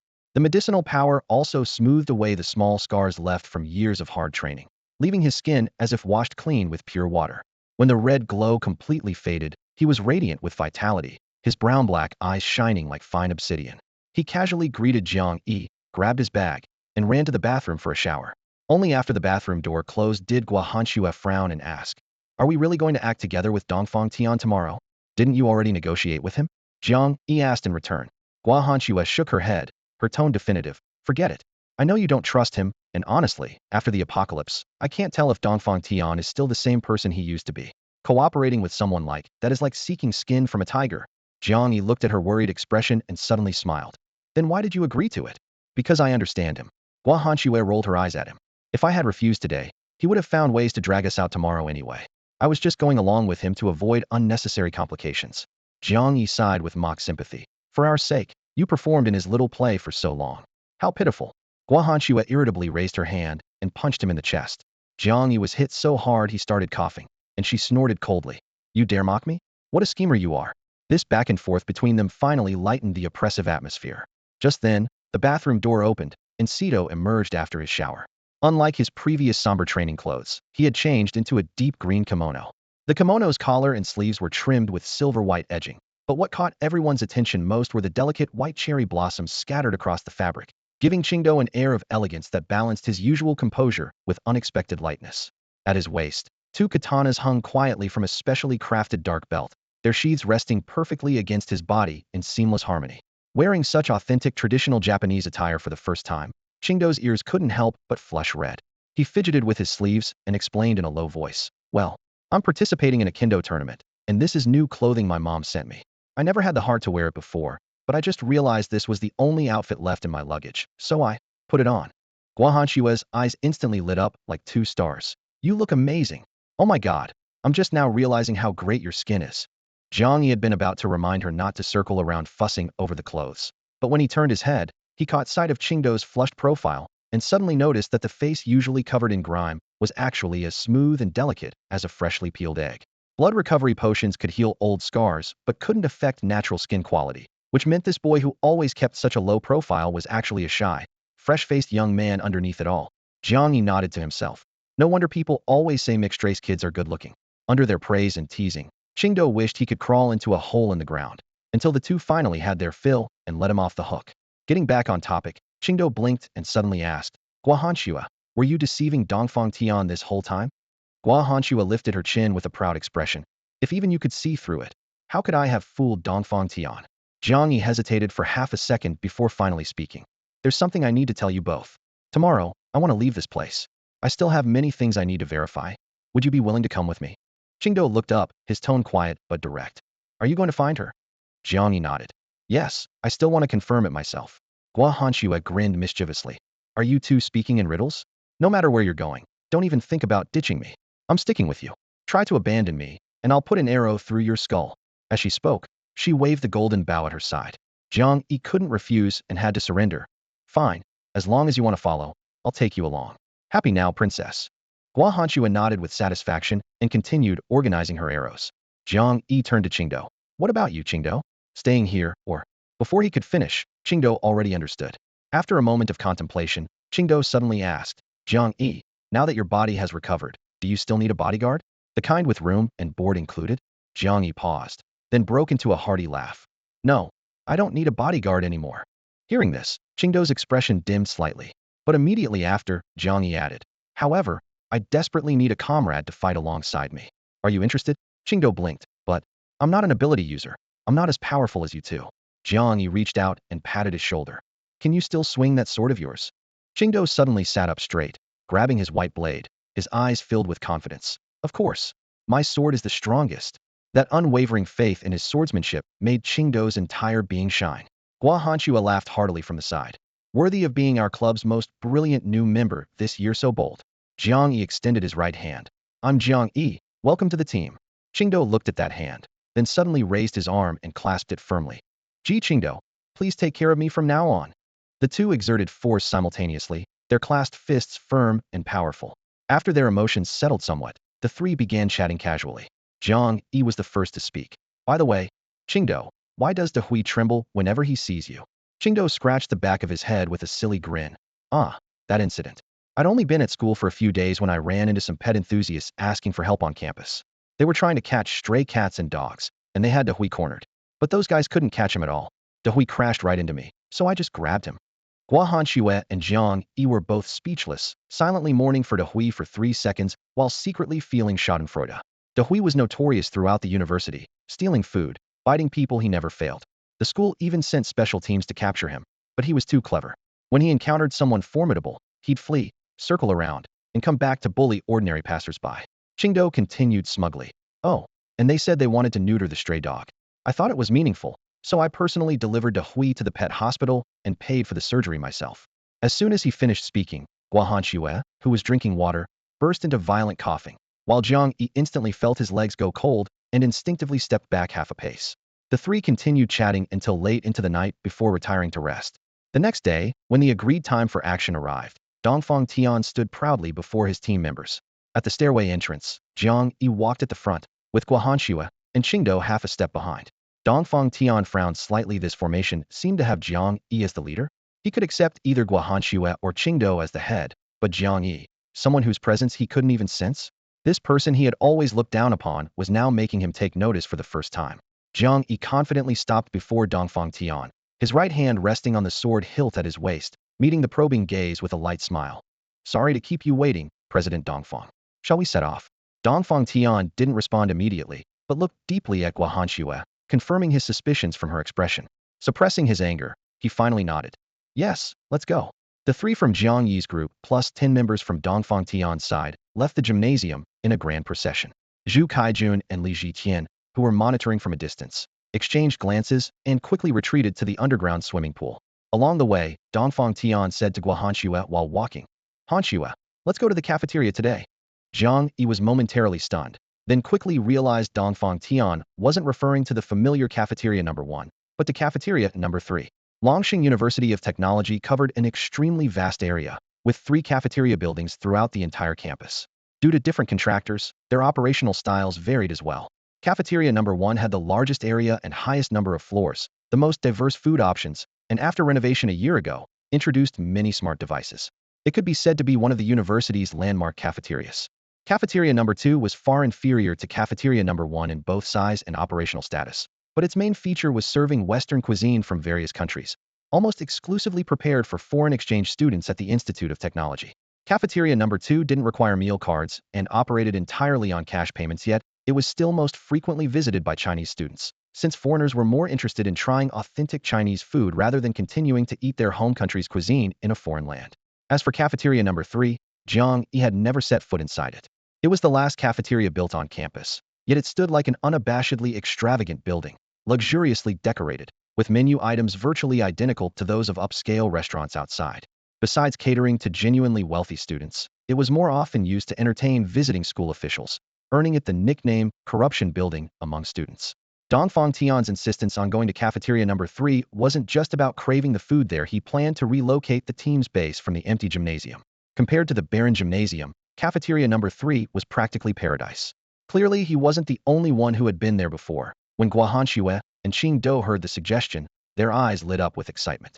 After the group left the gymnasium's territory, zombies around them rapidly increased in number. The 13 people immediately fell silent and gripped their weapons tightly. Fortunately, while the gymnasium lacked other supplies, it had plenty of weapons, enough for each person to carry 2 or 3 decent pieces. Dongfang Tian held a long sword in his hand. The slender blade gleamed with a matte silver light in the sunlight. This wasn't an ordinary performance prop, but a genuine forged weapon that had cost a fortune when the martial arts club was established, serving as their treasured centerpiece. Several swaying zombies gathered ahead came into view, but he didn't draw his sword, merely waving his hand coldly. Li Gang, built like a tower, immediately charged forward with his blade, followed closely by 5 team members. Their footsteps were extremely light as they ran, making almost no sound, and their blade work was decisive, showing none of the fear commonly seen when facing zombies. Li Gang's blade came down, severing the zombie's neck and shoulder in one clean cut. Then he delivered a powerful kick, sending the headless zombie flying into 2 others behind it. Before those 2 zombies could get back up, steel blades had already fallen viciously, sending heads the size of soccer balls rolling aside. The others, though not matching Li Gang's skill, were agile and similarly dispatched their targets in just a few moves. Jiang Yi raised an eyebrow, his gaze meeting Dongfang Tian's, who had been watching him the entire time. The latter simply nodded with a smile.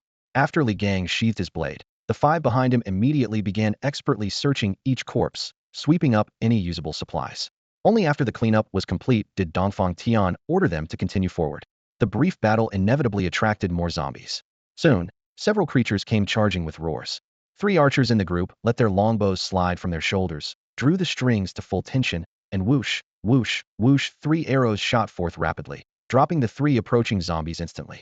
The group didn't even break stride, stepping directly over the corpses to continue forward, while the 3 archers casually pulled their arrows from the zombie bodies as they passed.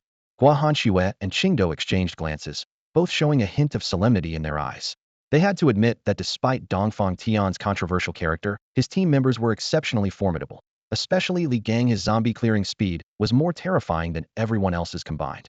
The cold wind carried the stench of decay as Li Gang swung his blade with one hand, cleanly severing the head of the zombie before him.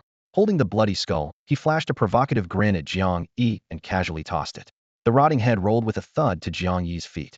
As crimson blood splattered onto his boot tips, Jiang Yi stepped back half a pace to avoid it, then looked up to meet Li Gang's gaze and suddenly curved his lips into a smile. He glanced at the increasingly dense zombie horde and slowly drew his black tang sword, its blade gleaming coldly in the overcast light. Qingdou had been itching for action, and seeing Jiang Yi draw his weapon, he understood immediately. His tachi hummed as it left its sheath, and with a powerful push off the ground, he charged at Li Gang. bringing his blade down in a devastating strike. Li Gang was horrified and never expected Qingdao to openly attack him. In his haste to raise his blade in defense, he felt the sword wind graze his arm, followed by a piercing shriek. Qingdao's strike, after passing his arm, had sliced off half the skull of the zombie behind him. Blood mist exploded as bone fragments scattered everywhere. Taking advantage of Li Gang's momentary shock, Guahanxue raised her left arm with her palm facing skyward. Transparent air currents frantically gathered into 5 or 6 thumb-width wind blades. The sharp whistling sound made everyone turn their heads. With a light flick of her wrist, Guahanxue sent the wind blades shooting out like lightning, constantly changing direction in midair and instantly cutting down a large swath of zombies, their bodies piling up like a wall. How can her ability be this strong? Dongfang Tian's eyes twitched violently as he stared at Guahanxue in disbelief, involuntarily whispering, "Hanxue?" Guahanxue, radiant after her stunning display, turned back with a puzzled look. "What's wrong?" Dongfang Tian opened his mouth, but ultimately didn't voice his question, though his gaze toward her grew increasingly profound. All of this fell under Jiang Yi's watchful eyes. His pupils flashed as he secretly gloated he loved, seeing Dongfang Tian wanting something he couldn't have. With Qingdao and Guahanxue joining forces, the team's advancement speed skyrocketed. Jiang Yi gripped his Tang sword, but found there was no need for him to act, while Dongfang Tian remained silent throughout. Jiang Yi understood perfectly well that Qingdao and Guahanxue didn't want to reveal all their cards too early. However, as more zombies gathered and their low growls rose and fell, they finally attracted an advanced zombie with pitch-black skin and blood-red pupils. Its shoulders and back bulged with muscles twisted like steel cables, and its very presence made the air suddenly heavy. Jiang Yi's eyes immediately lit up as he instinctively stepped forward, but Dongfang Tian moved faster. His sword left its sheath with a clear whistle, cutting through the wind as cold light aimed directly at the advanced zombie's throat. Swift, cunning, and ruthless, the blade cleanly pierced through the zombie's neck. Excellent. Li Gang led the cheering, raising his arms in celebration. But how could an advanced zombie fall so easily?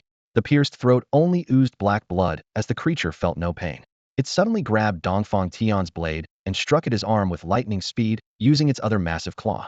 Dongfang Tian had anticipated this, shaking his wrist to withdraw the sword and executing a sword flourish that severed several fingers from the attacking claw with a sharp crack. However, he had underestimated the zombie's explosive speed. The creature didn't even grunt at losing its fingers, and its iron fist crashed into Dongfang Tian's shoulder with a sound like beating drums. Caught off guard, Dongfang Tian was knocked to the ground. Everyone was shocked as they watched Dongfang Tian being pinned to the ground by the zombie. Li Gang roared and charged forward with massive strides, each step causing the ground to tremble beneath his feet. Whoosh! A jet-black tang blade sliced through the air.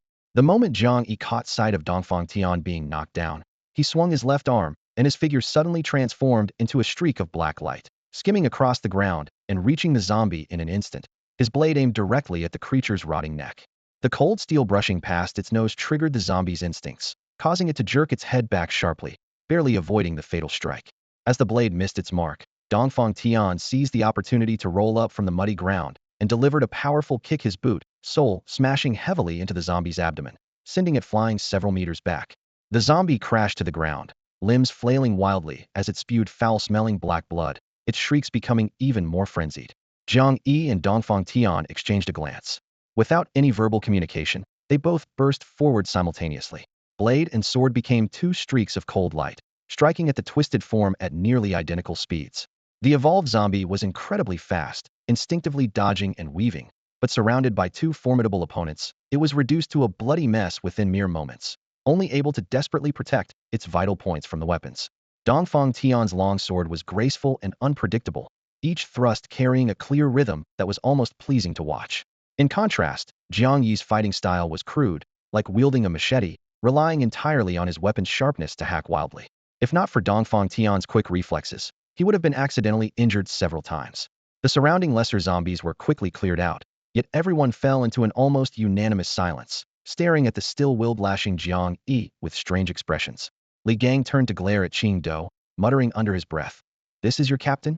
Qingdao sheepishly lowered his head and slapped his forehead hard. Guahanxue also felt her face burning with embarrassment. She bit her lip and suddenly raised her golden bow. Li Gang was alarmed and quickly tried to stop her. "President Gua, don't act rashly. Be careful of our president." However, Guahanxue paid him no mind. The bowstring sang sharply as an arrow wrapped in fierce wind shrieked through the air. Dongfang Tian, whose nerves were already taut, felt his heart sink as the whistling sound filled his ears like a death knell. His body reflexively ducked and dodged sideways. Almost simultaneously, Jiang Yi also sensed the wind pressure and merely shifted slightly. The arrow grazed past his clothing and instantly pierced through the zombie's right arm, tearing through muscle and bone and ripping the entire limb clean off. Perfect timing. Jiang Yi's eyes lit up as he guided his long blade in a flowing motion, cold light descending once more. The sharp edge slashed diagonally downward, cutting deep into the zombie's left shoulder as blood gushed like a fountain. The creature, now armless, staggered backward, barely able to maintain its balance. Dongfang Tian scrambled to his feet, his gaze cold as he turned to scan the crowd, finally settling on Guahanxue, who still maintained her drawing stance. But Guahanxue ignored his stare, keeping her eyes fixed on Jiang Yi, who was still in motion on the battlefield. Only then did Dongfang Tian realize that in the brief moment he had been stunned, the fierce evolved zombie had already been reduced to little more than a human stick by Jiang Yi. The thought that his powerful self had actually lost to Jiang Yi, who couldn't even properly wield a blade, was unbearable. Dongfang Tian glared viciously at Jiang Yi's retreating figure, his 5 fingers tightening around his sword hilt. The dark red handle was now covered with a thin layer of frost, and cold mist silently dispersed from his fingertips. Ahead, Jiang Yi's blade swept horizontally, cleanly severing the right foot of the advanced zombie. As the zombie staggered off balance, he suddenly smirked and slightly shifted his body, dodging the fierce sword energy that abruptly struck from behind. That sword energy was bone-chillingly cold. Hiss! The long sword, carrying rolling waves of cold, once again pierced into the zombie's abdomen. Unlike before, this time frost spread wildly from the sword wound, climbing over the zombie's neck and head in the blink of an eye. Break! Dongfang Tian stepped forward and threw his left fist down. Crackling sounds erupted in succession as the frozen neck snapped on the spot. Dark red ice crystals scattered everywhere, falling to the ground and slowly melting into blood after a long while, before being absorbed by the parched earth. Jiang Yi sheathed his blade and stood quietly behind, locking eyes with Dongfang Tian across the corpse. The two remained silent, yet their exchanged gazes sparked with fire, their fighting spirit unmistakable. Only when the team caught up did Jiang Yi slide his blade back into its sheath, his face once again wearing that harmless smile. Li Gang rushed to Dongfang Tian's side, his voice trembling. "Dongfang, are you all right?" Dongfang Tian shook his head, accepting the crystalline core handed to him by his subordinate, and said in a deep voice, "Continue forward." With Dongfang Tian's men clearing the path and masters like Qing Do and Guahanxue guarding the rear, the group encountered thrills but no real danger along the way, quickly approaching cafeteria number 3. From a distance, the dining hall looked more like a small white hotel built on campus. The closer they got, the more evident the operator's craftsmanship became. The 3-story building was snow white throughout, with simple European-style lines on the exterior walls and massive floor-to-ceiling windows that gleamed like mirrors. Jiang Yi had never dined here before, but he'd heard this cafeteria catered to high-end clientele. Supposedly, you couldn't get a meal for less than 1,000 yuan. Upon reaching the entrance, what should have been a tidy outdoor cafe area was now in complete disarray. Glass tables shattered to pieces, umbrellas toppled every which way, and the air thick with the stench of dried blood. Clearly, fierce conflicts had erupted here when the apocalypse first began. Even more eerie was the complete absence of zombies outside the cafeteria. The entire area was terrifyingly silent. Dongfang Tian, Guahanxue, and others also sensed the abnormality and dared not advance rashly. Dongfang Tian waved his hand, signaling everyone to spread out for reconnaissance. Jiang Yi fell to the back of the group, a trace of confusion crossing his brow. Guahanxue quietly approached and questioned in a low voice, "What are you up to? With such a good opportunity just now, why didn't you finish off that zombie directly instead of letting Dongfang Tian take action?" Jiang Yi raised an eyebrow, his gaze calm. "I wanted him to kill it. If I had acted, that core would have disappeared directly, and I couldn't explain that." Guahanxue suddenly understood. No wonder Jiang Yi, with his strength, seemed to struggle against a single zombie, was deliberately yielding the credit. This way, with Dongfang Tian doing the heavy lifting, Jiang Yi could better conceal his true abilities. She said regretfully, "It's a shame about missing out on the serum." Jiang Yi silently lamented that what he'd lost wasn't just a bottle of serum, but also the experience points from that zombie. Since the system recognized Dongfang Tian as the final killer, he naturally received no experience points. Before long, the search personnel returned one by one. Li Gang compiled everyone's reports and shook his head at Dongfang Tian. "Dongfang, there are no zombies outside, and we can't find any bodies either." Dongfang Tian's frown deepened. An area completely devoid of zombies was definitely not a good sign. He certainly wouldn't consider this a positive development. Li Gang was tall and imposing, but he was far from being a mindless brute. His sharp instincts told him that the 3-story cafeteria number 3 before them radiated an eerie aura, yet his confidence in his own abilities bordered on arrogance. gripping his heavy barbell rod. He turned to look at Dongfang Tian. Dongfang, should we go in now? Dongfang Tian pondered for a moment, then glanced back at Guahanxue. The cold, early winter wind swept across the campus, stirring the strands of hair that hung beside her ears. As the strongest among them, Guahanxue felt an instinctive aversion to the building, though she couldn't explain why. Hearing Dongfang Tian's inquiry, she replied coldly, "You should ask Jiang Yi. I'm not the team leader." She had clearly noticed Dongfang Tian's subtle hostility toward Jiang Yi. Since the apocalypse began, Dongfang Tian's repeated acts of taking matters into his own hands had grown increasingly irritating to her.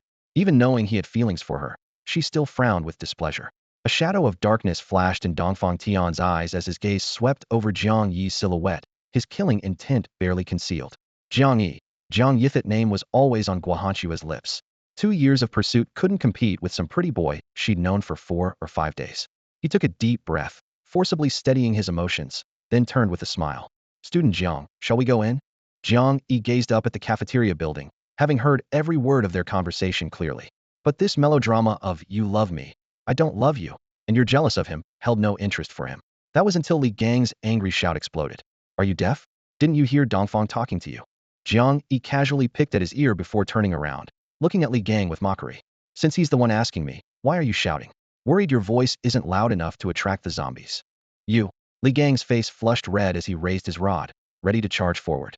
Dongfang Tian quickly extended his arm to block him, knowing full well that Li Gang was no match for Jiang Yi in a war of words, and causing a scene in front of Guahanxue would serve no purpose. Forcing a smile, he gave Jiang Yi a meaningful look. "Team leader Jiang, Li Gang has a hot temper. I apologize on his behalf. So what do you think we should decide?" Jiang Yi shrugged, a smirk playing at the corner of his mouth. "Today's operation is your call. You decide." Having received a response, Dongfang Tian shot Li Gang a warning glance, then looked toward the cafeteria entrance just steps away. If safety were his priority, he would never venture inside. But showing weakness in front of Jiang Yi and Guahanxue was even more unbearable. This was his first chance to demonstrate his strength before Guahanxue absolutely couldn't back down. Gritting his teeth, he gave Jiang Yi a penetrating look. The real show was yet to come. How could he give up at this step? With a sharp wave of his arm, he commanded, "Everyone, attention. We're going in." Li Gang could barely contain himself any longer. With a deep shout, he charged forward with his rod raised, taking the lead. Jiang Yi followed with Guahanxue and Qing Do at the rear of the group, excitement gleaming in his eyes. Anomalies meant experience points. If there was no danger, he wouldn't have bothered coming at all. Against the cold wind, Li Gang surged ahead and pushed open the doors of cafeteria number 3. A foul stench hit them heated, and Li Gang's face instantly turned ashen. As the group reluctantly stepped into cafeteria number 3 with disgust, everyone couldn't help but feel a chill in their hearts. This was no longer the luxurious employee dining hall of the past, but a living hell. Dark red bloodstains were splattered like spilled ink across the walls, floors, and dining tables, with rotting limbs and flesh scattered everywhere, while the air was thick with a nauseating smell of decay and blood. The first floor had originally been an open coffee lounge, but now it was completely unrecognizable. Jiang Yi looked down to see a rotting human head slowly oozing black blood at his feet, and he frowned even though he had mentally prepared himself. Nothing could compare to the shock of what he was witnessing. Dongfang Tian's face was grim as he raised his hand to signal. "Everyone be careful. Don't let them bite you." Fear was written across every face, yet his command still forced the team to steel themselves and push forward. Cafeteria number 3 was positioned as high-end, so the first floor was designed as an open coffee area. Aside from the massive service counter directly ahead, the surroundings were clearly visible. What should have been a bustling area now contained only broken tables and chairs with debris scattered everywhere. Yet strangely, not a single zombie was in sight. Li Gang spat, kicked a withered, corpse-like skull into the distance, then walked over to Dongfang Tian with irritation. "We've checked everything. There's nothing on the first floor." Dongfang Tian nodded but didn't relax in the slightest. His heart was pounding faster, and he vaguely sensed something was wrong. Not far away, Jiang Yi was speaking quietly with Qing Do and Guahanxue, looking relaxed. Dongfang Tian suppressed his nausea and commanded in a low voice, "Upstairs." The staircase to the second floor was wide enough for 5 or 6 people to walk side by side, with Li Gang leading the way. During the climb, Jiang Yi leaned down to ask Guahanxue, "Can you really sense danger here?" Since entering the building, the gravity on Guahanxue's face had never lifted, and she shook her head. "Something's wrong, but the danger isn't in this building. I can't put my finger on it." Jiang Yi felt confident among these dozen or so people. The truly strongest was actually Guahanxue. Unlike Dongfang Tian and Li Gang, who had only absorbed 1 corpse core each, she had experienced absorbing corpse cores, consuming potions, and real combat killing zombies. Her energy had reached its bottleneck. Her five senses were sharp, and her sixth sense was nearly transparent. Any anomaly would be hard to escape her perception. Since she said there was no major problem in the building, he felt somewhat relieved and looked up to see everyone had stopped in front of the second-floor cafeteria entrance, so he slowly walked over. Li Gang at the door turned to stare at Jiang Yi, raising an eyebrow. Captain Jiang, since we're all acting together, we can't always be the ones charging ahead, can we? How about you go first this time? Dongfang Tian stood to the side without comment, quietly observing Guohanxue and Jiang Yi. Jiang Yi was momentarily stunned, then smiled. Sure. Before he finished speaking, Qing Do stepped forward from behind, glared fiercely at Li Gang, and pushed with his hand. Clang! The heavy metal door was violently thrown open by him, and the loud echo startled Li Gang. He never expected Qing Do to be so reckless, charging in without any preparation whatsoever. If the place was full of zombies, wouldn't they be walking into a trap? You piece of... He instinctively opened his mouth to curse, but Dongfang Tian quickly grabbed him. Qing Do spotted the cafeteria's open iron doors, pushed off with his feet, and was the first to rush inside. Jiang Yi nodded slightly to Dongfang Tian and followed him in. The cafeteria was almost as spacious as the first-floor lobby, with dark brown stains covering the floors and walls, yet surprisingly few zombies were visible. Before Jiang Yi could make a move, Qing Do had already drawn his blade and charged forward. 3 zombies lunged at him simultaneously, a flash of steel, and 2 heads flew through the air instantly. Before the spurting black blood could hit the ground, his blade tip had already pierced through the 3rd zombie's skull. As the bodies crashed to the floor with loud thuds, Qing Do sheathed his sword and smugly showed off his blade handle to Jiang Yi. Jiang Yi rolled his eyes. This guy was showing off again. Last night, Qing Do had been bragging that he was the strongest swordsman here. Li Gang's face darkened as he smashed a chair with his club. Seeing Qing Do's triumphant expression, he felt this mission was utterly frustrating. Li Gang, watch your emotions. Dongfang Tian surveyed the empty cafeteria, and after confirming it was safe, he scolded coldly. Li Gang's expression stiffened. He swallowed hard and obediently stepped aside. However, the way he glared at Jiang Yi showed he hadn't really taken Dongfang Tian's reprimand to heart. Jiang Yi suddenly turned around and gave him a meaningful stare. Li Gang's heart skipped a beat, and he instinctively lowered his head.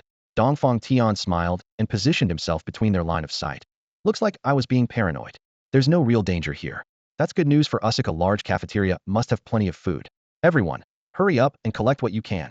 Jiang Yi had no objection to this decision, only reminding Qing Do and Guohanxue, be careful. Then he headed toward the kitchen and storage room with the others. When they split up, Li Gang took 3 martial arts club members to the kitchen, while Qing Do led several people toward the storage room. Both teams reached their respective doors almost simultaneously. Without Jiang Yi nearby, Li Gang couldn't be bothered to act personally, and simply gave a look, prompting someone to step forward and open the door. Click. The moment the 2 large doors were pushed open just a crack, chaos erupted. The heavy door panels were violently slammed open by tremendous force, and countless roars mixed with putrid stench poured out from both sides. The martial arts club member opening the kitchen door didn't even have time to see clearly before everything went black. A massive zombie grabbed his head and sank its fangs deep into his neck. His screams reached a piercing pitch as blood sprayed everywhere. He turned to seek help from Li Gang, but despair consumed him in the next second. The moment Li Gang saw zombies hidden behind the door, he kicked his teammate out. Under the tremendous force, both the man and zombie tumbled to the ground and rolled into the crowd. Before the man could curse, bastard, countless rotting hands dragged him into the kitchen's dark depths. Immediately after, countless zombies frantically burst through the doorframe. Li Gang turned and ran after his kick, shouting as he fled. Run! There are zombies. Qing Do's side was equally brutal. The moment the storage room lock was turned, the entire wooden door was blown off by tremendous force. The male student who opened the door was struck in the head by the door bolt, his skull cracking open as he collapsed unconscious. The zombies swarming out of the storage room saw this fresh, bloodied meal and immediately roared frantically as they charged over. Countless zombies, driven mad by the scent of fresh blood, slammed violently against the door. Li Gang knew it wouldn't hold, so after delivering one final kick, he spun around and ran back, waving his arms frantically as he fled. Run! They're all zombies. Qing Do's side was similarly overwhelmed by the zombie horde. The door lock clicked open, and the heavy door was immediately blasted off its hinges. The male student who had been trying to open it didn't even have time to scream before the door frame struck his forehead, knocking him unconscious instantly. The zombies that burst through caught the scent of blood and roared as they lunged toward this fresh meal. Before the first zombie could sink its fangs in, Qing Do's blade flashed down like lightning, sending gray brain matter splattering everywhere. The creature didn't even understand what had happened before it collapsed dead. But the horde kept surging forward. He swung his sword, blocking the doorway as pressure mounted, shouting urgently, "Get him out of here!" Looking back, his heart sank. His companions had all fled, leaving only him and the unconscious student on the ground. Damn it! Qingdao cursed under his breath, his blade work becoming more frantic. Qingdao, come back. A black blade cut through the air, stirring up a bloody wind. Jiang Yi swung his left hand, slashing down several attacking zombies, while his right hand grabbed Qingdao and pulled him back. There's still someone here. Qingdao protested reluctantly. Jiang Yi glanced coldly at the male student. He's beyond saving. Look after yourself first. Only then did Qingdao realize the student had already been torn beyond recognition by several zombies. The two retreated side by side, but zombies poured out like an endless flood. Suddenly, several sharp wind blades sliced through from the side, crashing into the horde with thunderous impacts, sending blood and flesh flying, and briefly opening a gap. Jiang Yi seized the moment, shoving Qingdao toward the emergency exit while bursting forward at incredible speed, finally breaking through the encirclement. Catching his breath, Jiang Yi looked up to see Dongfang Tian emerging with 4 or 5 other survivors, though the scattered limbs on the ground told the story of their heavy losses. Dongfang Tian swung his sword, decapitating a zombie, and under cover from Li Gang and the others, regrouped with Jiang Yi, saying urgently, "We can't stay here, let's go." Without hesitation, everyone rushed toward the cafeteria's main entrance. But just as they crossed the threshold, a piercing scream cut through the air. More zombies were swarming in from outside. Dongfang Tian and Li Gang stumbled backward, nearly scattered by the impact. "We're trapped. We're surrounded," Qingdao said, protecting Guahanxue, his heart heavy at the sight. Jiang Yi moved with fluid grace, weaving through the zombie horde as if strolling through a garden, calling back to remind the others, "Don't lose hope, it's too early to give up now." His speed far exceeded that of ordinary people. Even with claws and fangs inches away, he always managed to slip past at the last possible moment. Watching Jiang Yi's composure, Dongfang Tian hacked and slashed while burning with inner rage. Why could this guy move so effortlessly while he, the club president, struggled so pathetically? Murderous intent spread unchecked in his eyes. Jiang Yi remained unaware of this cold hostility as he quickly surveyed their surroundings, searching for an escape route. After rapidly scanning the cafeteria, Jiang Yi finally spotted a glimmer of hope. Suddenly pointing at a window, he shouted, "Quick, run to the windowsill." The black blade flashed with cold light as Jiang Yi swung his knife left and right, carving out a bloody path for Qingdao and Guahanxue. Following his pointing finger, everyone suddenly noticed there was a decorative platform outside that window. After climbing over from the second floor, they could jump down to the first floor and temporarily escape the zombies. Charge forward. The survivors instantly erupted, all rushing madly toward the windowsill. Moving like a ghost, Jiang Yi reached it first, twisted open the window lock, and tore away the screen, but instead of climbing out immediately, he turned back to look for Qingdao and Guahanxue. Behind them, Guahanxue's golden bow and Qingdao's warblade alternately cleared the way, the two only a few steps behind Jiang Yi. Guahanxue grabbed Jiang Yi's outstretched hand and leaped onto the platform with his help. Before her feet were even steady, her bowstring was already drawn to its limit, and an arrow pierced through several zombies below the window, clearing the area for Qingdao. Qingdao immediately followed, climbing onto the platform. On the other side, Li Gang smashed the glass with his club. Dongfang Tian, ignoring the cuts on his arms, scrambled through awkwardly, with Li Gang stepping out after him. The remaining few people crowded together, screaming as they lunged toward the windowsill. Just when everyone thought safety was within reach, a putrid yet powerful zombie claw suddenly shot out from among the ordinary zombies, gripping tightly onto a male student on the window ledge. The joy of survival on the student's face instantly turned to desperate screaming as he was dragged back into the horde. Blood splattered, and he was swallowed in an instant. The fresh blood completely ignited the zombie tide. Almost all windows were smashed to pieces, and countless dark, gray zombie claws frantically clawed their way out. A flash of excitement crossed Jiang Yi's eyes, another opportunity to gain experience. But on Dongfang Tian's side, the remaining 5 were so frightened their legs went weak. The appearance of that mutated zombie especially made them unable to even grip their weapons steadily, wanting only to jump and flee. One male student, confident in his agility, flipped over and leaped down. The next second, he crashed heavily onto the concrete ground outside the cafeteria, screaming and rolling while clutching his foot. The noise attracted Jiang Yi's attention. He looked down and immediately saw large groups of zombies hidden in the shadows surging out from all directions. The male student was torn to pieces in moments amid his piercing screams. Dongfang Tian felt a chill down his spine and instinctively pulled back the leg he had already stepped out. Looking up, Jiang Yi's gaze shot over like a blade, making Dongfang Tian grit his teeth in shame and anger. Jiang Yi glanced at the few remaining people across from him, his expression slightly darkening. "What do we do? What do we do? We're all dead." One male student finally broke down, shrieking hysterically. Having originally pinned their hopes on escaping through the first floor, They fell into complete despair after the zombie tide converged, their repeatedly shattered mentality on the verge of total collapse.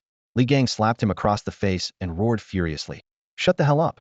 If you keep screaming, I'll throw you out there myself. Jiang Yi, we can get to the third floor from here. Qing Do shouted his reminder while supporting the massive air conditioning unit hanging outside the second-floor window with both hands. Following his gesture, Jiang Yi looked up and saw that the distance between the unit and the third-floor windowsill was less than a meter. Anyone reasonably strong could easily push off and leap across.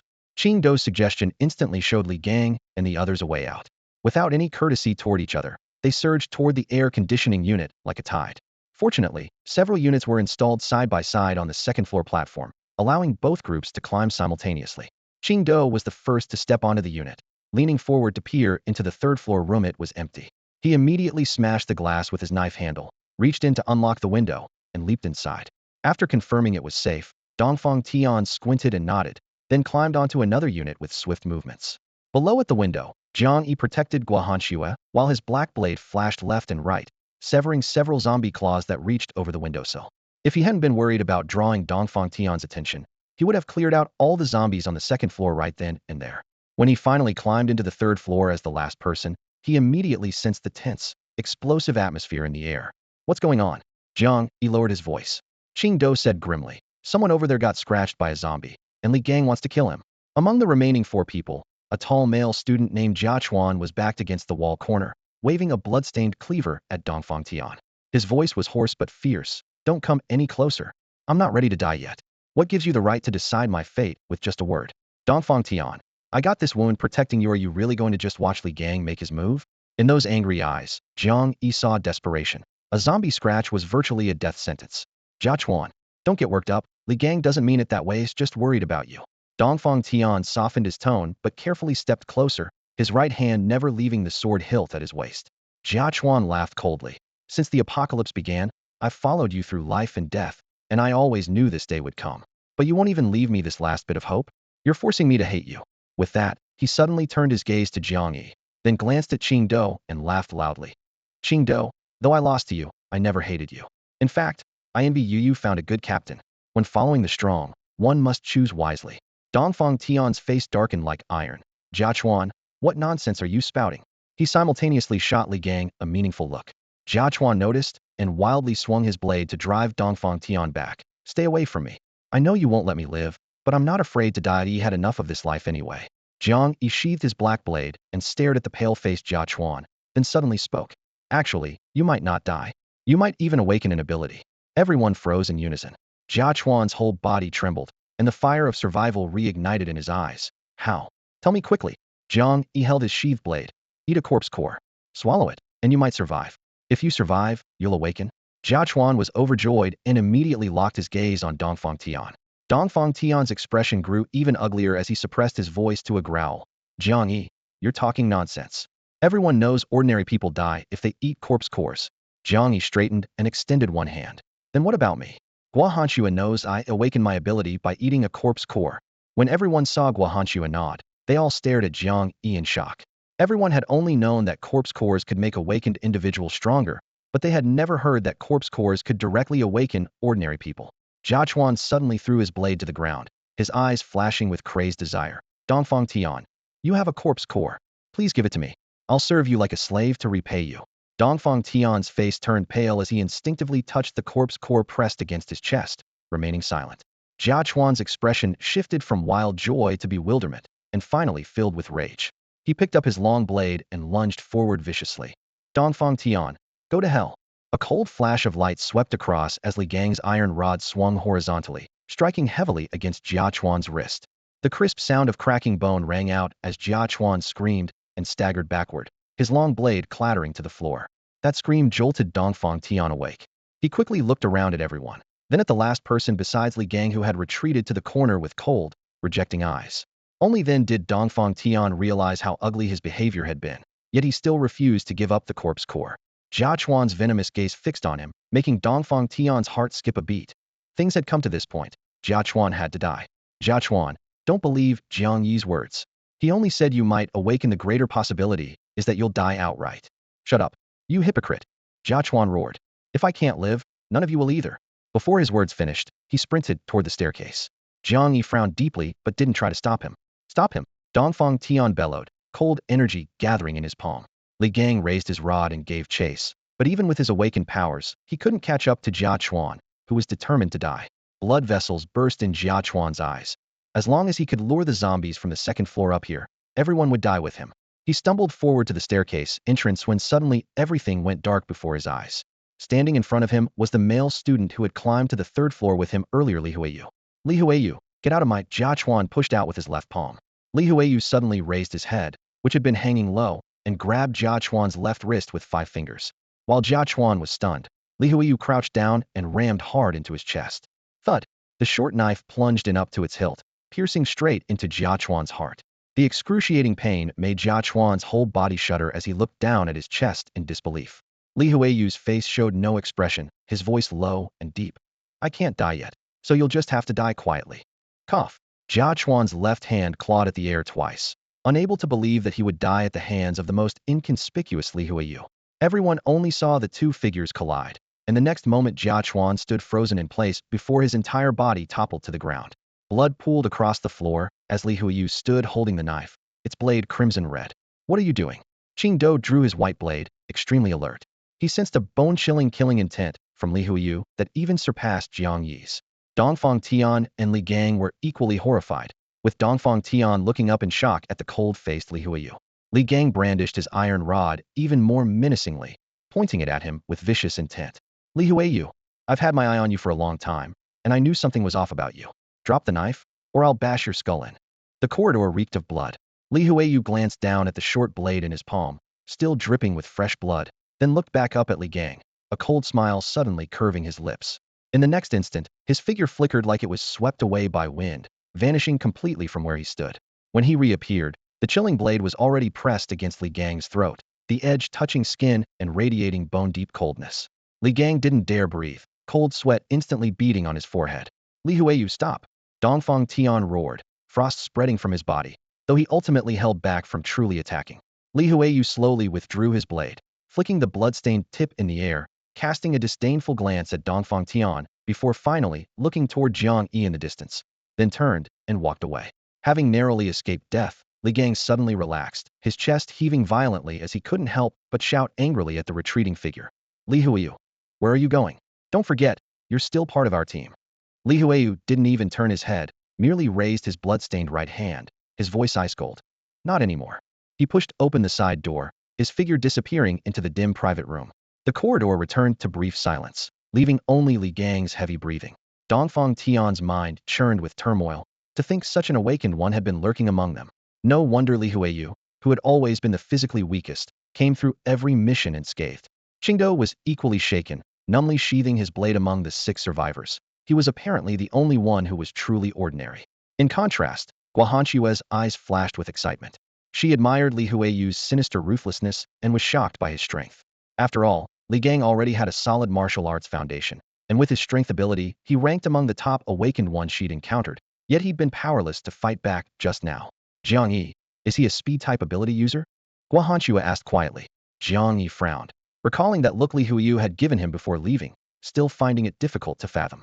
He shook his head at her question. No, none of the speed-type ability users I've seen could reach that level. But I have to admit, his mastery of his own abilities far exceeds yours and mine. Dongfang Tian finally managed to suppress his shock. Anyone would feel unsettled knowing such a terrifying companion had been lurking nearby. He took a deep breath and spoke to Jiang Yi in a conciliatory tone. Captain Jiang, Hanshue, we're temporarily safe now. What should we do next?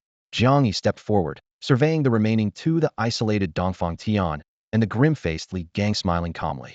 There are too many zombies gathered downstairs and outside. We can't leave for now. Let's clear out the 3rd floor first and eliminate any potential threats. Dongfang Tian nodded. All right. Li Gang, let's split up. The 3rd floor consisted mostly of private rooms, making separate clearing more efficient, and everyone agreed. The 5 immediately chose different corridors and proceeded cautiously. Jiang Yi approached a private room at the far end, quickly scanning the door panel to confirm it was still intact before taking a deep breath and grasping the door handle. Creaked moment the door was pushed open just a finger's width. A rotting corpse claw suddenly shot out, lunging viciously at his arm. Jiang Yi quickly pulled his hand back. Compared to the zombie's speed, Jiang Yi, who was approaching twice the combined speed of 2 people, was extremely close to an ordinary speed-type ability user. In the pitch-black corridor, the air reeked of blood and mold. His left hand flashed with the cold gleam of a black blade, severing the zombie claws at their roots. He immediately followed up by lifting his leg and kicking the door open with a solid blow. The zombie behind the door was sent tumbling out, crashing into the opposite wall before coming to a stop. Before its dying howl could escape, 3 consecutive slashes from his skull-cleaving blade had already decapitated it, along with 2 other zombies that rolled out behind it. 3 heads tumbled to the floor as dark blood splattered across the wall like a series of eerie graffiti. The sounds of combat echoed from the other private rooms as well, the muffled noises mostly swallowed by the heavy doors, demonstrating the excellent soundproofing on the 3rd floor. No wonder they hadn't been detected when they first broke in. Jiang Yi roughly searched the scene, finding only 4 phones and some scattered accessories in the designer handbags dropped when the 3 corpses fell. He stuffed everything useful into his backpack, then continued down the corridor to kick open the next room. With the 5 of them working together, it didn't take long to clear most of the floor. Although there were quite a few wandering zombies in the building, there were no evolved zombies as they had anticipated, which left Jiang Yi somewhat disappointed. According to their previous agreement, the 2nd zombie core should have been his. The team regrouped, and Jiang Yi looked up, his gaze passing over Gua Hanxue to land on Li Huiyu, who stood silently behind her. Their eyes met briefly, and Li Huiyu gave a slight nod. Upon seeing Li Huiyu, Li Gang's fury flared, and he was about to lunge forward when Dongfang Tian blocked him with an outstretched arm, leaving him to glare viciously at his target. Gua Hanxue stepped forward, positioning herself between the 2 men, her gaze sharp. Dongfang Tian, control your subordinate. Her sudden assertiveness surprised both Dongfang Tian and Jiang Yi. But Gua Hanxue didn't back down. This is a matter of life and death. I don't want to see infighting. One more person means one more chance of survival. Save your grudges for when we're safe. Do you understand? Li Huiyu gripped his short blade in reverse, responding in a low voice. I never wanted to be your enemy in the first place. I just want to survive. Dongfang Tian, stop provoking me, or I won't be so easy to deal with. Li Gang laughed bitterly in his rage. Li Huiyu, you ungrateful bastard. If it weren't for us, do you think you'd still be alive right now? Dongfang Tian stepped forward half a pace, his icy gaze sweeping toward Gua Hanxue. Seeing her determined expression, he finally suppressed his emotions and barked. Enough, Li Gang. Since he doesn't acknowledge me as his club president, there's no point in forcing him to stay. I agree with Hanxue's opinion. The situation temporarily calmed down. Gua Hanxue looked at both sides with satisfaction, then retreated to Jiang Yi's side, signaling with her eyes. Jiang Yi chuckled softly. Are you trying to cause trouble for me? Gua Hanxue rolled her eyes at him. Please, since you're the team leader, you should consider strengthening the team. Li Huiyu isn't weak, didn't you want to recruit someone with his skills? Jiang Yi shrugged noncommittally. Gua Hanxue wasn't wrong, but his only criterion for choosing teammates had never been simple strength, but rather whether they could gain recognition from his team formation ability. He wouldn't call it dependence, but as he continued to explore, he could increasingly sense the patterns of that team formation system. Although it wasn't very accurate, Jiang Yi estimated that his team's criteria for selecting members probably wasn't based on strength alone. Since both Gua Hanxue and Qingdou were able to join, it proved that the team formation system didn't care whether they were awakeners or not. This second successful recruitment allowed Jiang Yi to keenly identify a pattern to bring someone into the team. Not only did he need to approve of them, but they also had to approve of him. In other words, while he held the authority to form teams, the final decision was a mutual choice. He had long recognized Li Huiyu's abilities, but Li Huiyu clearly had no fondness for him, even preferring to follow Gua Hanxue's commands when speaking. Such a person could never become his teammate, and those not on the team roster couldn't contribute experience points to him, but would instead compete for kills. No wonder Jiang Yi maintained a polite, yet distant relationship with Li Huiyu. Trust level. This value was almost equivalent to favorability or affinity rating for Jiang Yi. If he couldn't read someone's trust level on the screen, it meant that person had absolutely no goodwill toward him, with Dongfang Tian and Li Gang being prime examples. Watching Jiang Yi's thoughtful expression, Gua Hanxue was so frustrated she wanted to crack open his skull. Li Huiyu was so powerful that any faction would be reluctant to let such a skilled fighter slip away. Qingdou secretly sized up Li Huiyu, feeling a faint sense of crisis. If Li Huiyu really joined, he would once again become the weakest member of the team. Dongfang Tian's gaze lingered on Jiang Yi's group, his expression betraying complex emotions. Originally, he had the most subordinates, but now after one battle, only Li Gang remained by his side. Li Gang noticed his low spirits and leaned close to whisper in his ear, Dongfang, don't worry. As long as our plan succeeds, everything here will still be yours. Dongfang Tian's eyes lit up, but he couldn't help glancing toward Jiang Yi and Gua Hanxue, whispering back. Do you think we should continue with that plan now? Maybe we should abandon it. Li Gang was stunned for a moment, his voice unconsciously rising before he lowered it again. Dongfang, what are you thinking? Don't worry, leave this matter to me. As soon as he finished speaking, he had already quietly slipped away, leaving only Dongfang Tian staring blankly upward. After the 6 people finished organizing their belongings, Li Huiyu spoke first, directly ignoring Dongfang Tian. Captain Jiang, do you have a way to get us out of here? Jiang Yi looked around. The 3rd floor was temporarily safe, but it had also blocked all their escape routes. The entire floor had only one staircase leading to the 2nd floor, with no other exits. As for jumping directly from the 3rd floor window, although they had awakened abilities, they weren't strong enough to play superhero yet. Confirming there was no solution, his gaze fell on Dongfang Tian and Gua Hanxue, hinting for them to come up with ideas. Li Gang and Qingdou were ignored like air. But even after Dongfang Tian and Gua Hanxue thought for a long time, they couldn't produce a workable plan. Li Huiyu leaned against the wall, a trace of contempt crossing his lips as he broke the deadlock. Since none of you have good ideas, how about listening to mine? Everyone was startled, their gazes falling on him in unison. He paid no attention to their varied expressions, his voice low but clear. Since you all know that to escape, we can only return the way we came. Instead of thinking of other methods, why not figure out how to eliminate the zombies on the 2nd floor? Everyone was shocked, but Jiang Yi was actually excited. Killing zombies was exactly what he was most interested in. Are you insane? Li Gang slammed the table and shot to his feet, his voice booming through the empty private room. Don't you know how many zombies are on the 2nd floor? You want us to march to our deaths? He had witnessed his subordinates being torn apart by the horde, and even someone as thick-skinned as him couldn't help but feel a chill down his spine when recalling that gruesome scene. Li Huiyu snorted coldly. I think you're the one who's lost it. The 3rd floor only has this little bit of food. 6 people can't even last a day. If we keep stalling, we'll starve to death anyway. He mercilessly pointed out everyone's greatest concern. The 3rd floor was the VIP private room area with no kitchen. All dishes were delivered from downstairs via the service elevator. Now that the power was out, the food in the rooms had long since rotted and was crawling with maggots. All they had left were the snacks that customers had brought up with them. Even awakened individuals needed to eat, and their appetites were larger than ordinary people's. Li Gang's face turned red with frustration, but he couldn't come up with a single word of rebuttal. Li Huiyu turned his gaze to Jiang Yi. Although he looked down on this newcomer who didn't even know martial arts yet insisted on leading the team, he also knew that Jiang Yi had the most say in this moment. Jiang Yi stroked his chin, quite tempted by Li Huiyu's proposal, but the number of zombies on the 2nd floor was simply too overwhelming. With just the 6 of them, charging in would be walking into a trap. However, Li Huiyu's reminder sparked an idea. They still had one major advantage. The staircase from the 3rd floor to the 2nd was narrow, and zombies couldn't climb. More importantly, during their earlier battle, they had lured almost all the zombies into the 2nd floor's main dining hall. With this thought, he looked up with a smile. Perhaps there really is a way. Everyone turned to look at him in unison. Jiang Yi pointed toward the staircase. Li Huiyu is right. If we want to escape, we have to go back through the 2nd floor. But the zombies don't know we're right above their heads. If we could lock them in the main dining hall from behind, we could deal with the remaining scattered zombies one by one.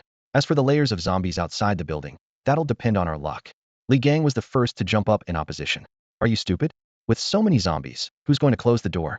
You. Gua Hanxue frowned, her gaze silencing Li Gang. She turned to the group and nodded in approval of Jiang Yi's plan. This is the most viable option. Closing the door requires strength. I think Li Gang is the most suitable. Bullshit, Gua Hanxue. Li Gang sprang to his feet, the veins on his neck bulging. You want me to go die? Let whoever wants to go, go. I am not doing it. Who gives you the right to assign me randomly? Dongfang Tian's brow furrowed deeply. Li Gang was his last remaining subordinate, and sending him into danger now would be like cutting off his own arm. Everyone knew in their hearts that going to lock the door meant sacrificing oneself for everyone else's survival, and no one was that noble. Jiang Yi opened his mouth, wanting to explain that there was an escape route, and it wasn't necessarily a death sentence. Before he could speak, Qingdou had already stood up. I'll go. Li Gang looked Qingdou's slender frame up and down with disdain. Ah, how noble of you. I'm just afraid you won't be able to lock it properly, and we'll let the zombies out instead. Qingdou gripped his blade handle tightly in anger, his eyes blazing. You. Li Huiyu reached into his bag and pulled out a deck of playing cards. Let's settle this by drawing lots. Going down alone is too dangerous. Someone needs backup. Their virus doesn't affect ability users, so Captain Zhang's plan has the highest success rate. He pulled 6 cards from the deck and spread them in his palm for everyone to see. 4 number cards, 2 face cards. Whoever draws a face card goes down, number cards stay behind. Any objections? Jiang Yi glanced at him with raised eyebrows. At a critical moment like this, Li Huiyu was actually carrying playing cards. Dongfang Tian felt uneasy, but with the situation so urgent, he could only nod in agreement along with Jiang Yi. Li Huiyu quickly shuffled the cards and placed all 6 face down on the windowsill. To be fair, you all draw first. The last card is mine. Everyone nodded in silent agreement and reached out to pick their cards by chance. When the cards were revealed, The results surprised most of them. Li Gang, who had the greatest strength but least desire to go down, drew the queen and had to fight. The second face card wasn't drawn by Qingdao, who had volunteered, nor by Li Huyu, who had suggested the lottery, but by Jiang Yi, a colorful joker. Jiang Yi chuckled and handed his card back to Li Huyu. Fate, I suppose, who proposed the plan, plus Li Gang with the greatest strength. It's actually a reasonable combination. Qingdao panicked. Maybe I should go instead. Jiang Yi glared at him. Looking to die? Stay with Guahanxue. Guahanxue nodded in agreement. She approved of this pairing. Among the 6 of them, Li Gang was the strongest, and in terms of speed, aside from Li Huyu, only Jiang Yi was suitable. Remembering how Jiang Yi had moved through the zombie horde, she felt much more at ease. Li Gang's Adam's apple bobbed as he gripped his weapon tighter, ultimately not refusing again. Dongfang Tian's expression was grim, but since he hadn't drawn a face card, he couldn't find grounds to object. Hardly anyone in the team listened to him anymore. Jiang Yi handed his backpack to Qingdao and lowered his voice. Stay with Guahanxue and take care of yourself. I'll be fine. Guahanxue rolled her eyes. It's just going down to close a door. Don't make it sound like a final farewell. Li Gang also whispered a few words to Dongfang Tian, then picked up his weapon and stood beside Jiang Yi, shooting him a fierce glare. Jiang Yi was amused by Guahanxue's comment and didn't retort. Gripping his black blade, he walked shoulder to shoulder with Li Gang to the 3rd-floor stairwell. The cacophony of the zombie horde could already be heard from the 2nd floor, so they held their breath and stayed silent. Li Huyu glanced at his phone. 5 minutes. If you don't come back, we're charging down there. He started the countdown. That's plenty of time. Jiang Yi flashed a relaxed smile and stepped downstairs. Li Gang followed behind, staying close to the wall. His gaze swept over Jiang Yi's back, a flash of malice flickering in his eyes. Jiang Yi truly wasn't worried. As long as they didn't make too much noise, his plan had quite a high success rate. Sure enough, when they could finally see the 2nd floor, it was exactly as Jiang Yi had predicted. There were pitifully few zombies outside. The stairwell was almost silent, with barely any howling to be heard. All the monsters had been drawn into the main cafeteria by the earlier gunshots and crashing sounds. Jiang Yi's body dipped and sprang forward, lunging at a zombie on the 2nd floor that had its back to the stairwell, his shoulder slamming into its spine. Before the corpse could even fall, his black blade had already pierced diagonally from the back of its skull to the temple, the tip emerging from its forehead.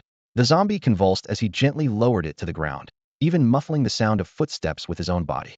Li Gang followed closely behind as the two crept toward the main cafeteria.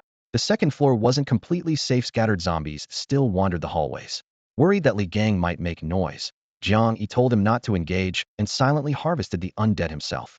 Each flash of his blade meant another head rolling, and in less than half a minute, over a dozen corpses littered the ground. Li Gang's eyes widened in disbelief as he watched them reach the cafeteria entrance without any obstacles. The cafeteria doors stood wide open, packed with a crowd inside.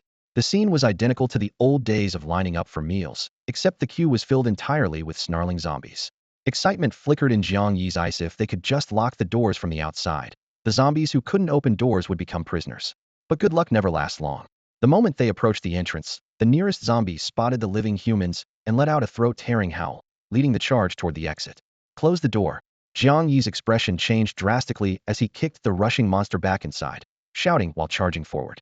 Li Gang snapped to attention, dropped his iron rod, and rushed toward the door handle. Jiang Yi's black blade fell like a torrential downpour, cleanly splitting every skull that came at him. He even pushed into the cafeteria itself, clearing the doorway to give Li Gang space to close the doors. The horde shrieked, frantically crowding the entrance. Jiang Yi became a god of death, his blade sweeping horizontally. Each swing cut at least one zombie in half. Step by step, he forced the tide of corpses back into the depths of the cafeteria. Li Gang stood behind him with a complex expression, suddenly gripping the inward opening double doors and pulling them outward with all his might. The heavy iron doors groaned with an ear-piercing screech but slowly closed under his brute force. When the gap narrowed to the width of a palm, a black shadow suddenly shot out from under Li Gang's arm. It was Jiang Yi. He rolled to his feet and grabbed a thick padlock nearby, jamming it through the door handles with a click that locked both doors tight. The next second, deafening pounding echoed from inside. A whistling wind rushed toward the back of his head. Jiang Yi sneered coldly, his left hand reversing the black blade to block. The tremendous force struck the blade's spine, and the solid iron rod snapped in two with a sharp crack, half of it clanging to the ground. His body only dipped slightly as his right foot swept out, striking Li Gang squarely in the abdomen.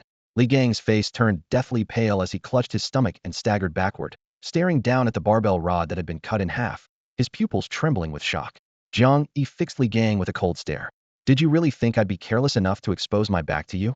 Li Gang gritted his teeth. Although Jiang Yi's strength wasn't overwhelming, It was comparable to that of a robust man, and the unexpected heavy kick to his abdomen left Li Gang in considerable pain. The agony still churning through him, he forced himself upright, his iron rod whistling through the air. You knew I was going to move against you? Who told you? Li Huiyu. Across from him, Jiang Yi brushed the dust from his clothes while wrapping the leather cord around his left wrist in careful loops, his gaze cold and sharp. Li Gang, from the moment I stepped into the gymnasium, I never let my guard down against you and Dongfang Tian.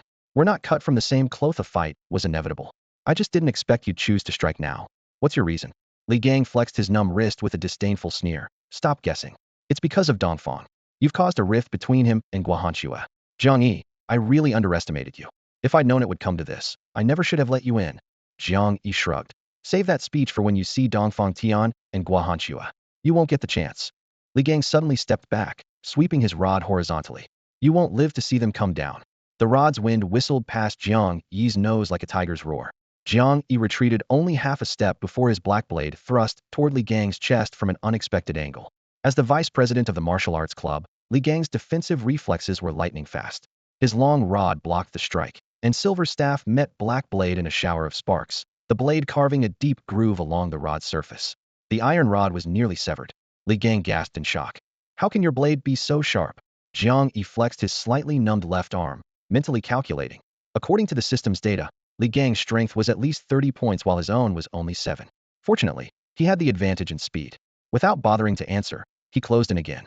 The obedient honor student from before the apocalypse no longer existed. The current Jiang Yi had only one response to anyone threatening his Lifia-killing blow. Bastard! Li Gang roared, unleashing his full staff technique.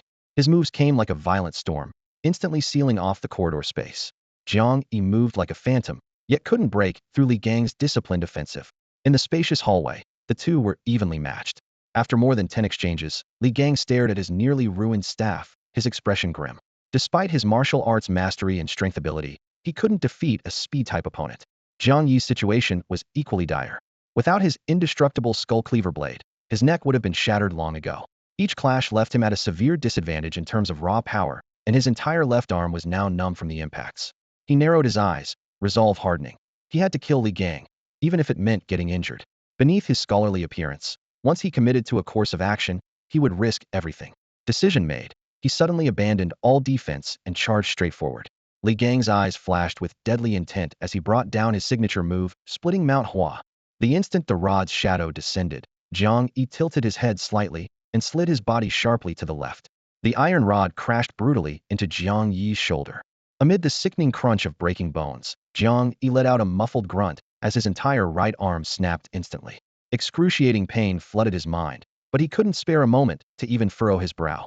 In the split second their bodies pressed close together, he reversed his grip and drove the blade straight into Li Gang's abdomen. Thud! The muffled sound of steel-piercing flesh was like wet mud being torn apart. Li Gang's eyes bulged in disbelief as he stared into Jiang Yi's cold, merciless gaze.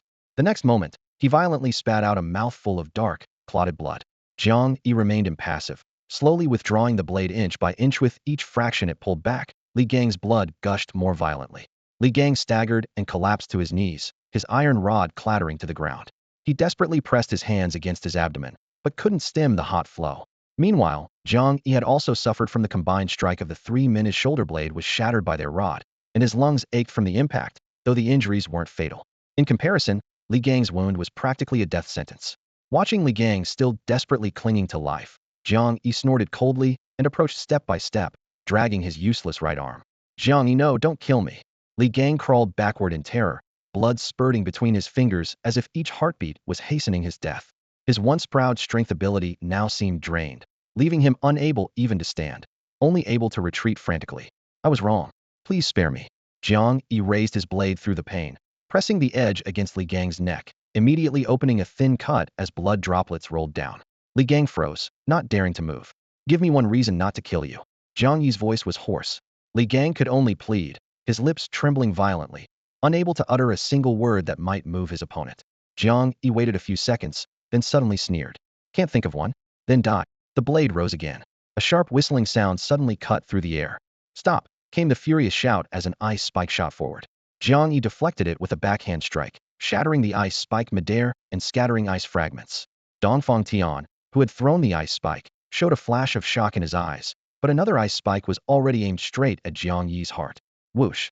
A purple arrow of light shot between the two men, smashing the second ice spike with a bang, then swept past, grazing Li Gang's ear before embedding heavily in the wall. Both Jiang Yi and Dongfang Tian retreated, taking defensive stances. Li Gang's eyes immediately lit up with the fire of survival as he clutched his bleeding ear and screamed, "Dongfang, save me quickly! Jiang Yi wants to kill me." Dongfang Tian looked at the blood flowing steadily from Li Gang's abdomen, his expression dark as storm clouds.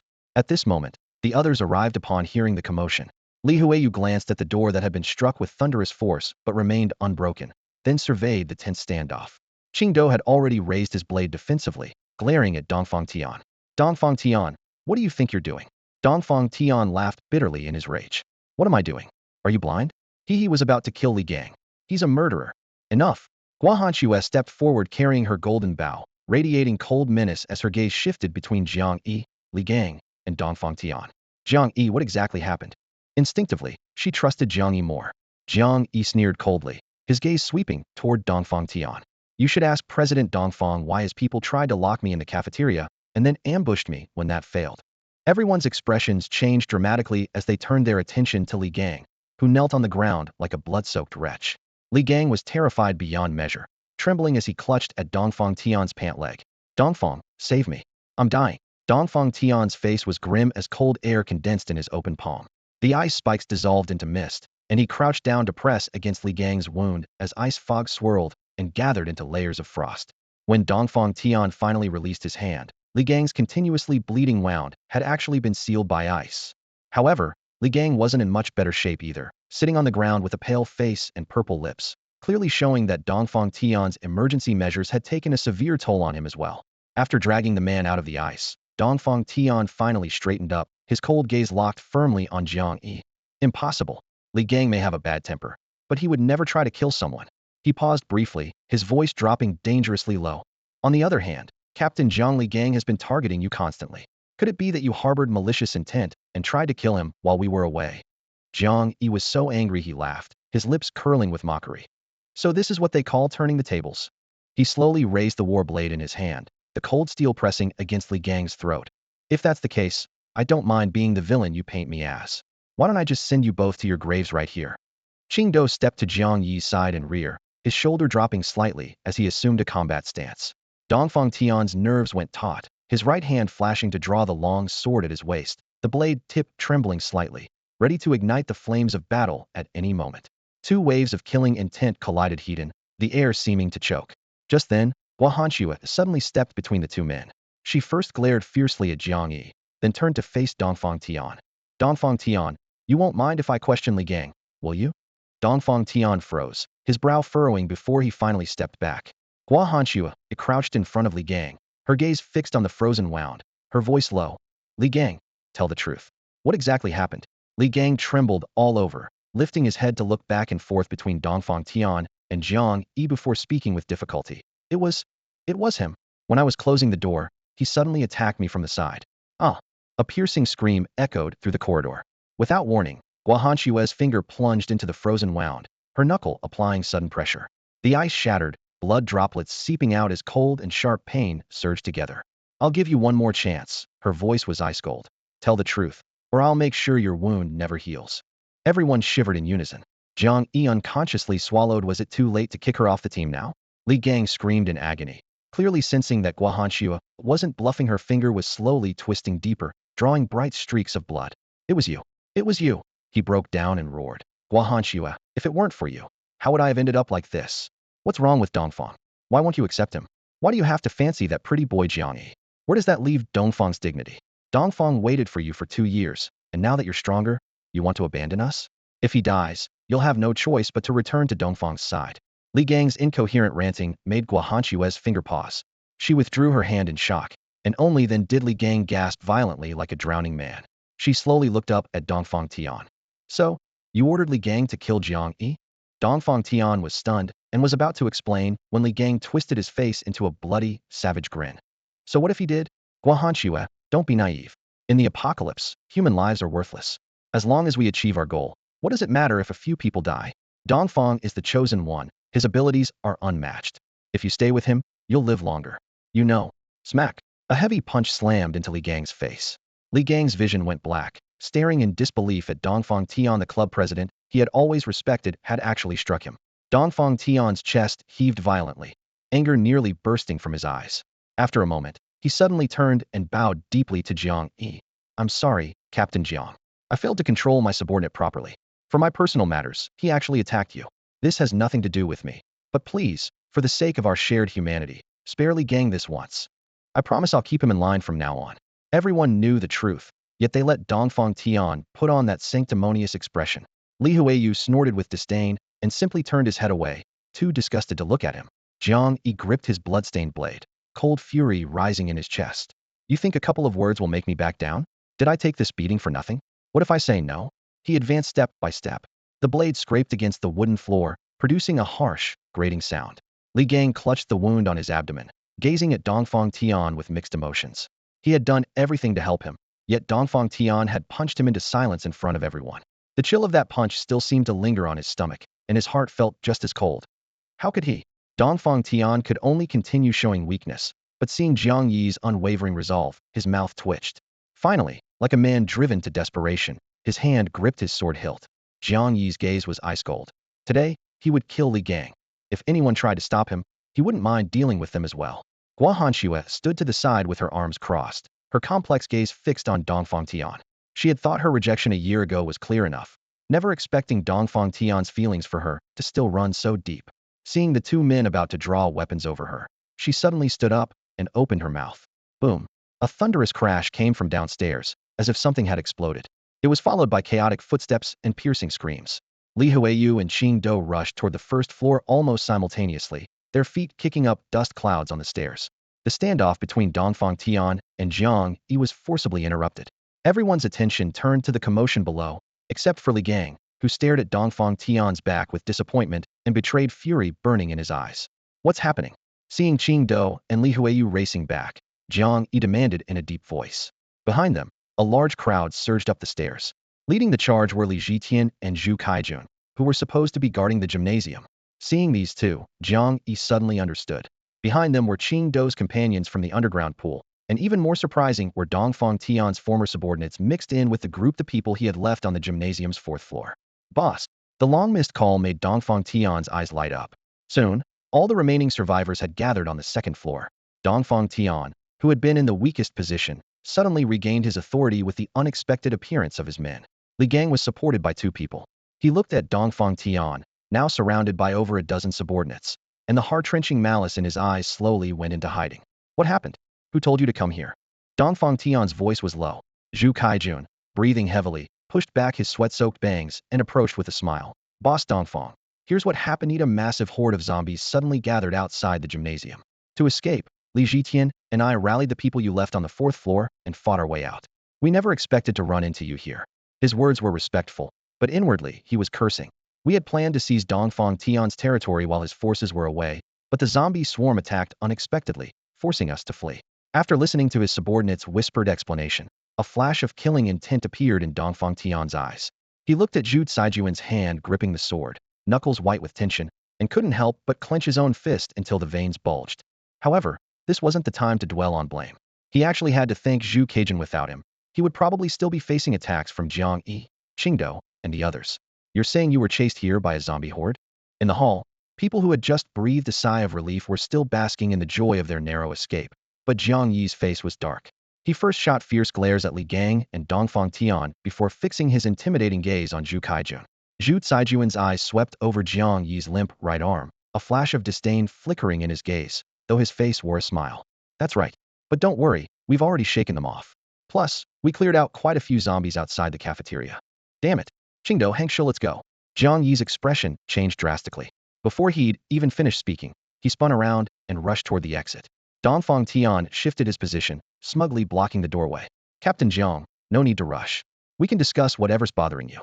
As for Li Gang, don't worry. I'll keep him in line and won't let him get out of my way. Jiang Yi swung his blade with his left hand, cold steel flashing through the air.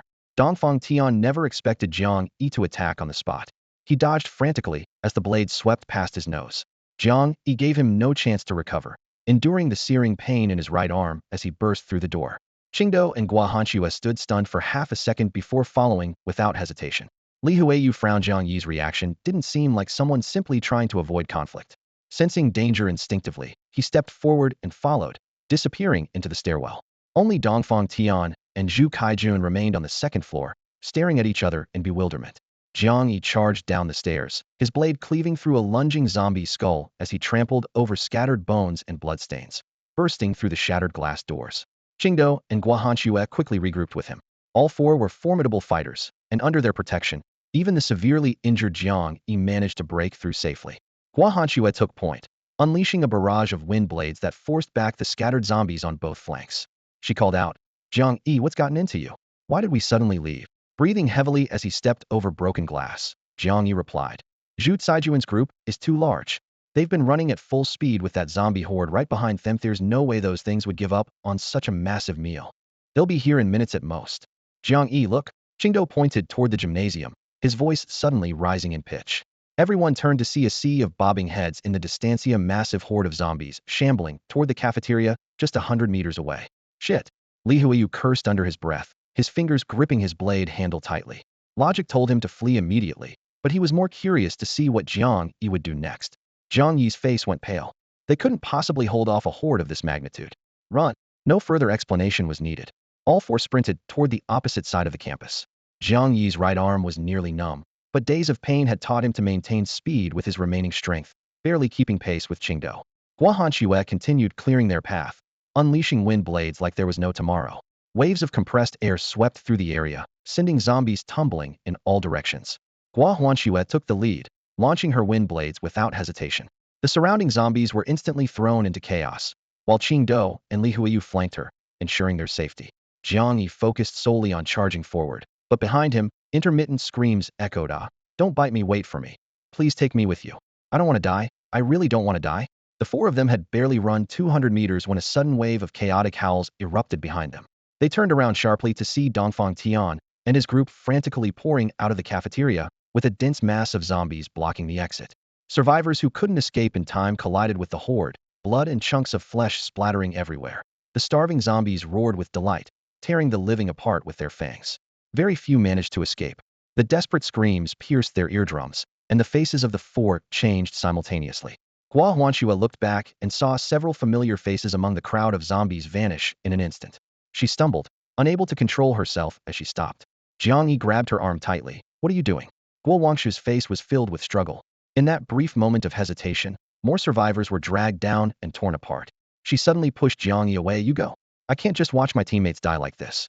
With that, she turned and swept her arms, sending several wind blades screaming into the horde. Jiang Yi's eyes were filled with frost as he cursed under his breath. "Damn woman, that's not how you seek death."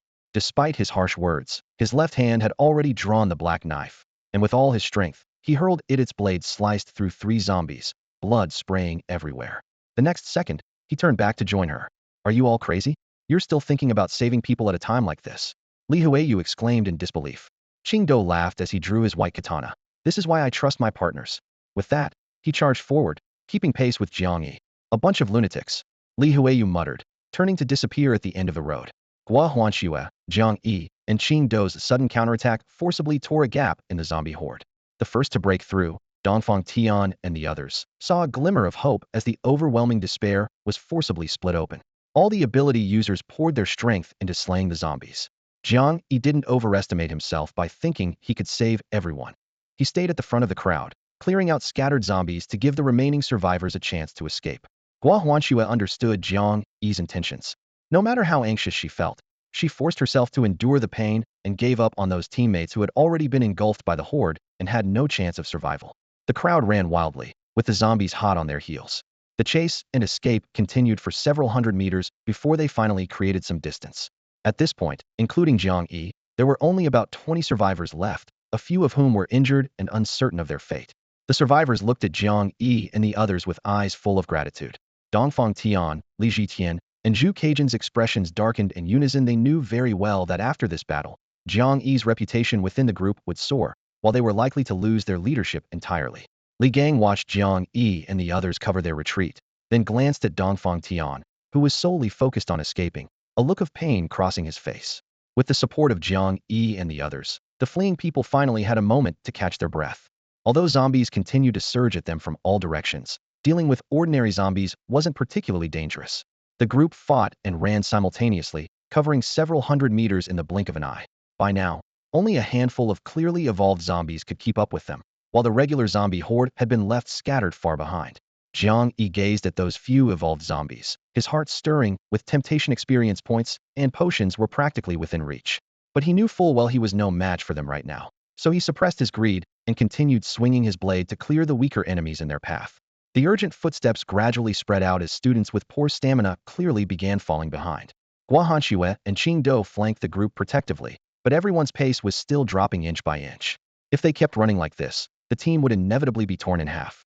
Suddenly, Jiang Yi raised his blade horizontally, blocking the path of Dongfang Tian, Zhu Kaijun, and the others. Everyone's hearts lurched as they skidded to a halt. Li Zhitian's eyes blazed red as he roared, "Get out of the way!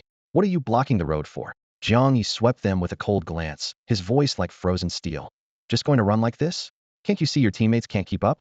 Planning to abandon them?" Dongfang Tian and Zhu Kaijun instinctively looked back, and with just one glance, both men's hearts sank of their companions who had been fleeing shoulder to shoulder. Barely 3 out of 10 remained. The rest were stumbling and staggering as they chased after their retreating figures. Further back, several survivors who had exhausted their stamina had already collapsed to the ground, being torn apart by the pouncing zombies in a spray of blood and flesh. Qingdou and Guahanxue fought desperately to carve out an opening, forcibly dragging up the nearest person, but people were still being pulled away by the zombie swarm, their screams growing louder and more piercing. Li Zhitian was frightened pale by the bloody scene, yet still roared as he swung his blade. "Their life or death is none of my damn business." But Dongfang Tian looked back at that escape route being overwhelmed by the wave of corpses, knowing that if they kept fleeing, his remaining forces would be completely finished. After a moment's hesitation, he suddenly turned around and shouted, "Follow me back into the fight." Then he led his remaining core members charging into the nearest zombies. With Dongfang Tian and his people joining the battle, the pressure on Guahanxue and Qingdou immediately lessened. Jiang Yi blocked Li Zhitian's path, his voice low and threatening. "Either go back and save them, or die right here and now." Li Zhitian was so angry he opened his mouth to curse, but Zhu Kaijun quickly grabbed him and forced a fake smile. "We're all classmates, how could we stand by and watch them die? Li Zhitian, let's go." Standing at the rear of the group, Jiang Yi watched everyone's reluctant about face, his heart turning ice cold. Was this human nature in the apocalypse? Would he eventually become like this too? A wave of irritation surged through him as he charged headlong into the scattered zombie horde, his blade dancing wildly as blood splattered in all directions. Li Zhitian and Zhu Kaijun swung their weapons defensively while exchanging glances with each other, occasionally retreating backward. As all the ability users joined the fight, the battle finally stopped being completely one-sided. Guahanxue and Qingdou could finally catch their breath, but they immediately noticed something was wrong with Jiang Yi's condition and charged toward him without hesitation. Jiang Yi's eyes blazed with bloodlust as he faced the advanced zombie before him. The creature, confronted by his frenzied assault, seemed to have little resistance. With one swift strike, he severed its arm. After 3 slashes, the muscular corpse's head was sent flying high into the air, spraying black blood all over Jiang Yi. He breathed heavily, his eyes still gleaming with savage intensity. As countless glowing white orbs rushed into his body, the violent restlessness in his chest finally began to subside. But before he could relax, a small yet swift shadow suddenly darted out from deep within the zombie horde. Jiang Yi's hair stood on end, just as he raised his blade to block. Pale claws were already inches from his face. In that split second, a brilliant blade flash came slashing from the side crack. The speed-type advanced zombie let out a wretched howl as its entire arm was severed at the root. Jiang Yi seized the moment to kick it away, then turned to Qingdou, who stood ready with his blade, and managed to say, "Thanks." Qingdou kept his eyes vigilantly fixed on the zombie struggling to its feet and asked sideways, "Jiang Yi, are you all right?" Jiang Yi shook his numb left arm and stepped closer to the zombie, saying in a low voice, "I'm fine. Just had some dark thoughts earlier." Roar! The zombie, having lost its arm, charged forward in fury, giving them no respite. Qingdou and Jiang Yi raised their blades together, crossing cold steel as they struck down. Despite its incredible speed, the zombie couldn't dodge Jiang Yi's black blade. Thud! The sharp edge cut into its shoulder bone, lodging between the white bone fragments and pinning it down. Immediately after, Qingdou leaped up and struck downward. Splat! The head went flying. As blood splattered everywhere, Jiang Yi looked at Qingdou, with whom he had such perfect coordination, and suddenly smiled. What was he thinking? This wasn't Dongfang Tian, and Qingdou wasn't Li Gang. At least now, He could entrust his back completely to Qingdao and Guahanxue. Just as this thought settled, he glanced down at the zombie's severed head at his feet and cried out dramatically, "Ah, Qingdao, you stole my kill again." Advanced zombies were treasures to Jiang Yi just for experience, but for the precious potions they provided. Qingdao scratched his head with an innocent laugh. Jiang Yi rolled his eyes, confirmed the area was temporarily safe, then crouched down to crack open the skull and search for the crystalline zombie core. The potion was gone, but the core was equally important, could give it to Guahanxue to enhance her abilities. What Jiang Yi didn't know was that at this very moment when he had resolved his inner conflict, a cold, malevolent intent was locked onto him from nearby. Just as his fingertips touched the core, a cold gleam flashed in his peripheral vision. Jiang Yi instinctively tried to retreat, but a crazed roar rang in his ears. "Bastard, die!" He looked up to see Li Jitian approaching with madness and triumph, thrusting his blade forward. "Jiang Yi, watch out!" Qingdao's face changed drastically as he threw himself at Jiang Yi, knocking him aside. Thud! The sharp katana pierced through Qingdao's arm, blood spraying everywhere. Jiang Yi staggered backward, and when he looked up again, he saw Qingdao's arm impaled by the blade, while Li Jitian struggled to pull it free for another fatal strike. "Get away!" In his rage, Jiang Yi flashed forward to appear in front of Qingdao, grasping his wounded arm with one hand, while delivering a vicious kick to Li Jitian's chest with his foot. "Ah!" Li Jitian screamed as he was sent tumbling to the ground. Meanwhile, the pale-faced Qingdao staggered back several steps, protected fiercely by Jiang Yi. "Get the hell away from me!" Jiang Yi's eyes blazed crimson as he shot forward like an arrow released from its bowstring. In the blink of an eye, he appeared behind Qingdao, gripping the man's arm with iron-like fingers and yanking him away. In the same instant, his right leg swept across like a steel whip, slamming hard into Li Jitian's chest. The devastating blow landed with a dull thud, and Li Jitian felt sweetness rise in his throat as he crashed backward into the dirt, tumbling and scrambling before collapsing to the ground. Meanwhile, Qingdao, pulled away from danger, lost his balance and staggered back several steps, his face deathly pale. His wound tore open, and blood seeped through his fingers in steady streams. Li Jitian struggled to prop himself up, ready to retaliate, when he suddenly caught sight of Guahanxue's golden longbow drawn taut, the arrowhead's cold gleam aimed directly at his forehead. "Don't move, or I'll put an arrow through your skull." Guahanxue's voice was ice-cold, without a trace of hesitation. Li Jitian froze in place, though he couldn't hide the smugness in his eyes. He shook the knife in his hand and casually tossed it aside, the blade clattering to the ground near everyone's feet. The sudden conflict left the remaining survivors gasping in shock, not daring to breathe. Jiang Yi's face was dark as storm clouds as he fixed his gaze on Li Jitian. "Why did you try to kill me?" Held at arrow point, Li Jitian burst into loud laughter. "Because I hate you. If it weren't for you, Qingdao wouldn't have gone off to work for Dongfang Tian, causing us massive losses.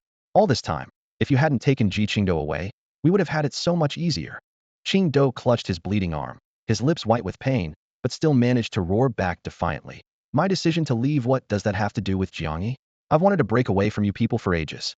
From the back of the crowd, Zhu Kaijun watched with narrowed eyes. Though the scene differed slightly from his expectations, seeing Qingdao's bloodstained sleeve still brought a satisfied, sinister smile to his lips. Li Jitian, his chess piece, was indeed easily provoked into action. Seeing the situation stabilizing, Zhu Kaijun finally strolled forward leisurely, positioning himself beside Li Jitian. With feigned remorse, he bowed toward Jiang Yi and Qingdao. "I apologize, Jitian has a hot temper. He acted without thinking. I hope you both won't hold it against him." On the other side, Dongfang Tian stood watching with folded arms, secretly delighted. Seeing Jiang Yi suffer was exactly what he wanted, and he hoped the drama would escalate further. At that moment, the scattered zombies that had been pursuing them were cleared away by the group, and the main horde wouldn't catch up for some time. The survivors, finally able to catch their breath, all turned to watch the two factions locked in tense confrontation. Guahanxue's beautiful face was covered with frost. "Everyone's running for their lives, and you're still plotting to harm people? Have you lost your minds?" Li Jitian raised both hands, his face full of mockery as he stepped back twice. "I surrender. It was just a moment of hot-headedness. You're all so capable, surely you wouldn't stoop to my level." His shameless attitude only fueled Guahanxue's rage, and she immediately raised her bow to aim. "You bastard." Zhu Kaijun quickly stepped between her and Li Jitian, adopting the pose of a peacemaker. "President Gua, please calm down. The apocalypse has everyone's nerves on edge. Jitian has already admitted his mistake. Captain Jiang, for my sake, spare him this once. I'll make sure he apologizes to Qingdao properly later." Jiang Yi remained silent throughout, his face grim. He helped the blood-weakened Qingdao lean against a wall, then stepped forward slowly and bent down to pick up the knife Li Jitian had discarded. The blade bore dark brown bloodstains, thick and blackened, and the pungent stench hit him immediately. Murderous intent surged in Jiang Yi's eyes as his knuckles cracked from clenching his fists. His actions drew everyone's attention. Gua Hanxue froze for 2 seconds, then her face went deathly pale. Zombie poison. There's zombie blood on the knife. She drew her golden bow to full tension, aiming at Li Jitian, nearly losing control. It was you. You wanted Jiang Yi and Qingdou to get infected with zombie poison, didn't you? Li Jitian raised his hands in a gesture of innocence, though that oily smile still lingered on his face. How could that be? I was just hot-headed at the time. I never thought of that at all. But seeing the corners of his mouth curl upward, everyone finally understood why he had been so smug earlier. He was intent on killing them. At this realization, a chill ran through everyone's hearts. Was this ruthless man really their former classmate? Surrender? No need. Apologize? Unnecessary. Jiang Yi approached menacingly, step by step. With each stride, visible killing intent radiated from his face. Zhu Kaijun and Li Jitian froze instantly, watching Jiang Yi advance without regard for the crowd's gaze, suddenly realizing they knew almost nothing about this former classmate. Li Jitian's scalp tingled under that murderous aura as he screamed, "What do you want? I already apologized. Do you really want to kill me in front of everyone?" Jiang Yi grinned coldly and replied, "Don't worry, after you're dead, I'll apologize to you more sincerely." Zhu Saijuan's legs went so weak he could barely stand, not daring to utter another word of explanation, could sense Jiang Yi's terrifying nature even more clearly than Li Jitian. Gua Hanxue rushed to Jiang Yi's side, grabbing his arm. "Jiang Yi, what are you doing? Don't do anything foolish." Jiang Yi stared at her expressionlessly, then suddenly revealed a chilling smile. "Debts must be repaid, lives must be paid for with lives. What do you think I'm going to do?" That cold gaze made Gua Hanxue shudder, and she involuntarily released her grip. Li Jitian finally realized he had completely misjudged this person. The man was willing to take his life in broad daylight, without hesitation. He screamed and turned to run. Jiang Yi looked up at that fleeing figure, his eyes narrowing. In the next instant, his form flickered as he unleashed his full speed, transforming into a gust of wind. The crowd saw only a blur tearing through the air, charging straight at Li Jitian. Qingdou, who had just recovered from his dizziness, witnessed this scene and roared in alarm. "Jiang Yi, don't." He understood that once Jiang Yi killed someone in public, the team would no longer accept him. He couldn't let Jiang Yi bear the burden of being a murderer for his sake. However, Jiang Yi was already consumed by rage, with only one thought in his mind: kill him. Hearing the sudden rush of wind behind him, Li Jitian instinctively looked back to see Jiang Yi raising his blade high with a ferocious expression, less than 10 meters away. Ah! He panicked, stumbled, and went flying. Jiang Yi's blade showed no hesitation as it slashed toward Li Jitian's neck. Amid the crowd's screams, the blade fell with a whistling sound. Clang! A piercing metallic clash erupted as both Jiang Yi and Dongfang Tian were forced back several steps. Jiang Yi glanced at his nearly shattered blade, his expression dark. "Dongfang Tian, you want to stop me from killing?" Dongfang Tian shouted angrily. "Jiang Yi, what exactly are you trying to do? First you injured Li Gang. Now you want to kill Li Jitian in public. Are you this bloodthirsty? Ready to take lives over the slightest disagreement? He tried to kill me and hurt Qingdou. What's wrong with me killing him?" Jiang Yi roared, his eyes bloodshot. "Dongfang Tian, don't act all righteous with me. Get out of my way. If you keep blocking me, I'll kill you too." With those words, he suddenly sidestepped around Dongfang Tian and lunged directly at Li Jitian, who was struggling to get up. Dongfang Tian's lips curled into an unnoticed smirk as he pretended to turn around in panic to stop Jiang Yi, but appeared utterly exhausted, barely managing to parry Jiang Yi's ferocious attacks with his sword, one strike after another. "Go ahead, kill him. Once you kill Li Jitian, everyone will know you're the murderer, while I'll be the hero who desperately tried to stop you." He sneered inwardly, his movements growing increasingly feeble. When his sword was shattered by one of Jiang Yi's strikes, he deliberately exposed himself to an opening, then let himself be kicked to the ground.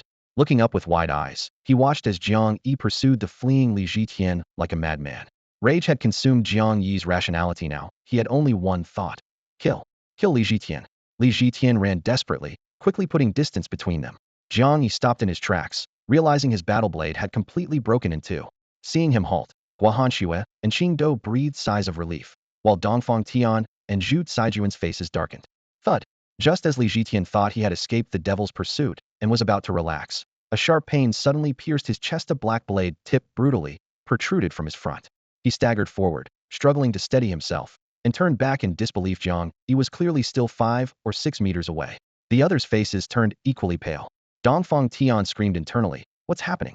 When did that blade get back into Jiang Yi's hands? He was clearly empty-handed when fighting me just now." Jiang Yi discarded the broken half of his blade and looked coldly at the trembling Zhu Kaijun. "Didn't you always want my blade? There you have it. Save me." I don't want to become a zombie President Zhu. Please save me. Li Jitian screamed in agony as blood gushed from the wound. Zhu Caijuan's legs gave out as he collapsed to the ground, his face ashen, yellow liquid dripping from his pants legs. His voice trembled. This has nothing to do with me. Captain Jiang, I really didn't know Li Jitian wanted to kill you. Jiang Yi merely cast him a cold glance, and, ignoring Guahanxue and Qing Dou's anxious calls from behind, walked toward the dying Li Jitian. Li Jitian writhed on the ground in pain, clutching desperately at the black blade embedded in his chest, trying to pull it out, but unable to budge it. Just as Jiang Yi was about to slowly torture him, his hair suddenly stood on end. A sense of danger struck his spine. He leaped back several meters and glared at Li Jitian. Everyone held their breath, unable to believe what they were witnessing. Li Jitian knelt on the ground, blood streaming from his hands gripping the blade, blood flowing from his nose and mouth. He looked around in terror, only to find everyone staring at him intently. Huff, huff. Heavy, foul-smelling breath hit his neck. Li Jitian's scalp prickled as he slowly turned around, enduring the excruciating pain. A massive maw with gleaming fangs immediately clamped down on his throat, tearing savagely. Rip! Amid his piercing screams, his head was brutally torn from his body. The bizarre zombie that seemed to appear from nowhere held Li Jitian's lifeless head in one hand and his bloody corpse in the other, its face covered in blood as it stared coldly at the crowd. No one had seen where it came from. Jiang Yi's hair stood on end. Could clearly sense that this zombie's power far exceeded any evolved zombie he'd encountered. His gaze fell on the zombie's forehead. An orange crystal glowed eerily, not the usual red. The terrifying female zombie held the head and body, seeming to study Jiang Yi carefully. The next second, she opened her bloody maw in a sinister smile. A howling wind swept through. When everyone came to their senses, both the zombie and Li Jitian's corpse had completely vanished. What the hell is happening? What kind of monster is that? Dongfang Tian asked in a trembling voice filled with dread, but no one could answer him. The sudden appearance of the terrifying zombie shattered everyone's courage, and even the thought of escape was consumed by fear. Could they really outrun such a horrifying creature? Jiang Yi's taut nerves suddenly snapped loose, causing him to stagger and nearly collapse. The cold, departing gaze of that zombie felt like an icy wind from the abyss, freezing him to his core. Oh no, the zombie horde is catching up again, someone warned with a hoarse voice.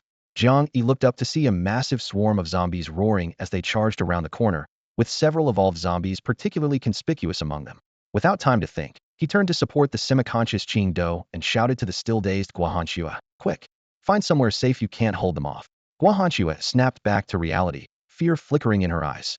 At that moment, Li Huiyu emerged from behind some bushes near a tree, gave Jiang Yi a meaningful look, then pointed toward their escape route. "Run this way. There's a supermarket up ahead." As soon as the words left his mouth, everyone rushed forward like madmen.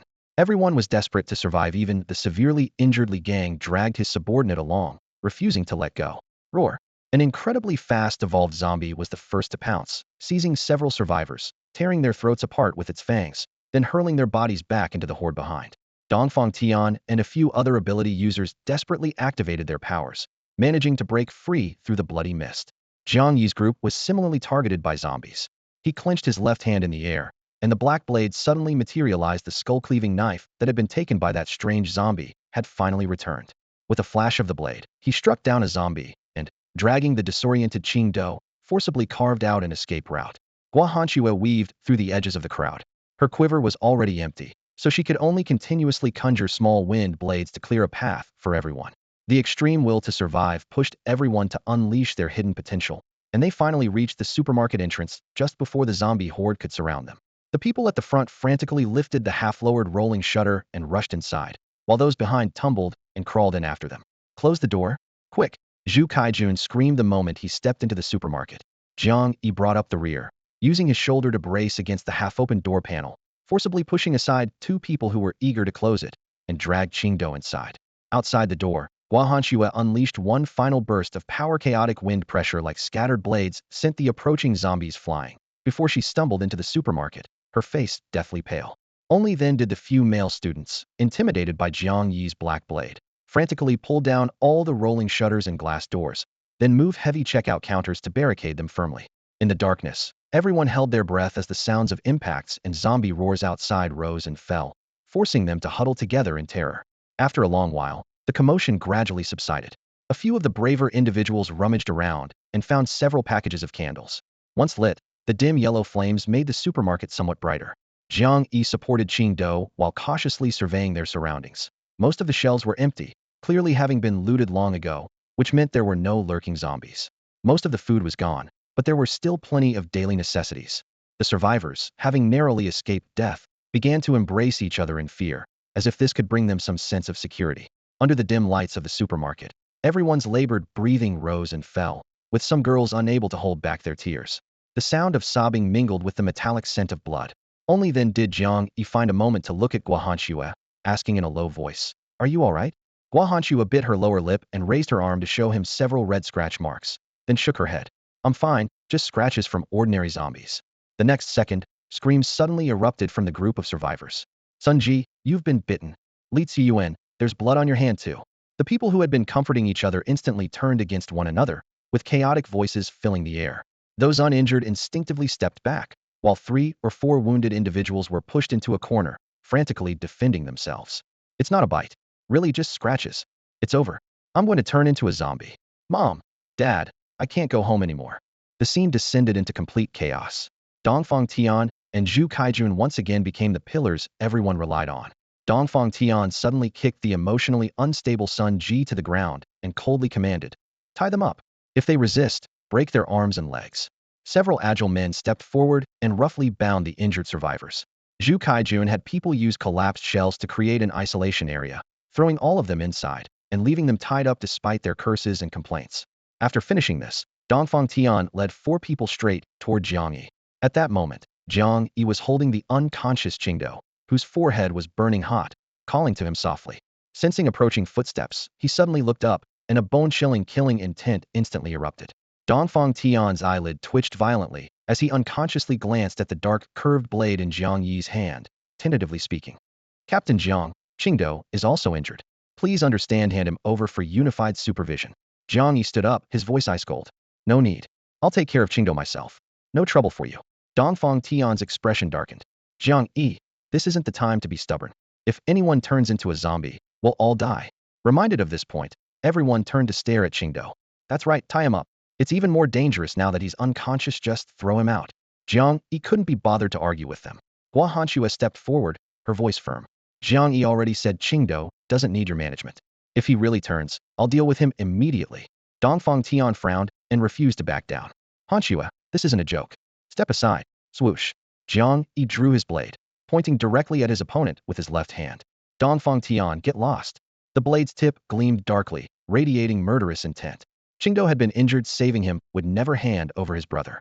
In this tense standoff, Li Huiyu, who had been silent all along, weakly suggested, "Captain Jiang, there's a second floor here. Why don't you take Qingdao upstairs for convenient isolation?" Without hesitation, Jiang Yi bent down to lift the feverish Qingdao, holding his blade horizontally in front of the crowd. "Move aside, or don't blame me for giving you all some cuts too." Feeling the icy killing intent, everyone instinctively stepped back. After all, are you kidding? They hadn't forgotten that just minutes ago, Jiang Yi had killed Li Zhitian. Guahanxue followed Jiang Yi upstairs with some concern, but Dongfang Tian suddenly grabbed her arm. "Hanxue, stop following Jiang Yi.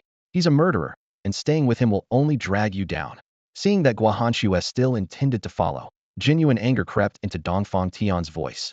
In his eyes, if it weren't for Jiang Yi's abilities, the man wouldn't even be worth comparing to himself. Yet Hanxue seemed bewitched, insisting on following that person simply couldn't understand it. Guahanxue turned back, her icy gaze piercing straight through Dongfang Tian. "Dongfang Tian, let go of me. My affairs are none of your business. Don't forget about Li Gang's incident. Pray that Jiang Yi won't come after you for revenge." Her words hit a nerve. Dongfang Tian released his grip guiltily and watched the two of them head upstairs with reluctance. The second-floor hallway still had fresh bloodstains, and the air was thick with the mixed smell of disinfectant and decay. Jiang Yi placed Qingdao on the iron-framed bed in the innermost corner. The young man was drenched in sweat, burning with fever, and the knife wound on his arm had turned black and festered, with thick blood slowly seeping out, carrying a pungent stench. Li Huiyu leaned against the wall, frowning as he reminded, "You shouldn't have brought him up here." Without looking up, Jiang Yi heard footsteps and instructed, "Hanxue, get a basin of water and bring a towel." Guahanxue moved efficiently, opening several bottles of mineral water and pouring them into a wash basin, then soaking the towel and handing it to the bedside. Jiang Yi quickly wiped the wound, but as soon as the cloth touched it, Qingdao's eyes snapped open. Though weak, he was lucid as he gripped Jiang Yi's hand and smiled bitterly. "Don't bother. I know I'm done for. My body's already getting stiff. Am I about to turn into a zombie?" Then he turned to Guahanxue, whose eyes were reddening, his voice hoarse. President Gua, I have a favor to ask. If I really turn into a zombie, please kill me. Don't let Jiang Yi do it's too rough, and always leaves big gashes. As Qingdo's self-deprecating words ended, Gua Hanxue forced a smile through her tears. Don't worry, I won't let Jiang Yi ruin your body. As the two seemed to be exchanging final words, Jiang Yi suddenly pressed hard on the wound. Qingdo let out a sharp cry of pain, cold sweat instantly soaking his hair. Li Huiyu shuddered and instinctively stepped back. Jiang Yi, what are you doing? Gua Hanxue screamed. Jiang Yi glanced at everyone. It's too early for last wills. Qingdo is such a good team member, I won't let him die easily. Qingdo was stunned, a glimmer of hope flashing in his eyes. I won't die. You have a way. Jiang Yi pulled a fiery red zombie core from his pocket and said gravely. Remember what I mentioned before? Swallow this, maybe you'll not only survive but also awaken an ability. Only then did everyone recall the possibility he had mentioned on the third floor of the cafeteria. Gua Hanxue stepped forward excitedly. Then what are we waiting for? Qingdo, eat it. Driven by an intense will to survive, Qingdo called out hoarsely. I want to eat it. I don't want to die. Jiang Yi nodded and wasted no more time, placing the zombie core in Qingdo's mouth. The core quickly softened in his saliva, preventing him from choking in his weakened state. Within moments, Qingdo's entire body turned bright red, veins bulging, muscles spasming and twitching. He began thrashing wildly, making the bed frame creak and groan. Jiang Yi alone couldn't restrain the frenzied Qingdo. Li Huiyu quickly grabbed a rope and tied Qingdo to the bed, and only then did Jiang Yi breathe a sigh of relief. An invisible energy was washing through the virus in Qingdo's body. The boy's mouth was gagged with cloth strips, and the pain was so intense he could only let out muffled whimpers. Veins bulged on his exposed arms and neck, his eyes were bloodshot, and his entire body was like a taut bowstring ready to snap at any moment. Gua Hanxue was so nervous her palms turned ice cold. She gripped her own wrist, her voice trembling. Jiang Yi, Qingdo will be okay like this, right? What's the actual success rate of consuming a zombie core? Jiang Yi stayed by the bedside, his gaze never leaving Qingdo, and answered in a low voice, 50-50. Half the odds, that's not bad. Qingdo has strong willpower. He should be able to pull through. Gua Hanxue had just started to relax when Jiang Yi added another line. If he survives, he lives. If he can't hold on, he dies. Gua Hanxue immediately got angry and punched his lower back. Are you trying to kill me? At a time like this, you're still making sarcastic remarks. Jiang Yi clutched his waist and sucked in a sharp breath, but remained calm. This is something only he can handle himself. Both Li Huiyu and Gua Hanxue understood that the person suffering most in the room was Jiang Yi. Qingdo had been injured trying to save him, and now his life hung by a thread. How could he not be anxious? But they couldn't help. They could only watch helplessly as Qingdo fought for that slim chance at survival. The ropes chafed Qingdo's skin raw from his violent struggling, and streaks of blood stained the bedsheets. Time stretched endlessly like a nightmare. Night fell, and he was still convulsing and writhing on the bed. How long has it been? Jiang Yi's face was grim. Li Huiyu glanced at his phone, his voice hoarse. Over 5 hours. He couldn't imagine how Qingdo had endured 5 hours of agony that would break an ordinary person in less than 1 hour. Everyone remembered Jiang Yi's warning absolutely could not pass out. I kill them all. Qingdo's hoarse roar was still clearly audible even through the gag. 6 hours passed, and the 3 people in the room had long since gone numb from sitting rigidly in place. Suddenly, screams erupted from downstairs, accompanied by the dull thud of heavy objects hitting the ground, before quickly falling into an eerie silence. Then came the tap-tap of knocking at the door. The 3 exchanged glances, and Gua Hanxue looked over at Qingdo, who was still barely hanging on, and sighed. I'll get the door. The door opened to reveal a girl standing hesitantly at the threshold. Hanya. Gua Hanxue was slightly surprised. Hanya? You escaped too. Jiang Yi looked up and recognized her as the girl who had delivered messages for him in the gymnasium. Hanya stood on her tiptoes, timidly peering into the room, her eyes full of fear. President, are you all okay? Just now everyone downstairs turned into zombies, and 2 more students got injured. They sent me to ask. Hearing about the situation downstairs, Gua Hanxue's heart felt heavy too, but she understood the purpose of Hanya's visit and said, thank you. Go back and tell Dongfang Tian that Qingdo is fine. Huh? Okay. Hanya was clearly surprised. She had witnessed firsthand how every injured student without exception had turned into a zombie.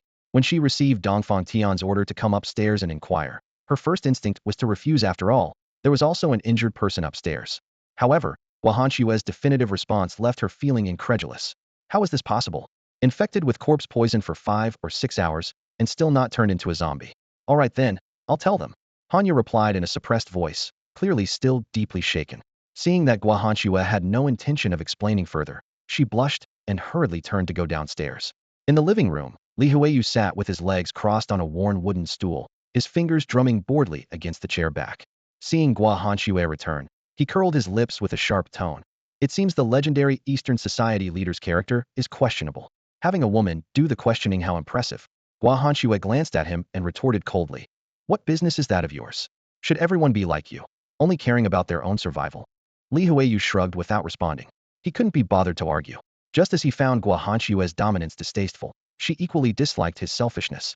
Upstairs in the bedroom, Jiang Yi's expression was grim as he stared intently at Qingdao writhing in agony on the bed. Sweat soaked through the bedding layer by layer, and the dampness mixed with the metallic scent of blood permeated the cramped room. Qingdao's limbs were bound tightly to the bedposts with coarse hemp rope, and under his frantic convulsions, the rough cords had already worn through skin and flesh, blood dripping down his wrists and ankles. Jiang Yi's heart was nearly breaking. It had been too long. He remembered his own transformation taking far less time. Why was this happening? Were there different levels of awakening? Or was something interfering with Qingdao's process?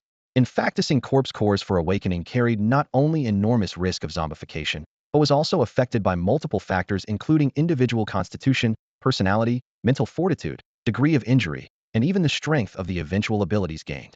Jiang Yi had swallowed the corpse core immediately after being injured, at the optimal rescue timing. But Qingdao had delayed for a long time after being wounded before being brought to safety. Fortunately, Qingdao's constitution was several times stronger than Jiang Yi's had been, and combined with his lifelong meditation and soul cultivation, his resilient character had allowed him to endure until now. The longer he persisted, the greater the benefits he would gain upon awakening. The three kept vigil by the bedside as time slowly passed, their faces growing wooden with anxiety. Suddenly, the violent shaking of the bed frame stopped. Qingdao had somehow quieted down. He struggled to open his eyes, his throat parched as if scraped by sandpaper. Jiang Yi. The hoarse voice sounded like a saw-cutting stone, yet instantly jolted all three from their daze. Jiang Yi's neck stiffened as he looked down to meet Qingdao's labored smile. Guahanshue leaned forward in delight. Qingdao, you're awake? He's safe now, right, Jiang Yi? She turned to ask. However, after waiting a long time, she heard no response. She suspiciously nudged Jiang Yi's shoulder. What are you spacing out for? Qingdao, is Finirant you happy? Have you forgotten how to smile? Jiang Yi's body swayed, as if only then hearing her. His pale lips curved upward, but were filled with bright red foam, frightening all three. The next second, his eyes rolled back and he collapsed on the spot. Jiang Yi. Qingdao suddenly exerted force, and the hemp rope snapped with a cracking sound. Though not fully recovered, he still struggled to sit up. Guahanshue and Li Huiyu frantically helped support Jiang Yi. Guahanshue felt her left hand enveloped by something sticky. Looking down, she saw her palm covered in crimson. Blood, she screamed. Li Huiyu's face darkened as he reached out to tear open Jiang Yi's shirt. The gaping wound was a shocking red, blood gushing from his side and quickly soaking through his clothes. All three simultaneously gasped in shock. All they could see was Jiang Yi's right shoulder, completely swollen and bleeding. Guahanshue tore open his sleeve, revealing his entire right arm swollen to the thickness of a thigh. Li Huiyu gasped in shock. What kind of devastating blow could have caused this? Just from looking at it, he could tell that the right shoulder bone had been smashed to fragments. Qingdao, who also came from a martial arts background, leaned down for a closer look and gritted his teeth. It's a club wound. With that, he angrily pounded the edge of the bed. Despite having his shoulder destroyed, Jiang Yi had still protected him through the entire night. How could he ever repay such loyalty?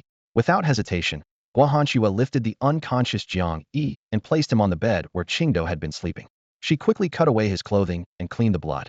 Fortunately, she still had some medicinal powder and bandages left in her bag, or even basic first aid would have been impossible. Li Huiyu felt his heart turn cold. Captain Jiang is finished. With such severe injuries, his right hand will never recover. As he said, the deadly blow from Li Gang, the strength-type ability user, had almost completely destroyed Jiang Yi's shoulder blade. Even before the apocalypse, let alone now with scarce resources, such an injury would be nearly impossible to fully heal. However, Guahanshue and Qingdao didn't fall into despair. Qingdao looked up with stubborn determination.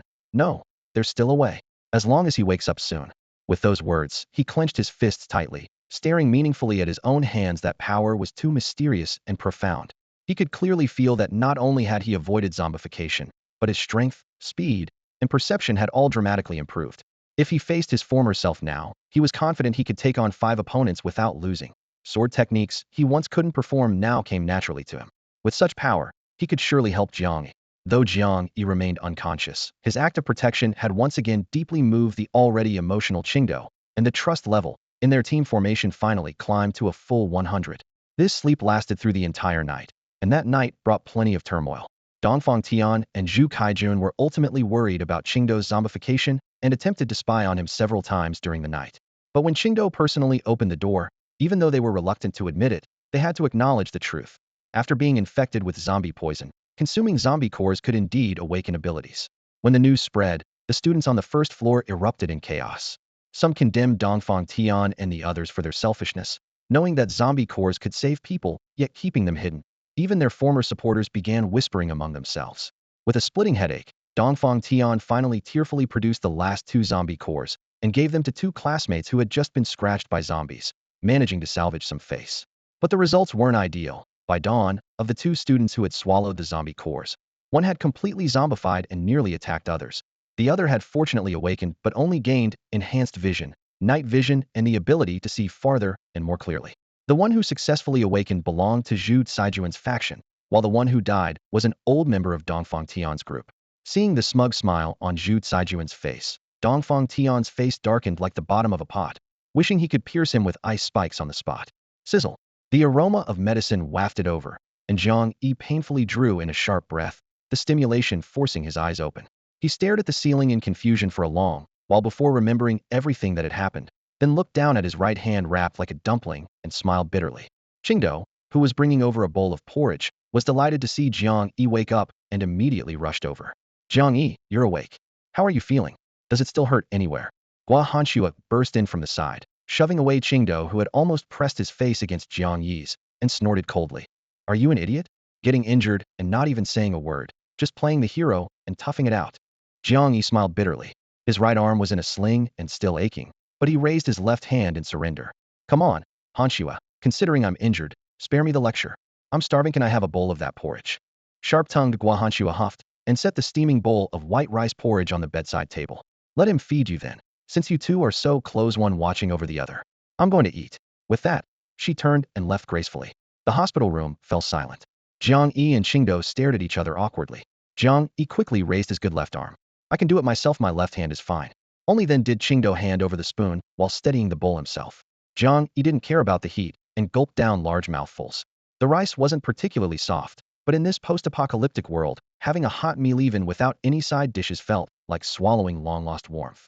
He finished 2 bowls in succession, finally filling his empty stomach. While Jiang Yi was focused on eating, Qingdao briefly reported what had happened. Everyone now knew that corpse cores could cure the zombie virus, so the 2 of them no longer seemed special within the team. Jiang Yi nodded. That's for the best. Qingdao said quietly. Thank you for not giving up on me at the last moment. Thinking about how he had almost become a mindless, biting monster still filled him with lingering fear. We're teammates, Jiang Yi said calmly but firmly. Until the very last moment, I will never abandon any of you. Qingdao looked solemn, his gaze filled with burning admiration. Feeling uncomfortable under such intense staring, Jiang Yi had to shoo him away. Go eat your dinner. Only then did Qingdao leave. After the door closed, Jiang Yi exhaled and said, Open light screen. A semi-transparent interface appeared. Current level, level 8 experience nearly maxed out. Team mode. Qingdao's trust value was fixed at 100, with a note. Will never decrease again. This team member will stand by you through life and death. He is a partner you can trust completely. Recommend investing resources heavily in his development. Thinking of Qingdao's almost glowing expression, Jiang Yi felt warmth surge in his heart.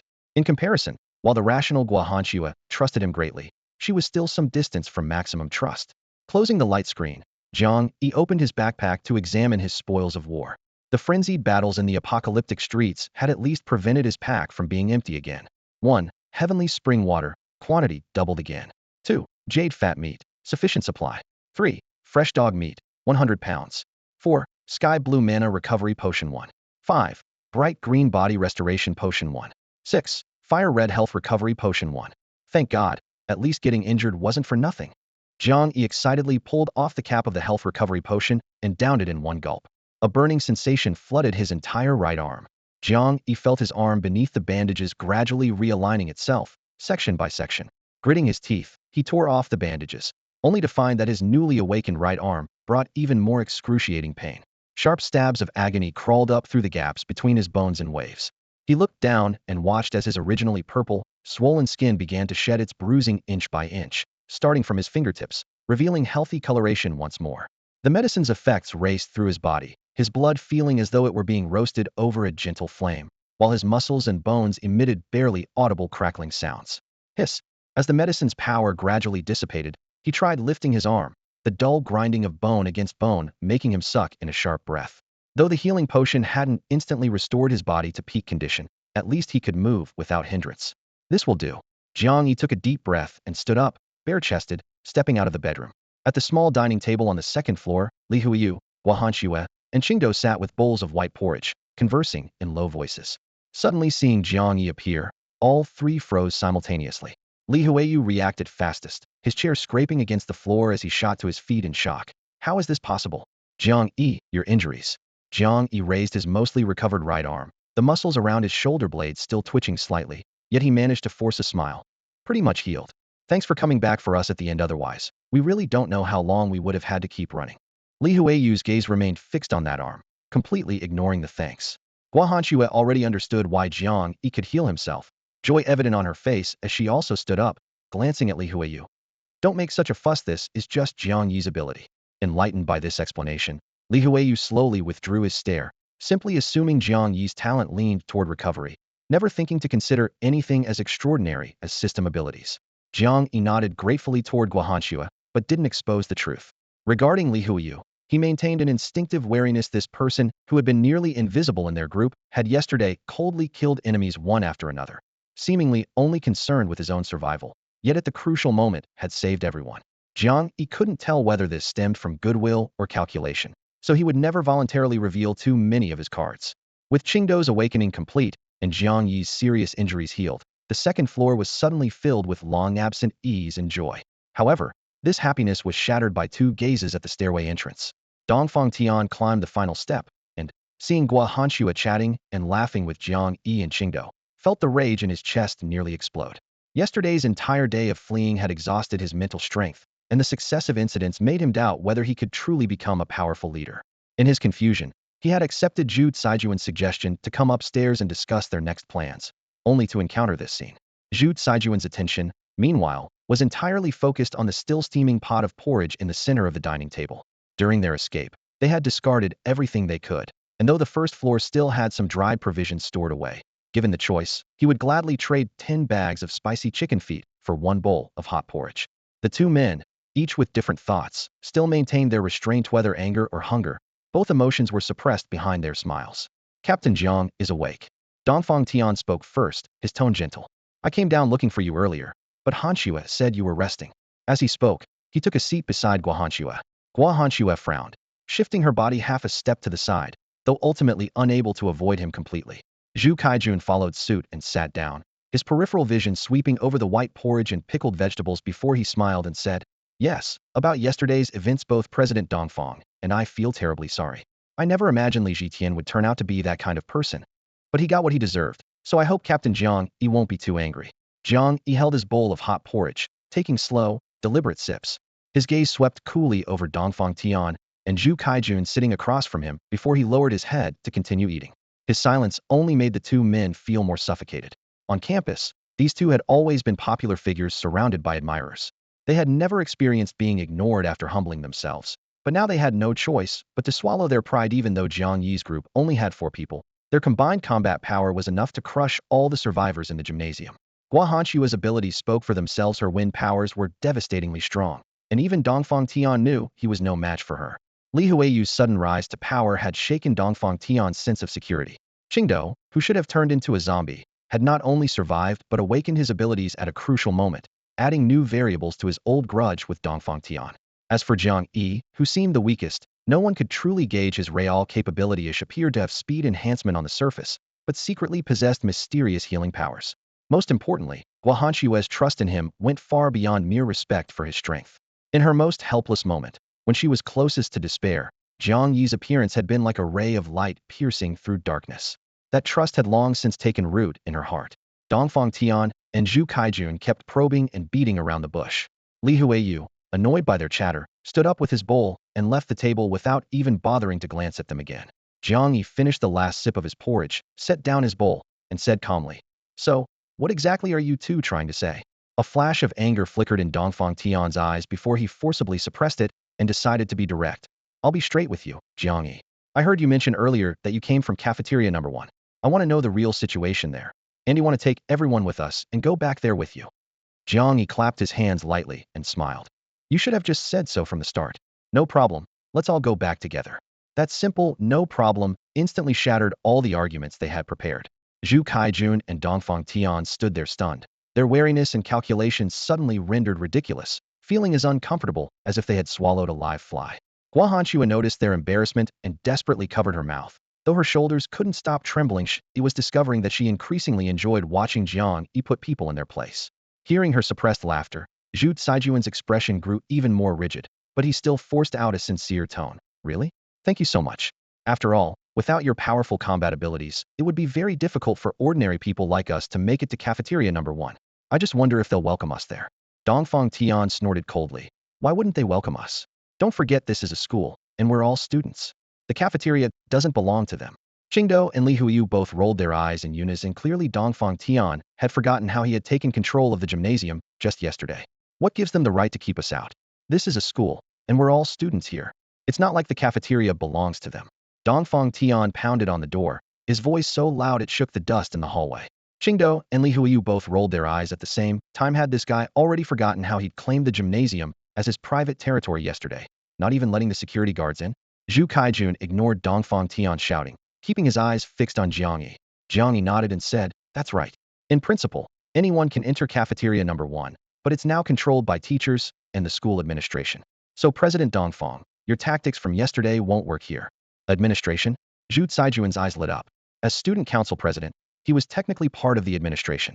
If cafeteria number 1 was still under school jurisdiction, that would be perfect. The thought of possibly reclaiming his position of authority made him want to rush over immediately, but he restrained himself and waited for Jiang Yi to finish. Jiang Yi held up 3 fingers, speaking at a measured pace. Compared to other places, the cafeteria's rules are already quite well established. If you really want to get in, you'll have to follow the rules. Otherwise, the consequences won't be as simple as you think. He lowered 1 finger.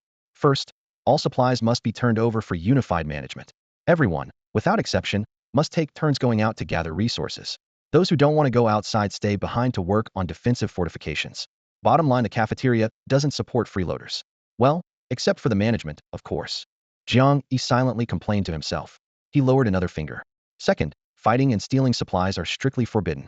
Anyone caught doing so will be immediately expelled. Unfortunately, while this rule was strictly enforced on ordinary survivors, it was practically meaningless for those who had already awakened their abilities. The third finger dropped. Third, no one is allowed to form private groups. If you want to enter the cafeteria, you must accept their reorganization system. No cliques or factions allowed. After finishing, Jiang Yi's gaze swept between Dongfang Tian and Zhu Kaijun. Sure enough, both their faces darkened simultaneously. The cafeteria had many survivors, but these 3 iron rules effectively cut off any hope they had of using the situation to stage a comeback. Even without discussing it, both men quickly reached the same conclusion.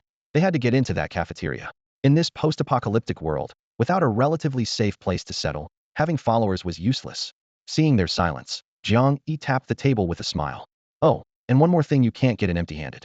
Before I left, the cafeteria added a new rule. Every new member must contribute at least 20 pounds of food or equivalent supplies. What?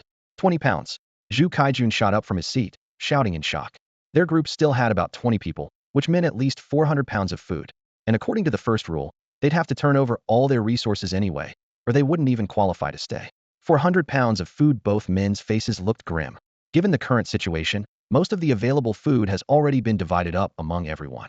No matter how capable they are, they can't just conjure up that much food out of thin air. After Jiang Yi finished speaking, he looked at the 2 frustrated faces before him with interest, then turned to Gua Hanshua and asked, Hanshua, didn't you mention during dinner that the infirmary isn't far from here? Gua Hanshua had been frowning due to their series of harsh demands. She had always thought the cafeteria was the last sanctuary at the university, never expecting this sanctuary to be far less pure than she had imagined. Hearing Jiang Yi's question, she paused for a moment, then nodded. Yes, the medical building is just ahead. What? Jiang Yi gestured toward Dongfang Tian and Zhu Kaijun. President Dongfang. President Zhu, what the cafeteria lacks most right now probably isn't food, but medicine. Would you 2 be interested in taking a trip to the medical building? Their eyes immediately lit up. They had also considered the idea of trading medicine for food rations. But Zhu Kaijun quickly shuddered, his expression filled with fear. That place used to be a morgue before the apocalypse, and that's where the zombie outbreak first started. Going there now would be no different from a suicide mission. Dongfang Tian's face looked equally grim. Having an opportunity right in front of him, but not daring to reach for it was truly frustrating. Jiang Yi leaned forward slightly and lowered his voice. Actually, the situation isn't that bad. President Zhu is right, that might have been the earliest infection point, but zombies need to feed too. After so long without supplies, they might not still be there. Medicine is about as useful to zombies as rocks on the ground. If we don't go now, once the cafeteria people figure it out, we won't even get scraps. Gua Hanxue watched her team captain, feeling like he was casting a wide net, gradually pulling Dongfang Tian and Zhu Kaijun aboard step by step. Only after the two men were convinced and hurried off to prepare did she quietly ask, "What exactly are you planning? Why do we have to go to the medical building? Don't tell me it's for the medicine. That stuff isn't very useful to you." Jiang Yi wagged his finger. "No, I really do need medicine." Seeing she still didn't believe him, he shrugged and smiled. "All right, besides medicine, I want zombie lives even more. The medical building is the only place nearby that could still have a large concentration of zombies." "You're insane," Gua Hanxue exclaimed. "I know your ability requires constantly killing zombies, but you can't drag all those people from the first floor down with you." Faced with her anger, Jiang Yi suddenly laughed. "What kind of person do you think I am? Sure, I need to kill zombies, but I genuinely want to help them too. The cafeteria won't let us in without equivalent supplies. We can't possibly trade over 200 pounds of photo. You have that much?" Gua Hanxue snorted coldly and responded with silence. Jiang Yi patted her shoulder, his tone low but firm. "You need to understand, in the apocalypse, being weak isn't an excuse. In the cafeteria, there are plenty of people with even less strength and worse physical condition than them, but they still go out every day to kill zombies and scavenge for supplies. This is the iron law of the apocalypse. No one is exempt. People without value only deserve to be thrown out as zombie food." Jiang Yi's expression was exceptionally cold. He had once been just another weakling among the cafeteria crowd, experiencing firsthand the brutal law of survival in this apocalyptic world, a place that knew no sympathy, only reverence for the strong and an obsessive drive to grow stronger. Fortunately, he had transformed from an ordinary person into an awakened one. Yet even knowing the suffering of the weak, he felt no pity for them. Instead, expecting them to forge their strength through blood and fire, true power could only be tempered through life and death trials. Upstairs, Gua Hanxue packed their belongings with a heavy heart. The four of them didn't have much to begin with. The small amount of rice they had managed to scavenge from the second floor had been devoured by the four big eaters, leaving only scattered odds and ends that Qingdo stuffed into a small backpack. Having exhausted her purple arrows, Gua Hanxue slung her golden bow across her back and gripped a boning knife in her hand. Li Huiyu also shouldered a pack, spinning his ever-present short blade between his fingers while occasionally glancing at Jiang Yi. At Qingdo's insistence, Jiang Yi traveled unusually light, carrying only a black blade and throwing on some old clothes they'd found on the second floor before leading the three downstairs.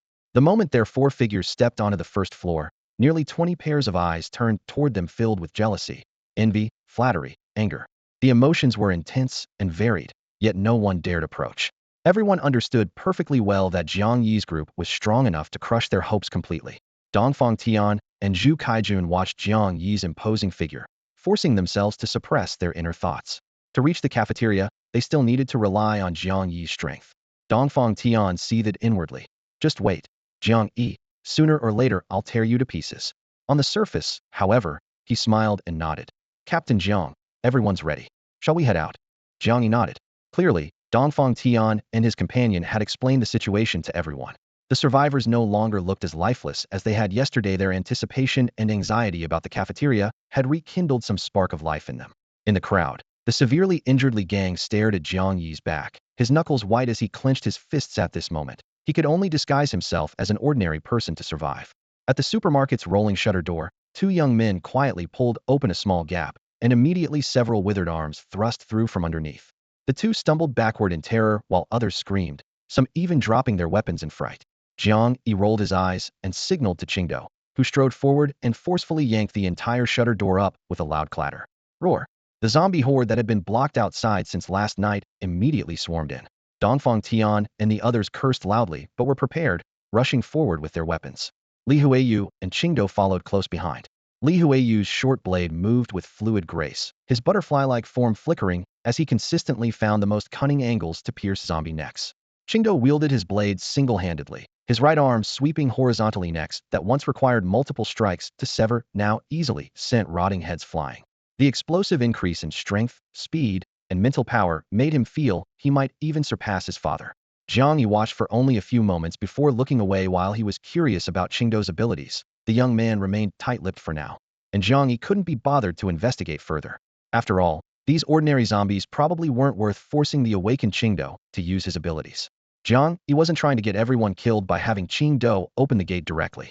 After a full night, plus the scent from several survivors who had turned into zombies, the undead outside had actually already dispersed.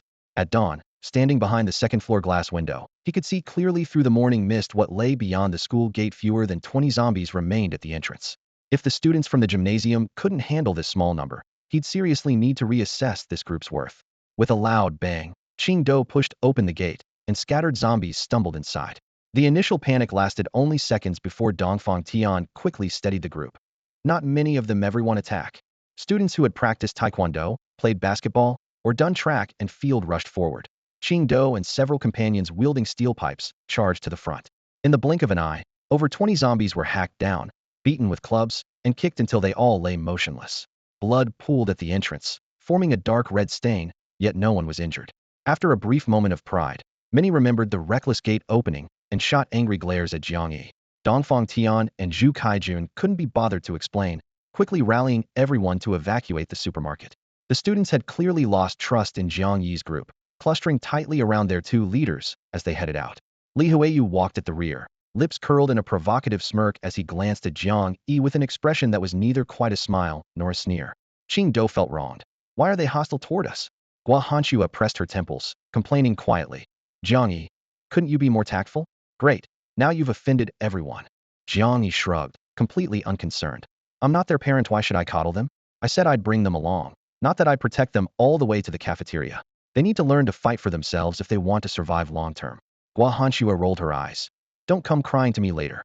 Look at Dongfang Tian and Zhu Kaijun. Everyone practically worships them, while you're treated like dirt. At this rate, when will we ever win over more people? Before she could finish her nagging, more zombies appeared ahead. Jiang Yi drew his blade with a sharp clang and charged forward. Experience points are what matter most. No time for all this buzzing. Gua Hanshua stamped her foot in frustration. Jiang Yi, I wasn't finished. Qing Do silently followed after him. Li Huiyu, left behind, spread his hands. Don't look at Mei, never agreed to join you. With that, he too raised his blade and strode away. The path from the supermarket to the medical building proved far less peaceful than expected. From abandoned classrooms, dormitory buildings, and corners of the lawn, scattered zombies were constantly stirred by sounds and lunged at the group. Each surprise attack forced the team to draw steel pipes, baseball bats, and even kitchen knives to fight back. Amid the splashing blood, timid students experienced for the first time the dull thud of crushing zombie skulls. Fear was flung away with each swing, replaced by the primal survival instinct surging from their cores. Soon, when zombies came stumbling forward, ordinary survivors would club them down before Jiang Yi and other veterans could even draw their blades, then continue beating until the heads were completely smashed. When everyone realized zombies aren't so tough after all, the desire to survive combined with the excitement of bloodshed sent the group's morale soaring to unprecedented heights. Dongfang Tian and Zhu Kaijun observed every change within their team with keen eyes. Both men understood that everything unfolding before them stemmed from Jiang Yi's mandatory participation policy. They had initially hoped to win hearts through fair democracy, never anticipating they would cultivate greenhouse flowers within their ranks. To appear magnanimous, they allowed the timid to remain safely at the gymnasium, while those who ventured out to fight enjoyed better rations and equipment. Over time, conflicts inevitably arose. Those who went out envied the absolute safety of those who stayed behind, while the stay-behinds resented the fighters' luxurious treatment. Though Dongfang Tian and Zhu Kaijun were well aware of this growing tension, they chose to ignore it, allowing the rift to widen. With a single statement, either fight for your life out there or wait to die, Jiang Yi forced everyone onto the same battlefield, instantly consolidating the team's combat effectiveness, while simultaneously casting himself as a tyrant in everyone's eyes. Dongfang Tian and Zhu Kaijun were more than happy with this outcome. Someone else was taking the blame for them. After clearing the zombies ahead, Jiang Yi quickly tallied the numbers in the bloodstained corridor. Total remaining team members, 23. His own group, 4. Dongfang Tian's faction, 12. Zhu Caijuan's followers, 7. On the surface, Dongfang Tian appeared to have superior numbers, but excluding the half-disabled Li Gang, only Dongfang Tian himself possessed genuine abilities. In contrast, Zhu Kaijun, besides his own decisive combat skills, commanded both a vision-enhanced fighter and a speed-enhanced warrior, making his overall combat strength quite formidable. As for Jiang Yi's small squad, they were like 4 SSR cards drawn directly from the Apocalypse's gacha pool. 1. Himself. 2. Guahanshua. 3. Li Huiyu, initially thought to be merely speed type, but had just revealed spatial abilities that not only allowed storage, but also short-distance teleportation. 4. The fourth member also possessed supernatural abilities. Li Huiyu flickered through the zombie horde. One moment appearing behind a zombie's left flank, blade flashing. The next instant teleporting 10 meters away to avoid gnashing teeth. His movements so swift they left only afterimages. Both Jiang Yi and Guahanshue's eyes lit up simultaneously. This was a natural-born assassin.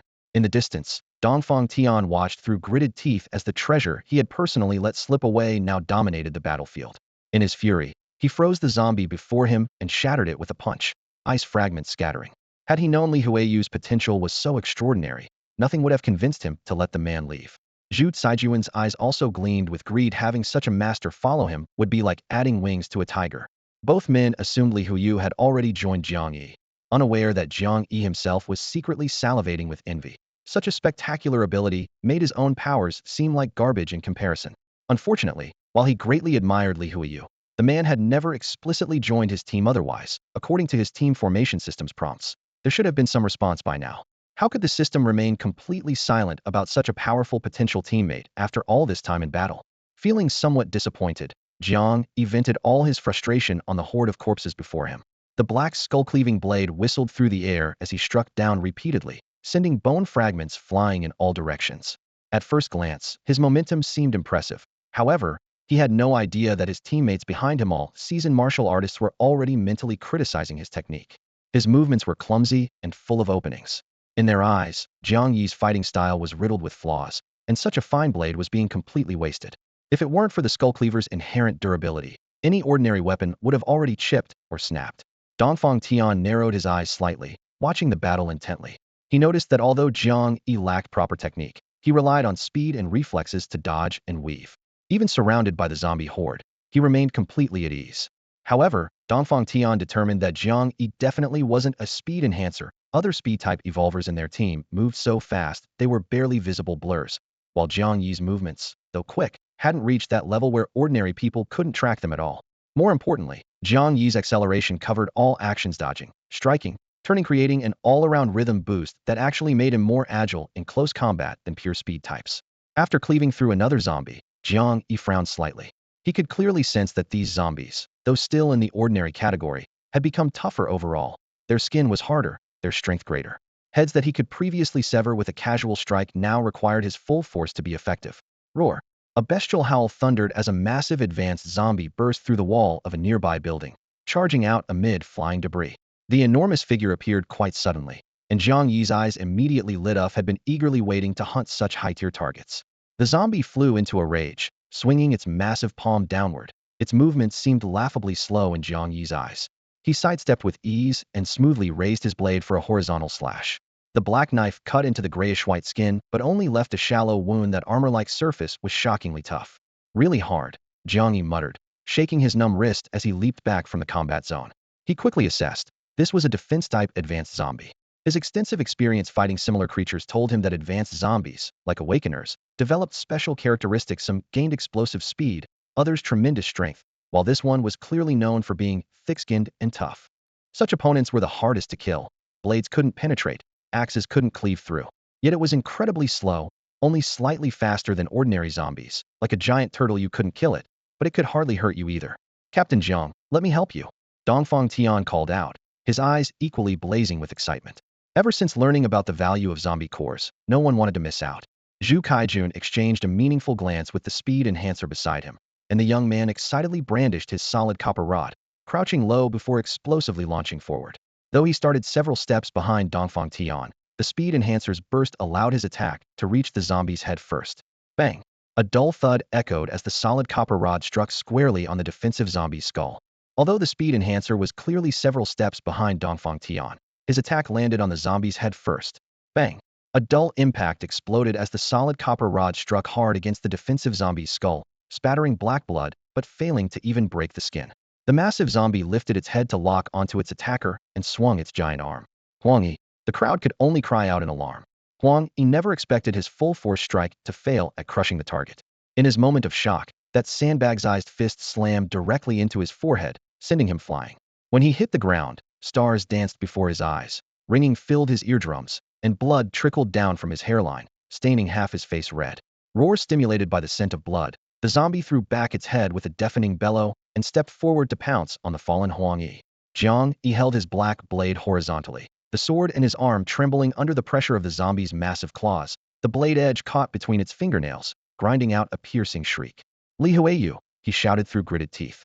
As soon as the words left his mouth, Li Huiyu's small but agile figure ghosted to Huang Yi's side. Frowning at the vomit covering the ground, he grabbed Huang Yi by the collar and dragged him backward, then tossed him toward Zhu Kaijun. Watch your man. After throwing out that line, his afterimage had already circled behind the zombie. Cold light flashed as his short blade viciously slashed toward its neck. However, the sharp blade only left a shallow cut on the gray-white flesh, and the edge even chipped. Growl the zombie roared in fury, shook off Jiang Yi's black blade, and turned to swipe fiercely at Li Huiyu. At that moment, Dongfang Tian emerged from nowhere and pressed his palm against the zombie's spine, his entire body's energy erupting. Seal. Crack crack. Frost spread like a living thing, covering the monster's entire body in the blink of an eye, thick ice crystals locking it completely. Dongfang Tian stepped back and smugly glanced at Li Huiyu. Li Huiyu cursed under his breath, too lazy to acknowledge him, and turned to leave. Jiang Yi also regretfully sheathed his black blade. The ordinary students on the sidelines who had been watching the battle saw Dongfang Tian's prowess and immediately erupted in excited cheers. Crack! The ice layer suddenly burst, a clear fissure running through the entire body before exploding with a bang, ice shards scattering everywhere. Dongfang Tian stumbled back several steps in terror, but was still cut on the neck by his own ice fragments, crimson droplets seeping out. He sucked in a sharp breath and, looking at the monster that had broken free from the ice seal, hastily thrust his sword forward. The frost-covered longsword pierced the zombie's throat, forcing out only a few drops of viscous black blood without causing any real damage, but completely enraging the creature. It howled furiously, one hand gripping the blade tightly while the other struck directly at Dongfang Tian's face. Dongfang Tian tried desperately to pull out his sword, but found it firmly clamped, completely immobile. Seeing the claws approaching, he decisively released the sword hilt and threw his body backward in a roll, narrowly dodging past the edge of the claws.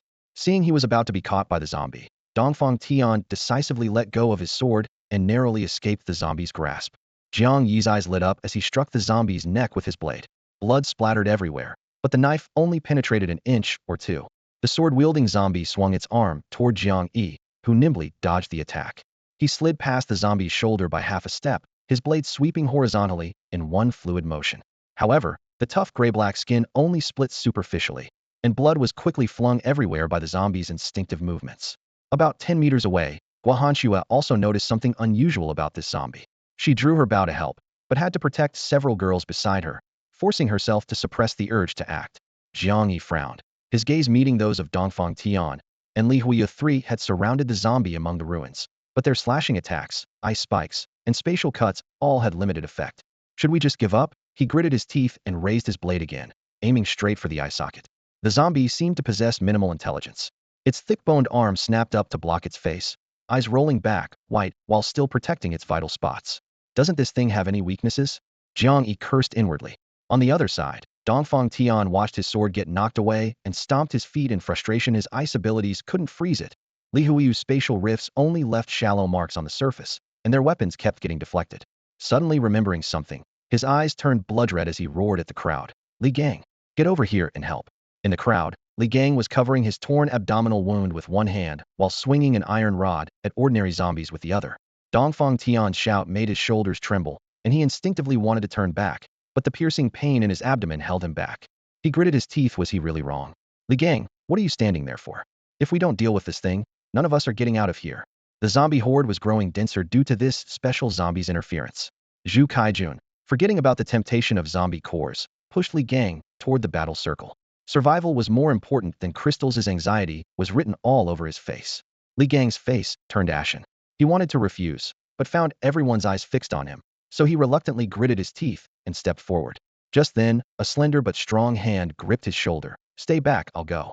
Li Gang froze and looked down to see Qingdou stepping out from behind him. Qingdou was radiating murderous intent, his blade still dripping with the black blood from his recent kills. Since Jiang Yi hadn't called for him, he had remained silent, but seeing Dongfang Tian and Zhu Kaijun forcing the wounded Li Gang into action, rage flared in his chest. The warrior spirit instilled in him since childhood made this intolerable. He pulled Li Gang back and strode directly toward the battle circle. Jiang Yi forced the zombie back with another strike, catching sight of Qingdou in his peripheral vision and letting out a short laugh. What? You have a plan? Qingdou nodded, slowly sheathing his white blade. Jiang Yi, Step back and let me try. This was the first time Jiang Yi had seen Qingdao so confident. After a moment's hesitation, he withdrew his blade and stepped aside, yielding the position. Jiang Yi, what are you doing? Without Li Gang's strength enhancement, we can't kill this thing. Dongfang Tian roared. Qingdao shot him a sharp glance, but said nothing. He gripped the scabbard firmly with his left hand and placed his right hand on the hilt, his breathing becoming long and steady. The muscles in his shoulders, back, waist, abdomen, knees, and ankles adjusted inch by inch to the optimal angle for explosive power. His form crouched slightly, and in the next second, he resembled a hunting leopard coiled to strike. Li Huiyu couldn't help but look at Qingdao with wariness. The air felt like a string pulled taut, and Qingdao's unleashed killing intent made everyone present feel an involuntary chill down their spines. Single blade style? Piercing rain. He stomped hard with his feet, springing forward like he had coils attached, covering 2 steps in a single bound as he launched himself over 10 feet into the air. His snow-white katana burst from its sheath with a flash of blinding steel. The blade slashed diagonally from the zombie's left shoulder to its right abdomen. Splurt. Black blood sprayed as the defensive zombie let out a piercing shriek, its chest torn open with a horrifying gash, its tattered clothing instantly stained black-red. Li Huiyu and Dongfang Tian both froze simultaneously, sword-drawing technique. Dongfang Tian's heart pounded wildly. That was the legendary killing art that only master swordsmen of Japan could learn, and he never expected to see it manifested in Qingdao. Roar! Roar! The zombie, wounded for the first time, went berserk, charging and smashing everything in its path. Qingdao frowned as he engaged, his blade deflecting blow after blow, though he was secretly alarmed. His full-strength slash had only broken through the creature's skin. Beauty was enough. Remembering how Jiang Yi had questioned him about his abilities that morning, he turned and called out, Jiang Yi, weren't you always curious about my power? Watch carefully. Only then did Jiang Yi snap out of his shock from that stunning blade strike, his eyes lighting up even brighter at these words. Since his awakening, his curiosity about others' abilities had grown increasingly intense, almost impossible to suppress. Qingdao took a deep breath, fixing his gaze on the charging zombie as he slowly sheathed his katana once more. Seeing this, Dongfang Tian and Li Huiyu immediately held their breath. The legendary sword-drawing technique was the ultimate trump card of master swordsmen. The true key wasn't just the drawing, but the instant unity of man and blade. Angle, point of force, cutting method, every inch embodied a swordsman's lifetime of study. Blade sheathed, Qingdao closed his eyes and completely relaxed. The next moment, he suddenly accelerated, charging heat toward the terrifying zombie. His right hand slightly drew an inch of steel, and when the two were less than half a meter apart, clang! The blade sang with an ear-splitting ring. Jiang Yi's brow twitched as everything blurred before his eyes, completely unable to track the sword's trajectory. When his vision cleared, Qingdao had already stopped behind the zombie, his katana once again resting quietly in its sheath. Single blade style? Aye aye. Double slash. Ting. The guard struck the scabbard with a crisp sound. At the same moment, the zombie behind him screamed as its chest cavity exploded from within, horrifying wounds deep enough to show bone spreading across its entire body. Under everyone's stunned gaze, the massive form was literally cut in half by a single stroke. Having achieved such terrifying results on his first use of this ability, Qingdao couldn't hide his excitement. But he didn't forget his purpose. Seeing the zombie's upper half still twitching, he immediately called out, Jiang Yi. Jiang Yi snapped back to attention and rushed forward, driving his blade straight into the defensive zombie's eye socket. As the black blade withdrew, the monster finally collapsed and withered, completely lifeless. Dongfang Tian's expression was so dark it could drip water. Qingdao's strength far exceeded his imagination. Not only had he awakened abilities, but he had mastered sword-drawing techniques as well. With this person guarding Jiang Yi's side, his own chances of making a move were virtually hopeless. Worse still, Jiang Yi's true strength remained a mystery. This left him, with his vengeful nature, so furious that he clawed his palms bloody. Jiang Yi stared in shock at the sharp cuts on the zombie's body, completely unable to figure out what ability Qingdao had actually used. This clearly wasn't the time for questions. With the advanced zombie slain, everyone's morale soared, and the remaining monsters were quickly cleared out. Once they finished cleaning up, they could already catch a glimpse of the white-painted medical building ahead. The university's medical building was a renovated old structure that, aside from being unable to perform surgical operations, had facilities comparable to a small hospital, so it covered quite a large area. Except for the temporary inpatient ward on the 3rd floor, the 1st and 2nd floors were entirely outpatient areas. The 1st floor was particularly important, as the pharmacy and drug warehouse were located there, exactly what Jiang Yi's group was targeting on this trip. The closer they got to the little white building, the more prominent the red cross on the roof became. With no zombies blocking their path, the team quickened their pace. But as soon as they reached the base of the building, they discovered that large numbers of zombies were still trapped inside. Before the apocalypse broke out, The third floor had been used to store masses of corpses, and now they had all come back to life. Some had fallen through broken windows, crawling on the ground despite missing arms and legs, while many more were packed in the third-floor corridors, roaring sounds that could be heard clearly even from dozens of meters away. Zhu Caijuan's face went pale, and listening to those rising and falling howls made his heart pound with fear. He almost spoke up to suggest abandoning the mission, but when he saw that Dongfang Tian and Jiang Yi remained calm and composed, he swallowed his words. Dongfang Tian was indeed unworried. Before the apocalypse, his martial arts club had participated in corpse transportation work, so he knew that the dead on the third floor were locked in individual hospital rooms, with several security doors sealing off the corridors. Forget about stupid zombies, even living people would have trouble escaping from there. Since the monsters on the third floor couldn't come down, the other floors posed no real threat. Captain Jiang, when should we go in? Although he understood the situation, Dongfang Tian still sought confirmation from Jiang Yi, didn't want to bear responsibility for any unexpected incidents. Jiang Yi didn't know the building's details, but he had a good sense of things. The intact windows on the first and second floors indicated minimal danger, and while the third floor had shattered window frames with heads crowding around, those zombies couldn't climb through windows, so they really weren't much of a threat. After a moment's consideration, he turned to Gua Hanxue and said, "Hanxue, break down the door." Gua Hanxue nodded, unslung the golden bow from her back, and took an arrow from a teammate. She drew the bow and aimed at the glass entrance door, her wind-type ability instantly swirling around her as fierce air currents gathered entirely on the arrow. When the force reached its peak, she released her fingers and let the string go. Boom. The tremendous sound made everyone's eardrums throb as the distant door exploded into scattered glass fragments. From the open entrance, zombies poured out like a tide. Just as Jiang Yi had predicted, after 30 or 40 rushed out, no reinforcements followed. Without any advanced zombies to lead them, these zombies had their heads smashed within 5 minutes. The moment Jiang Yi's blade severed the zombie's head, he felt a surge of tremendous power flooding through his body, instantly sweeping away all fatigue. Had he leveled up? Before he could even process the thought, the numbers on his attribute panel had already jumped to level 9. The 19-point speed boost made his movements even more agile, and with a swift swing of his blade, another zombie head went flying, blood splattering against the wall in an almost tangible rush of exhilaration. What a thrill! After leveling up, Jiang Yi felt like he had endless energy coursing through him. His blade flashed repeatedly, and within just a few breaths, the remaining zombies all collapsed to the ground, their bodies tumbling as blood stained the floor in mottled patterns. Gua Hanxue's eyes lit up as she moved closer and whispered, "Jiang Yi, did you level up again?" "That's right." Jiang Yi nodded, unable to contain his excitement. "My strength has clearly increased." Gua Hanxue felt equally pleased. The stronger Jiang Yi became, the safer their future would be. However, thinking about her own persistent bottleneck, she couldn't help but feel frustrated. How exactly could she break through that barrier? Ah! A piercing scream interrupted everyone's thoughts. Following the sound, they saw at the edge of their group a male student being held up in midair, desperately reaching toward them.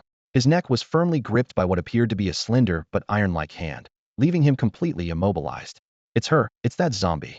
The vision-enhanced individual instinctively focused, then the next second lost control of his bladder in terror, collapsing to the ground while pointing at the small but chillingly cold figure.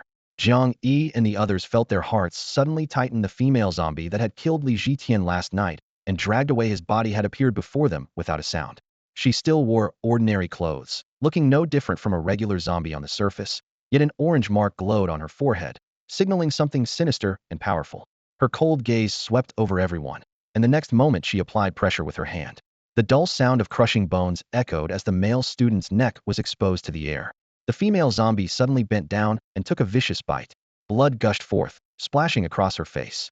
The male student screamed and struggled in agony, but could only clutch at his half-missing throat before collapsing in despair, his eyes wide open in death.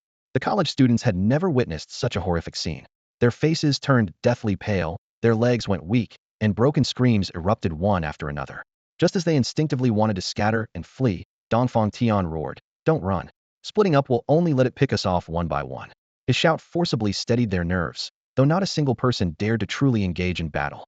Li Gang even instinctively retreated to a corner, pressing himself against the wall with ragged breathing. The female zombie tilted her head slightly, casually dropped the corpse, and with a flicker of movement, appeared beside Dongfang Tian, as if she had teleported. Hanya's scream rang out first. "President, watch out." No matter how frightened she was, for the sake of the man she loved, the usually timid Hanya actually rushed forward recklessly to pull Dongfang Tian away. Dongfang Tian's hair stood on end in terror as the horrifying zombie that suddenly appeared before him grinned menacingly and lunged for his throat. The sudden tight grip on his arm snapped Dongfang Tian out of his panic. He reflexively grabbed back, seized Hanya who was trying to pull his arm, and frantically shoved her away. Guahanshua witnessed everything and immediately cried out, "Dongfang Tian, what are you doing?" Hanya stared in shock as her body fell uncontrollably toward the terrifying female zombie. Without hesitation, the zombie's razor-sharp claws pierced through Hanya's chest. Hanya lurched forward in agony, her eyes bleeding as she stared at the horrified Dongfang Tian. Thud! With a muffled sound, the female zombie withdrew her hand from Hanya's body, pulling out a scalding hot heart that beat violently in her grasp before gradually falling still. Hanya never imagined that after surviving the initial outbreak of the apocalypse, she would die at the hands of the man she loved just when safety seemed within reach. Dongfang Tian staggered backward in horror as Hanya's hot blood burned his skin. The female zombie bit off a chunk of flesh from the heart and swallowed it whole, blood streaming down her neck and into her clothes, making her appear even more terrifying. Craving more blood, she fixed her crazed gaze on Dongfang Tian, dropped the corpse, and began walking toward him. Die! Came a grief-stricken cry as Guahanshua raised her hand, sending a massive wind blade sweeping across. The female zombie stopped and tilted her head, watching the wind blade flying toward her. Dongfang Tian's face lit up with joy. Kill her! Kill her! Whoosh! With a casual wave of her bloodied hand, the howling wind blade was scattered into thin air by the zombie's delicate fingers. Everyone who thought it was over suddenly forgot how to breathe. The female zombie paused, staring stupidly at her sliced finger, then suddenly turned vicious, opening her mouth wide at Guahanshua and letting out a piercing shriek. Guahanshua turned pale, her energy depleted and unable to withstand the terrifying zombie's pressure. The female zombie turned and stepped toward Guahanshua, but a flash of light streaked by. The zombie's body froze, swayed slightly, and her thin frame slid several meters away. Jiang Yi's blade struck the ground, splitting the floor tiles beneath it. Furious, he glared at the zombie that had dodged his attack. "Don't come near her." Guahanshua collapsed to the ground, looking at the man standing before her and crying out in anguish. Jiang Yi. Jiang Yi didn't turn around because he didn't dare. His entire body was soaked in sweat. Seeing Guahanshua in danger, Jiang Yi had attacked the terrifying zombie without any thought, but unfortunately, she had dodged. Qingdou also rushed over, gripping a white long blade in his right hand, while drawing a pitch-black short blade with his left hand for the first time. Jiang Yi stood tall in front of everyone, desperately trying to control his trembling, but fear made it impossible for him to even muster the courage to raise his blade. Having escaped danger, Dongfang Tian looked at Jiang Yi standing ahead and thought of his own earlier behavior. He knew he was finished. With Jiang Yi's stark contrast, his previous actions had completely revealed his true nature. No one would ever trust him again. Seeing Jiang Yi now facing off against that terrifying monster, he roared inwardly, "Kill him! Kill him! If he dies, I'll still be the beloved Dongfang Tian." After being struck by Jiang Yi's blade, the female zombie that had terrified everyone stood there in a daze, her eyes fixed intently on Jiang Yi. Jiang Yi's entire body seemed to freeze solid, not daring to move a muscle under the female zombie's stare. But gradually, as he saw no movement from the creature for a long time, he finally caught his breath and realized that the zombie wasn't actually staring at him, but at the skull-cleaving blade. His heart suddenly lurched. What was so interesting about his knife? He slightly shifted the blade, and sure enough, the female zombie's gaze followed closely, like two nails firmly fixed on the slender black knife. Ordinary zombies were nearly blind, and even evolved zombies could only vaguely make out human silhouettes. Yet this orange crystal zombie seemed to have completely recovered its vision, capturing every detail of the blade as thin as a willow leaf. In the standoff, everyone's breathing grew labored and their strength rapidly depleted. Jiang Yi's face grew increasingly pale. If not for his sheer will to survive, he would have already collapsed. "Damn it! Let's go for broke. Death comes to all," he cursed silently, then suddenly raised the skull-cleaving blade high and stepped forward, ready to attack. An unexpected change occurred. The raised black blade seemed to frighten the female zombie. It let out two deep, angry roars from its throat, and in the next second, its form flickered and vanished into thin air once again. Everyone's hearts pounded wildly as they looked around, fearing it might suddenly appear beside them. The empty corridor showed only bloodstains and scattered debris, with no sign of that terrifying figure. Qingdou suddenly pointed at the ground. "Jiang Yi, the bodies are gone." Jiang Yi was vigilantly scanning in all directions when he heard this and looked down in surprise. Hanya, whose heart had been torn out, and the male student whose neck had been gnawed through, had all disappeared, leaving only half a pool of congealed blood. The zombie had indeed retreated. His left hand relaxed, and the black blade clattered to the ground. As he gasped for breath, cold sweat quickly soaked through his clothes. Only then did Guahanshua snap out of her terror. catching sight of that half-mangled heart and screaming hysterically as she rushed toward Dongfang Tian. Dongfang Tian. Whoosh, she swung her hand, releasing a crescent-shaped wind blade. Hanshue, are you insane? Dongfang Tian had just recovered from his lingering fear when the wind blade was already upon him. His right palm suddenly covered with ice. He forcibly grasped the wind blade and crushed it with a crack. Even with the ice armor protecting his hand, his palm still split open with a deep gash that reached the bone, blood flowing freely. Don't call my name, you don't deserve to. Gua Hanshue shouted angrily, wind elements swirling in her palm as another wind blade could strike at any moment. Dongfang Tian's anger flared. Are you blaming me? On what grounds? Did I ask her to come over? I was fighting at the time, what was she doing? A woman who didn't even dare pick up a knife suddenly got close to me. I was being merciful by not cutting her down with my sword. His words caused an uproar among the group.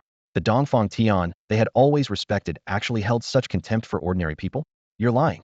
Gua Hanshue laughed bitterly in her rage. If that's the case, why did you keep accepting Hanya? You knew she loved you, yet you repeatedly exploited her feelings. An angry male voice joined in. Dongfang Tian, I'm not afraid of you. Today everyone will see what kind of person you really are. The speaker was a former follower of Dongfang Tian, his eyes red with grief over Hanya's death.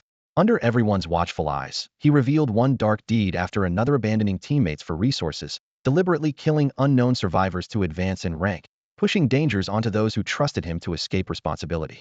Each accusation was like a nail, pinning Dongfang Tian to a wall of public condemnation. Gua Hanshue felt chilled to the bone as she listened, her mind flashing back to Hanya's perpetually shy, submissive appearance when she followed her around.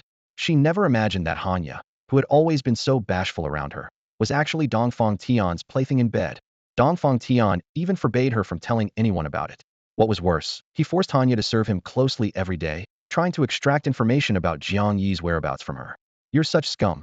Gua Hanshue roared in fury, raising her palm as a crescent-shaped wind blade sliced through the air toward Dongfang Tian. Clang! Sparks flew as Dongfang Tian's sword slashed diagonally, shattering the wind blade into fragments. His gaze was cold and sinister, with a smile playing at the corners of his lips. Stop playing the saint in the apocalypse. As long as I'm strong enough, I can have any woman I want. If Hanya dies, I'll just replace her with Wangya or Zhangya. I told you never to call my name. Gua Hanshue gritted her teeth, grabbing the gilded longbow beside her. A whistling arrow was knocked with a sharp twang, its dark tip aimed directly at Dongfang Tian. President Gua, Qingdou cried out in alarm. Knowing her archery skills, Dongfang Tian didn't dare retreat. Instead, he raised his sword and charged forward, attempting to get close enough to block the arrow. Whoosh! The bowstring vibrated as the whistling arrow cut through the air. Despite Dongfang Tian's lightning-fast dodge, the arrow still pierced through his shoulder. Blood gushed forth as he stumbled and fell. Gua Hanshue dropped the golden bow and approached, stepping through the blood. Dongfang Tian endured the excruciating pain and suddenly thrust back, but she caught his sword with her bare hand. As the sword hilt slipped from his grasp, he panicked completely. All the advantages he had prided himself on were utterly useless before her. Gua Hanshue pinned his arms down with her knees, raising the sword that had once belonged to Dongfang Tian high above her head, screaming fiercely. Dongfang Tian, go to hell. Gua Hanshue. An urgent call came from behind. The sword blade paused for an instant, then continued its whistling descent, but shifted slightly, the cold gleam grazing Dongfang Tian's cheek before embedding in the ground. Dongfang Tian's face turned deathly pale, and he even forgot to breathe. Gua Hanshue stood up, breathing heavily, and looked back. Jiang Yi was being supported by Qingdou, his face pale, but his eyes fixed directly on her. Her eyes immediately welled up with tears that spilled over. She pulled the sword from the ground and saw inscriptions like, celebrating the founding of the martial arts club on the blade. Tears moistened her lashes as she spoke in a cold, hard voice. You don't deserve to use it. With that, she shoved the sword into Qingdou's arms and strode away. Someone in the crowd helped Dongfang Tian to his feet. Jiang Yi glared at him once before instructing Zhu Kaijun. There's no more danger here. Take everyone into the medical building to rest properly. The series of incidents had left everyone in a daze, and they filed into the building under Zhu Kaijun's guidance. After settling everyone and having Qingdou stay behind to look after him, Jiang Yi slowly made his way to the old tree. Gua Hanshue sat leaning against it, her shoulders trembling slightly. He reached out and gently patted her shoulder. Gua Hanshue suddenly looked up, hastily wiping away her tears. I'm fine. I just can't understand why has our good world become like this? Will we never be able to go back? Jiang Yi sighed and gently drew her into his embrace. We will. Trust me. Someday the world will return to the way it once was. Gua Hanshue was momentarily stunned by the sudden embrace. Hearing Jiang Yi's gentle comfort, she went from initial bewilderment to slowly extending her arms and hugging him back. burying her face in his neck as tears streamed down continuously. After a long while, the two separated somewhat awkwardly. Jiang Yi savored the wonderful sensation of silky hair slipping through his fingers, then smiled to break the awkward atmosphere. Let's go inside too. It's time to head back. Guahanxue understood what going back meant. Once they collected enough medicine, they could return to the cafeteria, where the real struggle would begin. The two stepped into the stairwell, but the scene before them was completely different from what Jiang Yi had imagined of everyone busily searching for medicine. Instead, everyone was divided into three factions in tense confrontation, with the air thick with explosive tension. The first faction was a 10-person team led by Zhu Kaijun and Huang Yi. The second was still Dongfang Tian, though now only 3 people remained behind him, and all 3 faces showed hesitation. The third faction surprised Jiang Yi. The mostly gang, still recovering from serious injuries, stood at the front. Beside him was the male student who had previously exposed Dongfang Tian's dark deeds. And most astonishing to Jiang Yi was that Li Huiyu was also standing at Li Gang's side. Outside the circle, Qingdou wandered helplessly like a shadow with nowhere to land. Dongfang Tian's face was dark as he stared intently at Li Gang.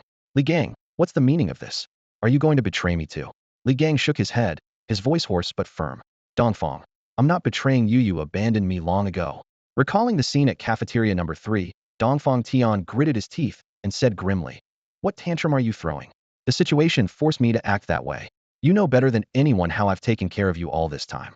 You're turning against me when I need you. Mastidi disappointed me greatly." Li Huiyu crossed his arms and interjected with a cold laugh. "Drop the pretense, Dongfang Tian. Who doesn't know your true nature now?" Fury at being exposed suddenly flared as Dongfang Tian pointed at him and roared, "You have no right to speak here. Li Huiyu, my biggest regret is misjudging you. Don't forget you killed Jia Chuan." Li Huiyu snorted coldly. "So what if I killed him? He was already infected with corpse poison. You clearly had a corpse core but refused to save him, forcing him to want to take everyone down with him. Have you forgotten?" Dongfang Tian stopped arguing and refocused his gaze on Li Gang. "Li Gang, are you really going to betray me too? After this, we'll be enemies." A flash of fear crossed Li Gang's eyes, but he still raised his head to meet the gaze. "Dongfang, I don't want to be your enemy, but I have the right to choose. I choose to stay away from you, otherwise I'll be the next one to die." "You." Dongfang Tian's temple throbbed with anger. Just as he was about to explode, Jiang Yi had already stepped into the center of the 3 factions. His gaze was cold and sharp, his voice not loud but cutting through all the noise. "What's this? Had enough rest? Or do you think not enough people have died? I brought you here to find medicine, not to form cliques and factions. Whatever grudges you have, I'm in charge here now. Anyone have a problem with that? Step forward." As he spoke, his left hand moved to the knife handle at his waist, revealing a glint of cold steel. Seeing Jiang Yi's forceful intervention, Zhu Kaijun, who had been watching with arms crossed, quickly raised his hand. "Don't look at me, Captain Jiang. This has nothing to do with me. We're all classmates. Why fight and kill each other and hurt feelings?" Jiang Yi nodded and turned his gaze to Li Huiyu. The latter had clearly made a completely new choice. He hadn't followed Jiang Yi, but had instead stood with Li Gang's side, which also gave him his own voice in the matter. As for Dongfang Tian, who had originally been the most powerful among them, he now found himself with the least say in matters. Seeing Jiang Yi's piercing gaze fixed on him, his face darkened as he glared fiercely at the others, took 2 steps back, then turned to roar at the 3 remaining people behind him. "What are you staring at? Get moving and find those medicines." Only after forcing Dongfang Tian to retreat did Jiang Yi withdraw his gaze, coldly surveying everyone present. "Now, everyone goes to search for medicines. 30 minutes no one drags their feet. When time's up, we all evacuate." The first floor was packed with survivors, their breathing constantly agitating the zombies on the 2nd and 3rd floors. If they delayed any longer, and the zombie horde came pouring down, no one would escape unscathed. With the situation so urgent, Li Huiyu and Zhu Kaijun dared not argue further and immediately led their teams to scatter and search for medical supplies. Jiang Yi's face turned pale, his steps unsteady. Qingdou was the first to support him. "Jiang Yi, are you all right?" "I can still hold on, just exhausted." Jiang Yi shook his head, steadying himself. "Stay with Hanxue and take everything useful. Opportunities to find medicines will become increasingly rare." Though worry was written all over Qingdou's face, he still nodded in agreement and shouldered a backpack with Guahanxue before heading quickly toward the warehouse they had already discovered. Jiang Yi walked out of the building alone, each step feeling like he was treading on lead blocks. He sat down on the steps, his gaze sweeping over the debris scattered everywhere, and let out a long, quiet sigh. After 2 days of continuous bloody battles, physical exhaustion was bearable, but the psychological pressure was truly suffocating. He clearly remembered the look in Guahanxue's eyes when she had wanted to thrust her sword through Dongfang Tian, and he had even hoped that blade would truly fall. But he couldn't let her be stained with the blood of the living. Dongfang Tian's reputation at school was too prominent, with even students in the cafeteria habitually mentioning that name. If Han Xue acted, she might be tormented by guilt for the rest of her life. However, Dongfang Tian remained a massive threat. Zhu Kaijun was equally troublesome, and Li Huiyu's true allegiance remained opaque to Jiang Yi.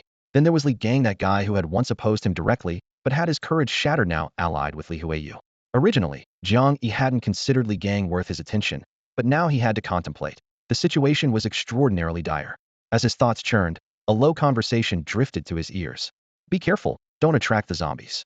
What rotten luck, why did we get stuck with this mission again today? Stop complaining.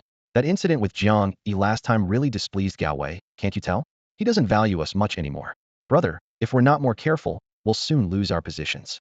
Jiang Yi shot to his feet, killing intent blazing from his eyes as his left hand instinctively gripped the handle of his skull-cleaving blade.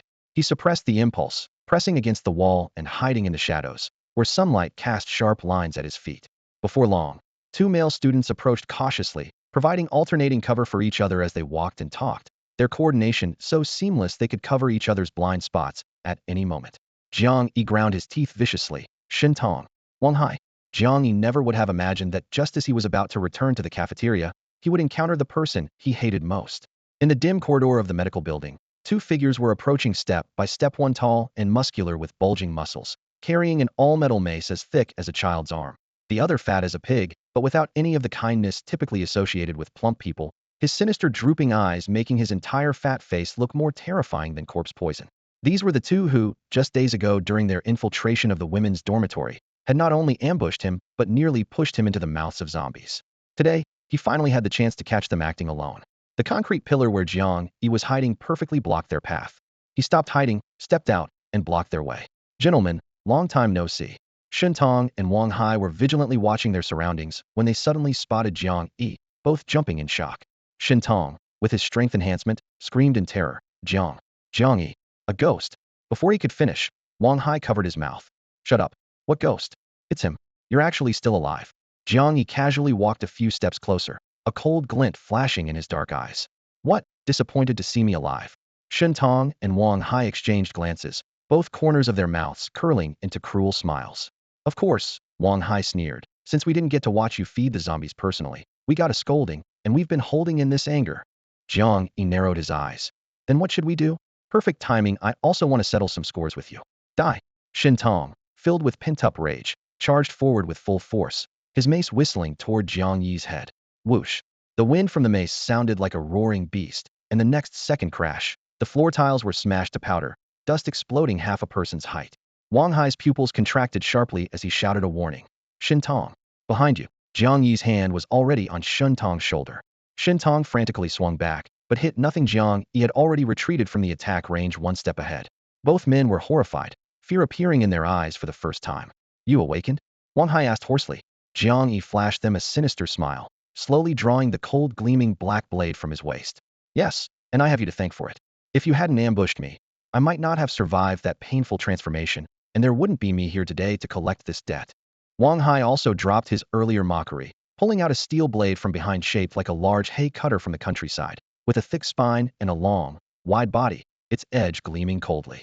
Gripping the blade, his confidence returned somewhat. So what if you awakened? It's only been a few days. Don't believe you're stronger than us. Shen Tong together. The two attacked in coordination. Wang Hai's large blade chopped toward Jiang Yi's head, while Shen Tong's mace cunningly swept toward his ankles. This combination had even crushed advanced zombies. But this time, their opponent was Jiang Yi, who had long seen through their dirty tricks. He shifted his body, lightly retreated one step, and raised his black blade in his left hand to block that cleaver. However, his right foot lifted up and kicked toward the sweeping copper staff. The moment the copper staff collided with his foot, both figures' eyes flashed with delight in their view. Jiang Yi was no different from an egg striking a stone. Shen Tong was a strength enhancer, and this strike could shatter bones and tear tendons even of an evolved zombie. Clang. A dull metallic crash exploded as the massive recoil force compressed Jiang Yi's body downward, but at the same time, the thin black blade in his hand slowly cut into Wang Hai's cleaver. Impossible. Wang Hai pressed down desperately, watching his heavy blade being slowly devoured by that thin black light, cold sweat instantly soaking his back. On the other side, Shen Tong was equally horrified. His full-force sweep had been forcibly stopped by Jiang Yi's foot. Jiang Yi wasn't foolish enough to clash directly with a strength enhancer. Using his superior speed, he stepped down just as the spiked staff swept beneath his feet. Even so, Shentong's violent force still numbed his entire right leg.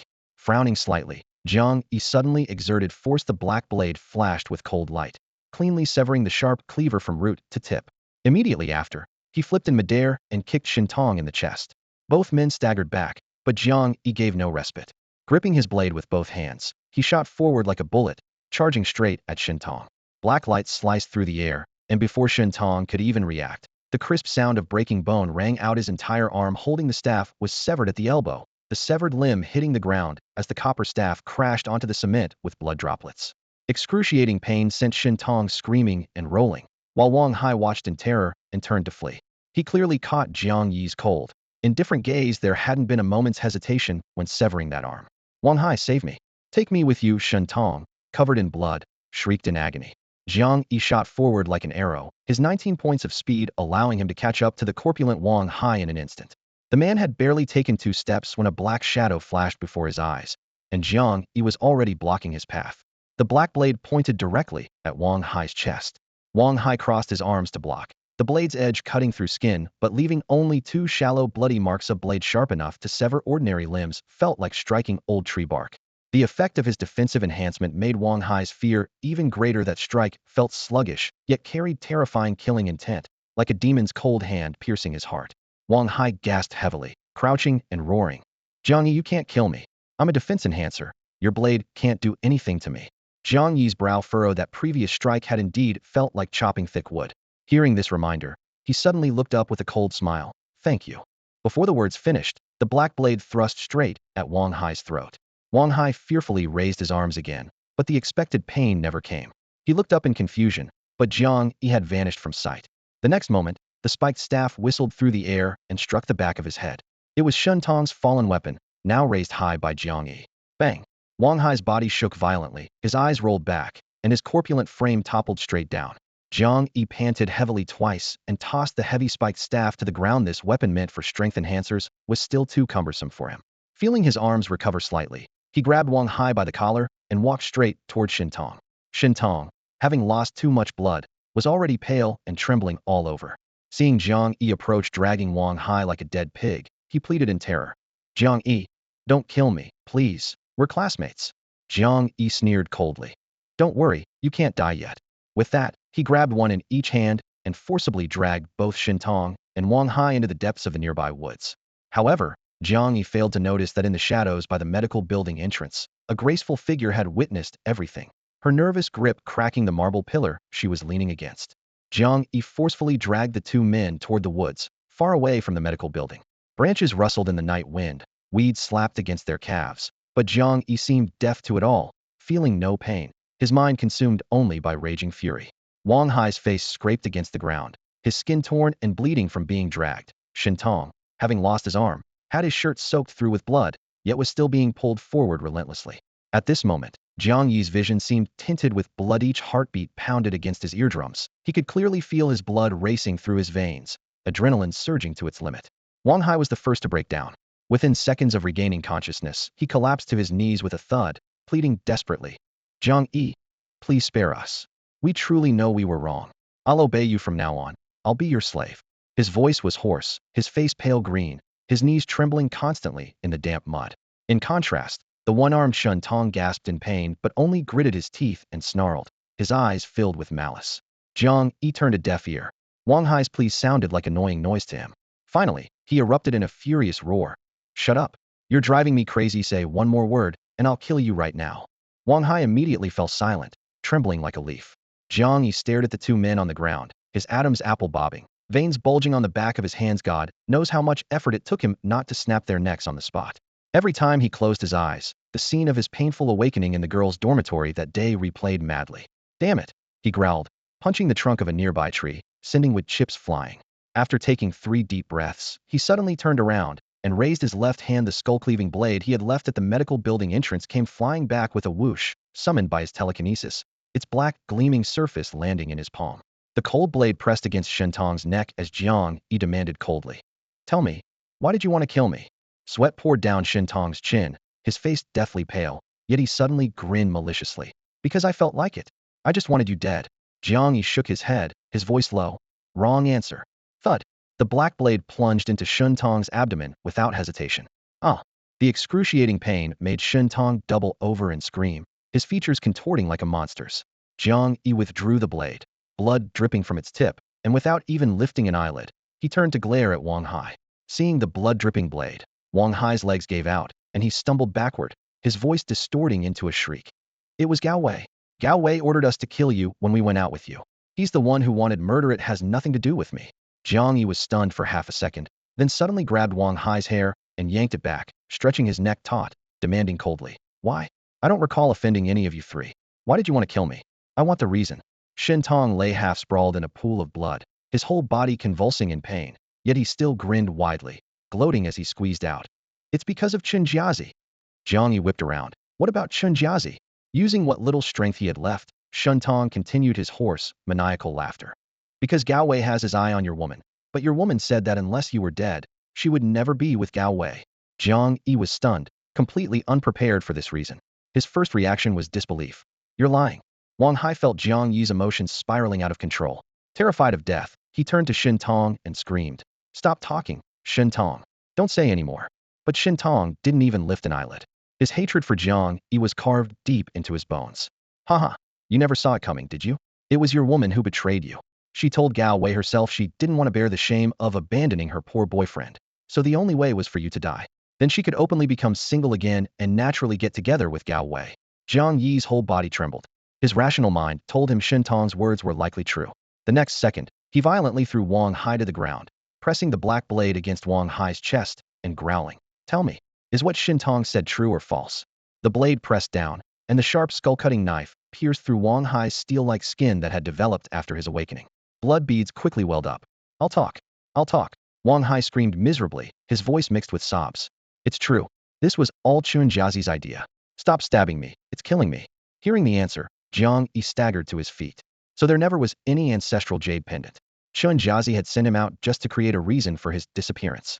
At this very moment, she was probably already legitimately together with Gao Wei, and everyone who knew about his relationship with Chun Jiazi wouldn't blame her because he was dead. So that's how it is. Jiang Yi let out a long sigh. Learning the truth actually calmed him down, and the violence gradually faded from his face. Wang Hai lay in a pool of blood, pressing his hands tightly against his wound, pleading, "Jiang Yi, everything I said is true. Let me go? I really didn't want to kill you. Gao Wei forced me to do it."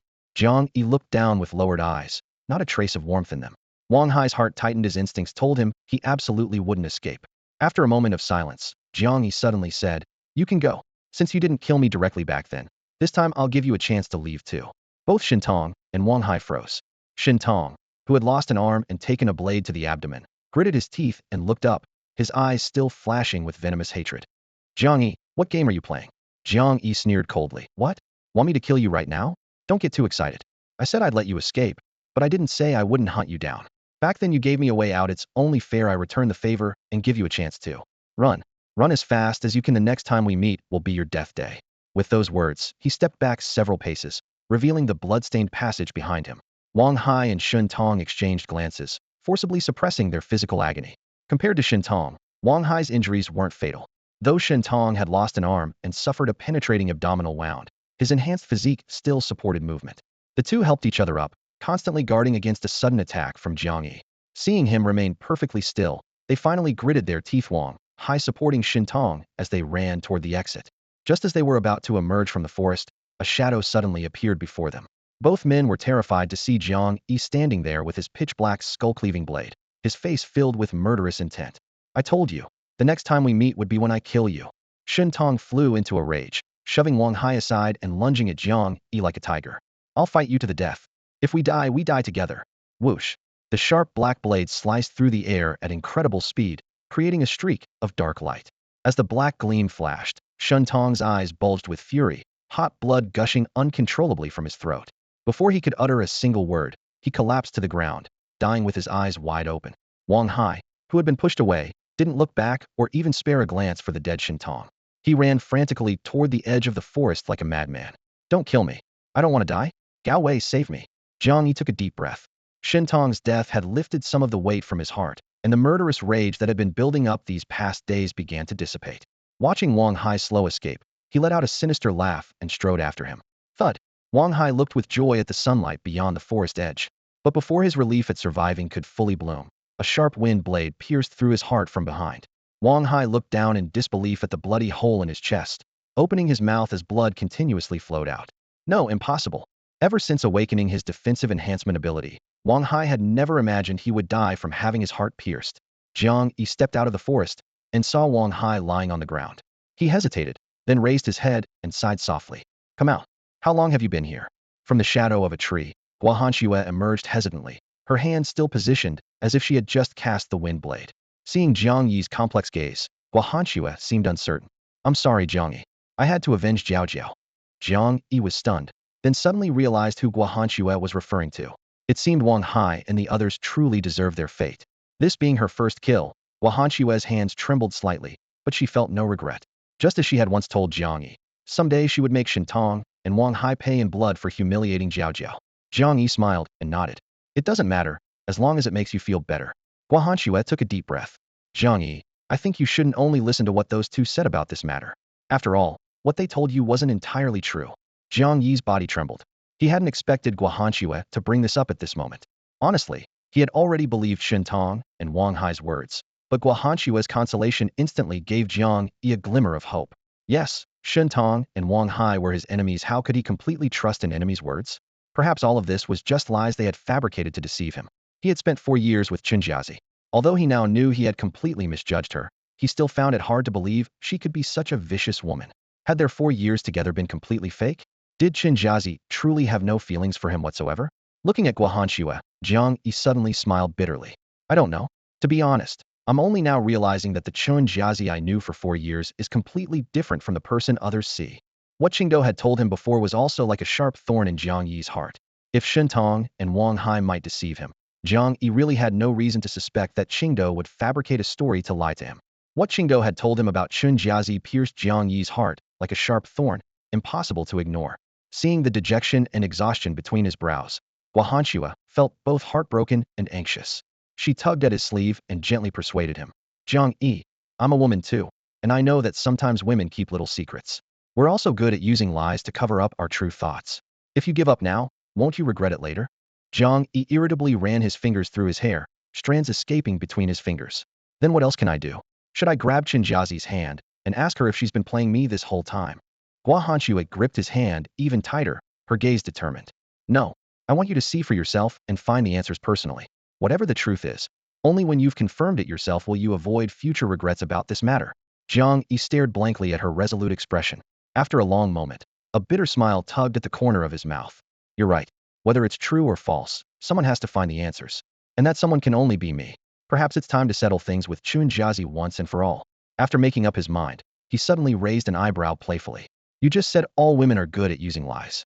What about you? Guahanxue, are you also hiding some truth from me? Guahanxue froze for a moment, then pulled her hand back as if burned, her gaze evasive. What are you talking about? I don't understand. Oh my, I've been out too long.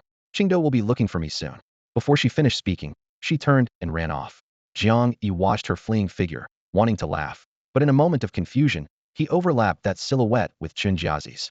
His smile instantly froze on his lips, leaving only a helpless bitter smile. Having made his decision, he pulled his attention back to reality and dragged the unconscious Wang Hai. Jiang Yi looked around, confirming no other survivors were passing by, before grabbing Wang Hai's feet and forcibly dragging him deeper into the woods. The fallen leaves left a long trail, and dry branches crackled against the ground. In the shadows of the forest, Shentong's corpse still lay on its back, the dark red bloodstains on his chest long dried. Jiang Yi lifted his foot and dumped Wang Hai next to Shintong. The two bodies lay overlapping, impossible to tell who was on top of whom. He casually picked up several thick pieces of wood and broke off dry branches to pile on top of the two men. The lighter clicked, and a blue-yellow flame jumped out, instantly spreading along the dry branches.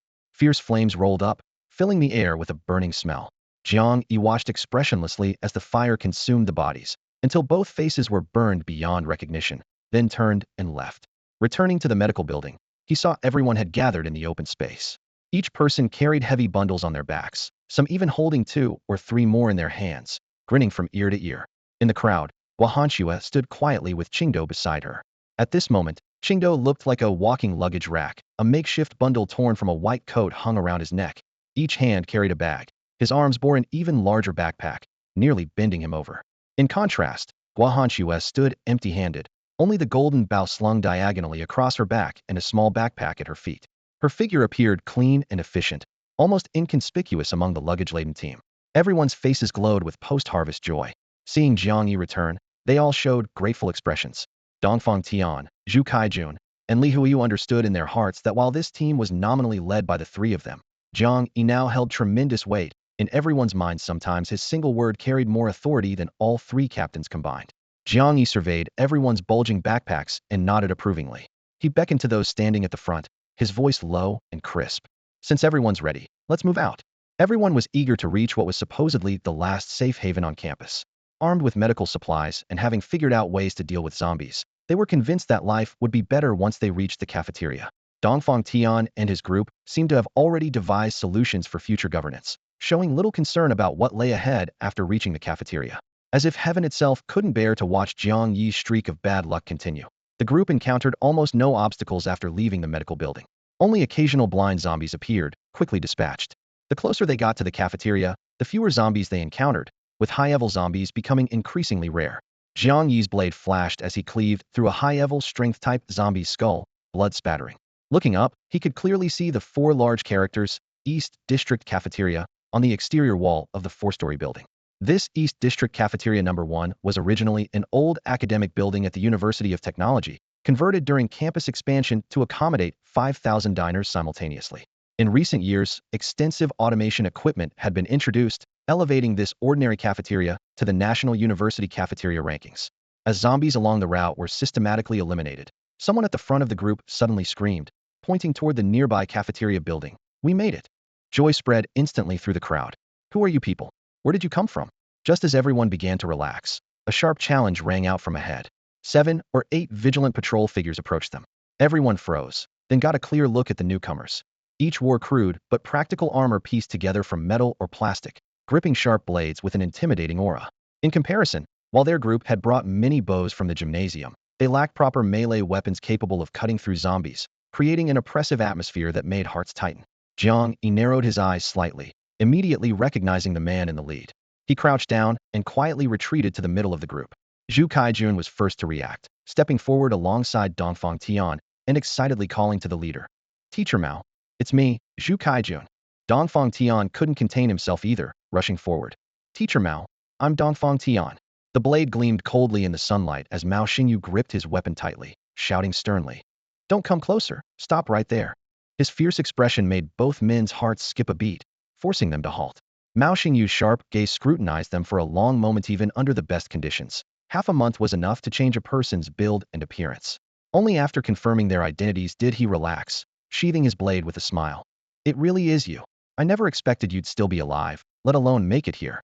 As the killing intent dissipated, Dongfang Tian and Zhu Kaijun finally breathed sighs of relief. After all, this young man in his 20s was a former provincial martial arts champion and current PE teacher at the University of Technology, definitely not someone they could handle in a fight. Mao Xingyu naturally knew these two students well. Zhu Kaijun was the current student council president, while Dongfang Tian had become martial arts club president with his approval. Seeing them return alive filled Mao Xingyu with joy. After nearly a decade of teaching, he had always taken special care of young people like Dongfang Tian, who genuinely loved Chinese martial arts. He strode forward with open arms, placing his heavy palms on their shoulders with a familiar warmth.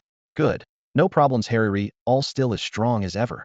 Their teacher's familiar voice acted like thread and needle, instantly mending everyone's frayed nerves. Some let out dry chuckles, others exhaled deeply, as waves of relief washed over them, the comforting feeling of finally finding their people again. Mao Xingyu looked around, noticing the bulging backpacks and cases everyone carried, his satisfaction growing. "Now that you're here, settle in and make yourselves at home. With all these supplies, life should be much easier. Once you get organized, you can apply to join the search teams. As long as you're willing to fight and work hard, our school will definitely return to peace." Those familiar with the cafeteria situation nodded vigorously, about to continue their conversation with their teacher, when a man behind Mao Xingyu suddenly stepped forward. His voice was cold as steel. "Captain Mao, it's getting late. We still need to search for supplies." Mao Xingyu paused, his gaze briefly sweeping over the man before looking away. Dongfang Tian and the others followed his glance, seeing an unremarkable-looking male student with an arrogant expression and naked disdain in his eyes. as if he couldn't even be bothered to look at his disheveled former classmates. After delivering his words, he fell silent and stepped back, acting as though everyone around him simply didn't exist. This dismissive attitude ignited everyone's anger, but having just arrived at the school, they didn't dare start a conflict. They could only burn that face into their memories.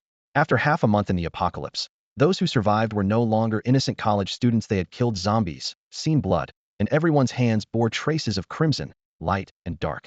Jiang Yi lowered his head to hide the gleam in his eyes, smiling strangely. In just a few days, Lu Lingquanho had once knelt on the ground begging to enter the campus had somehow risen to lead a team. In such a short time, this person must have done something extraordinary. Jiang Yi scanned the group, but didn't recognize any faces, which brought him some relief. In contrast, Zhu Kaijun was much more diplomatic. He gave Lu Lingquan a meaningful look, then smiled and said, "Teacher Mao, are you heading out? We won't keep you then. After these past few days, just being able to rest properly would be wonderful. You go ahead with your business. We'll report to the cafeteria first." Hesitation flickered in Mao Xingyu's eyes, but Lu Lingquan and his subordinates had already moved ahead, striding arrogantly past the teachers and students. Not only him, but his entire team looked at Dongfang Tian and the others like they were country bumpkins, as if publicly stripping away their dignity. Anger surged through the group, but Dongfang Tian quickly suppressed it, leaving them to glare back in frustration. As Mao Xingyu's group gradually disappeared into the distance, the warmth of their welcome cooled accordingly. Their feet kept moving forward, but their hearts had grown a thin layer of ice. Dongfang Tian's expression darkened like storm clouds.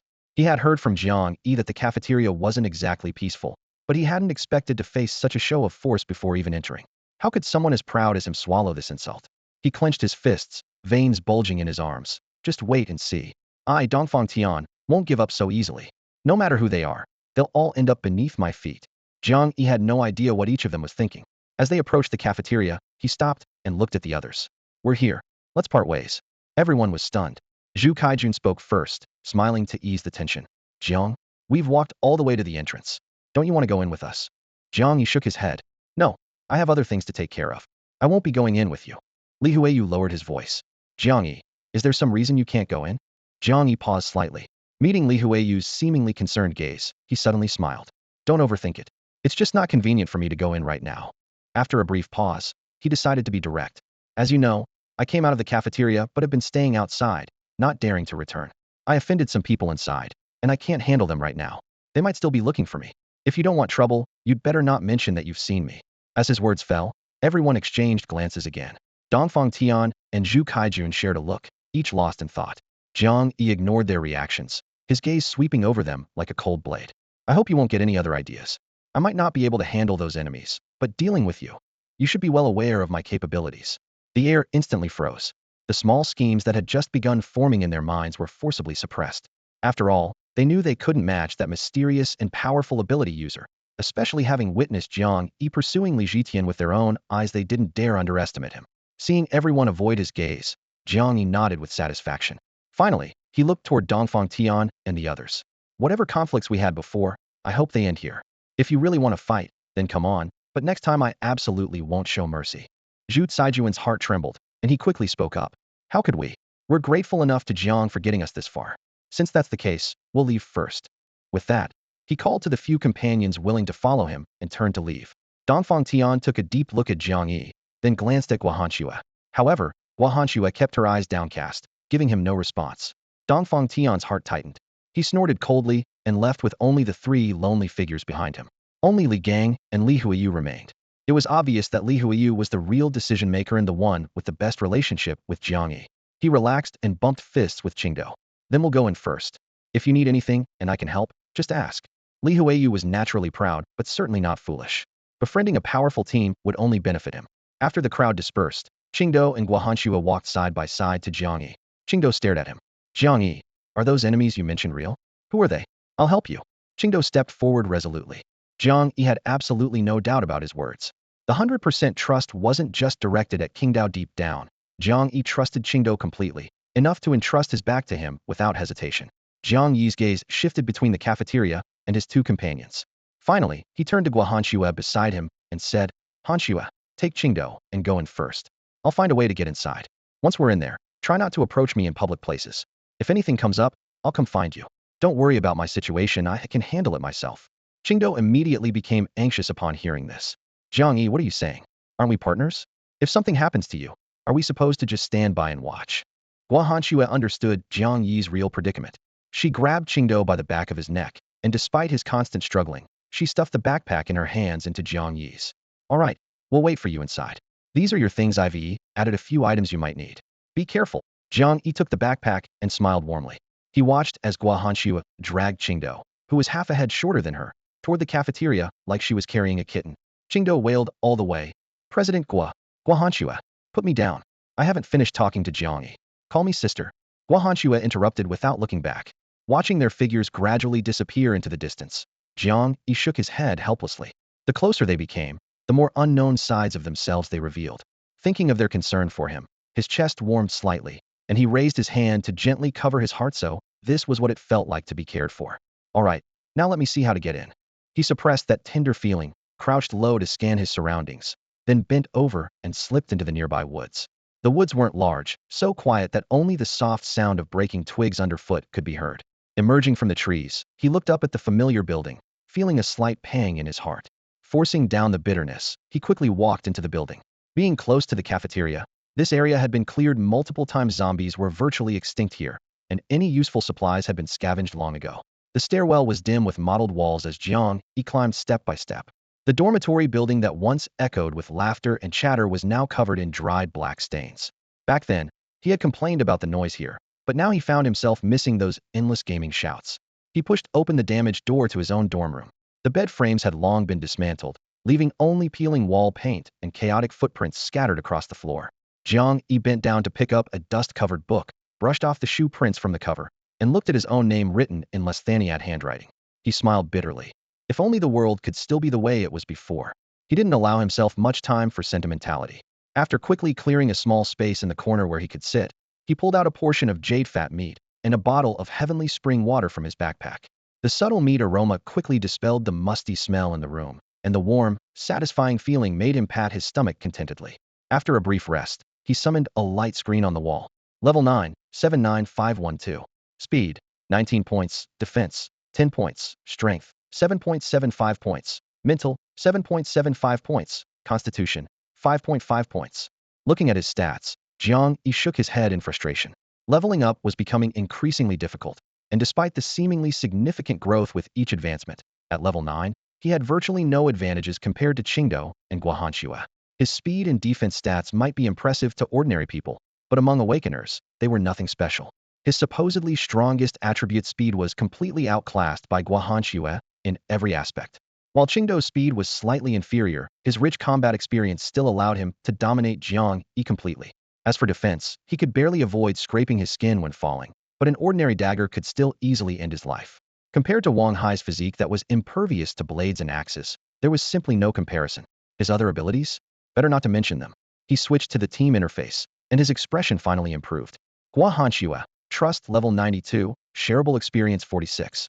Qingdao, Trust level 100, shareable experience 50. When he first activated team mode, he barely gained any benefits. But as their trust in him steadily increased, experience poured in like a rising tide. Without these two sharing the burden of leveling up, he'd probably still be stuck at level 7.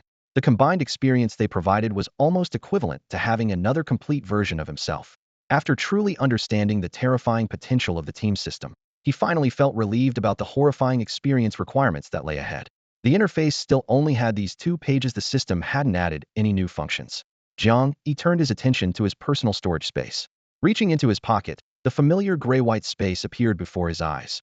Boxes of canned food, bread, and bottled water piled into small mountains. The number of potions had actually exceeded 10 bottles, all health recovery, mana restoration, and body restoration types. Nothing new. He couldn't even remember when he'd killed so many evolved zombies.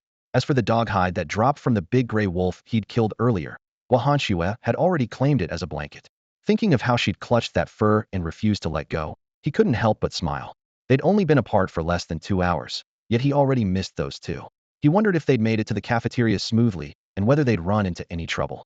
Despite missing them, he didn't regret acting alone. He had something he absolutely had to verify with his own eyes. Just as Guahanxue had reminded him. If he didn't confirm the truth personally, he'd surely regret it later. It wasn't that he still harbored feelings for Chun Jia's. Their relationship had long since ended. Even if she wasn't with Gao Wei, her previous actions alone were unforgivable.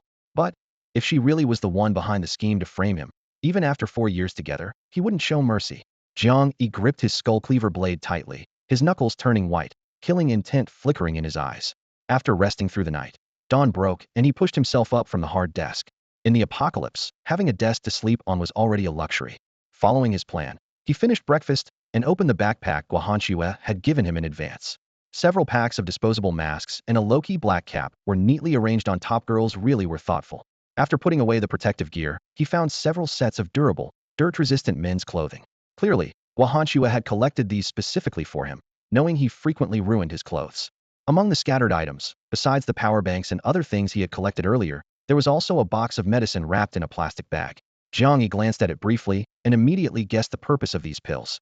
Obviously, Guahanxue knew these ordinary medications would be useless to him, so she had placed them in the backpack in advance, clearly preparing for his infiltration into the cafeteria. At this thought, Jiang Yi felt a warmth in his heart. She had already guessed that he probably wouldn't enter the cafeteria with everyone else, and had even arranged such small details for him.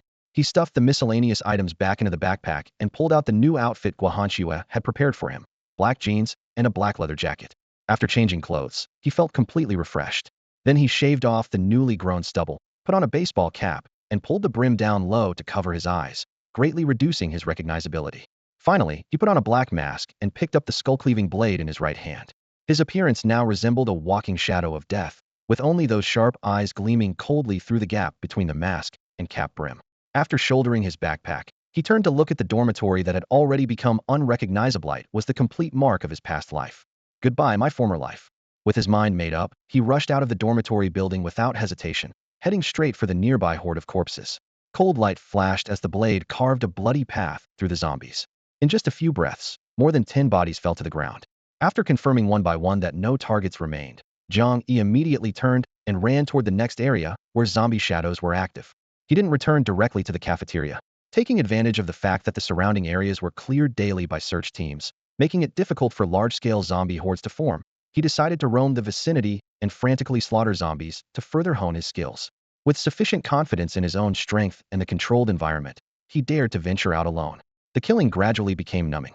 Whenever he saw a zombie, he would raise his blade and strike, almost every blow hitting the throat.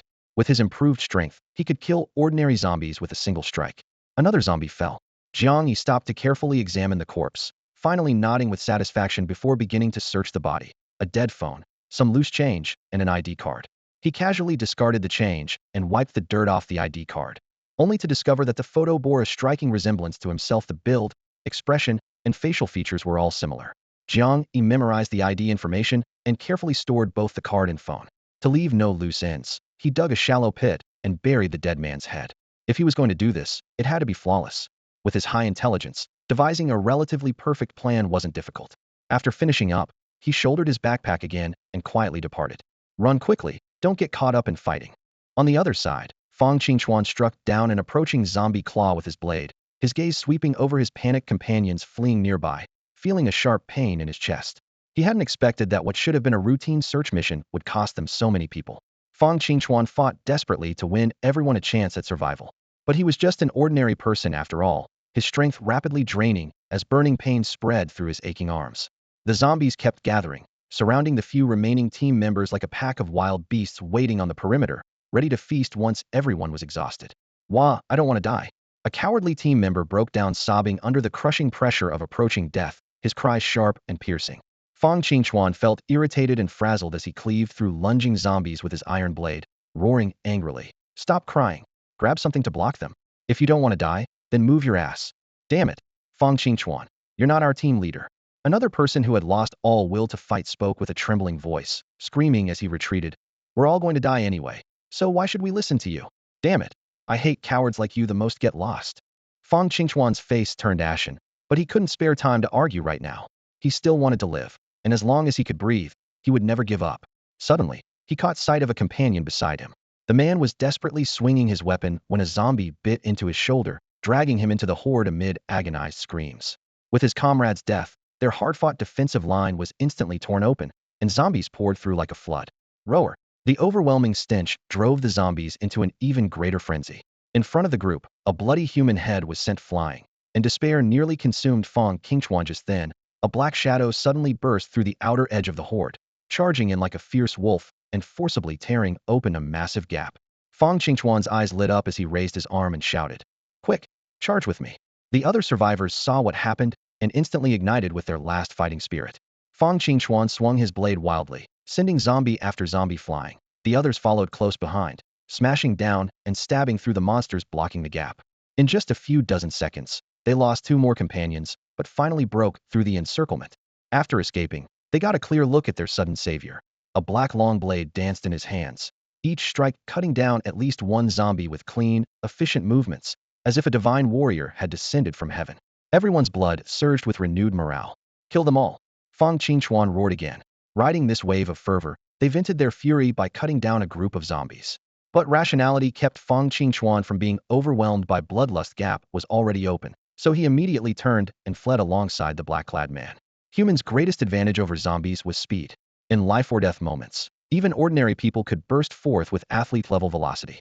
Within just a few blocks, they had shaken off the howling horde behind them and ducked into a cleared residential building. Silence instantly descended as everyone collapsed to the ground like deflated balloons, their post-survival emotions making them laugh and cry simultaneously. Fang Qingchuan couldn't help but feel shaken. If this man hadn't suddenly appeared, they would have been torn to shreds long ago. He looked up for a closer examination. The stranger wasn't any more imposing than any of them. His black clothes soaked with filthy blood that obscured any brand. A black cap brim shadowed most of his face, and beneath a mask only a pair of bright eyes showed calm yet sharp. After catching his breath, Fang Qingchuan walked up to the man and solemnly extended his hand. "My name is Fang Qingchuan. Thank you for saving us."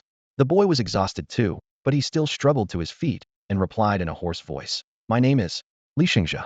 It's nothing. Since I ran into you, I couldn't just stand by and watch you die." After he finished speaking, Fang Qingchuan, who was half kneeling on the ground, reached out and grasped his hand tightly. His knuckles turned white from the force, and he refused to let go for a long time. Li Xingzhe felt awkward being held like that, and had to forcibly pull his hand back. Are you their captain? Where did you all come from?" Fang Qingchuan was stunned for a moment, then shook his head with a bitter smile. "No, our captain is no longer with us." At this point, he gritted his teeth. If it weren't for the captain's arrogance and reckless commands, they wouldn't have charged headfirst into the zombie horde and nearly been wiped out. Li Xingzhe was somewhat surprised, having assumed Fang Qingchuan was the captain since everyone clearly followed his orders. Fang Qingchuan glanced at him, seeming to see through his confusion, and simply explained, "I'm the vice captain. When the captain isn't around, I temporarily give the orders. So what will you do next?" Li Xingzhe followed up, "I still need to find other people in the school. Do you want to come with me?" Fang Qingchuan was taken aback, then looked at him in amazement. "You mean you've been wandering alone since the apocalypse began? My God, are you an ability user?" Li Xingzhe scratched his head. "Yeah, you're the first group of living people I've encountered. But what's an ability user?" "I don't know." Everyone looked at each other, as if examining a rare animal. After a moment, Fang Qingchuan suddenly threw his head back and laughed. "Then you don't need to keep searching. I can tell you with certainty that almost all the survivors from the university are in the cafeteria. We came out from the cafeteria to look for supplies." "Really? Are there many people?" Li Xingzhe's eyes immediately lit up. "My God, I thought I was the only one left in the entire school." Seeing his innocent expression, everyone couldn't help but smile kindly. Fang Qingchuan went on to describe the situation at the cafeteria in detail and naturally invited him to return with them. Li Xingzhe certainly wouldn't refuse and nodded excitedly. Fang Qingchuan then counted their numbers, only to painfully discover that of their original 15-person squad, only 8 were still alive, with 3 of them injured. When they returned, they would have to undergo trials to have any chance of continuing to survive. The group set off on their return journey. Li Xingzhe saw the 3 wounded members being bound by their companions, following along with blank expressions, and couldn't help but ask quietly, "What are trials?" A heavy look flashed in Fang Qingchuan's eyes. Trials involve locking up the injured people and feeding them crystal cores from zombie bodies. If successful, it can eliminate the zombie poison and even awaken abilities. "My God, there are actually such things? I had no idea," Li Xingzhe exclaimed. "It's not as simple as you think." Fang Qingchuan sighed. "Starting the day before yesterday, no fewer than 10 people have participated in trials over 3 days, but only a pitiful 2 have actually survived without turning into zombies. Moreover, the cores needed for trials must be provided by each squad. If we can't produce the cores, we can only watch our companions gradually turn into zombies." At this point, he clenched his fists, his nails digging deep into his palms, his voice trembling. "But we only have 2 cores now. The captain took all the others. So we need to quickly decide which of these 3 won't be able to participate in the trials." Upon hearing Fang Qingchuan's words, the 3 injured people behind him all tensed up. Although they knew that turning into zombies was also a possible outcome of the trial, there was still a glimmer of hope, and none of them wanted to die, so no one was willing to give up this last chance at survival. Li Xingzhe froze for a moment, then reached into his backpack and pulled out a fiery red crystal zombie core. He wasn't entirely sure himself. The crystal refracted an eerie red glow in the dim light, instantly capturing everyone's attention. Fang Qingchuan practically screamed as he lunged forward. That's it. Xingzhe, you actually have a zombie core. He handed over the zombie core. Here, take it and give it to them. The three injured people's eyes simultaneously blazed with fervor and excitement. With this thing, they were now on equal footing with everyone else. Fang Qingchuan held the zombie core but didn't immediately take it, shaking his head with a bitter smile. I can't take this. Xingzhe, do you know how precious this thing is right now? It not only gives someone a chance at awakening, but it's also a resource that all ability users dream of. If you keep it with you, you could easily trade it for an ability user's protection in the cafeteria, which would be much safer than following us. Li Xingzhe was slightly stunned, not quite understanding that the cafeteria had become so complicated, but he still pressed the zombie core into Fang Qingchuan's palm. Take it. I can't use it anyway. If you guys get more zombie cores later, you can pay me back then. Under the intense gaze of 7 pairs of burning eyes, Fang Qingchuan finally accepted the zombie core, nodding heavily. All right, once we get to the cafeteria, I'll definitely look after you. With a weight lifted from their hearts, the group's mood became noticeably lighter, and they soon returned to the area outside the cafeteria. The cafeteria now bore no resemblance to the empty plaza from before. Circles of barriers made from tables, chairs, and miscellaneous items surrounded the main entrance in layers. Unlike other deathly quiet corners of the university, the area outside the cafeteria bustled with people coming and going. Most moved in silence, but when they passed each other, even without saying a word, there was a sense of safety that came from recognizing fellow survivors. Fang Qingchuan led the group around the obstacles and approached an old table under the cold, indifferent gaze of the guards at the entrance. Behind the table sat a fat male teacher with broken gold-rimmed glasses perched on his nose, spinning a ballpoint pen rapidly between his fingers. Upon seeing them, he straightened up, his tone perfunctory. Which team? Where's your captain? Anyone injured? What's your haul? Renhai's squad, Fang Qingchuan replied in a heavy voice. Renhai is dead. The pen stopped abruptly, and the fat teacher's head snapped up. Renhai is dead? How did he die?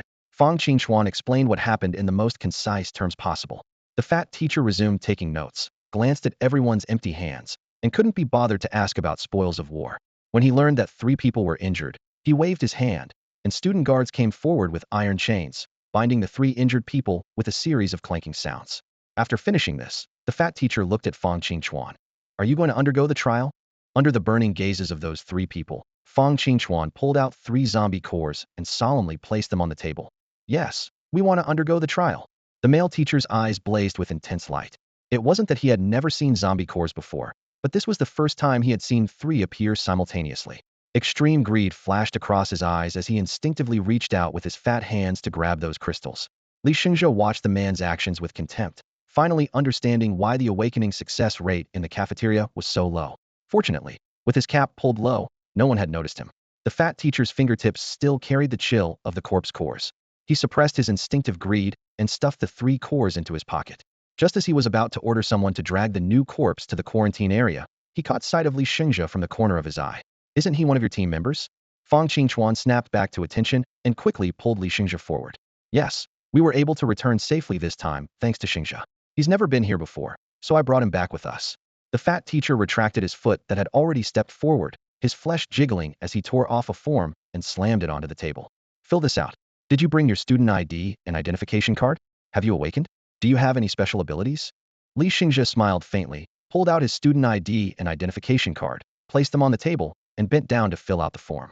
The fat teacher glanced at the documents, and seeing no written in the awakened status column, a contemptuous smirk curved his lips. Take off that mask. Why are you wearing a mask in the middle of summer? The crowd's gazes immediately turned cold. Before the apocalypse, this logistics supervisor had been arrogant and domineering. After the apocalypse, he had sucked up to the awakened ones to become the supply manager, treating ordinary people even more harshly. He spent his days holed up in the depths of the cafeteria, never willing to venture outside. If not for the rule against private fighting, someone would have dealt with him in secret long ago. Li Xingzhe remained unfazed and slowly removed his mask. The fat teacher gave him only a cursory glance, confirmed he bore a passing resemblance to his ID photo, and slammed the documents back onto the table with a smack. Fine. They've told you all the rules, right? Newcomers must surrender all supplies, and they must be worth at least 10 pounds of food. His gaze fell on Li Xingzhe's not particularly bulging backpack, his mockery obvious. Looking at you, I doubt you can produce 10 pounds worth. Go gather enough and come back. Fang Qingchuan's knuckles turned white, the anger in his chest nearly erupting. 2 days of accumulated fury was completely ignited by that single sentence. But Li Shengzhe raised his hand to calm him down. Teacher, I don't have food, but I wonder if this bag of items will suffice. Li Shengzhe smiled as he unzipped his backpack and placed a lightweight plastic bag on the table. Rustly as the plastic sound settled, the bag opened to reveal neatly arranged medicine boxes. Cold medicine, anti-inflammatory drugs, all the most scarce hard currency available now. The onlookers' eyes lit up in unison. The fat teacher's palms began to sweat as he clutched the medicine bag tightly, his Adam's apple bobbing. Fine, fine, these count too. He lowered his voice as if afraid someone might snatch them away. Barely enough. He quickly stamped and signed the form, shoving the pass into Li Shengzhe's hands. Fang Qingchuan opened his mouth to speak, but was gently restrained by Li Shengzhe. Only after all the procedures were completed did the two turn and walk toward the depths of the cafeteria. Li Shengzhe wasn't stupid, could naturally tell that he had given more medicine than necessary, but he didn't care. After all, spending a bit more medicine to witness someone's true nature was quite an entertaining affair, bringing a touch of amusement to his otherwise gloomy mood these past few days. The paperwork was quickly completed. The fat teacher lifted his wrinkled coat pocket, pulled out a brass badge, checked it against the number on Fang Qingchuan's chest plate, tore off a corner of a sticky note, scribbled a few words, stuffed the paper into the badge's transparent sleeve, and casually tossed it to Li Shengzhe. Take this, don't forget to pin it on your chest. If you lose it and need a replacement, it'll cost you money. The fat teacher reminded him, breathing heavily. Li Shengzhe caught it in a daze. On the thin piece of paper were hastily written 2 characters and a string of numbers, Team 11, Li Shengzhe. He glanced around, and only then noticed that everyone had similar-sized badges pinned to their chests, though the badges were small and mostly hidden by collars, making them nearly invisible unless you looked carefully. He wondered to himself, when did the cafeteria come up with this new rule? Once the procedures were done, the fat teacher clutched those 3 corpse cores and the small bag of medicine like precious treasures and quickly scurried away. Fang Qingchuan looked toward the quarantine area with worry written all over his face. His 3 team members were still there. According to regulations, even those without a scratch had to be quarantined for 3 hours. If injured, while they wouldn't turn into zombies within 3 hours, they would show suspicious symptoms.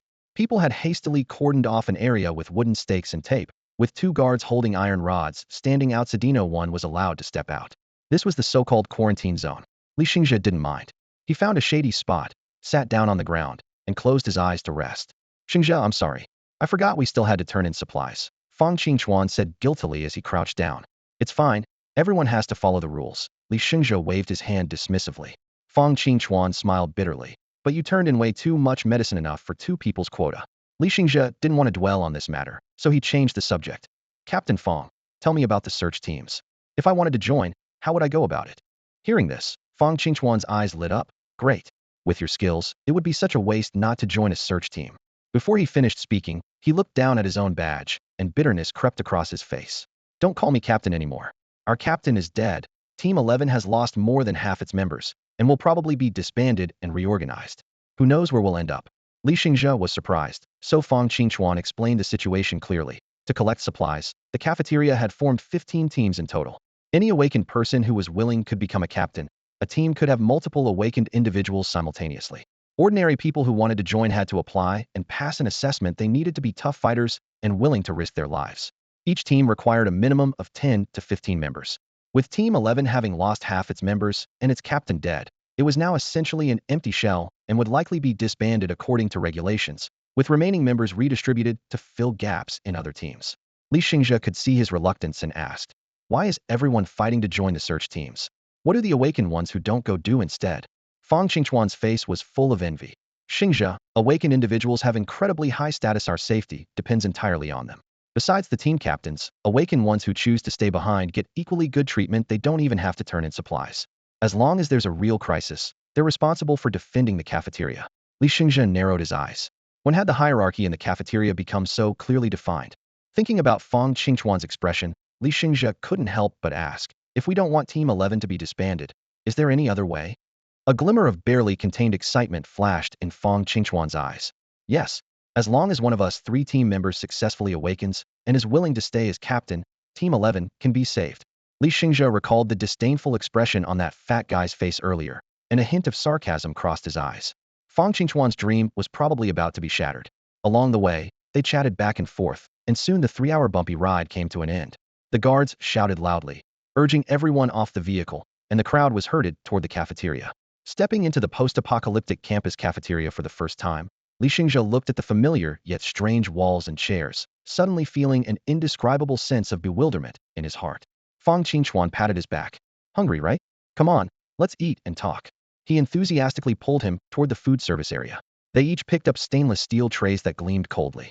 If not for the row of empty serving windows ahead, Li Xingzhe might have thought he was back in those ordinary pre-apocalyptic days of waiting in line for meals. The queue was surprisingly long, yet there wasn't a trace of food aroma in the air. Fang Qingchuan lowered his voice to remind him. Remember, the cafeteria only serves 2 meals a day. Miss it, and you won't get a makeup meal. Keep track of the time. Li Xingzhe nodded and moved forward with the line bit by bit. Soon, they reached the intelligent rice machine embedded in the wall. The device looked like an oversized bank ATM, with only a rice dispensing port visible on the outside. Though unremarkable at first glance, it was an integrated intelligent rice machine, independently developed by the university and currently being considered for adoption by multiple universities across China. Normally, you just needed to pour raw rice and water into the rear operation chamber, and the machine would automatically adjust the water-torus ratio, steam it, and then portion it into different predetermined weights. Fang Qingchuan placed his tray steadily under the dispensing port and showed his meal card to the female teacher supervising the machine. The teacher skillfully selected the 200 grams option. With a brief humming sound, a square block of rice that looked exactly like white tofu dropped onto the center of his tray. Li Xingzhe followed suit and received an identical portion weighing a full 200 grams. The next step was the soup machine, similar in design to the rice machine. You simply placed your bowl underneath to receive a bowl of hot clear broth. What shocked Li Xingzhe was that the vegetable section, which should have been the liveliest area, was completely empty. No glistening braised pork, no fragrant steamed meat, and certainly none of the legendary cafeteria mystery dishes. Only 2 windows remained lit, where middle-aged female workers wielding large ladles worked efficiently, but expressionlessly, scooping out a tiny portion of pickled vegetables no bigger than a pinky finger to plop on top of his rice, before impatiently waving him along. The two found an empty table by the window and sat down. Seeing Li Xingzhe's stunned expression, Fang Qingchuan sighed. Didn't expect this, did you? Our treatment is actually pretty good. If you're not part of a search team, you only get 100 grams of rice per meal, which barely fills your stomach. Our 200 grams may still be little, but at least it's manageable. When we go on missions and find other food, we can mix it in to make it work. Li Xingzhe chewed the somewhat hard rice, bite by bite, his throat aching from the dryness. He clearly remembered this place being relatively harmonious just a few days ago, but now it felt like a completely different world. Does everyone eat on the first floor? Why does it seem like there aren't many people? He looked around at the sparse figures and empty tables that made the cafeteria feel eerily desolate. Fang Qingchuan frowned, as well the rice was too dry. Obviously they had used too little water. After taking a sip of the bland broth, Fang Qingchuan pointed upward. The first floor is where ordinary folks like us eat, and the second floor is where we sleep. Whatever you do, don't go up to the 3rd or 4th floors. Those are reserved for the awakened, and people like us aren't allowed up there. A glint flashed in Li Xingzhe's eyes as his grip on the chopsticks suddenly tightened. With a sharp crack, the hard plastic chopsticks snapped clean in half. Fang Qingchuan jumped at the sound, quickly handing over new chopsticks with a self-deprecating laugh. Wow, even the chopstick quality has gotten this bad. Li Xingzhe remained silent, finishing every last grain of rice in his bowl before standing up to follow Fang Qingchuan to the 2nd floor. When the door to the 2nd floor opened, he finally understood where all those bunk beds from the cafeteria had gone. All the dining tables had been pushed against the walls, and the cleared space was filled with rows of silver-gray metal bunk beds arranged in perfect lines. Each double-decker could sleep 2 people, and at a rough count, the entire floor could accommodate 400 to 500 people, though most beds remained empty. The search team members had relatively decent accommodations. They had claimed a corner area, using old dining tables as makeshift barriers to mark their territory. Inside, there were still simple bunk beds, and everyone had to sleep crowded together. Fang Qingchuan seemed to be in a hurry. He brought Li Xingzhe to Team 11's designated area, quickly told a few team members who had returned earlier to take good care of him, then rushed off. Those team members were particularly warm toward Li Xingzhe. After all, he had saved their lives. One young man efficiently cleared out a bottom bunk and patted the bed frame. Li Xingzhe, you can sleep here. This was...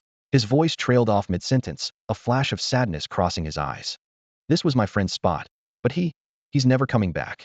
Li Xingzhe gently patted the young man's shoulder and said quietly, thank you. The young man took a deep breath, quickly composed himself, and stepped aside with a smile. Get some good rest. I don't think we'll have any missions today. Yeah, the team's practically falling apart. What missions could there be? Someone else chimed in. Li Xingzhe tossed his backpack to the foot of the bed and leaned against the hard bed frame with his eyes closed, though his mind was racing. In just a few short days, the cafeteria had already developed distinct class divisions, with a clear barrier between the awakened and ordinary people. If he had known this would happen, perhaps he shouldn't have hidden his identity. It would have made gathering certain information much easier. Still, he had plenty of time to confirm that matter. Get your filthy hands off me. A sudden shriek shattered the quiet. Li Xingzhe's eyes snapped open as he rolled off the bed and instinctively reached for the weapon at his back only to grasp empty air and suddenly remember where he was. Everyone's attention was drawn to the source of the commotion. A bunk bed was violently shaking, nearly overturning, as a figure crashed hard into the bed frame before tumbling to the concrete floor with a scream, clutching their lower back and whimpering like a wounded animal. Clearly, the impact had caused serious injury. Jiang Yi frowned deeply. That voice sounded familiar. He strode quickly toward the scene. At the stairway entrance, a man stood menacingly in front of the crowd, lifting his foot for emphasis. Damn it, do you know how much these shoes cost? How dare you step on them? His pristine white sneakers bore only the faintest trace of dirt on the toe. Behind the man stood two women, clinging to his side and constantly comforting him, yet they didn't even glance at the boy lying not far away. Jiang Yi pushed through the crowd of onlookers and immediately recognized the person on the ground. It was the classmate who had helped him make his bed earlier. His eyes sharpened as he focused on the attacker, a speed-enhanced awakener, though not one of those who had been in the cafeteria moments before. The speedster was staring down at a speck of dust on his shoe, his face twisted with rage. Suddenly, he lunged forward and began savagely kicking the fallen boy. You lowly commoner. How dare a mere ordinary person touch a noble awakener? Do you have a death wish? The injured boy cried out in agony, trying to curl up and escape, but the injury to his lower back left him unable to move. The speedster's eyes were bloodshot, his kicks growing increasingly vicious. Awakeners possessed tremendous strength, and his merciless attacks quickly left the boy's face covered in blood. Some onlookers shrank back in fear, others glared with anger and hatred, but not a single person dared to speak up and intervene. The intoxicating rush of absolute power drove the speedster into a frenzy. He grinned maniacally. The apocalypse is wonderful. Only here can someone like Myoho was once poor and scorn vent freely. Those who look down on me have already been fed to the zombies. Now I'm an awakener, the apocalypse's chosen one. These lowly ordinary people aren't even worthy of looking up at me. The more he beat the boy, the more excited he became. His two female companions had long since retreated to a corner, huddled together and trembling, too terrified to intervene. Suddenly, the speedster bent down and grabbed the injured boy by the hair, lifting him like a rag doll. Looking at that bloodied, mangled face, he licked his cracked lips. His gaze fell on the concrete wall nearby, and he gripped the boy's head, preparing to smash it against the surface. The crowd gasped in horror. Over such a trivial matter, this awakener was actually going to commit murder? Bang! His palm slammed against the wall, but he found his hand empty, holding only a few blood-stained strands of hair. The speedster looked up in confusion. The boy who should have been in his grasp was now sitting on the ground, gasping heavily.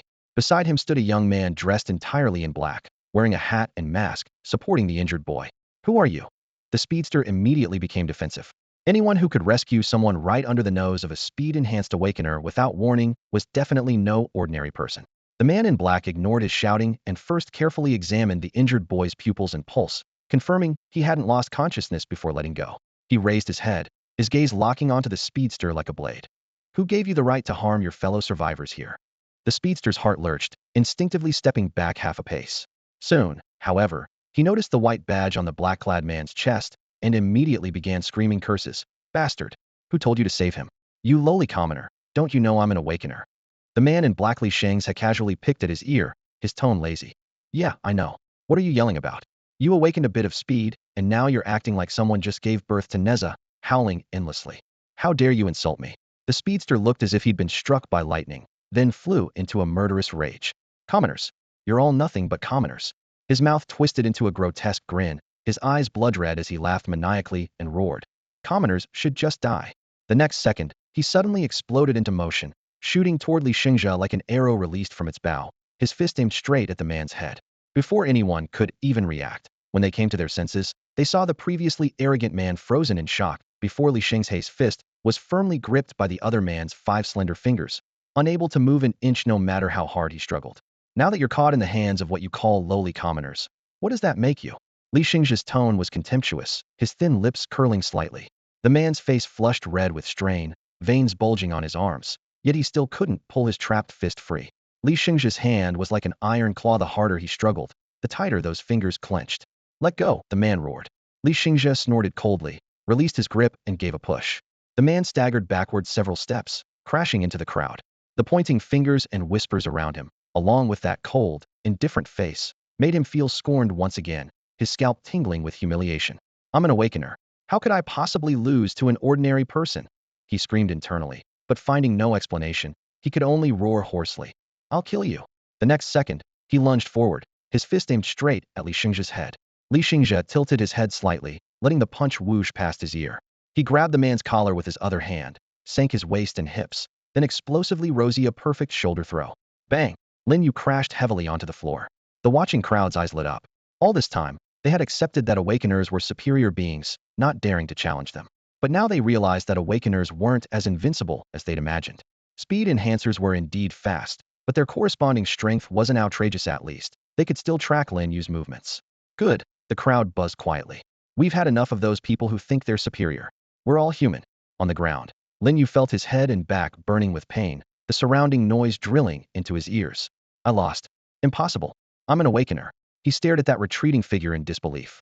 The louder the cheers grew, the more hatred burned in his heart. He suddenly drew a sharp knife from behind his waist, his speed ability exploding as he transformed into a vicious shadow lunging at Li Xingzhe.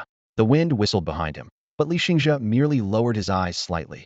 Had the awakeners in the cafeteria really fallen so low as to resort to sneak attacks?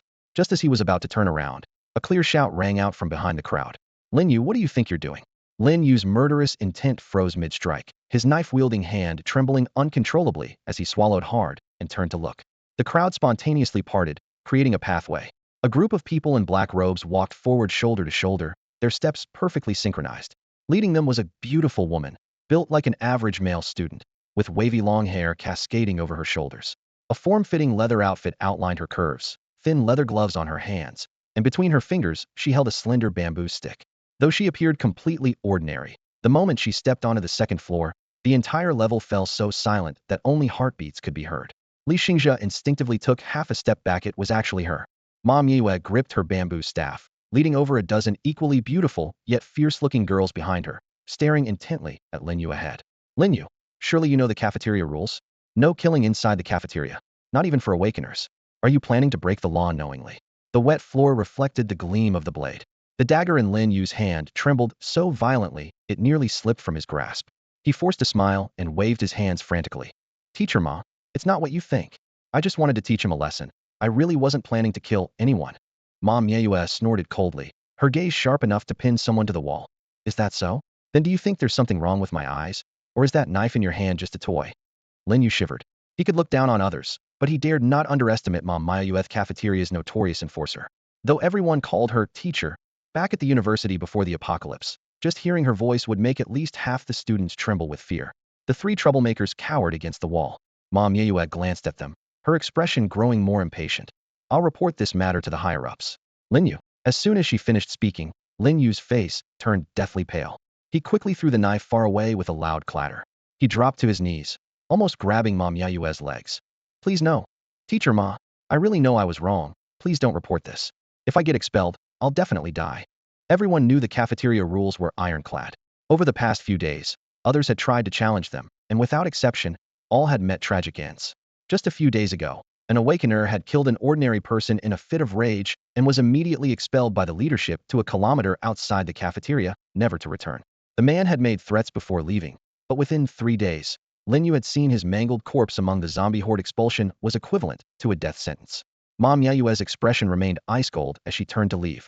Lin Yu screamed and lunged forward, but she pushed him back with her staff, sending him crashing into a dining table with a bang. She said coldly, "Think being an awakener makes you special? Then act like one. Right now, you're just disgusting." Lin Yu's former pride crumbled to pieces, leaving only the terror of expulsion churning in his mind. Suddenly, a male voice filled with light laughter came from behind the crowd. Teacher Ma, I never expected you'd have time to manage my people. Everyone turned to look as another team pushed through the crowd, led by the awakener Guo Renwen, who was clapping and smiling. Ma Yue frowned. Guo Renwen? Your people are acting recklessly and killing it well. Shouldn't you provide an explanation for this? Seeing Guo Renwen, Lin Yu rushed toward him like a drowning man spotting a life raft. Captain Guo, save me. Teacher Ma she. Thud. His words cut off abruptly. Guo Renwen had cleanly thrust one finger into Lin Yu's abdomen, blood trickling down between his knuckles. Lin Yu looked down to see the bloodied fingers slowly withdrawing, his lips turning white and pupils dilating rapidly. Guo Renwen took a tissue from his subordinate and elegantly wiped his fingertip clean, then stuffed the bloodied tissue back into Lin Yu's wound. The excruciating pain made Lin Yu's knees buckle as he collapsed to the ground, only able to emit blood-choked whimpers. Guo Runwen dusted off his hands as if he'd just handled a trivial matter, then looked up at Ma Miaoyue with a gentle smile. Teacher Ma, is this explanation satisfactory? Ma Miaoyue frowned. As the school doctor, she could clearly see that Guo Renwen's finger strike hadn't hit Lin Yu's vital points, but this action undoubtedly sent a powerful message of intimidation to everyone present. She looked around at the ordinary survivors, their faces ashen and knees trembling. Some were so terrified they squeezed their eyes shut, as if refusing to see the blood might help them escape death. Li Xingzhe's gaze swept over the crowd, inwardly shocked. In just a few days since his last visit, the atmosphere in the cafeteria had completely changed. Days ago, Teacher Ma had been the acknowledged strongest person here, having personally established many of the rules that no one dared to break.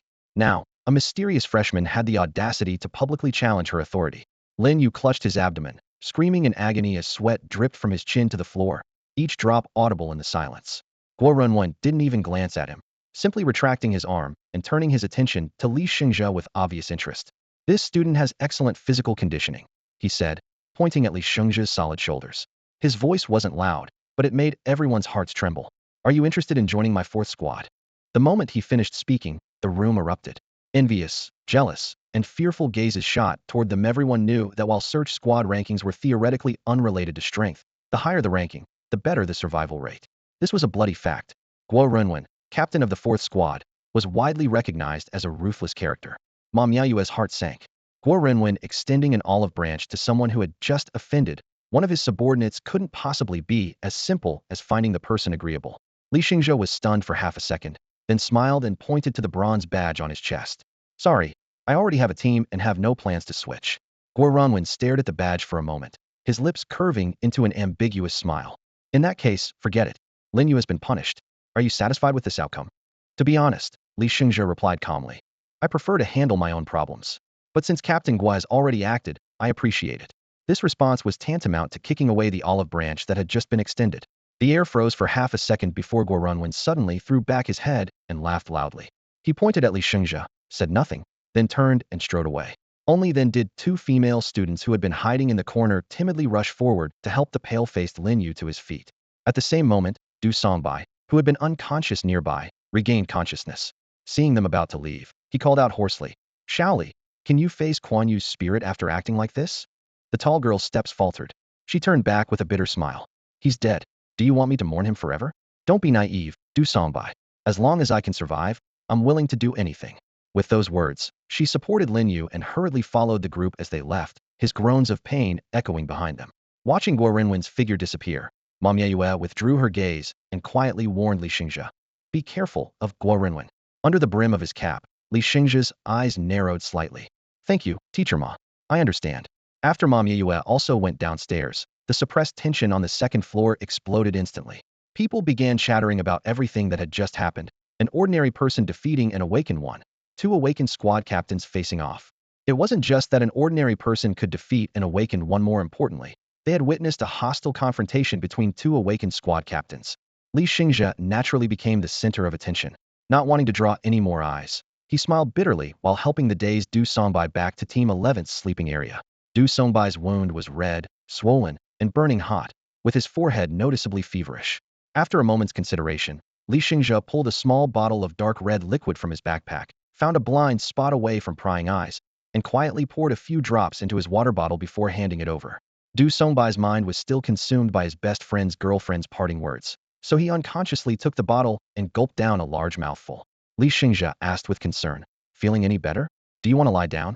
Thank you for saving me. Du Songbai shook his head, his voice hoarse. Li Xingzhe chuckled softly. It's nothing. I should be thanking you for making my bed. Du Songbai looked up at the neatly made bed and said dejectedly, that originally belonged to my brother Dong Kuan-Yu. A few days ago on a mission, he was bitten to death by zombies while trying to save me. Since the apocalypse began, such partings of life and death played out daily. Li Xingzhe couldn't find appropriate words of comfort and could only pat his shoulder. But Du Songbai had clearly been suppressing his emotions for too long and continued to pour out his feelings in a low growl. That girl just now was Kuan Yu's girlfriend. I never imagined that just days after Kuan Yu's death, she'd already taken up with Lin Yu.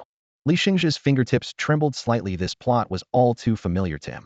Maybe She has her own difficulties, he said in a low voice, as if trying to deceive himself. No. Du Songbai suddenly clenched his fists, aggravating his wound and making him gasp in pain. She shouldn't have done this. At least not thrown herself into another man's arms right after Kuan Yu's death. She disgusts me.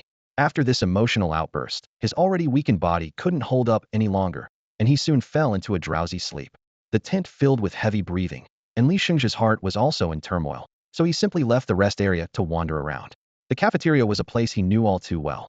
Although it had been transformed beyond recognition in just a few days, he could still identify the layout of each section from memory. The second floor, originally for ordinary students to rest, was now mixed with quite a few awakened individuals who were directing ordinary people to transport supplies, their expressions resembling leaders conducting inspections. Besides the wounded resting on the ground, more people were busy sharpening and repairing weapons.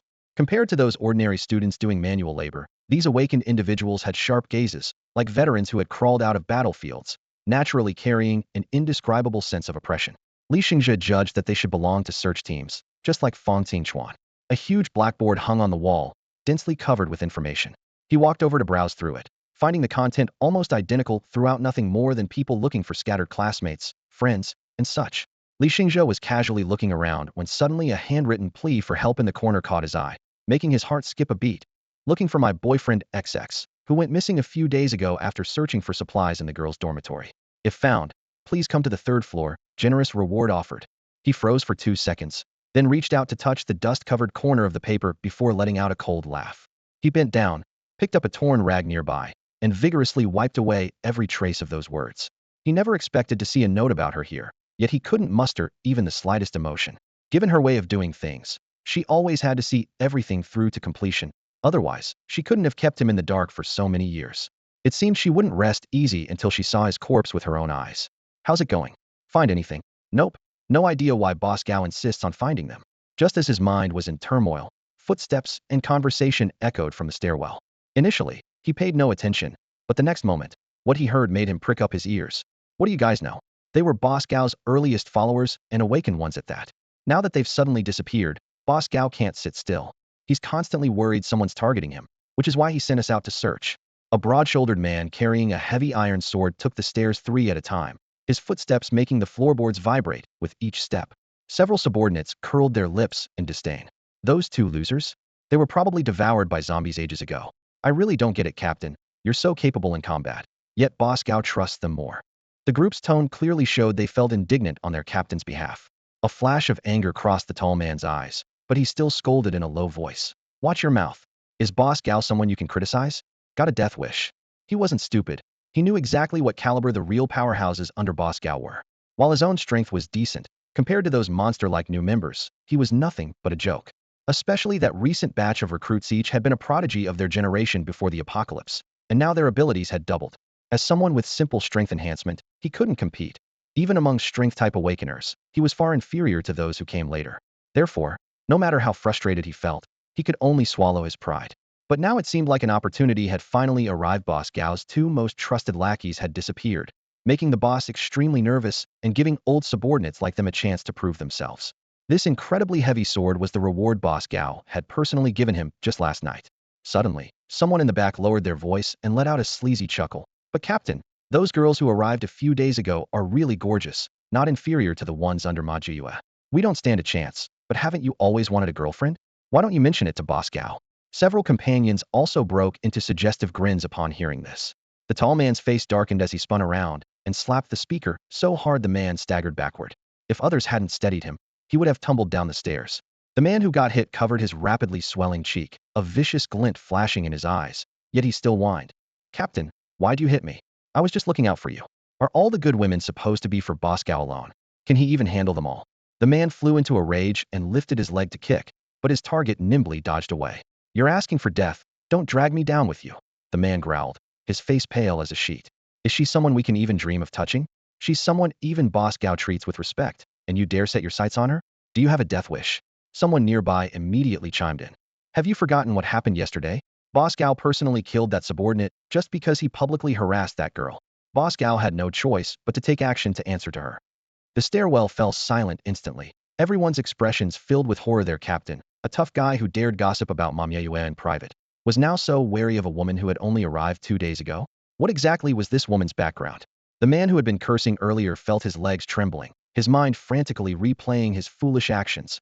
A woman even Boss Gao couldn't touch, and he had harbored improper thoughts. If word got out, he'd be dead for sure. Captain, I really didn't mean it. You can't let this get out. He desperately clutched his captain's sleeve, pleading like a fish about to drown. The captain, irritated and flustered, shook him off. What are you wailing about? I was just talking. No matter how powerful they can't take someone's life over a few words. Besides, we're all on the same side here. Woe's going to spread this around. After speaking, he swept his warning gaze over everyone, his eyes cutting through them like knives. Finally, he noticed Li Shengzhe standing by the blackboard on the second floor, glared at him fiercely, and seeing that the other man acted as if he hadn't heard anything, lowered his voice. Everyone keep a low profile. A lot of powerful people have arrived recently, and there's probably going to be another major reshuffling. If you don't want to be cannon fodder, keep your tails between your legs. His subordinates had always respected their captain, and after this outburst, they all swallowed hard. No one dared to joke around anymore, and they slunk up to the third floor. By the second floor railing, Li Xingzhe stroked his chin with great interest. Fascinating. Perhaps he could stir up some trouble during this upheaval. The more chaotic the situation, the more convenient his investigation would be. Unfortunately, the timing wasn't right, yet the other side had quite a few awakened individuals around them, and rushing in recklessly wouldn't be brave, it would be suicide. While he was pondering, Fang Qingchuan came up from the first floor with heavy steps, his face haggard. Looking up and seeing him, he managed a weak greeting. Xingzhe, what are you doing here? Li Xingzhe snapped back to attention and smiled. Couldn't sleep, so I came out for a walk. I see, Fang Qingchuan forced a dry smile. Anyway, it's still early. Too much sleep makes the nights even harder to bear. Li Xingzhe noticed something was off about his expression and casually asked, what were you just doing? Did something happen? No, nothing happened. Fang Qingchuan shook his head, but his eyes were evasive. Li Xingzhe thought for a moment, then pointed toward the balcony at the end of the hallway. Come on, let's go sit over there for a while. Perhaps he really needed to vent, as Fang Qingchuan hesitated briefly before following him over. The balcony was windy, the air mixed with the damp smell of concrete and steel. Li Xingzhe pulled out an unopened pack of cigarettes from his backpack. Even though he wasn't much of a smoker, Fang Qingchuan's eyes lit up, and he quickly accepted one, first pressing it to his nose to deeply inhale the tobacco scent. Seeing his blissful expression, Li Xingzhe offered him a lighter. But Fang Qingchuan shook his head. I can't smoke it now. Cigarettes are so precious these days, I'll save it to smoke slowly. Li Xingzhe chuckled and simply stuffed the entire unopened pack into his pocket. Go ahead and smoke. I don't smoke anyway. I've got about 10 more packs of these stored up like hard currency in the cafeteria. Fang Qingchuan held the pack of cigarettes, and the smile at the corners of his mouth finally became genuine. Li Xingzhe took the opportunity to ask again, what's really wrong? You look like you have something heavy on your mind. Fang Qingchuan was stunned for a moment, but ultimately couldn't bear to return the cigarettes. He took a deep breath, lit the cigarette between his fingers, took a long drag, and his whole being seemed enveloped in smoke, lost in the fragrance of the tobacco. Li Xingzhe stood behind Fang Qingchuan, finding the situation somewhat amusing. What's wrong? You seem to have something on your mind. Want to talk about it? The cigarette between Fang Qingchuan's fingers swayed in the wind, but his hand suddenly froze. He smiled bitterly as he gazed down at the plaza below the balcony, where the gray-white concrete looked cold and harsh under the night lights. They're gone. All three of them are gone. Li Xingzhe straightened up, dropping his earlier teasing tone. You mean those 3 injured teammates? Fang Qingchuan nodded dejectedly, staring blankly at the weak ember at his fingertips. Word just came from the trial chamber, all 3 failed. Li Xingzhe silently calculated the timing. It was exactly when the results should have come. Logically, ordinary people who didn't consume corpse cores would turn into zombies in about 10 hours. If they swallowed the cores, the virus spread would accelerate dramatically. With 5 hours being the limit, they would either awaken or turn. Remembering the shifty look in that fat guy's eyes when he handed over the corpse core, he couldn't help asking, did you see their bodies? Bodies? Fang Qingchuan was startled, and his cigarette slipped off the balcony. No, all bodies are cremated uniformly. No way. Li Xingzhe frowned deeply, that malicious yet reasonable suspicion rising in his heart again. Otherwise, it would be too much of a coincidence, 3 people, and not a single one awakened. Xingzhe, what are you thinking? Is something wrong? Fang Qingchuan wasn't stupid. He could see the abnormal expression on his face. Li Xingzhe hesitated for a moment before speaking. Do you think they really ate the corpse cores? Fang Qingchuan was stunned at first, then his face changed dramatically. His Adam's apple bobbed as he spoke in an extremely low and urgent voice. You mean? I'm just speculating. Li Xingzhe shook his head. After all, no one had personally witnessed what really happened inside the trial chamber. Impossible. This is a matter of life and death. Who would dare do such a thing? Despite his words, doubt flickered in Fang Qingchuan's eyes. Li Xingzhe smiled bitterly. He didn't want to think of human nature as so dark, but in reality, whether before or after the apocalypse, such people had never been absent. He raised his hand to stop Fang Qingchuan's impulse to go downstairs and check the bodies. It's too late to say anything now. Theory already gone. Making a fuss will only put you in a passive position. Deep into the night, Fang Qingchuan returned to his bed with his wounded spirit, lying on his back in silence for a long time. Li Xingzhe's few words had torn open a crack, magnifying all the doubts he had already noticed but dared not think deeply about that night. He kept his bloodshot eyes open until dawn. The next day, everyone was startled to see Fang Qingchuan's ashen face and stubbled chin. Only after confirming he didn't have a fever did they breathe a sigh of relief, and the group went to the cafeteria together. Just as their meals were served, they heard the definitive news: the three had failed their trials. The dining table fell silent instantly. The silence wasn't just about the fact that their companions were dead. Thinking deeper, 3 precious corpse cores had been wasted, and more critically, Team 11's future was in jeopardy. Teams without awakened members wouldn't receive recognition, and what awaited them next would be dissolution and reorganization, with no say in the matter. Fang Qingchuan forced a smile. Don't worry too much. I'll go ask around. Laturway have to fight for our chance.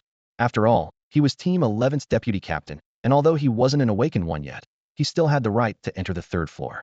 The arrangements for Team 11 still required his efforts to secure. After dinner, Fang Qingchuan convened his first team meeting as acting captain.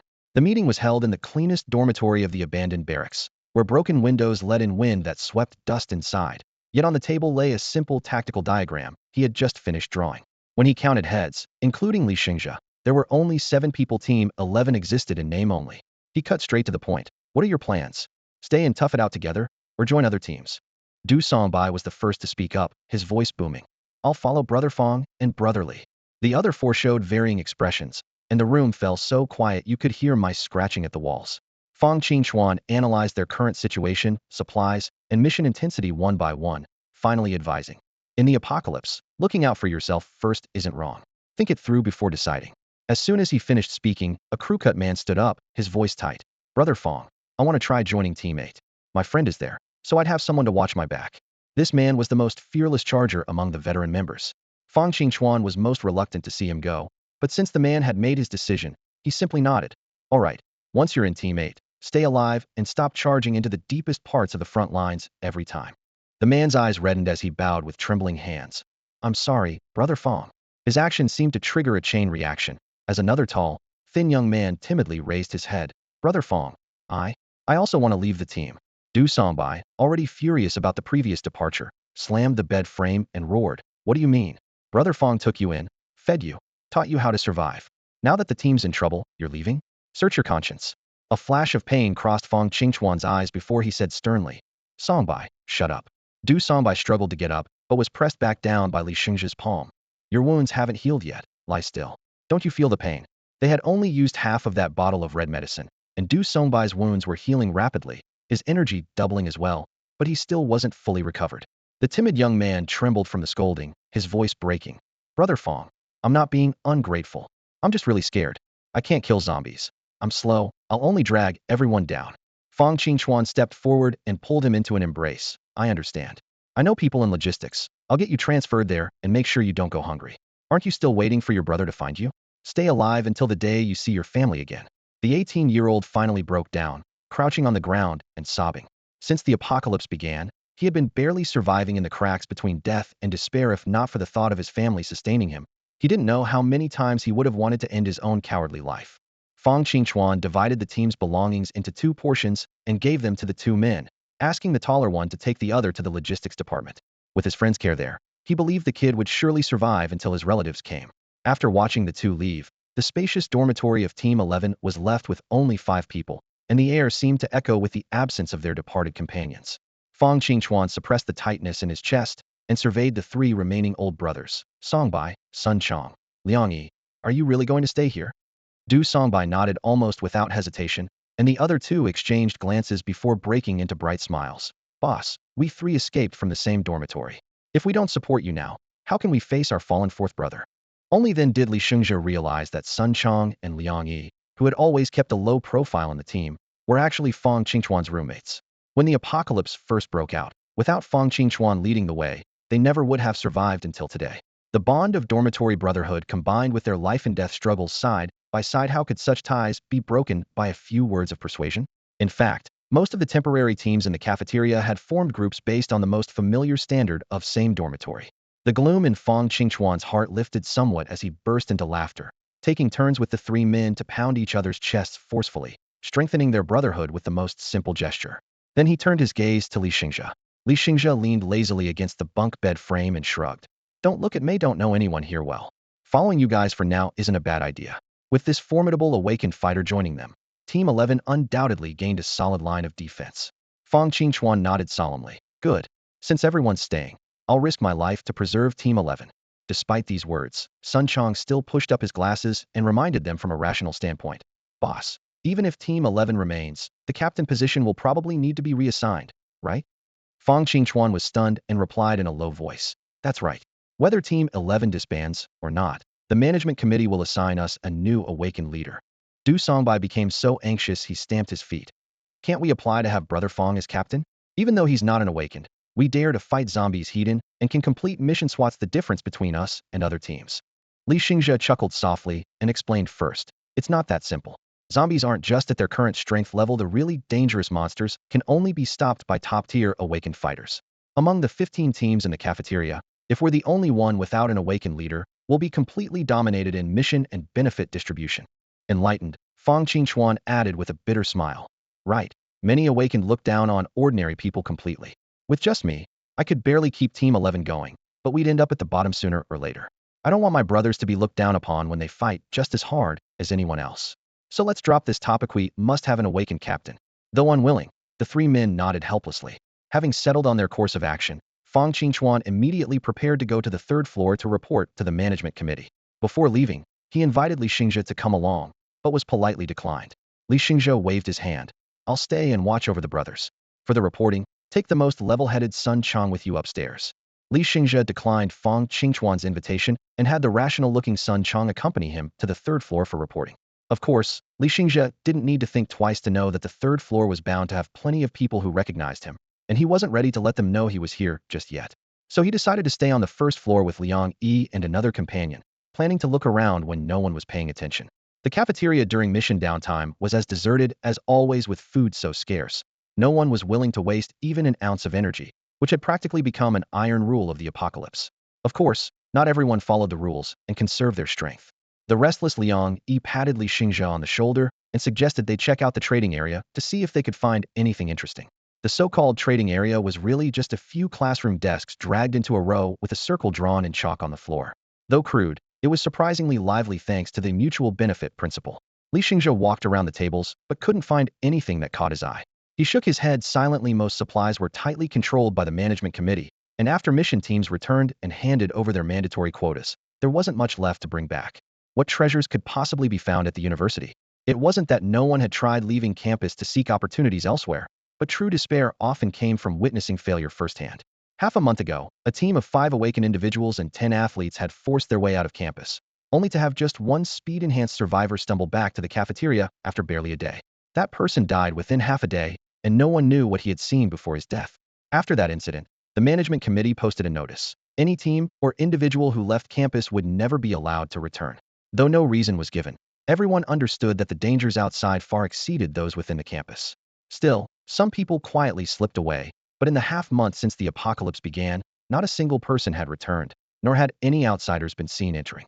Lost in thought, Li Xingzhe suddenly exclaimed, "Huh!" In the center of one table lay a short blade with a restrained cold gleam that made him freeze. There was actually something like this at the school? The vendor was a girl with a cold expression, and her table was filled with small items with ethnic characteristics, the most eye-catching being that blade. The knife was less than 50 centimeters long, with an animal hide-wrapped handle, a blade that narrowed at the bottom and widened at the top, thick spine and thin edge, deep twin grooves, and a flat-cut tip. Li Xingzhe had some knowledge of Chinese blade types and immediately recognized this as a Miao Dao, but this was a campus after all. Who would bring such a real weapon? How much for this knife? He blurted out. Not just him, but several burly male students also gathered around, excitedly examining the blade. The girl looked up, her tone calm but brooking no negotiation. 30 pounds of food, or equivalent fever reducers and anti-inflammatory drugs. Are you crazy? A broken knife, and you dare ask for so much? The male student who was handling the knife nearly cut himself and hastily threw it back onto the table. The girl frowned slightly and carefully placed the knife back in its original position. The onlookers were scared off by this price and shook their heads one after another. No matter how good a weapon was, it wasn't the only option. In fact, the cafeteria wasn't short of blades and swords. As long as you were willing to trade, there was a stall in the most prominent position of the trading area specifically for exchanging cold weapons. An ordinary long knife could be obtained for about 10 pounds of supplies. Moreover, the management committee had an awakened individual who could produce weapons, supplying several knives for ordinary people every day. Even though this Miao Dao looked more refined and sharper in everyone's eyes, it absolutely couldn't be worth 30 pounds of supplies. The girl was too lazy to explain and simply cast them a cold glance. If you can't afford it, then leave. The dismissed young man's face darkened as he raised his fist and slammed it heavily onto the worn wooden table. Bowls and dishes rolled off, magazines and medicine bottles scattered with a clatter, but the Miao Dao placed in the center remained completely motionless, its blade still perfectly straight, as if nailed to the table surface. Li Xingzhi's gaze was instantly drawn to it. What an excellent blade. Hey lady, what's with that attitude? This is clearly price gouging. I should report you. The young man flew into a rage, but before he finished speaking, a flash of greed flickered in his eye. She wanted both the blade and the woman before him. Thinking of the scarce female resources in this post-apocalyptic world, he licked his lips and suddenly lowered his voice, leaning forward with a lecherous grin. Or, if you don't want to be reported, we could find a quiet place and slowly discuss the price of this blade. The girl looked up, her eyes cold as ice, staring him down. The young man's companions immediately began jeering. In this makeshift trading area set up in an abandoned cafeteria, the women who survived were either awakened ones or had already attached themselves to awakened ones. Small fries like them with no backing never got such opportunities. Now that a beautiful girl appeared alone, it was enough to stir up evil intentions. The air suddenly turned frigid. The girl abruptly gripped the Miao Dao in reverse, the blade flashing with cold light. Her left hand shot out like lightning to grab the young man's hair, and amid his piercing screams, she slammed his head down onto the table, pressing the sharp blade against his carotid artery. Ah! The young man shrieked. The girl leaned down, her long hair falling to brush against his cheek, yet he didn't dare move an inch. His companions, who had retreated to the side, turned pale. An awakened one. She's an awakened one. Who else but an awakened one could subdue a burly man in the blink of an eye? The girl's voice was cold as frost. Now, do you still want to discuss this with me? The young man's legs went weak as he collapsed to his knees, his forehead pressed firmly against the table. He tried to lift his head, but found that pale hand as immovable as a boulder. No, I wouldn't dare. I was wrong. Please let me go. The blade pressed down, its cold light threatening his neck. The girl snorted coldly and with a swing of her arm, threw him to the ground. Get lost. The young man clutched his neck, stumbled to his feet, not daring to breathe heavily, and fled the trading area with his companions in disgrace. Everyone around held their breath and watched. No one had expected that this humble stall concealed an awakened one, and a woman at that. Whispered conversations arose from afar, full of speculation about her origins. The blade was placed back on the table as the girl waited quietly. No one dared approach anymore, leaving the stall deserted except for the sound of wind. Only after confirming that nothing would sell today did she sigh and prepare to pack up and leave. At that moment, Li Xingzhi stepped forward and reached out to grasp the Miao Dao. Compared to ordinary long blades, this Miao Dao resembled more of an enlarged and widened cleaver, with a thick spine but a thin, sharp edge. The hard skulls of zombies required multiple strikes from ordinary weapons to break through, but this could cleave them in two with a single blow. The blade had been wiped clean, yet a few traces of brownish bloodstains could still be seen. Li Xingzhi's fingertips lightly touched those dark blood traces, and he couldn't help but look up at the girl. What kind of circumstances would force a powerful awakened one to sell her own weapon? The girl stared at him blankly across the table, clearly not expecting anyone else to dare approach. The blade is excellent. I'll take it. Li Xingzhi smiled as he placed the knife on the table. The girl across from the trading stall had sharp, distinctive features that clearly marked her as non-Han Chinese. Her voice was calm, yet carried an undeniable authority. 30 pounds of food, or fever reducers and antibiotics. Let me check if I have enough to pay for your knife. Li Xingzhi unzipped his backpack and rummaged through it casually. The bag opened like a treasure chest. He first pulled out a large chunk of fresh meat weighing at least 10 pounds. The blood-red meat glistened under the dim sunlight, instantly becoming the focal point of the entire trading area. Survivors around them swallowed audibly in unison in the apocalypse. Having enough to eat was already a luxury, and meat was a treasure beyond imagination. The girl was also stunned, not expecting anyone to use meat as currency. She reached out to take it, expertly weighing it in her hands, still 20 pounds short. Li Xingzhi smiled without saying a word, reached into his backpack again, and pulled out 4 sealed boxes of medicine, placing them on the table. These 4 boxes are the fever reducers and antibiotics you wanted. Check them yourself. The girl was almost excited, grabbing the medicine boxes and carefully checking the names and instructions. After confirming everything was correct, she let out a long breath, clutching the boxes like a lifeline. Then, she reluctantly caressed the scabbard and blade of the Miao sword, finally pushing it forward decisively. It's yours now. Take good care of it. Don't worry, I will. Li Xingzhe gripped the Miao sword behind his back and gave it a gentle shake. The girl nodded, swept the meat and medicine into her own bag, turned around, and strode away without looking back. Only after her figure completely disappeared did the surrounding survivors erupt like boiling water. Some marveled at the woman's background, while others speculated about Li Xingzhe's identity, wondering who could casually produce 10 pounds of fresh meat. Master, check out my goods, genuine merchandise. Buddy, I've got pants and shoes in all sizes. Sales pitches surged like a tide, nearly surrounding Li Xingzhe like a mobile marketplace. Only then did Jiang Yi snap out of his shock, grabbing Li Xingzhe and running. The two sprinted all the way, shaking off the nearly frenzied merchants, running far before leaning against a wall, half squatting and gasping for breath.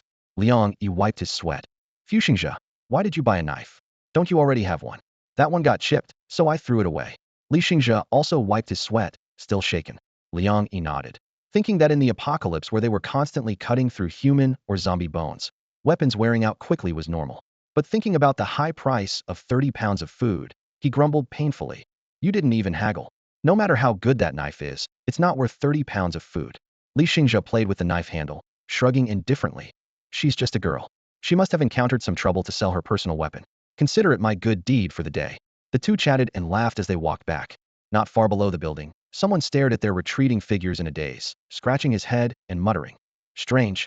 Why do those silhouettes look so familiar? Upon reaching their floor, Li Xingzhe saw that Fang Qingchuan had already returned, beaming with joy and talking with Songbai. Seeing him return, Fang Qingchuan hurried over. Li Xingzhe tilted his head and smiled.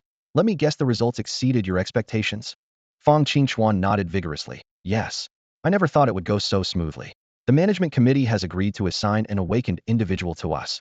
We can go out to search for supplies again. Tomorrow our team 11 is saved. Li Xingzhe was also happy for him, and only then did Fang Qingchuan notice the two who had returned.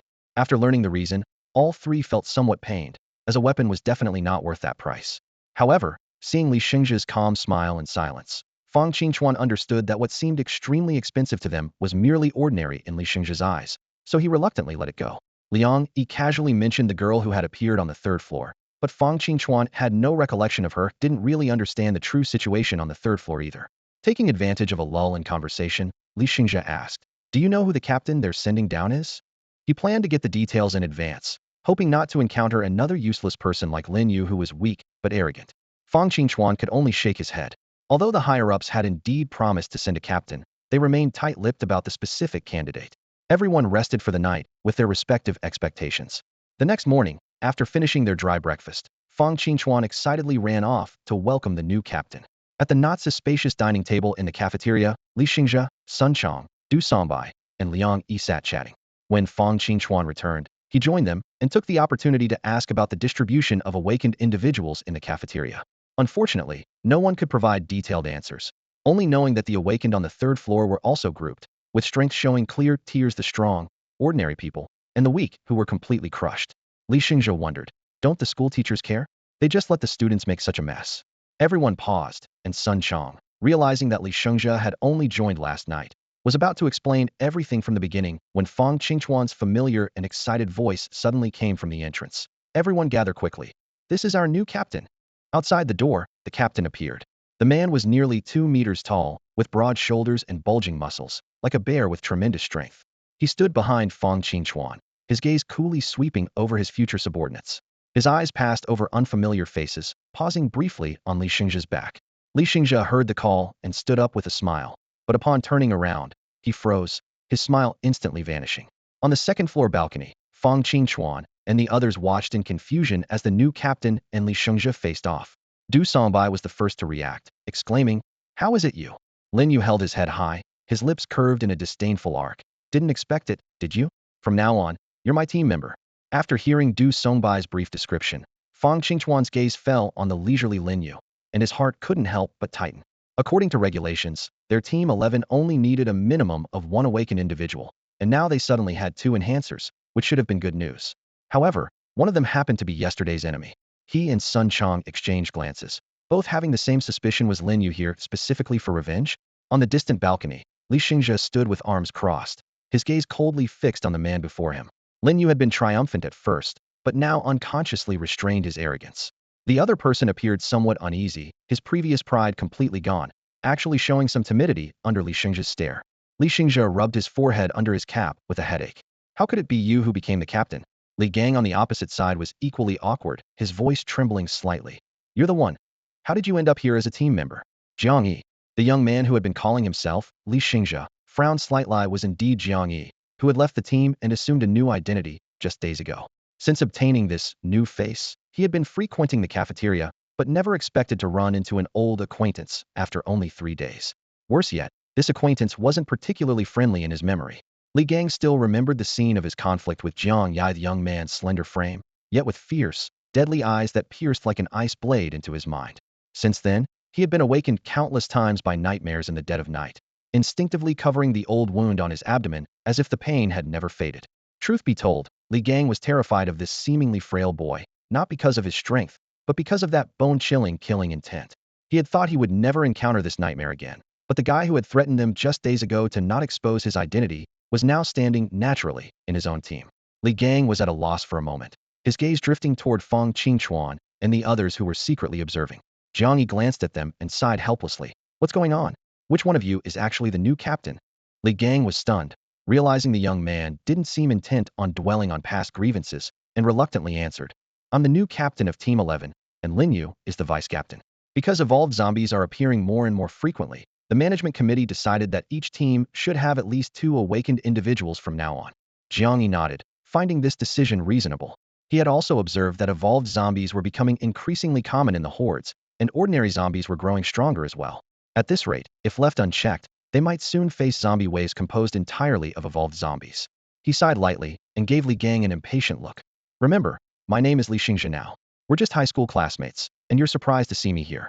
From now on, you're the captain of Team 11. Do whatever you're supposed to do. He turned to leave, but Li Gang caught up, forcing a bitter smile and lowering his voice. Boss, don't scare me. I really know I was wrong. I was out of my mind before, wanting to kill you over that nonsense with Dongfang Tian. With you on the team, how dare I be captain? Why don't you take over, and I'll be your assistant? This wasn't flattery, since seeing Dongfang Tian's true nature, he had come to admire Jiang Yi's composure and leadership even more. Though reluctant to admit it, he had to acknowledge that their safe arrival at the cafeteria and their priority privileges were entirely thanks to Jiang Yi. But no matter how much he admired him, it couldn't dispel the lingering shadow of that black blade in his dreams. Jiang Yi waved his hand irritably. Stop wasting my time with nonsense. I'm just an ordinary persona, whatever the higher-ups tell you to do. Keep babbling, and I'll stab you. As he spoke, he brandished the seedling saber in his hand. As for his skull-cleaving blade, Jiang Yi had long since tossed it onto a balcony in some ruined building. After all, the weapon was far too conspicuous and distinctive. Li Gang pressed his hand against the gaping wound on his abdomen, the pain making him shudder. One after the other, the 2 men finally made it back to the team. Feng Qingchuan was the first to approach, his face full of concern. Xingzhe, are you alright? Jiang Yi, appearing under the identity of Li Xingzhe, smiled with casual ease. I'm perfectly fine. This is Li Gang, my high school classmate. We were just catching up, weren't we, Li Gang? Before the words had fully left his mouth, he lightly nudged Li Gang's shoulder with his elbow. Li Gang snapped back to reality and immediately nodded vigorously. Yes, Jiang. Ow, I mean Xingzhe and I are good friends. Everyone assumed it was just a minor drama between reunited classmates. Jiang Yi took the opportunity to step on Li Gang's foot, causing him to grimace in pain while forcing himself to swallow his cry of agony. Feng Qingchuan smiled gently, while Sun Chong adjusted his glasses, a hint of curiosity flashing in his eyes. Du Songbai, however, seemed to have struck gold. Wonderful. So you two are classmates. Captain, I'm Du Songbai, and I'll be your team member from now on. Jiang Yi rubbed his temples, thinking to himself that this guy was truly heartless. In contrast, Lin Yu's expression was much darker. He had originally planned to use the vice-captain selection to severely punish both Jiang Yi and Li Gang, but Li Gang had been parachuted in as captain and turned out to be Jiang Yi's classmate. What Lin Yu truly feared wasn't Li Gang himself, but the forces backing him. If even Guo Renwen was reluctant to cross them, he certainly didn't dare confront them openly and could only work from the shadows. After some awkward exchanges, the new captain's meet and greet finally concluded. Taking advantage of the dispersing crowd, Jiang Yi extracted several crucial pieces of information from Li Gang. 1. After Li Gang's group reached the cafeteria, they were immediately invited to join the management committee and were then split up. 2. Zhu Kaijun successfully entered the management committee, his student council resume proving genuinely impressive. 3. Dongfang Tian became captain of Team 7, recruiting almost all his former escape companions, exclusively battle-hardened male students whose combat power ranked among the top 4 of the 14 teams. 4. Most importantly to Jiang Yi, Guahanxue, and Qingdou hadn't joined any team. They lived on the 4th floor with exceptional treatment, and even management committee members showed them considerable respect. Given Guahanxue's abilities, Jiang Yi wasn't surprised. More importantly, as long as those two took action, he could continuously gain experience points even when they weren't together. He was essentially leveling up effortlessly. In just 2 days, his level 9 experience was nearly maxed out, and he'd break through soon. Meanwhile, both their experience levels were skyrocketing. By the time they reached the cafeteria, Guahanxue was already at her peak, and with her rapidly growing abilities, few in the entire cafeteria could match her. Anyone with half a brain would know to win over such a person rather than suppress them. The final appointment list was also announced. Fang Qingchuan would continue as vice captain, while the new vice captain position went to Lin Yu. When the list came out, Du Songbai and Liang Yi looked at each other in bewilderment, too shocked to speak. Fang Qingchuan, having known in advance, showed no disappointment on his face. Well, Fang Qingchuan will help me manage the team from now on. I'm a rough guy without the delicate touch needed for team management. Li Gang stood in the center of the hall, deliberately clearing his throat as his gaze swept across Jiang Yi and Fang Qingchuan before announcing this appointment. Everyone was stunned at first, then secretly delighted. Only Lin Yu's face darkened as he slammed the table and stood up. Captain Li, this isn't proper procedure. Li Gang looked up, crossing his arms with a firm tone. I'm the captain of Team 11. What I say here is the rule. Lin Yu, do you have a problem with that? Lin Yu stood up in fury but was silenced by that single statement. Li Gang tilted his head back with a half smile. What? Does Vice Captain Lin also want to find someone to do your work for you? I'd be happy to oblige. Lin Yu's face alternated between pale and red. Ultimately intimidated by Li Gang's position, he let out a heavy snort and stormed off. As soon as he left, Du Songbai and the others immediately cheered in low voices. Jiang Yi looked up to see Li Gang stealing glances at him and couldn't help but smile. Was he really that intimidating to make such a big guy this nervous? Seeing Jiang Yi's nod of approval, Li Gang finally relaxed completely and grinned. Fang Qingchuan, we're short on people. Don't go out today, take some people to recruit new members. We can raise the compensation a bit. Just as Fang Qingchuan was about to speak, Li Gang waved his hand dismissively. Don't worry, I'll handle the other matters. Besides, Team 11 has a solid foundation. I'll go apply for a batch of weapons and equipment right now. Whatever others have, we should have too. Weapons and equipment were the scarcest resources for all teams. Previously, the captain had no voice in meetings and couldn't secure anything. Now with Li Gang confidently guaranteeing results, everyone's eyes lit up. Clearly this new captain had more influence. After finishing his instructions, Li Gang glanced at Jiang Yi again. Seeing no objection, he grabbed Lin Yu like a thin stick and strode away. Since they were both captains, Lin Yu had to contribute too. Unfortunately, Lin Yu was held so tightly by Li Gang's grip that he couldn't break free. As soon as the two captains left, the room erupted. Du Songbai and the others excitedly pounded the table. They had gained a powerful captain and would soon have new equipment, better than anyone had expected. No one knew that all of this was because Jiang Yi was present. Without him there, Li Gang might not have shown such confidence. Jiang Yi understood clearly. Li Gang had become vice president of the martial arts club, so his management abilities were naturally solid. Though rough in appearance, he was meticulous beneath the surface. As long as the direction was set, all other details could be left to capable people. Promoting Fang Qingchuan served two purposes: winning over someone with influence in the team and saving himself trouble. In Li Gang's eyes, Jiang Yi was like a mountain pressing down on him, making it hard to breathe. He could only carefully try to please him, fearing that one moment of displeasure might earn him another beating.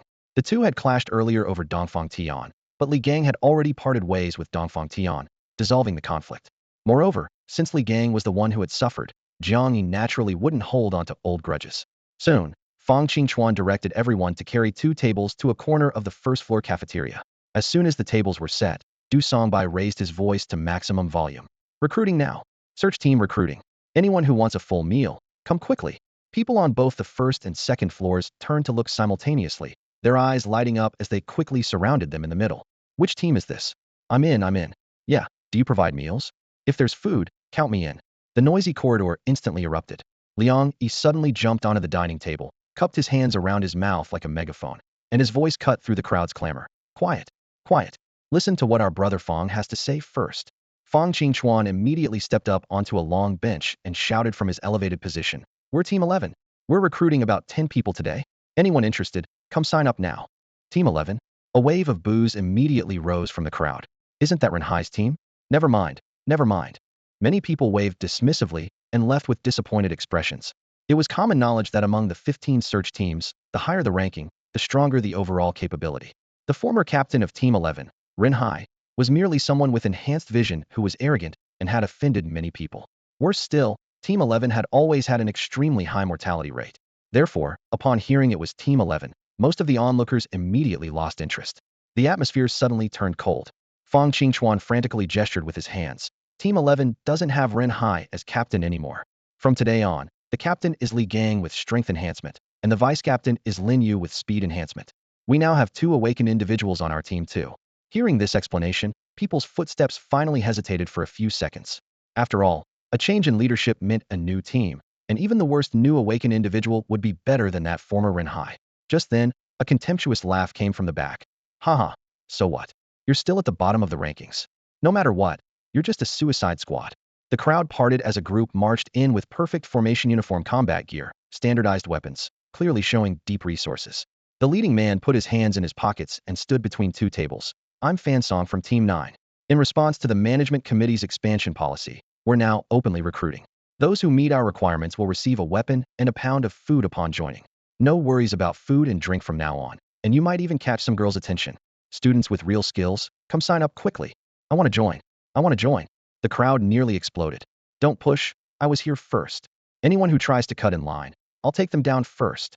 Team 9's table was instantly packed tight, while Team 11's side didn't have a single soul. Even Jiang Yi wanted to complain. Just how bad was Team 11? Fang Qingchuan's expression was grim, but he couldn't come up with a solution for the moment. Jiang Yi thought for a bit and asked quietly, Brother Fang, what kind of benefits does our team offer? Fang Qingchuan scratched his scalp, his tone apologetic. Well, to be honest, there really aren't any. Renhai took everything with him when he left, and on top of that, we often fail to meet our quotas, so… Jiang Yi rolled his eyes. To mess up a search team this badly, that dead Renhai was really something else. Boss, what do we do? Liang Yi looked at the enthusiastic crowd competing to sign up on the other side while their side had no takers, and couldn't help but feel anxious. Fang Qingchuan clenched his fists tightly, but he was completely helpless. He knew clearly that his and his teammates' abilities were far inferior to Fansong's, and they simply didn't have the confidence to offer such enticing conditions. Come and see, come and take a look. Fresh meat, free for the taking. Li Xingzhi's hawking suddenly rang out from behind them, his voice exploding across the playground. Everyone instinctively turned around to see chunks of freshly cut meat neatly arranged on a makeshift folding table. Fat dripped down along the knife cuts, and you could almost imagine the sizzling sound like water splashing into hot oil. The restless crowd instantly erupted. It's meat. God, how long has it been since we've seen meat? And it smells so good. The savory aroma wafting through the air made their throats water. Even Fang Qingchuan couldn't help but swallow and rushed over quickly, whispering urgently, Shengzhe, how do you still have supplies? Put it away quickly and save it for yourself. Jiang Yi pushed his hand aside and announced loudly, anyone who wants meat, come over. As long as you pass the registration, newcomers get half a pound of fresh dog meat for free. Though the words were shouted out, there weren't many people genuinely looking to join a team. Most of the gazes below were just wandering. Jiang Yi smiled without showing any disappointment and continued raising his voice. Our new team captain Li Gang is the vice president of the martial arts club with rich combat experience. Anyone who joins can receive regular martial arts training from him. Additionally, every member will receive a weapon or piece of equipment. Action profits, except for shared expenses, belong entirely to the individual. Fang Qingchuan took advantage of a gap to pull Jiang Yi aside and lowered his voice. Xingzhe, how can you make decisions on your own? What if? Don't worry, I'll talk to the captain about this. Later'll definitely agree. Jiang Yi said decisively. Fang Qingchuan said nothing more. The captain did indeed value Li Xingzhe highly, so maybe he really would agree. If it could actually be implemented, it would be an opportunity for newcomers and an enormous benefit for veterans like them as well. Finally, someone in the crowd spoke up. Are you telling the truth? Jiang Yi didn't answer, but turned to look at Fang Qingchuan. The latter coughed lightly twice and nodded solemnly. That's right. What Xingzhe said represents our captain's intentions. As long as you have the ability, all promises will be fulfilled. This confirmation dispelled all hesitation. Though Li Xingzhe's face was unfamiliar, quite a few people recognized Fang Qingchuan. So Team 11's booth was immediately surrounded by crowds. For each person who passed registration, Du Songbai immediately cut off a fist-sized piece of dog meat and handed it over, with fat dripping from their palms and the aroma growing even stronger. The people from Team 9 across the way were also getting hungry, but Fan Song slapped one of them. Never seen meat before? His face darkened as his malicious gaze swept over Fang Qingchuan and Jiang Yi before he left angrily. He didn't dare copy their approach of making promises if he dared make reckless commitments. His own captain would tear him apart later. After all, no captain had ever shared profits with ordinary subordinates. If they really did that, what reason would the awakened ones have to risk their lives leading the charge? In less than 15 minutes, nearly 50 people had frantically signed up. Sun Chang, who was responsible for registration, was so busy his eyes were seeing stars. But signing up didn't equal officially joining the team with too many candidates. Fang Qingchuan would definitely need to carefully screen them. His requirements were straightforward. First, courage, preferably someone who had already killed zombies. Second, obedience toward there's no slippery characters allowed. Third, good physical condition, none of those who couldn't even lift a blade or move their legs properly, as they'd only drag down both the team and themselves. The assessment method was equally direct. Arm wrestle with Jiang Yi, and as long as you could tie or beat him, you'd pass. First come, first served, and recruitment would stop once the quota was filled. Jiang Yi wasn't the type of muscular giant you'd expect, but he was naturally stronger than most people. Out of 20 applicants, only 3 or 4 barely managed to pass and successfully join the team. Compared to everyone else's busy schedule, Jiang Yi found himself surprisingly idle.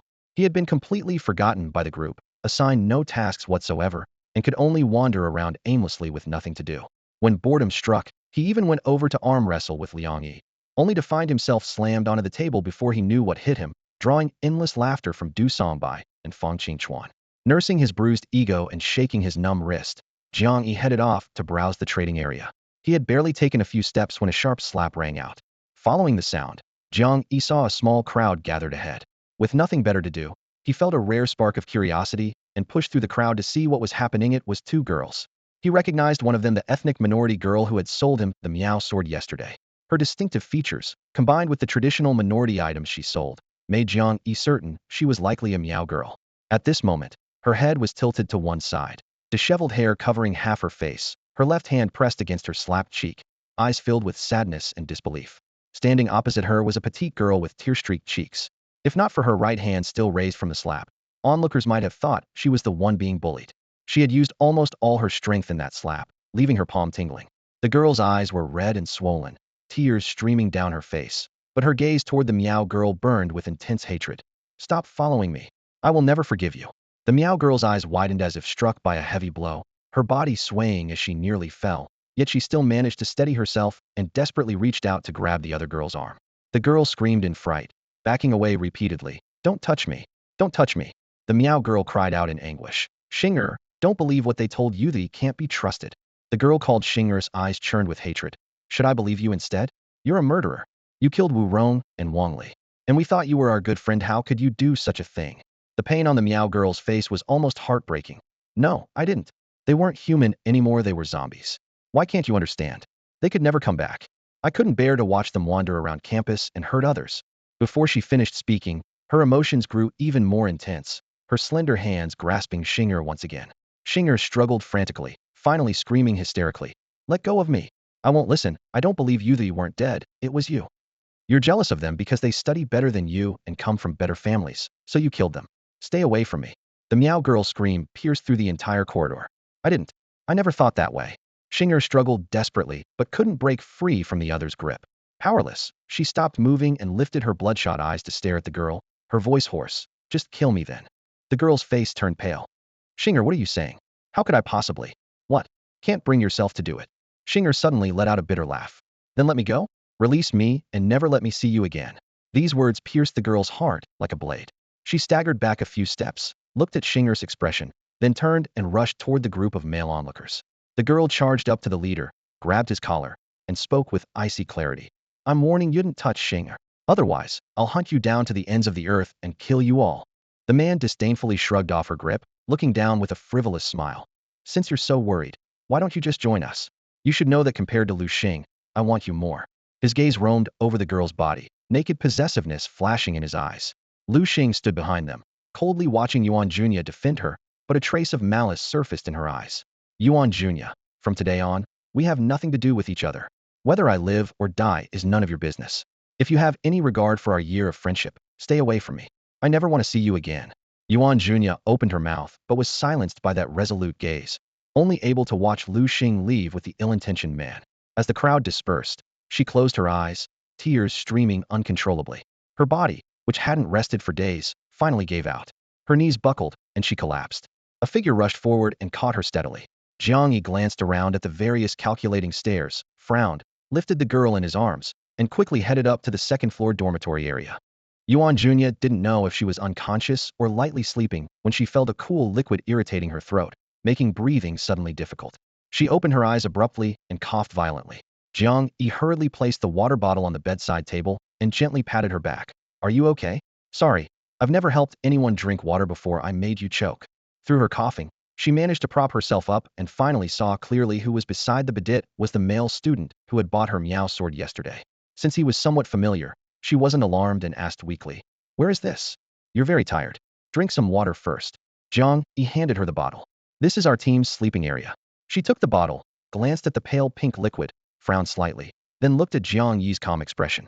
After hesitating for a moment, she drank it in small sips. Seeing her drink, satisfaction flashed in Jiang Yi's eyes. If she had refused, his half bottle of precious healing potion would have been wasted. The water had a faint sweet taste. Yuan Junya only noticed the sweetness, and since she wasn't worried about the water being drugged, she didn't pay much attention to it. After drinking some water, she felt much better. Yuan Junya struggled to sit up with difficulty. "Thank you, I'll leave now." Jiang Yi pressed his hand firmly on her shoulder. "You're in no condition to go anywhere right now. You should rest." The girl instinctively wanted to struggle, but her peripheral vision caught sight of the gleaming blade on the nightstand, and she eventually relaxed. Jiang Yi sat down beside the bed, considering his words carefully before tentatively speaking. "Earlier, I saw what happened between you and that girl." Yuan Junya froze, lowering her head with a dejected expression. "Can you tell me what happened between you two? I feel like she might have misunderstood you." Yuan Junya smiled bitterly. "There's no misunderstanding. I killed a Rong and a Li. It's only natural that Xinger hates me. I'm just worried whether her illness has completely healed, and those people aren't trustworthy. I'm concerned about her."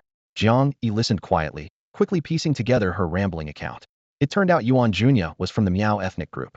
When she first arrived at school, she was somewhat reserved around people from other ethnic backgrounds, but was warmly welcomed by her roommates Wu Rong, Wang Li, and Lu Xing.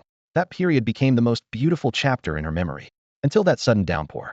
After being dragged out shopping by Wu Rong and Wang Li, all three developed fevers. Yuan Junya's high fever broke quickly, but the other two's conditions deteriorated rapidly. When Lu Xing returned from vacation and pushed open the dormitory door, she was greeted by the sight of Yuan Junya wielding a blade, severing Wang Li's head, while Wu Rong lay in a pool of blood with her limbs nearly shattered. The sudden bloody scene caused Lu Xing to faint on the spot, followed by more than a week of unconsciousness and persistent high fever. During those 10-plus days, Yuan Junya stayed by the bedside without leaving for a moment.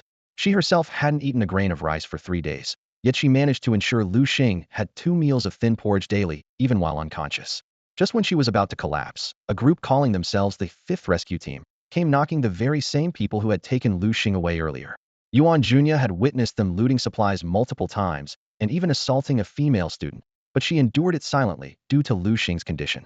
After following them to the cafeteria, she immediately took Lu Xing and quietly left, but with scarce food and medicine, Lu Xing's illness showed no improvement. In desperation, those people appeared again, offering food and medicine with conditions. Join them. Only then did Yuan Junya understand that their kindness in bringing them back was because they valued her combat abilities that had awakened after her fever. She refused, and they weren't in a hurry, coldly watching as their situation became increasingly difficult. With nowhere else to turn, she thought to trade her personal belongings for some food and medicine, which was when she encountered Jiang Yi. Thanks to the supplies Jiang Yi provided, Lu Xing not only regained consciousness completely, but recovered rapidly from her illness. Yet she could never forget that bloody scene from before she lost consciousness. After failing to recruit Yuan Junya, those people simply pulled Lu Xinghuo was most hostile toward Yuan Junya into their team. Jiang Yi silently pondered what kind of life Lu Xing would face next. They clearly intended to use Lu Xing to force Yuan Junya into compliance. If Yuan Junya truly valued their past friendship, she would inevitably go. Even if she didn't, having another girl in the team would be no loss to them. That's all for today. Thank you so much for watching. I hope you guys enjoyed. If you wish to have another part of this recap, please give us at least 1,000 likes. Please don't forget to comment and subscribe to our channel for more content like this. Until next time.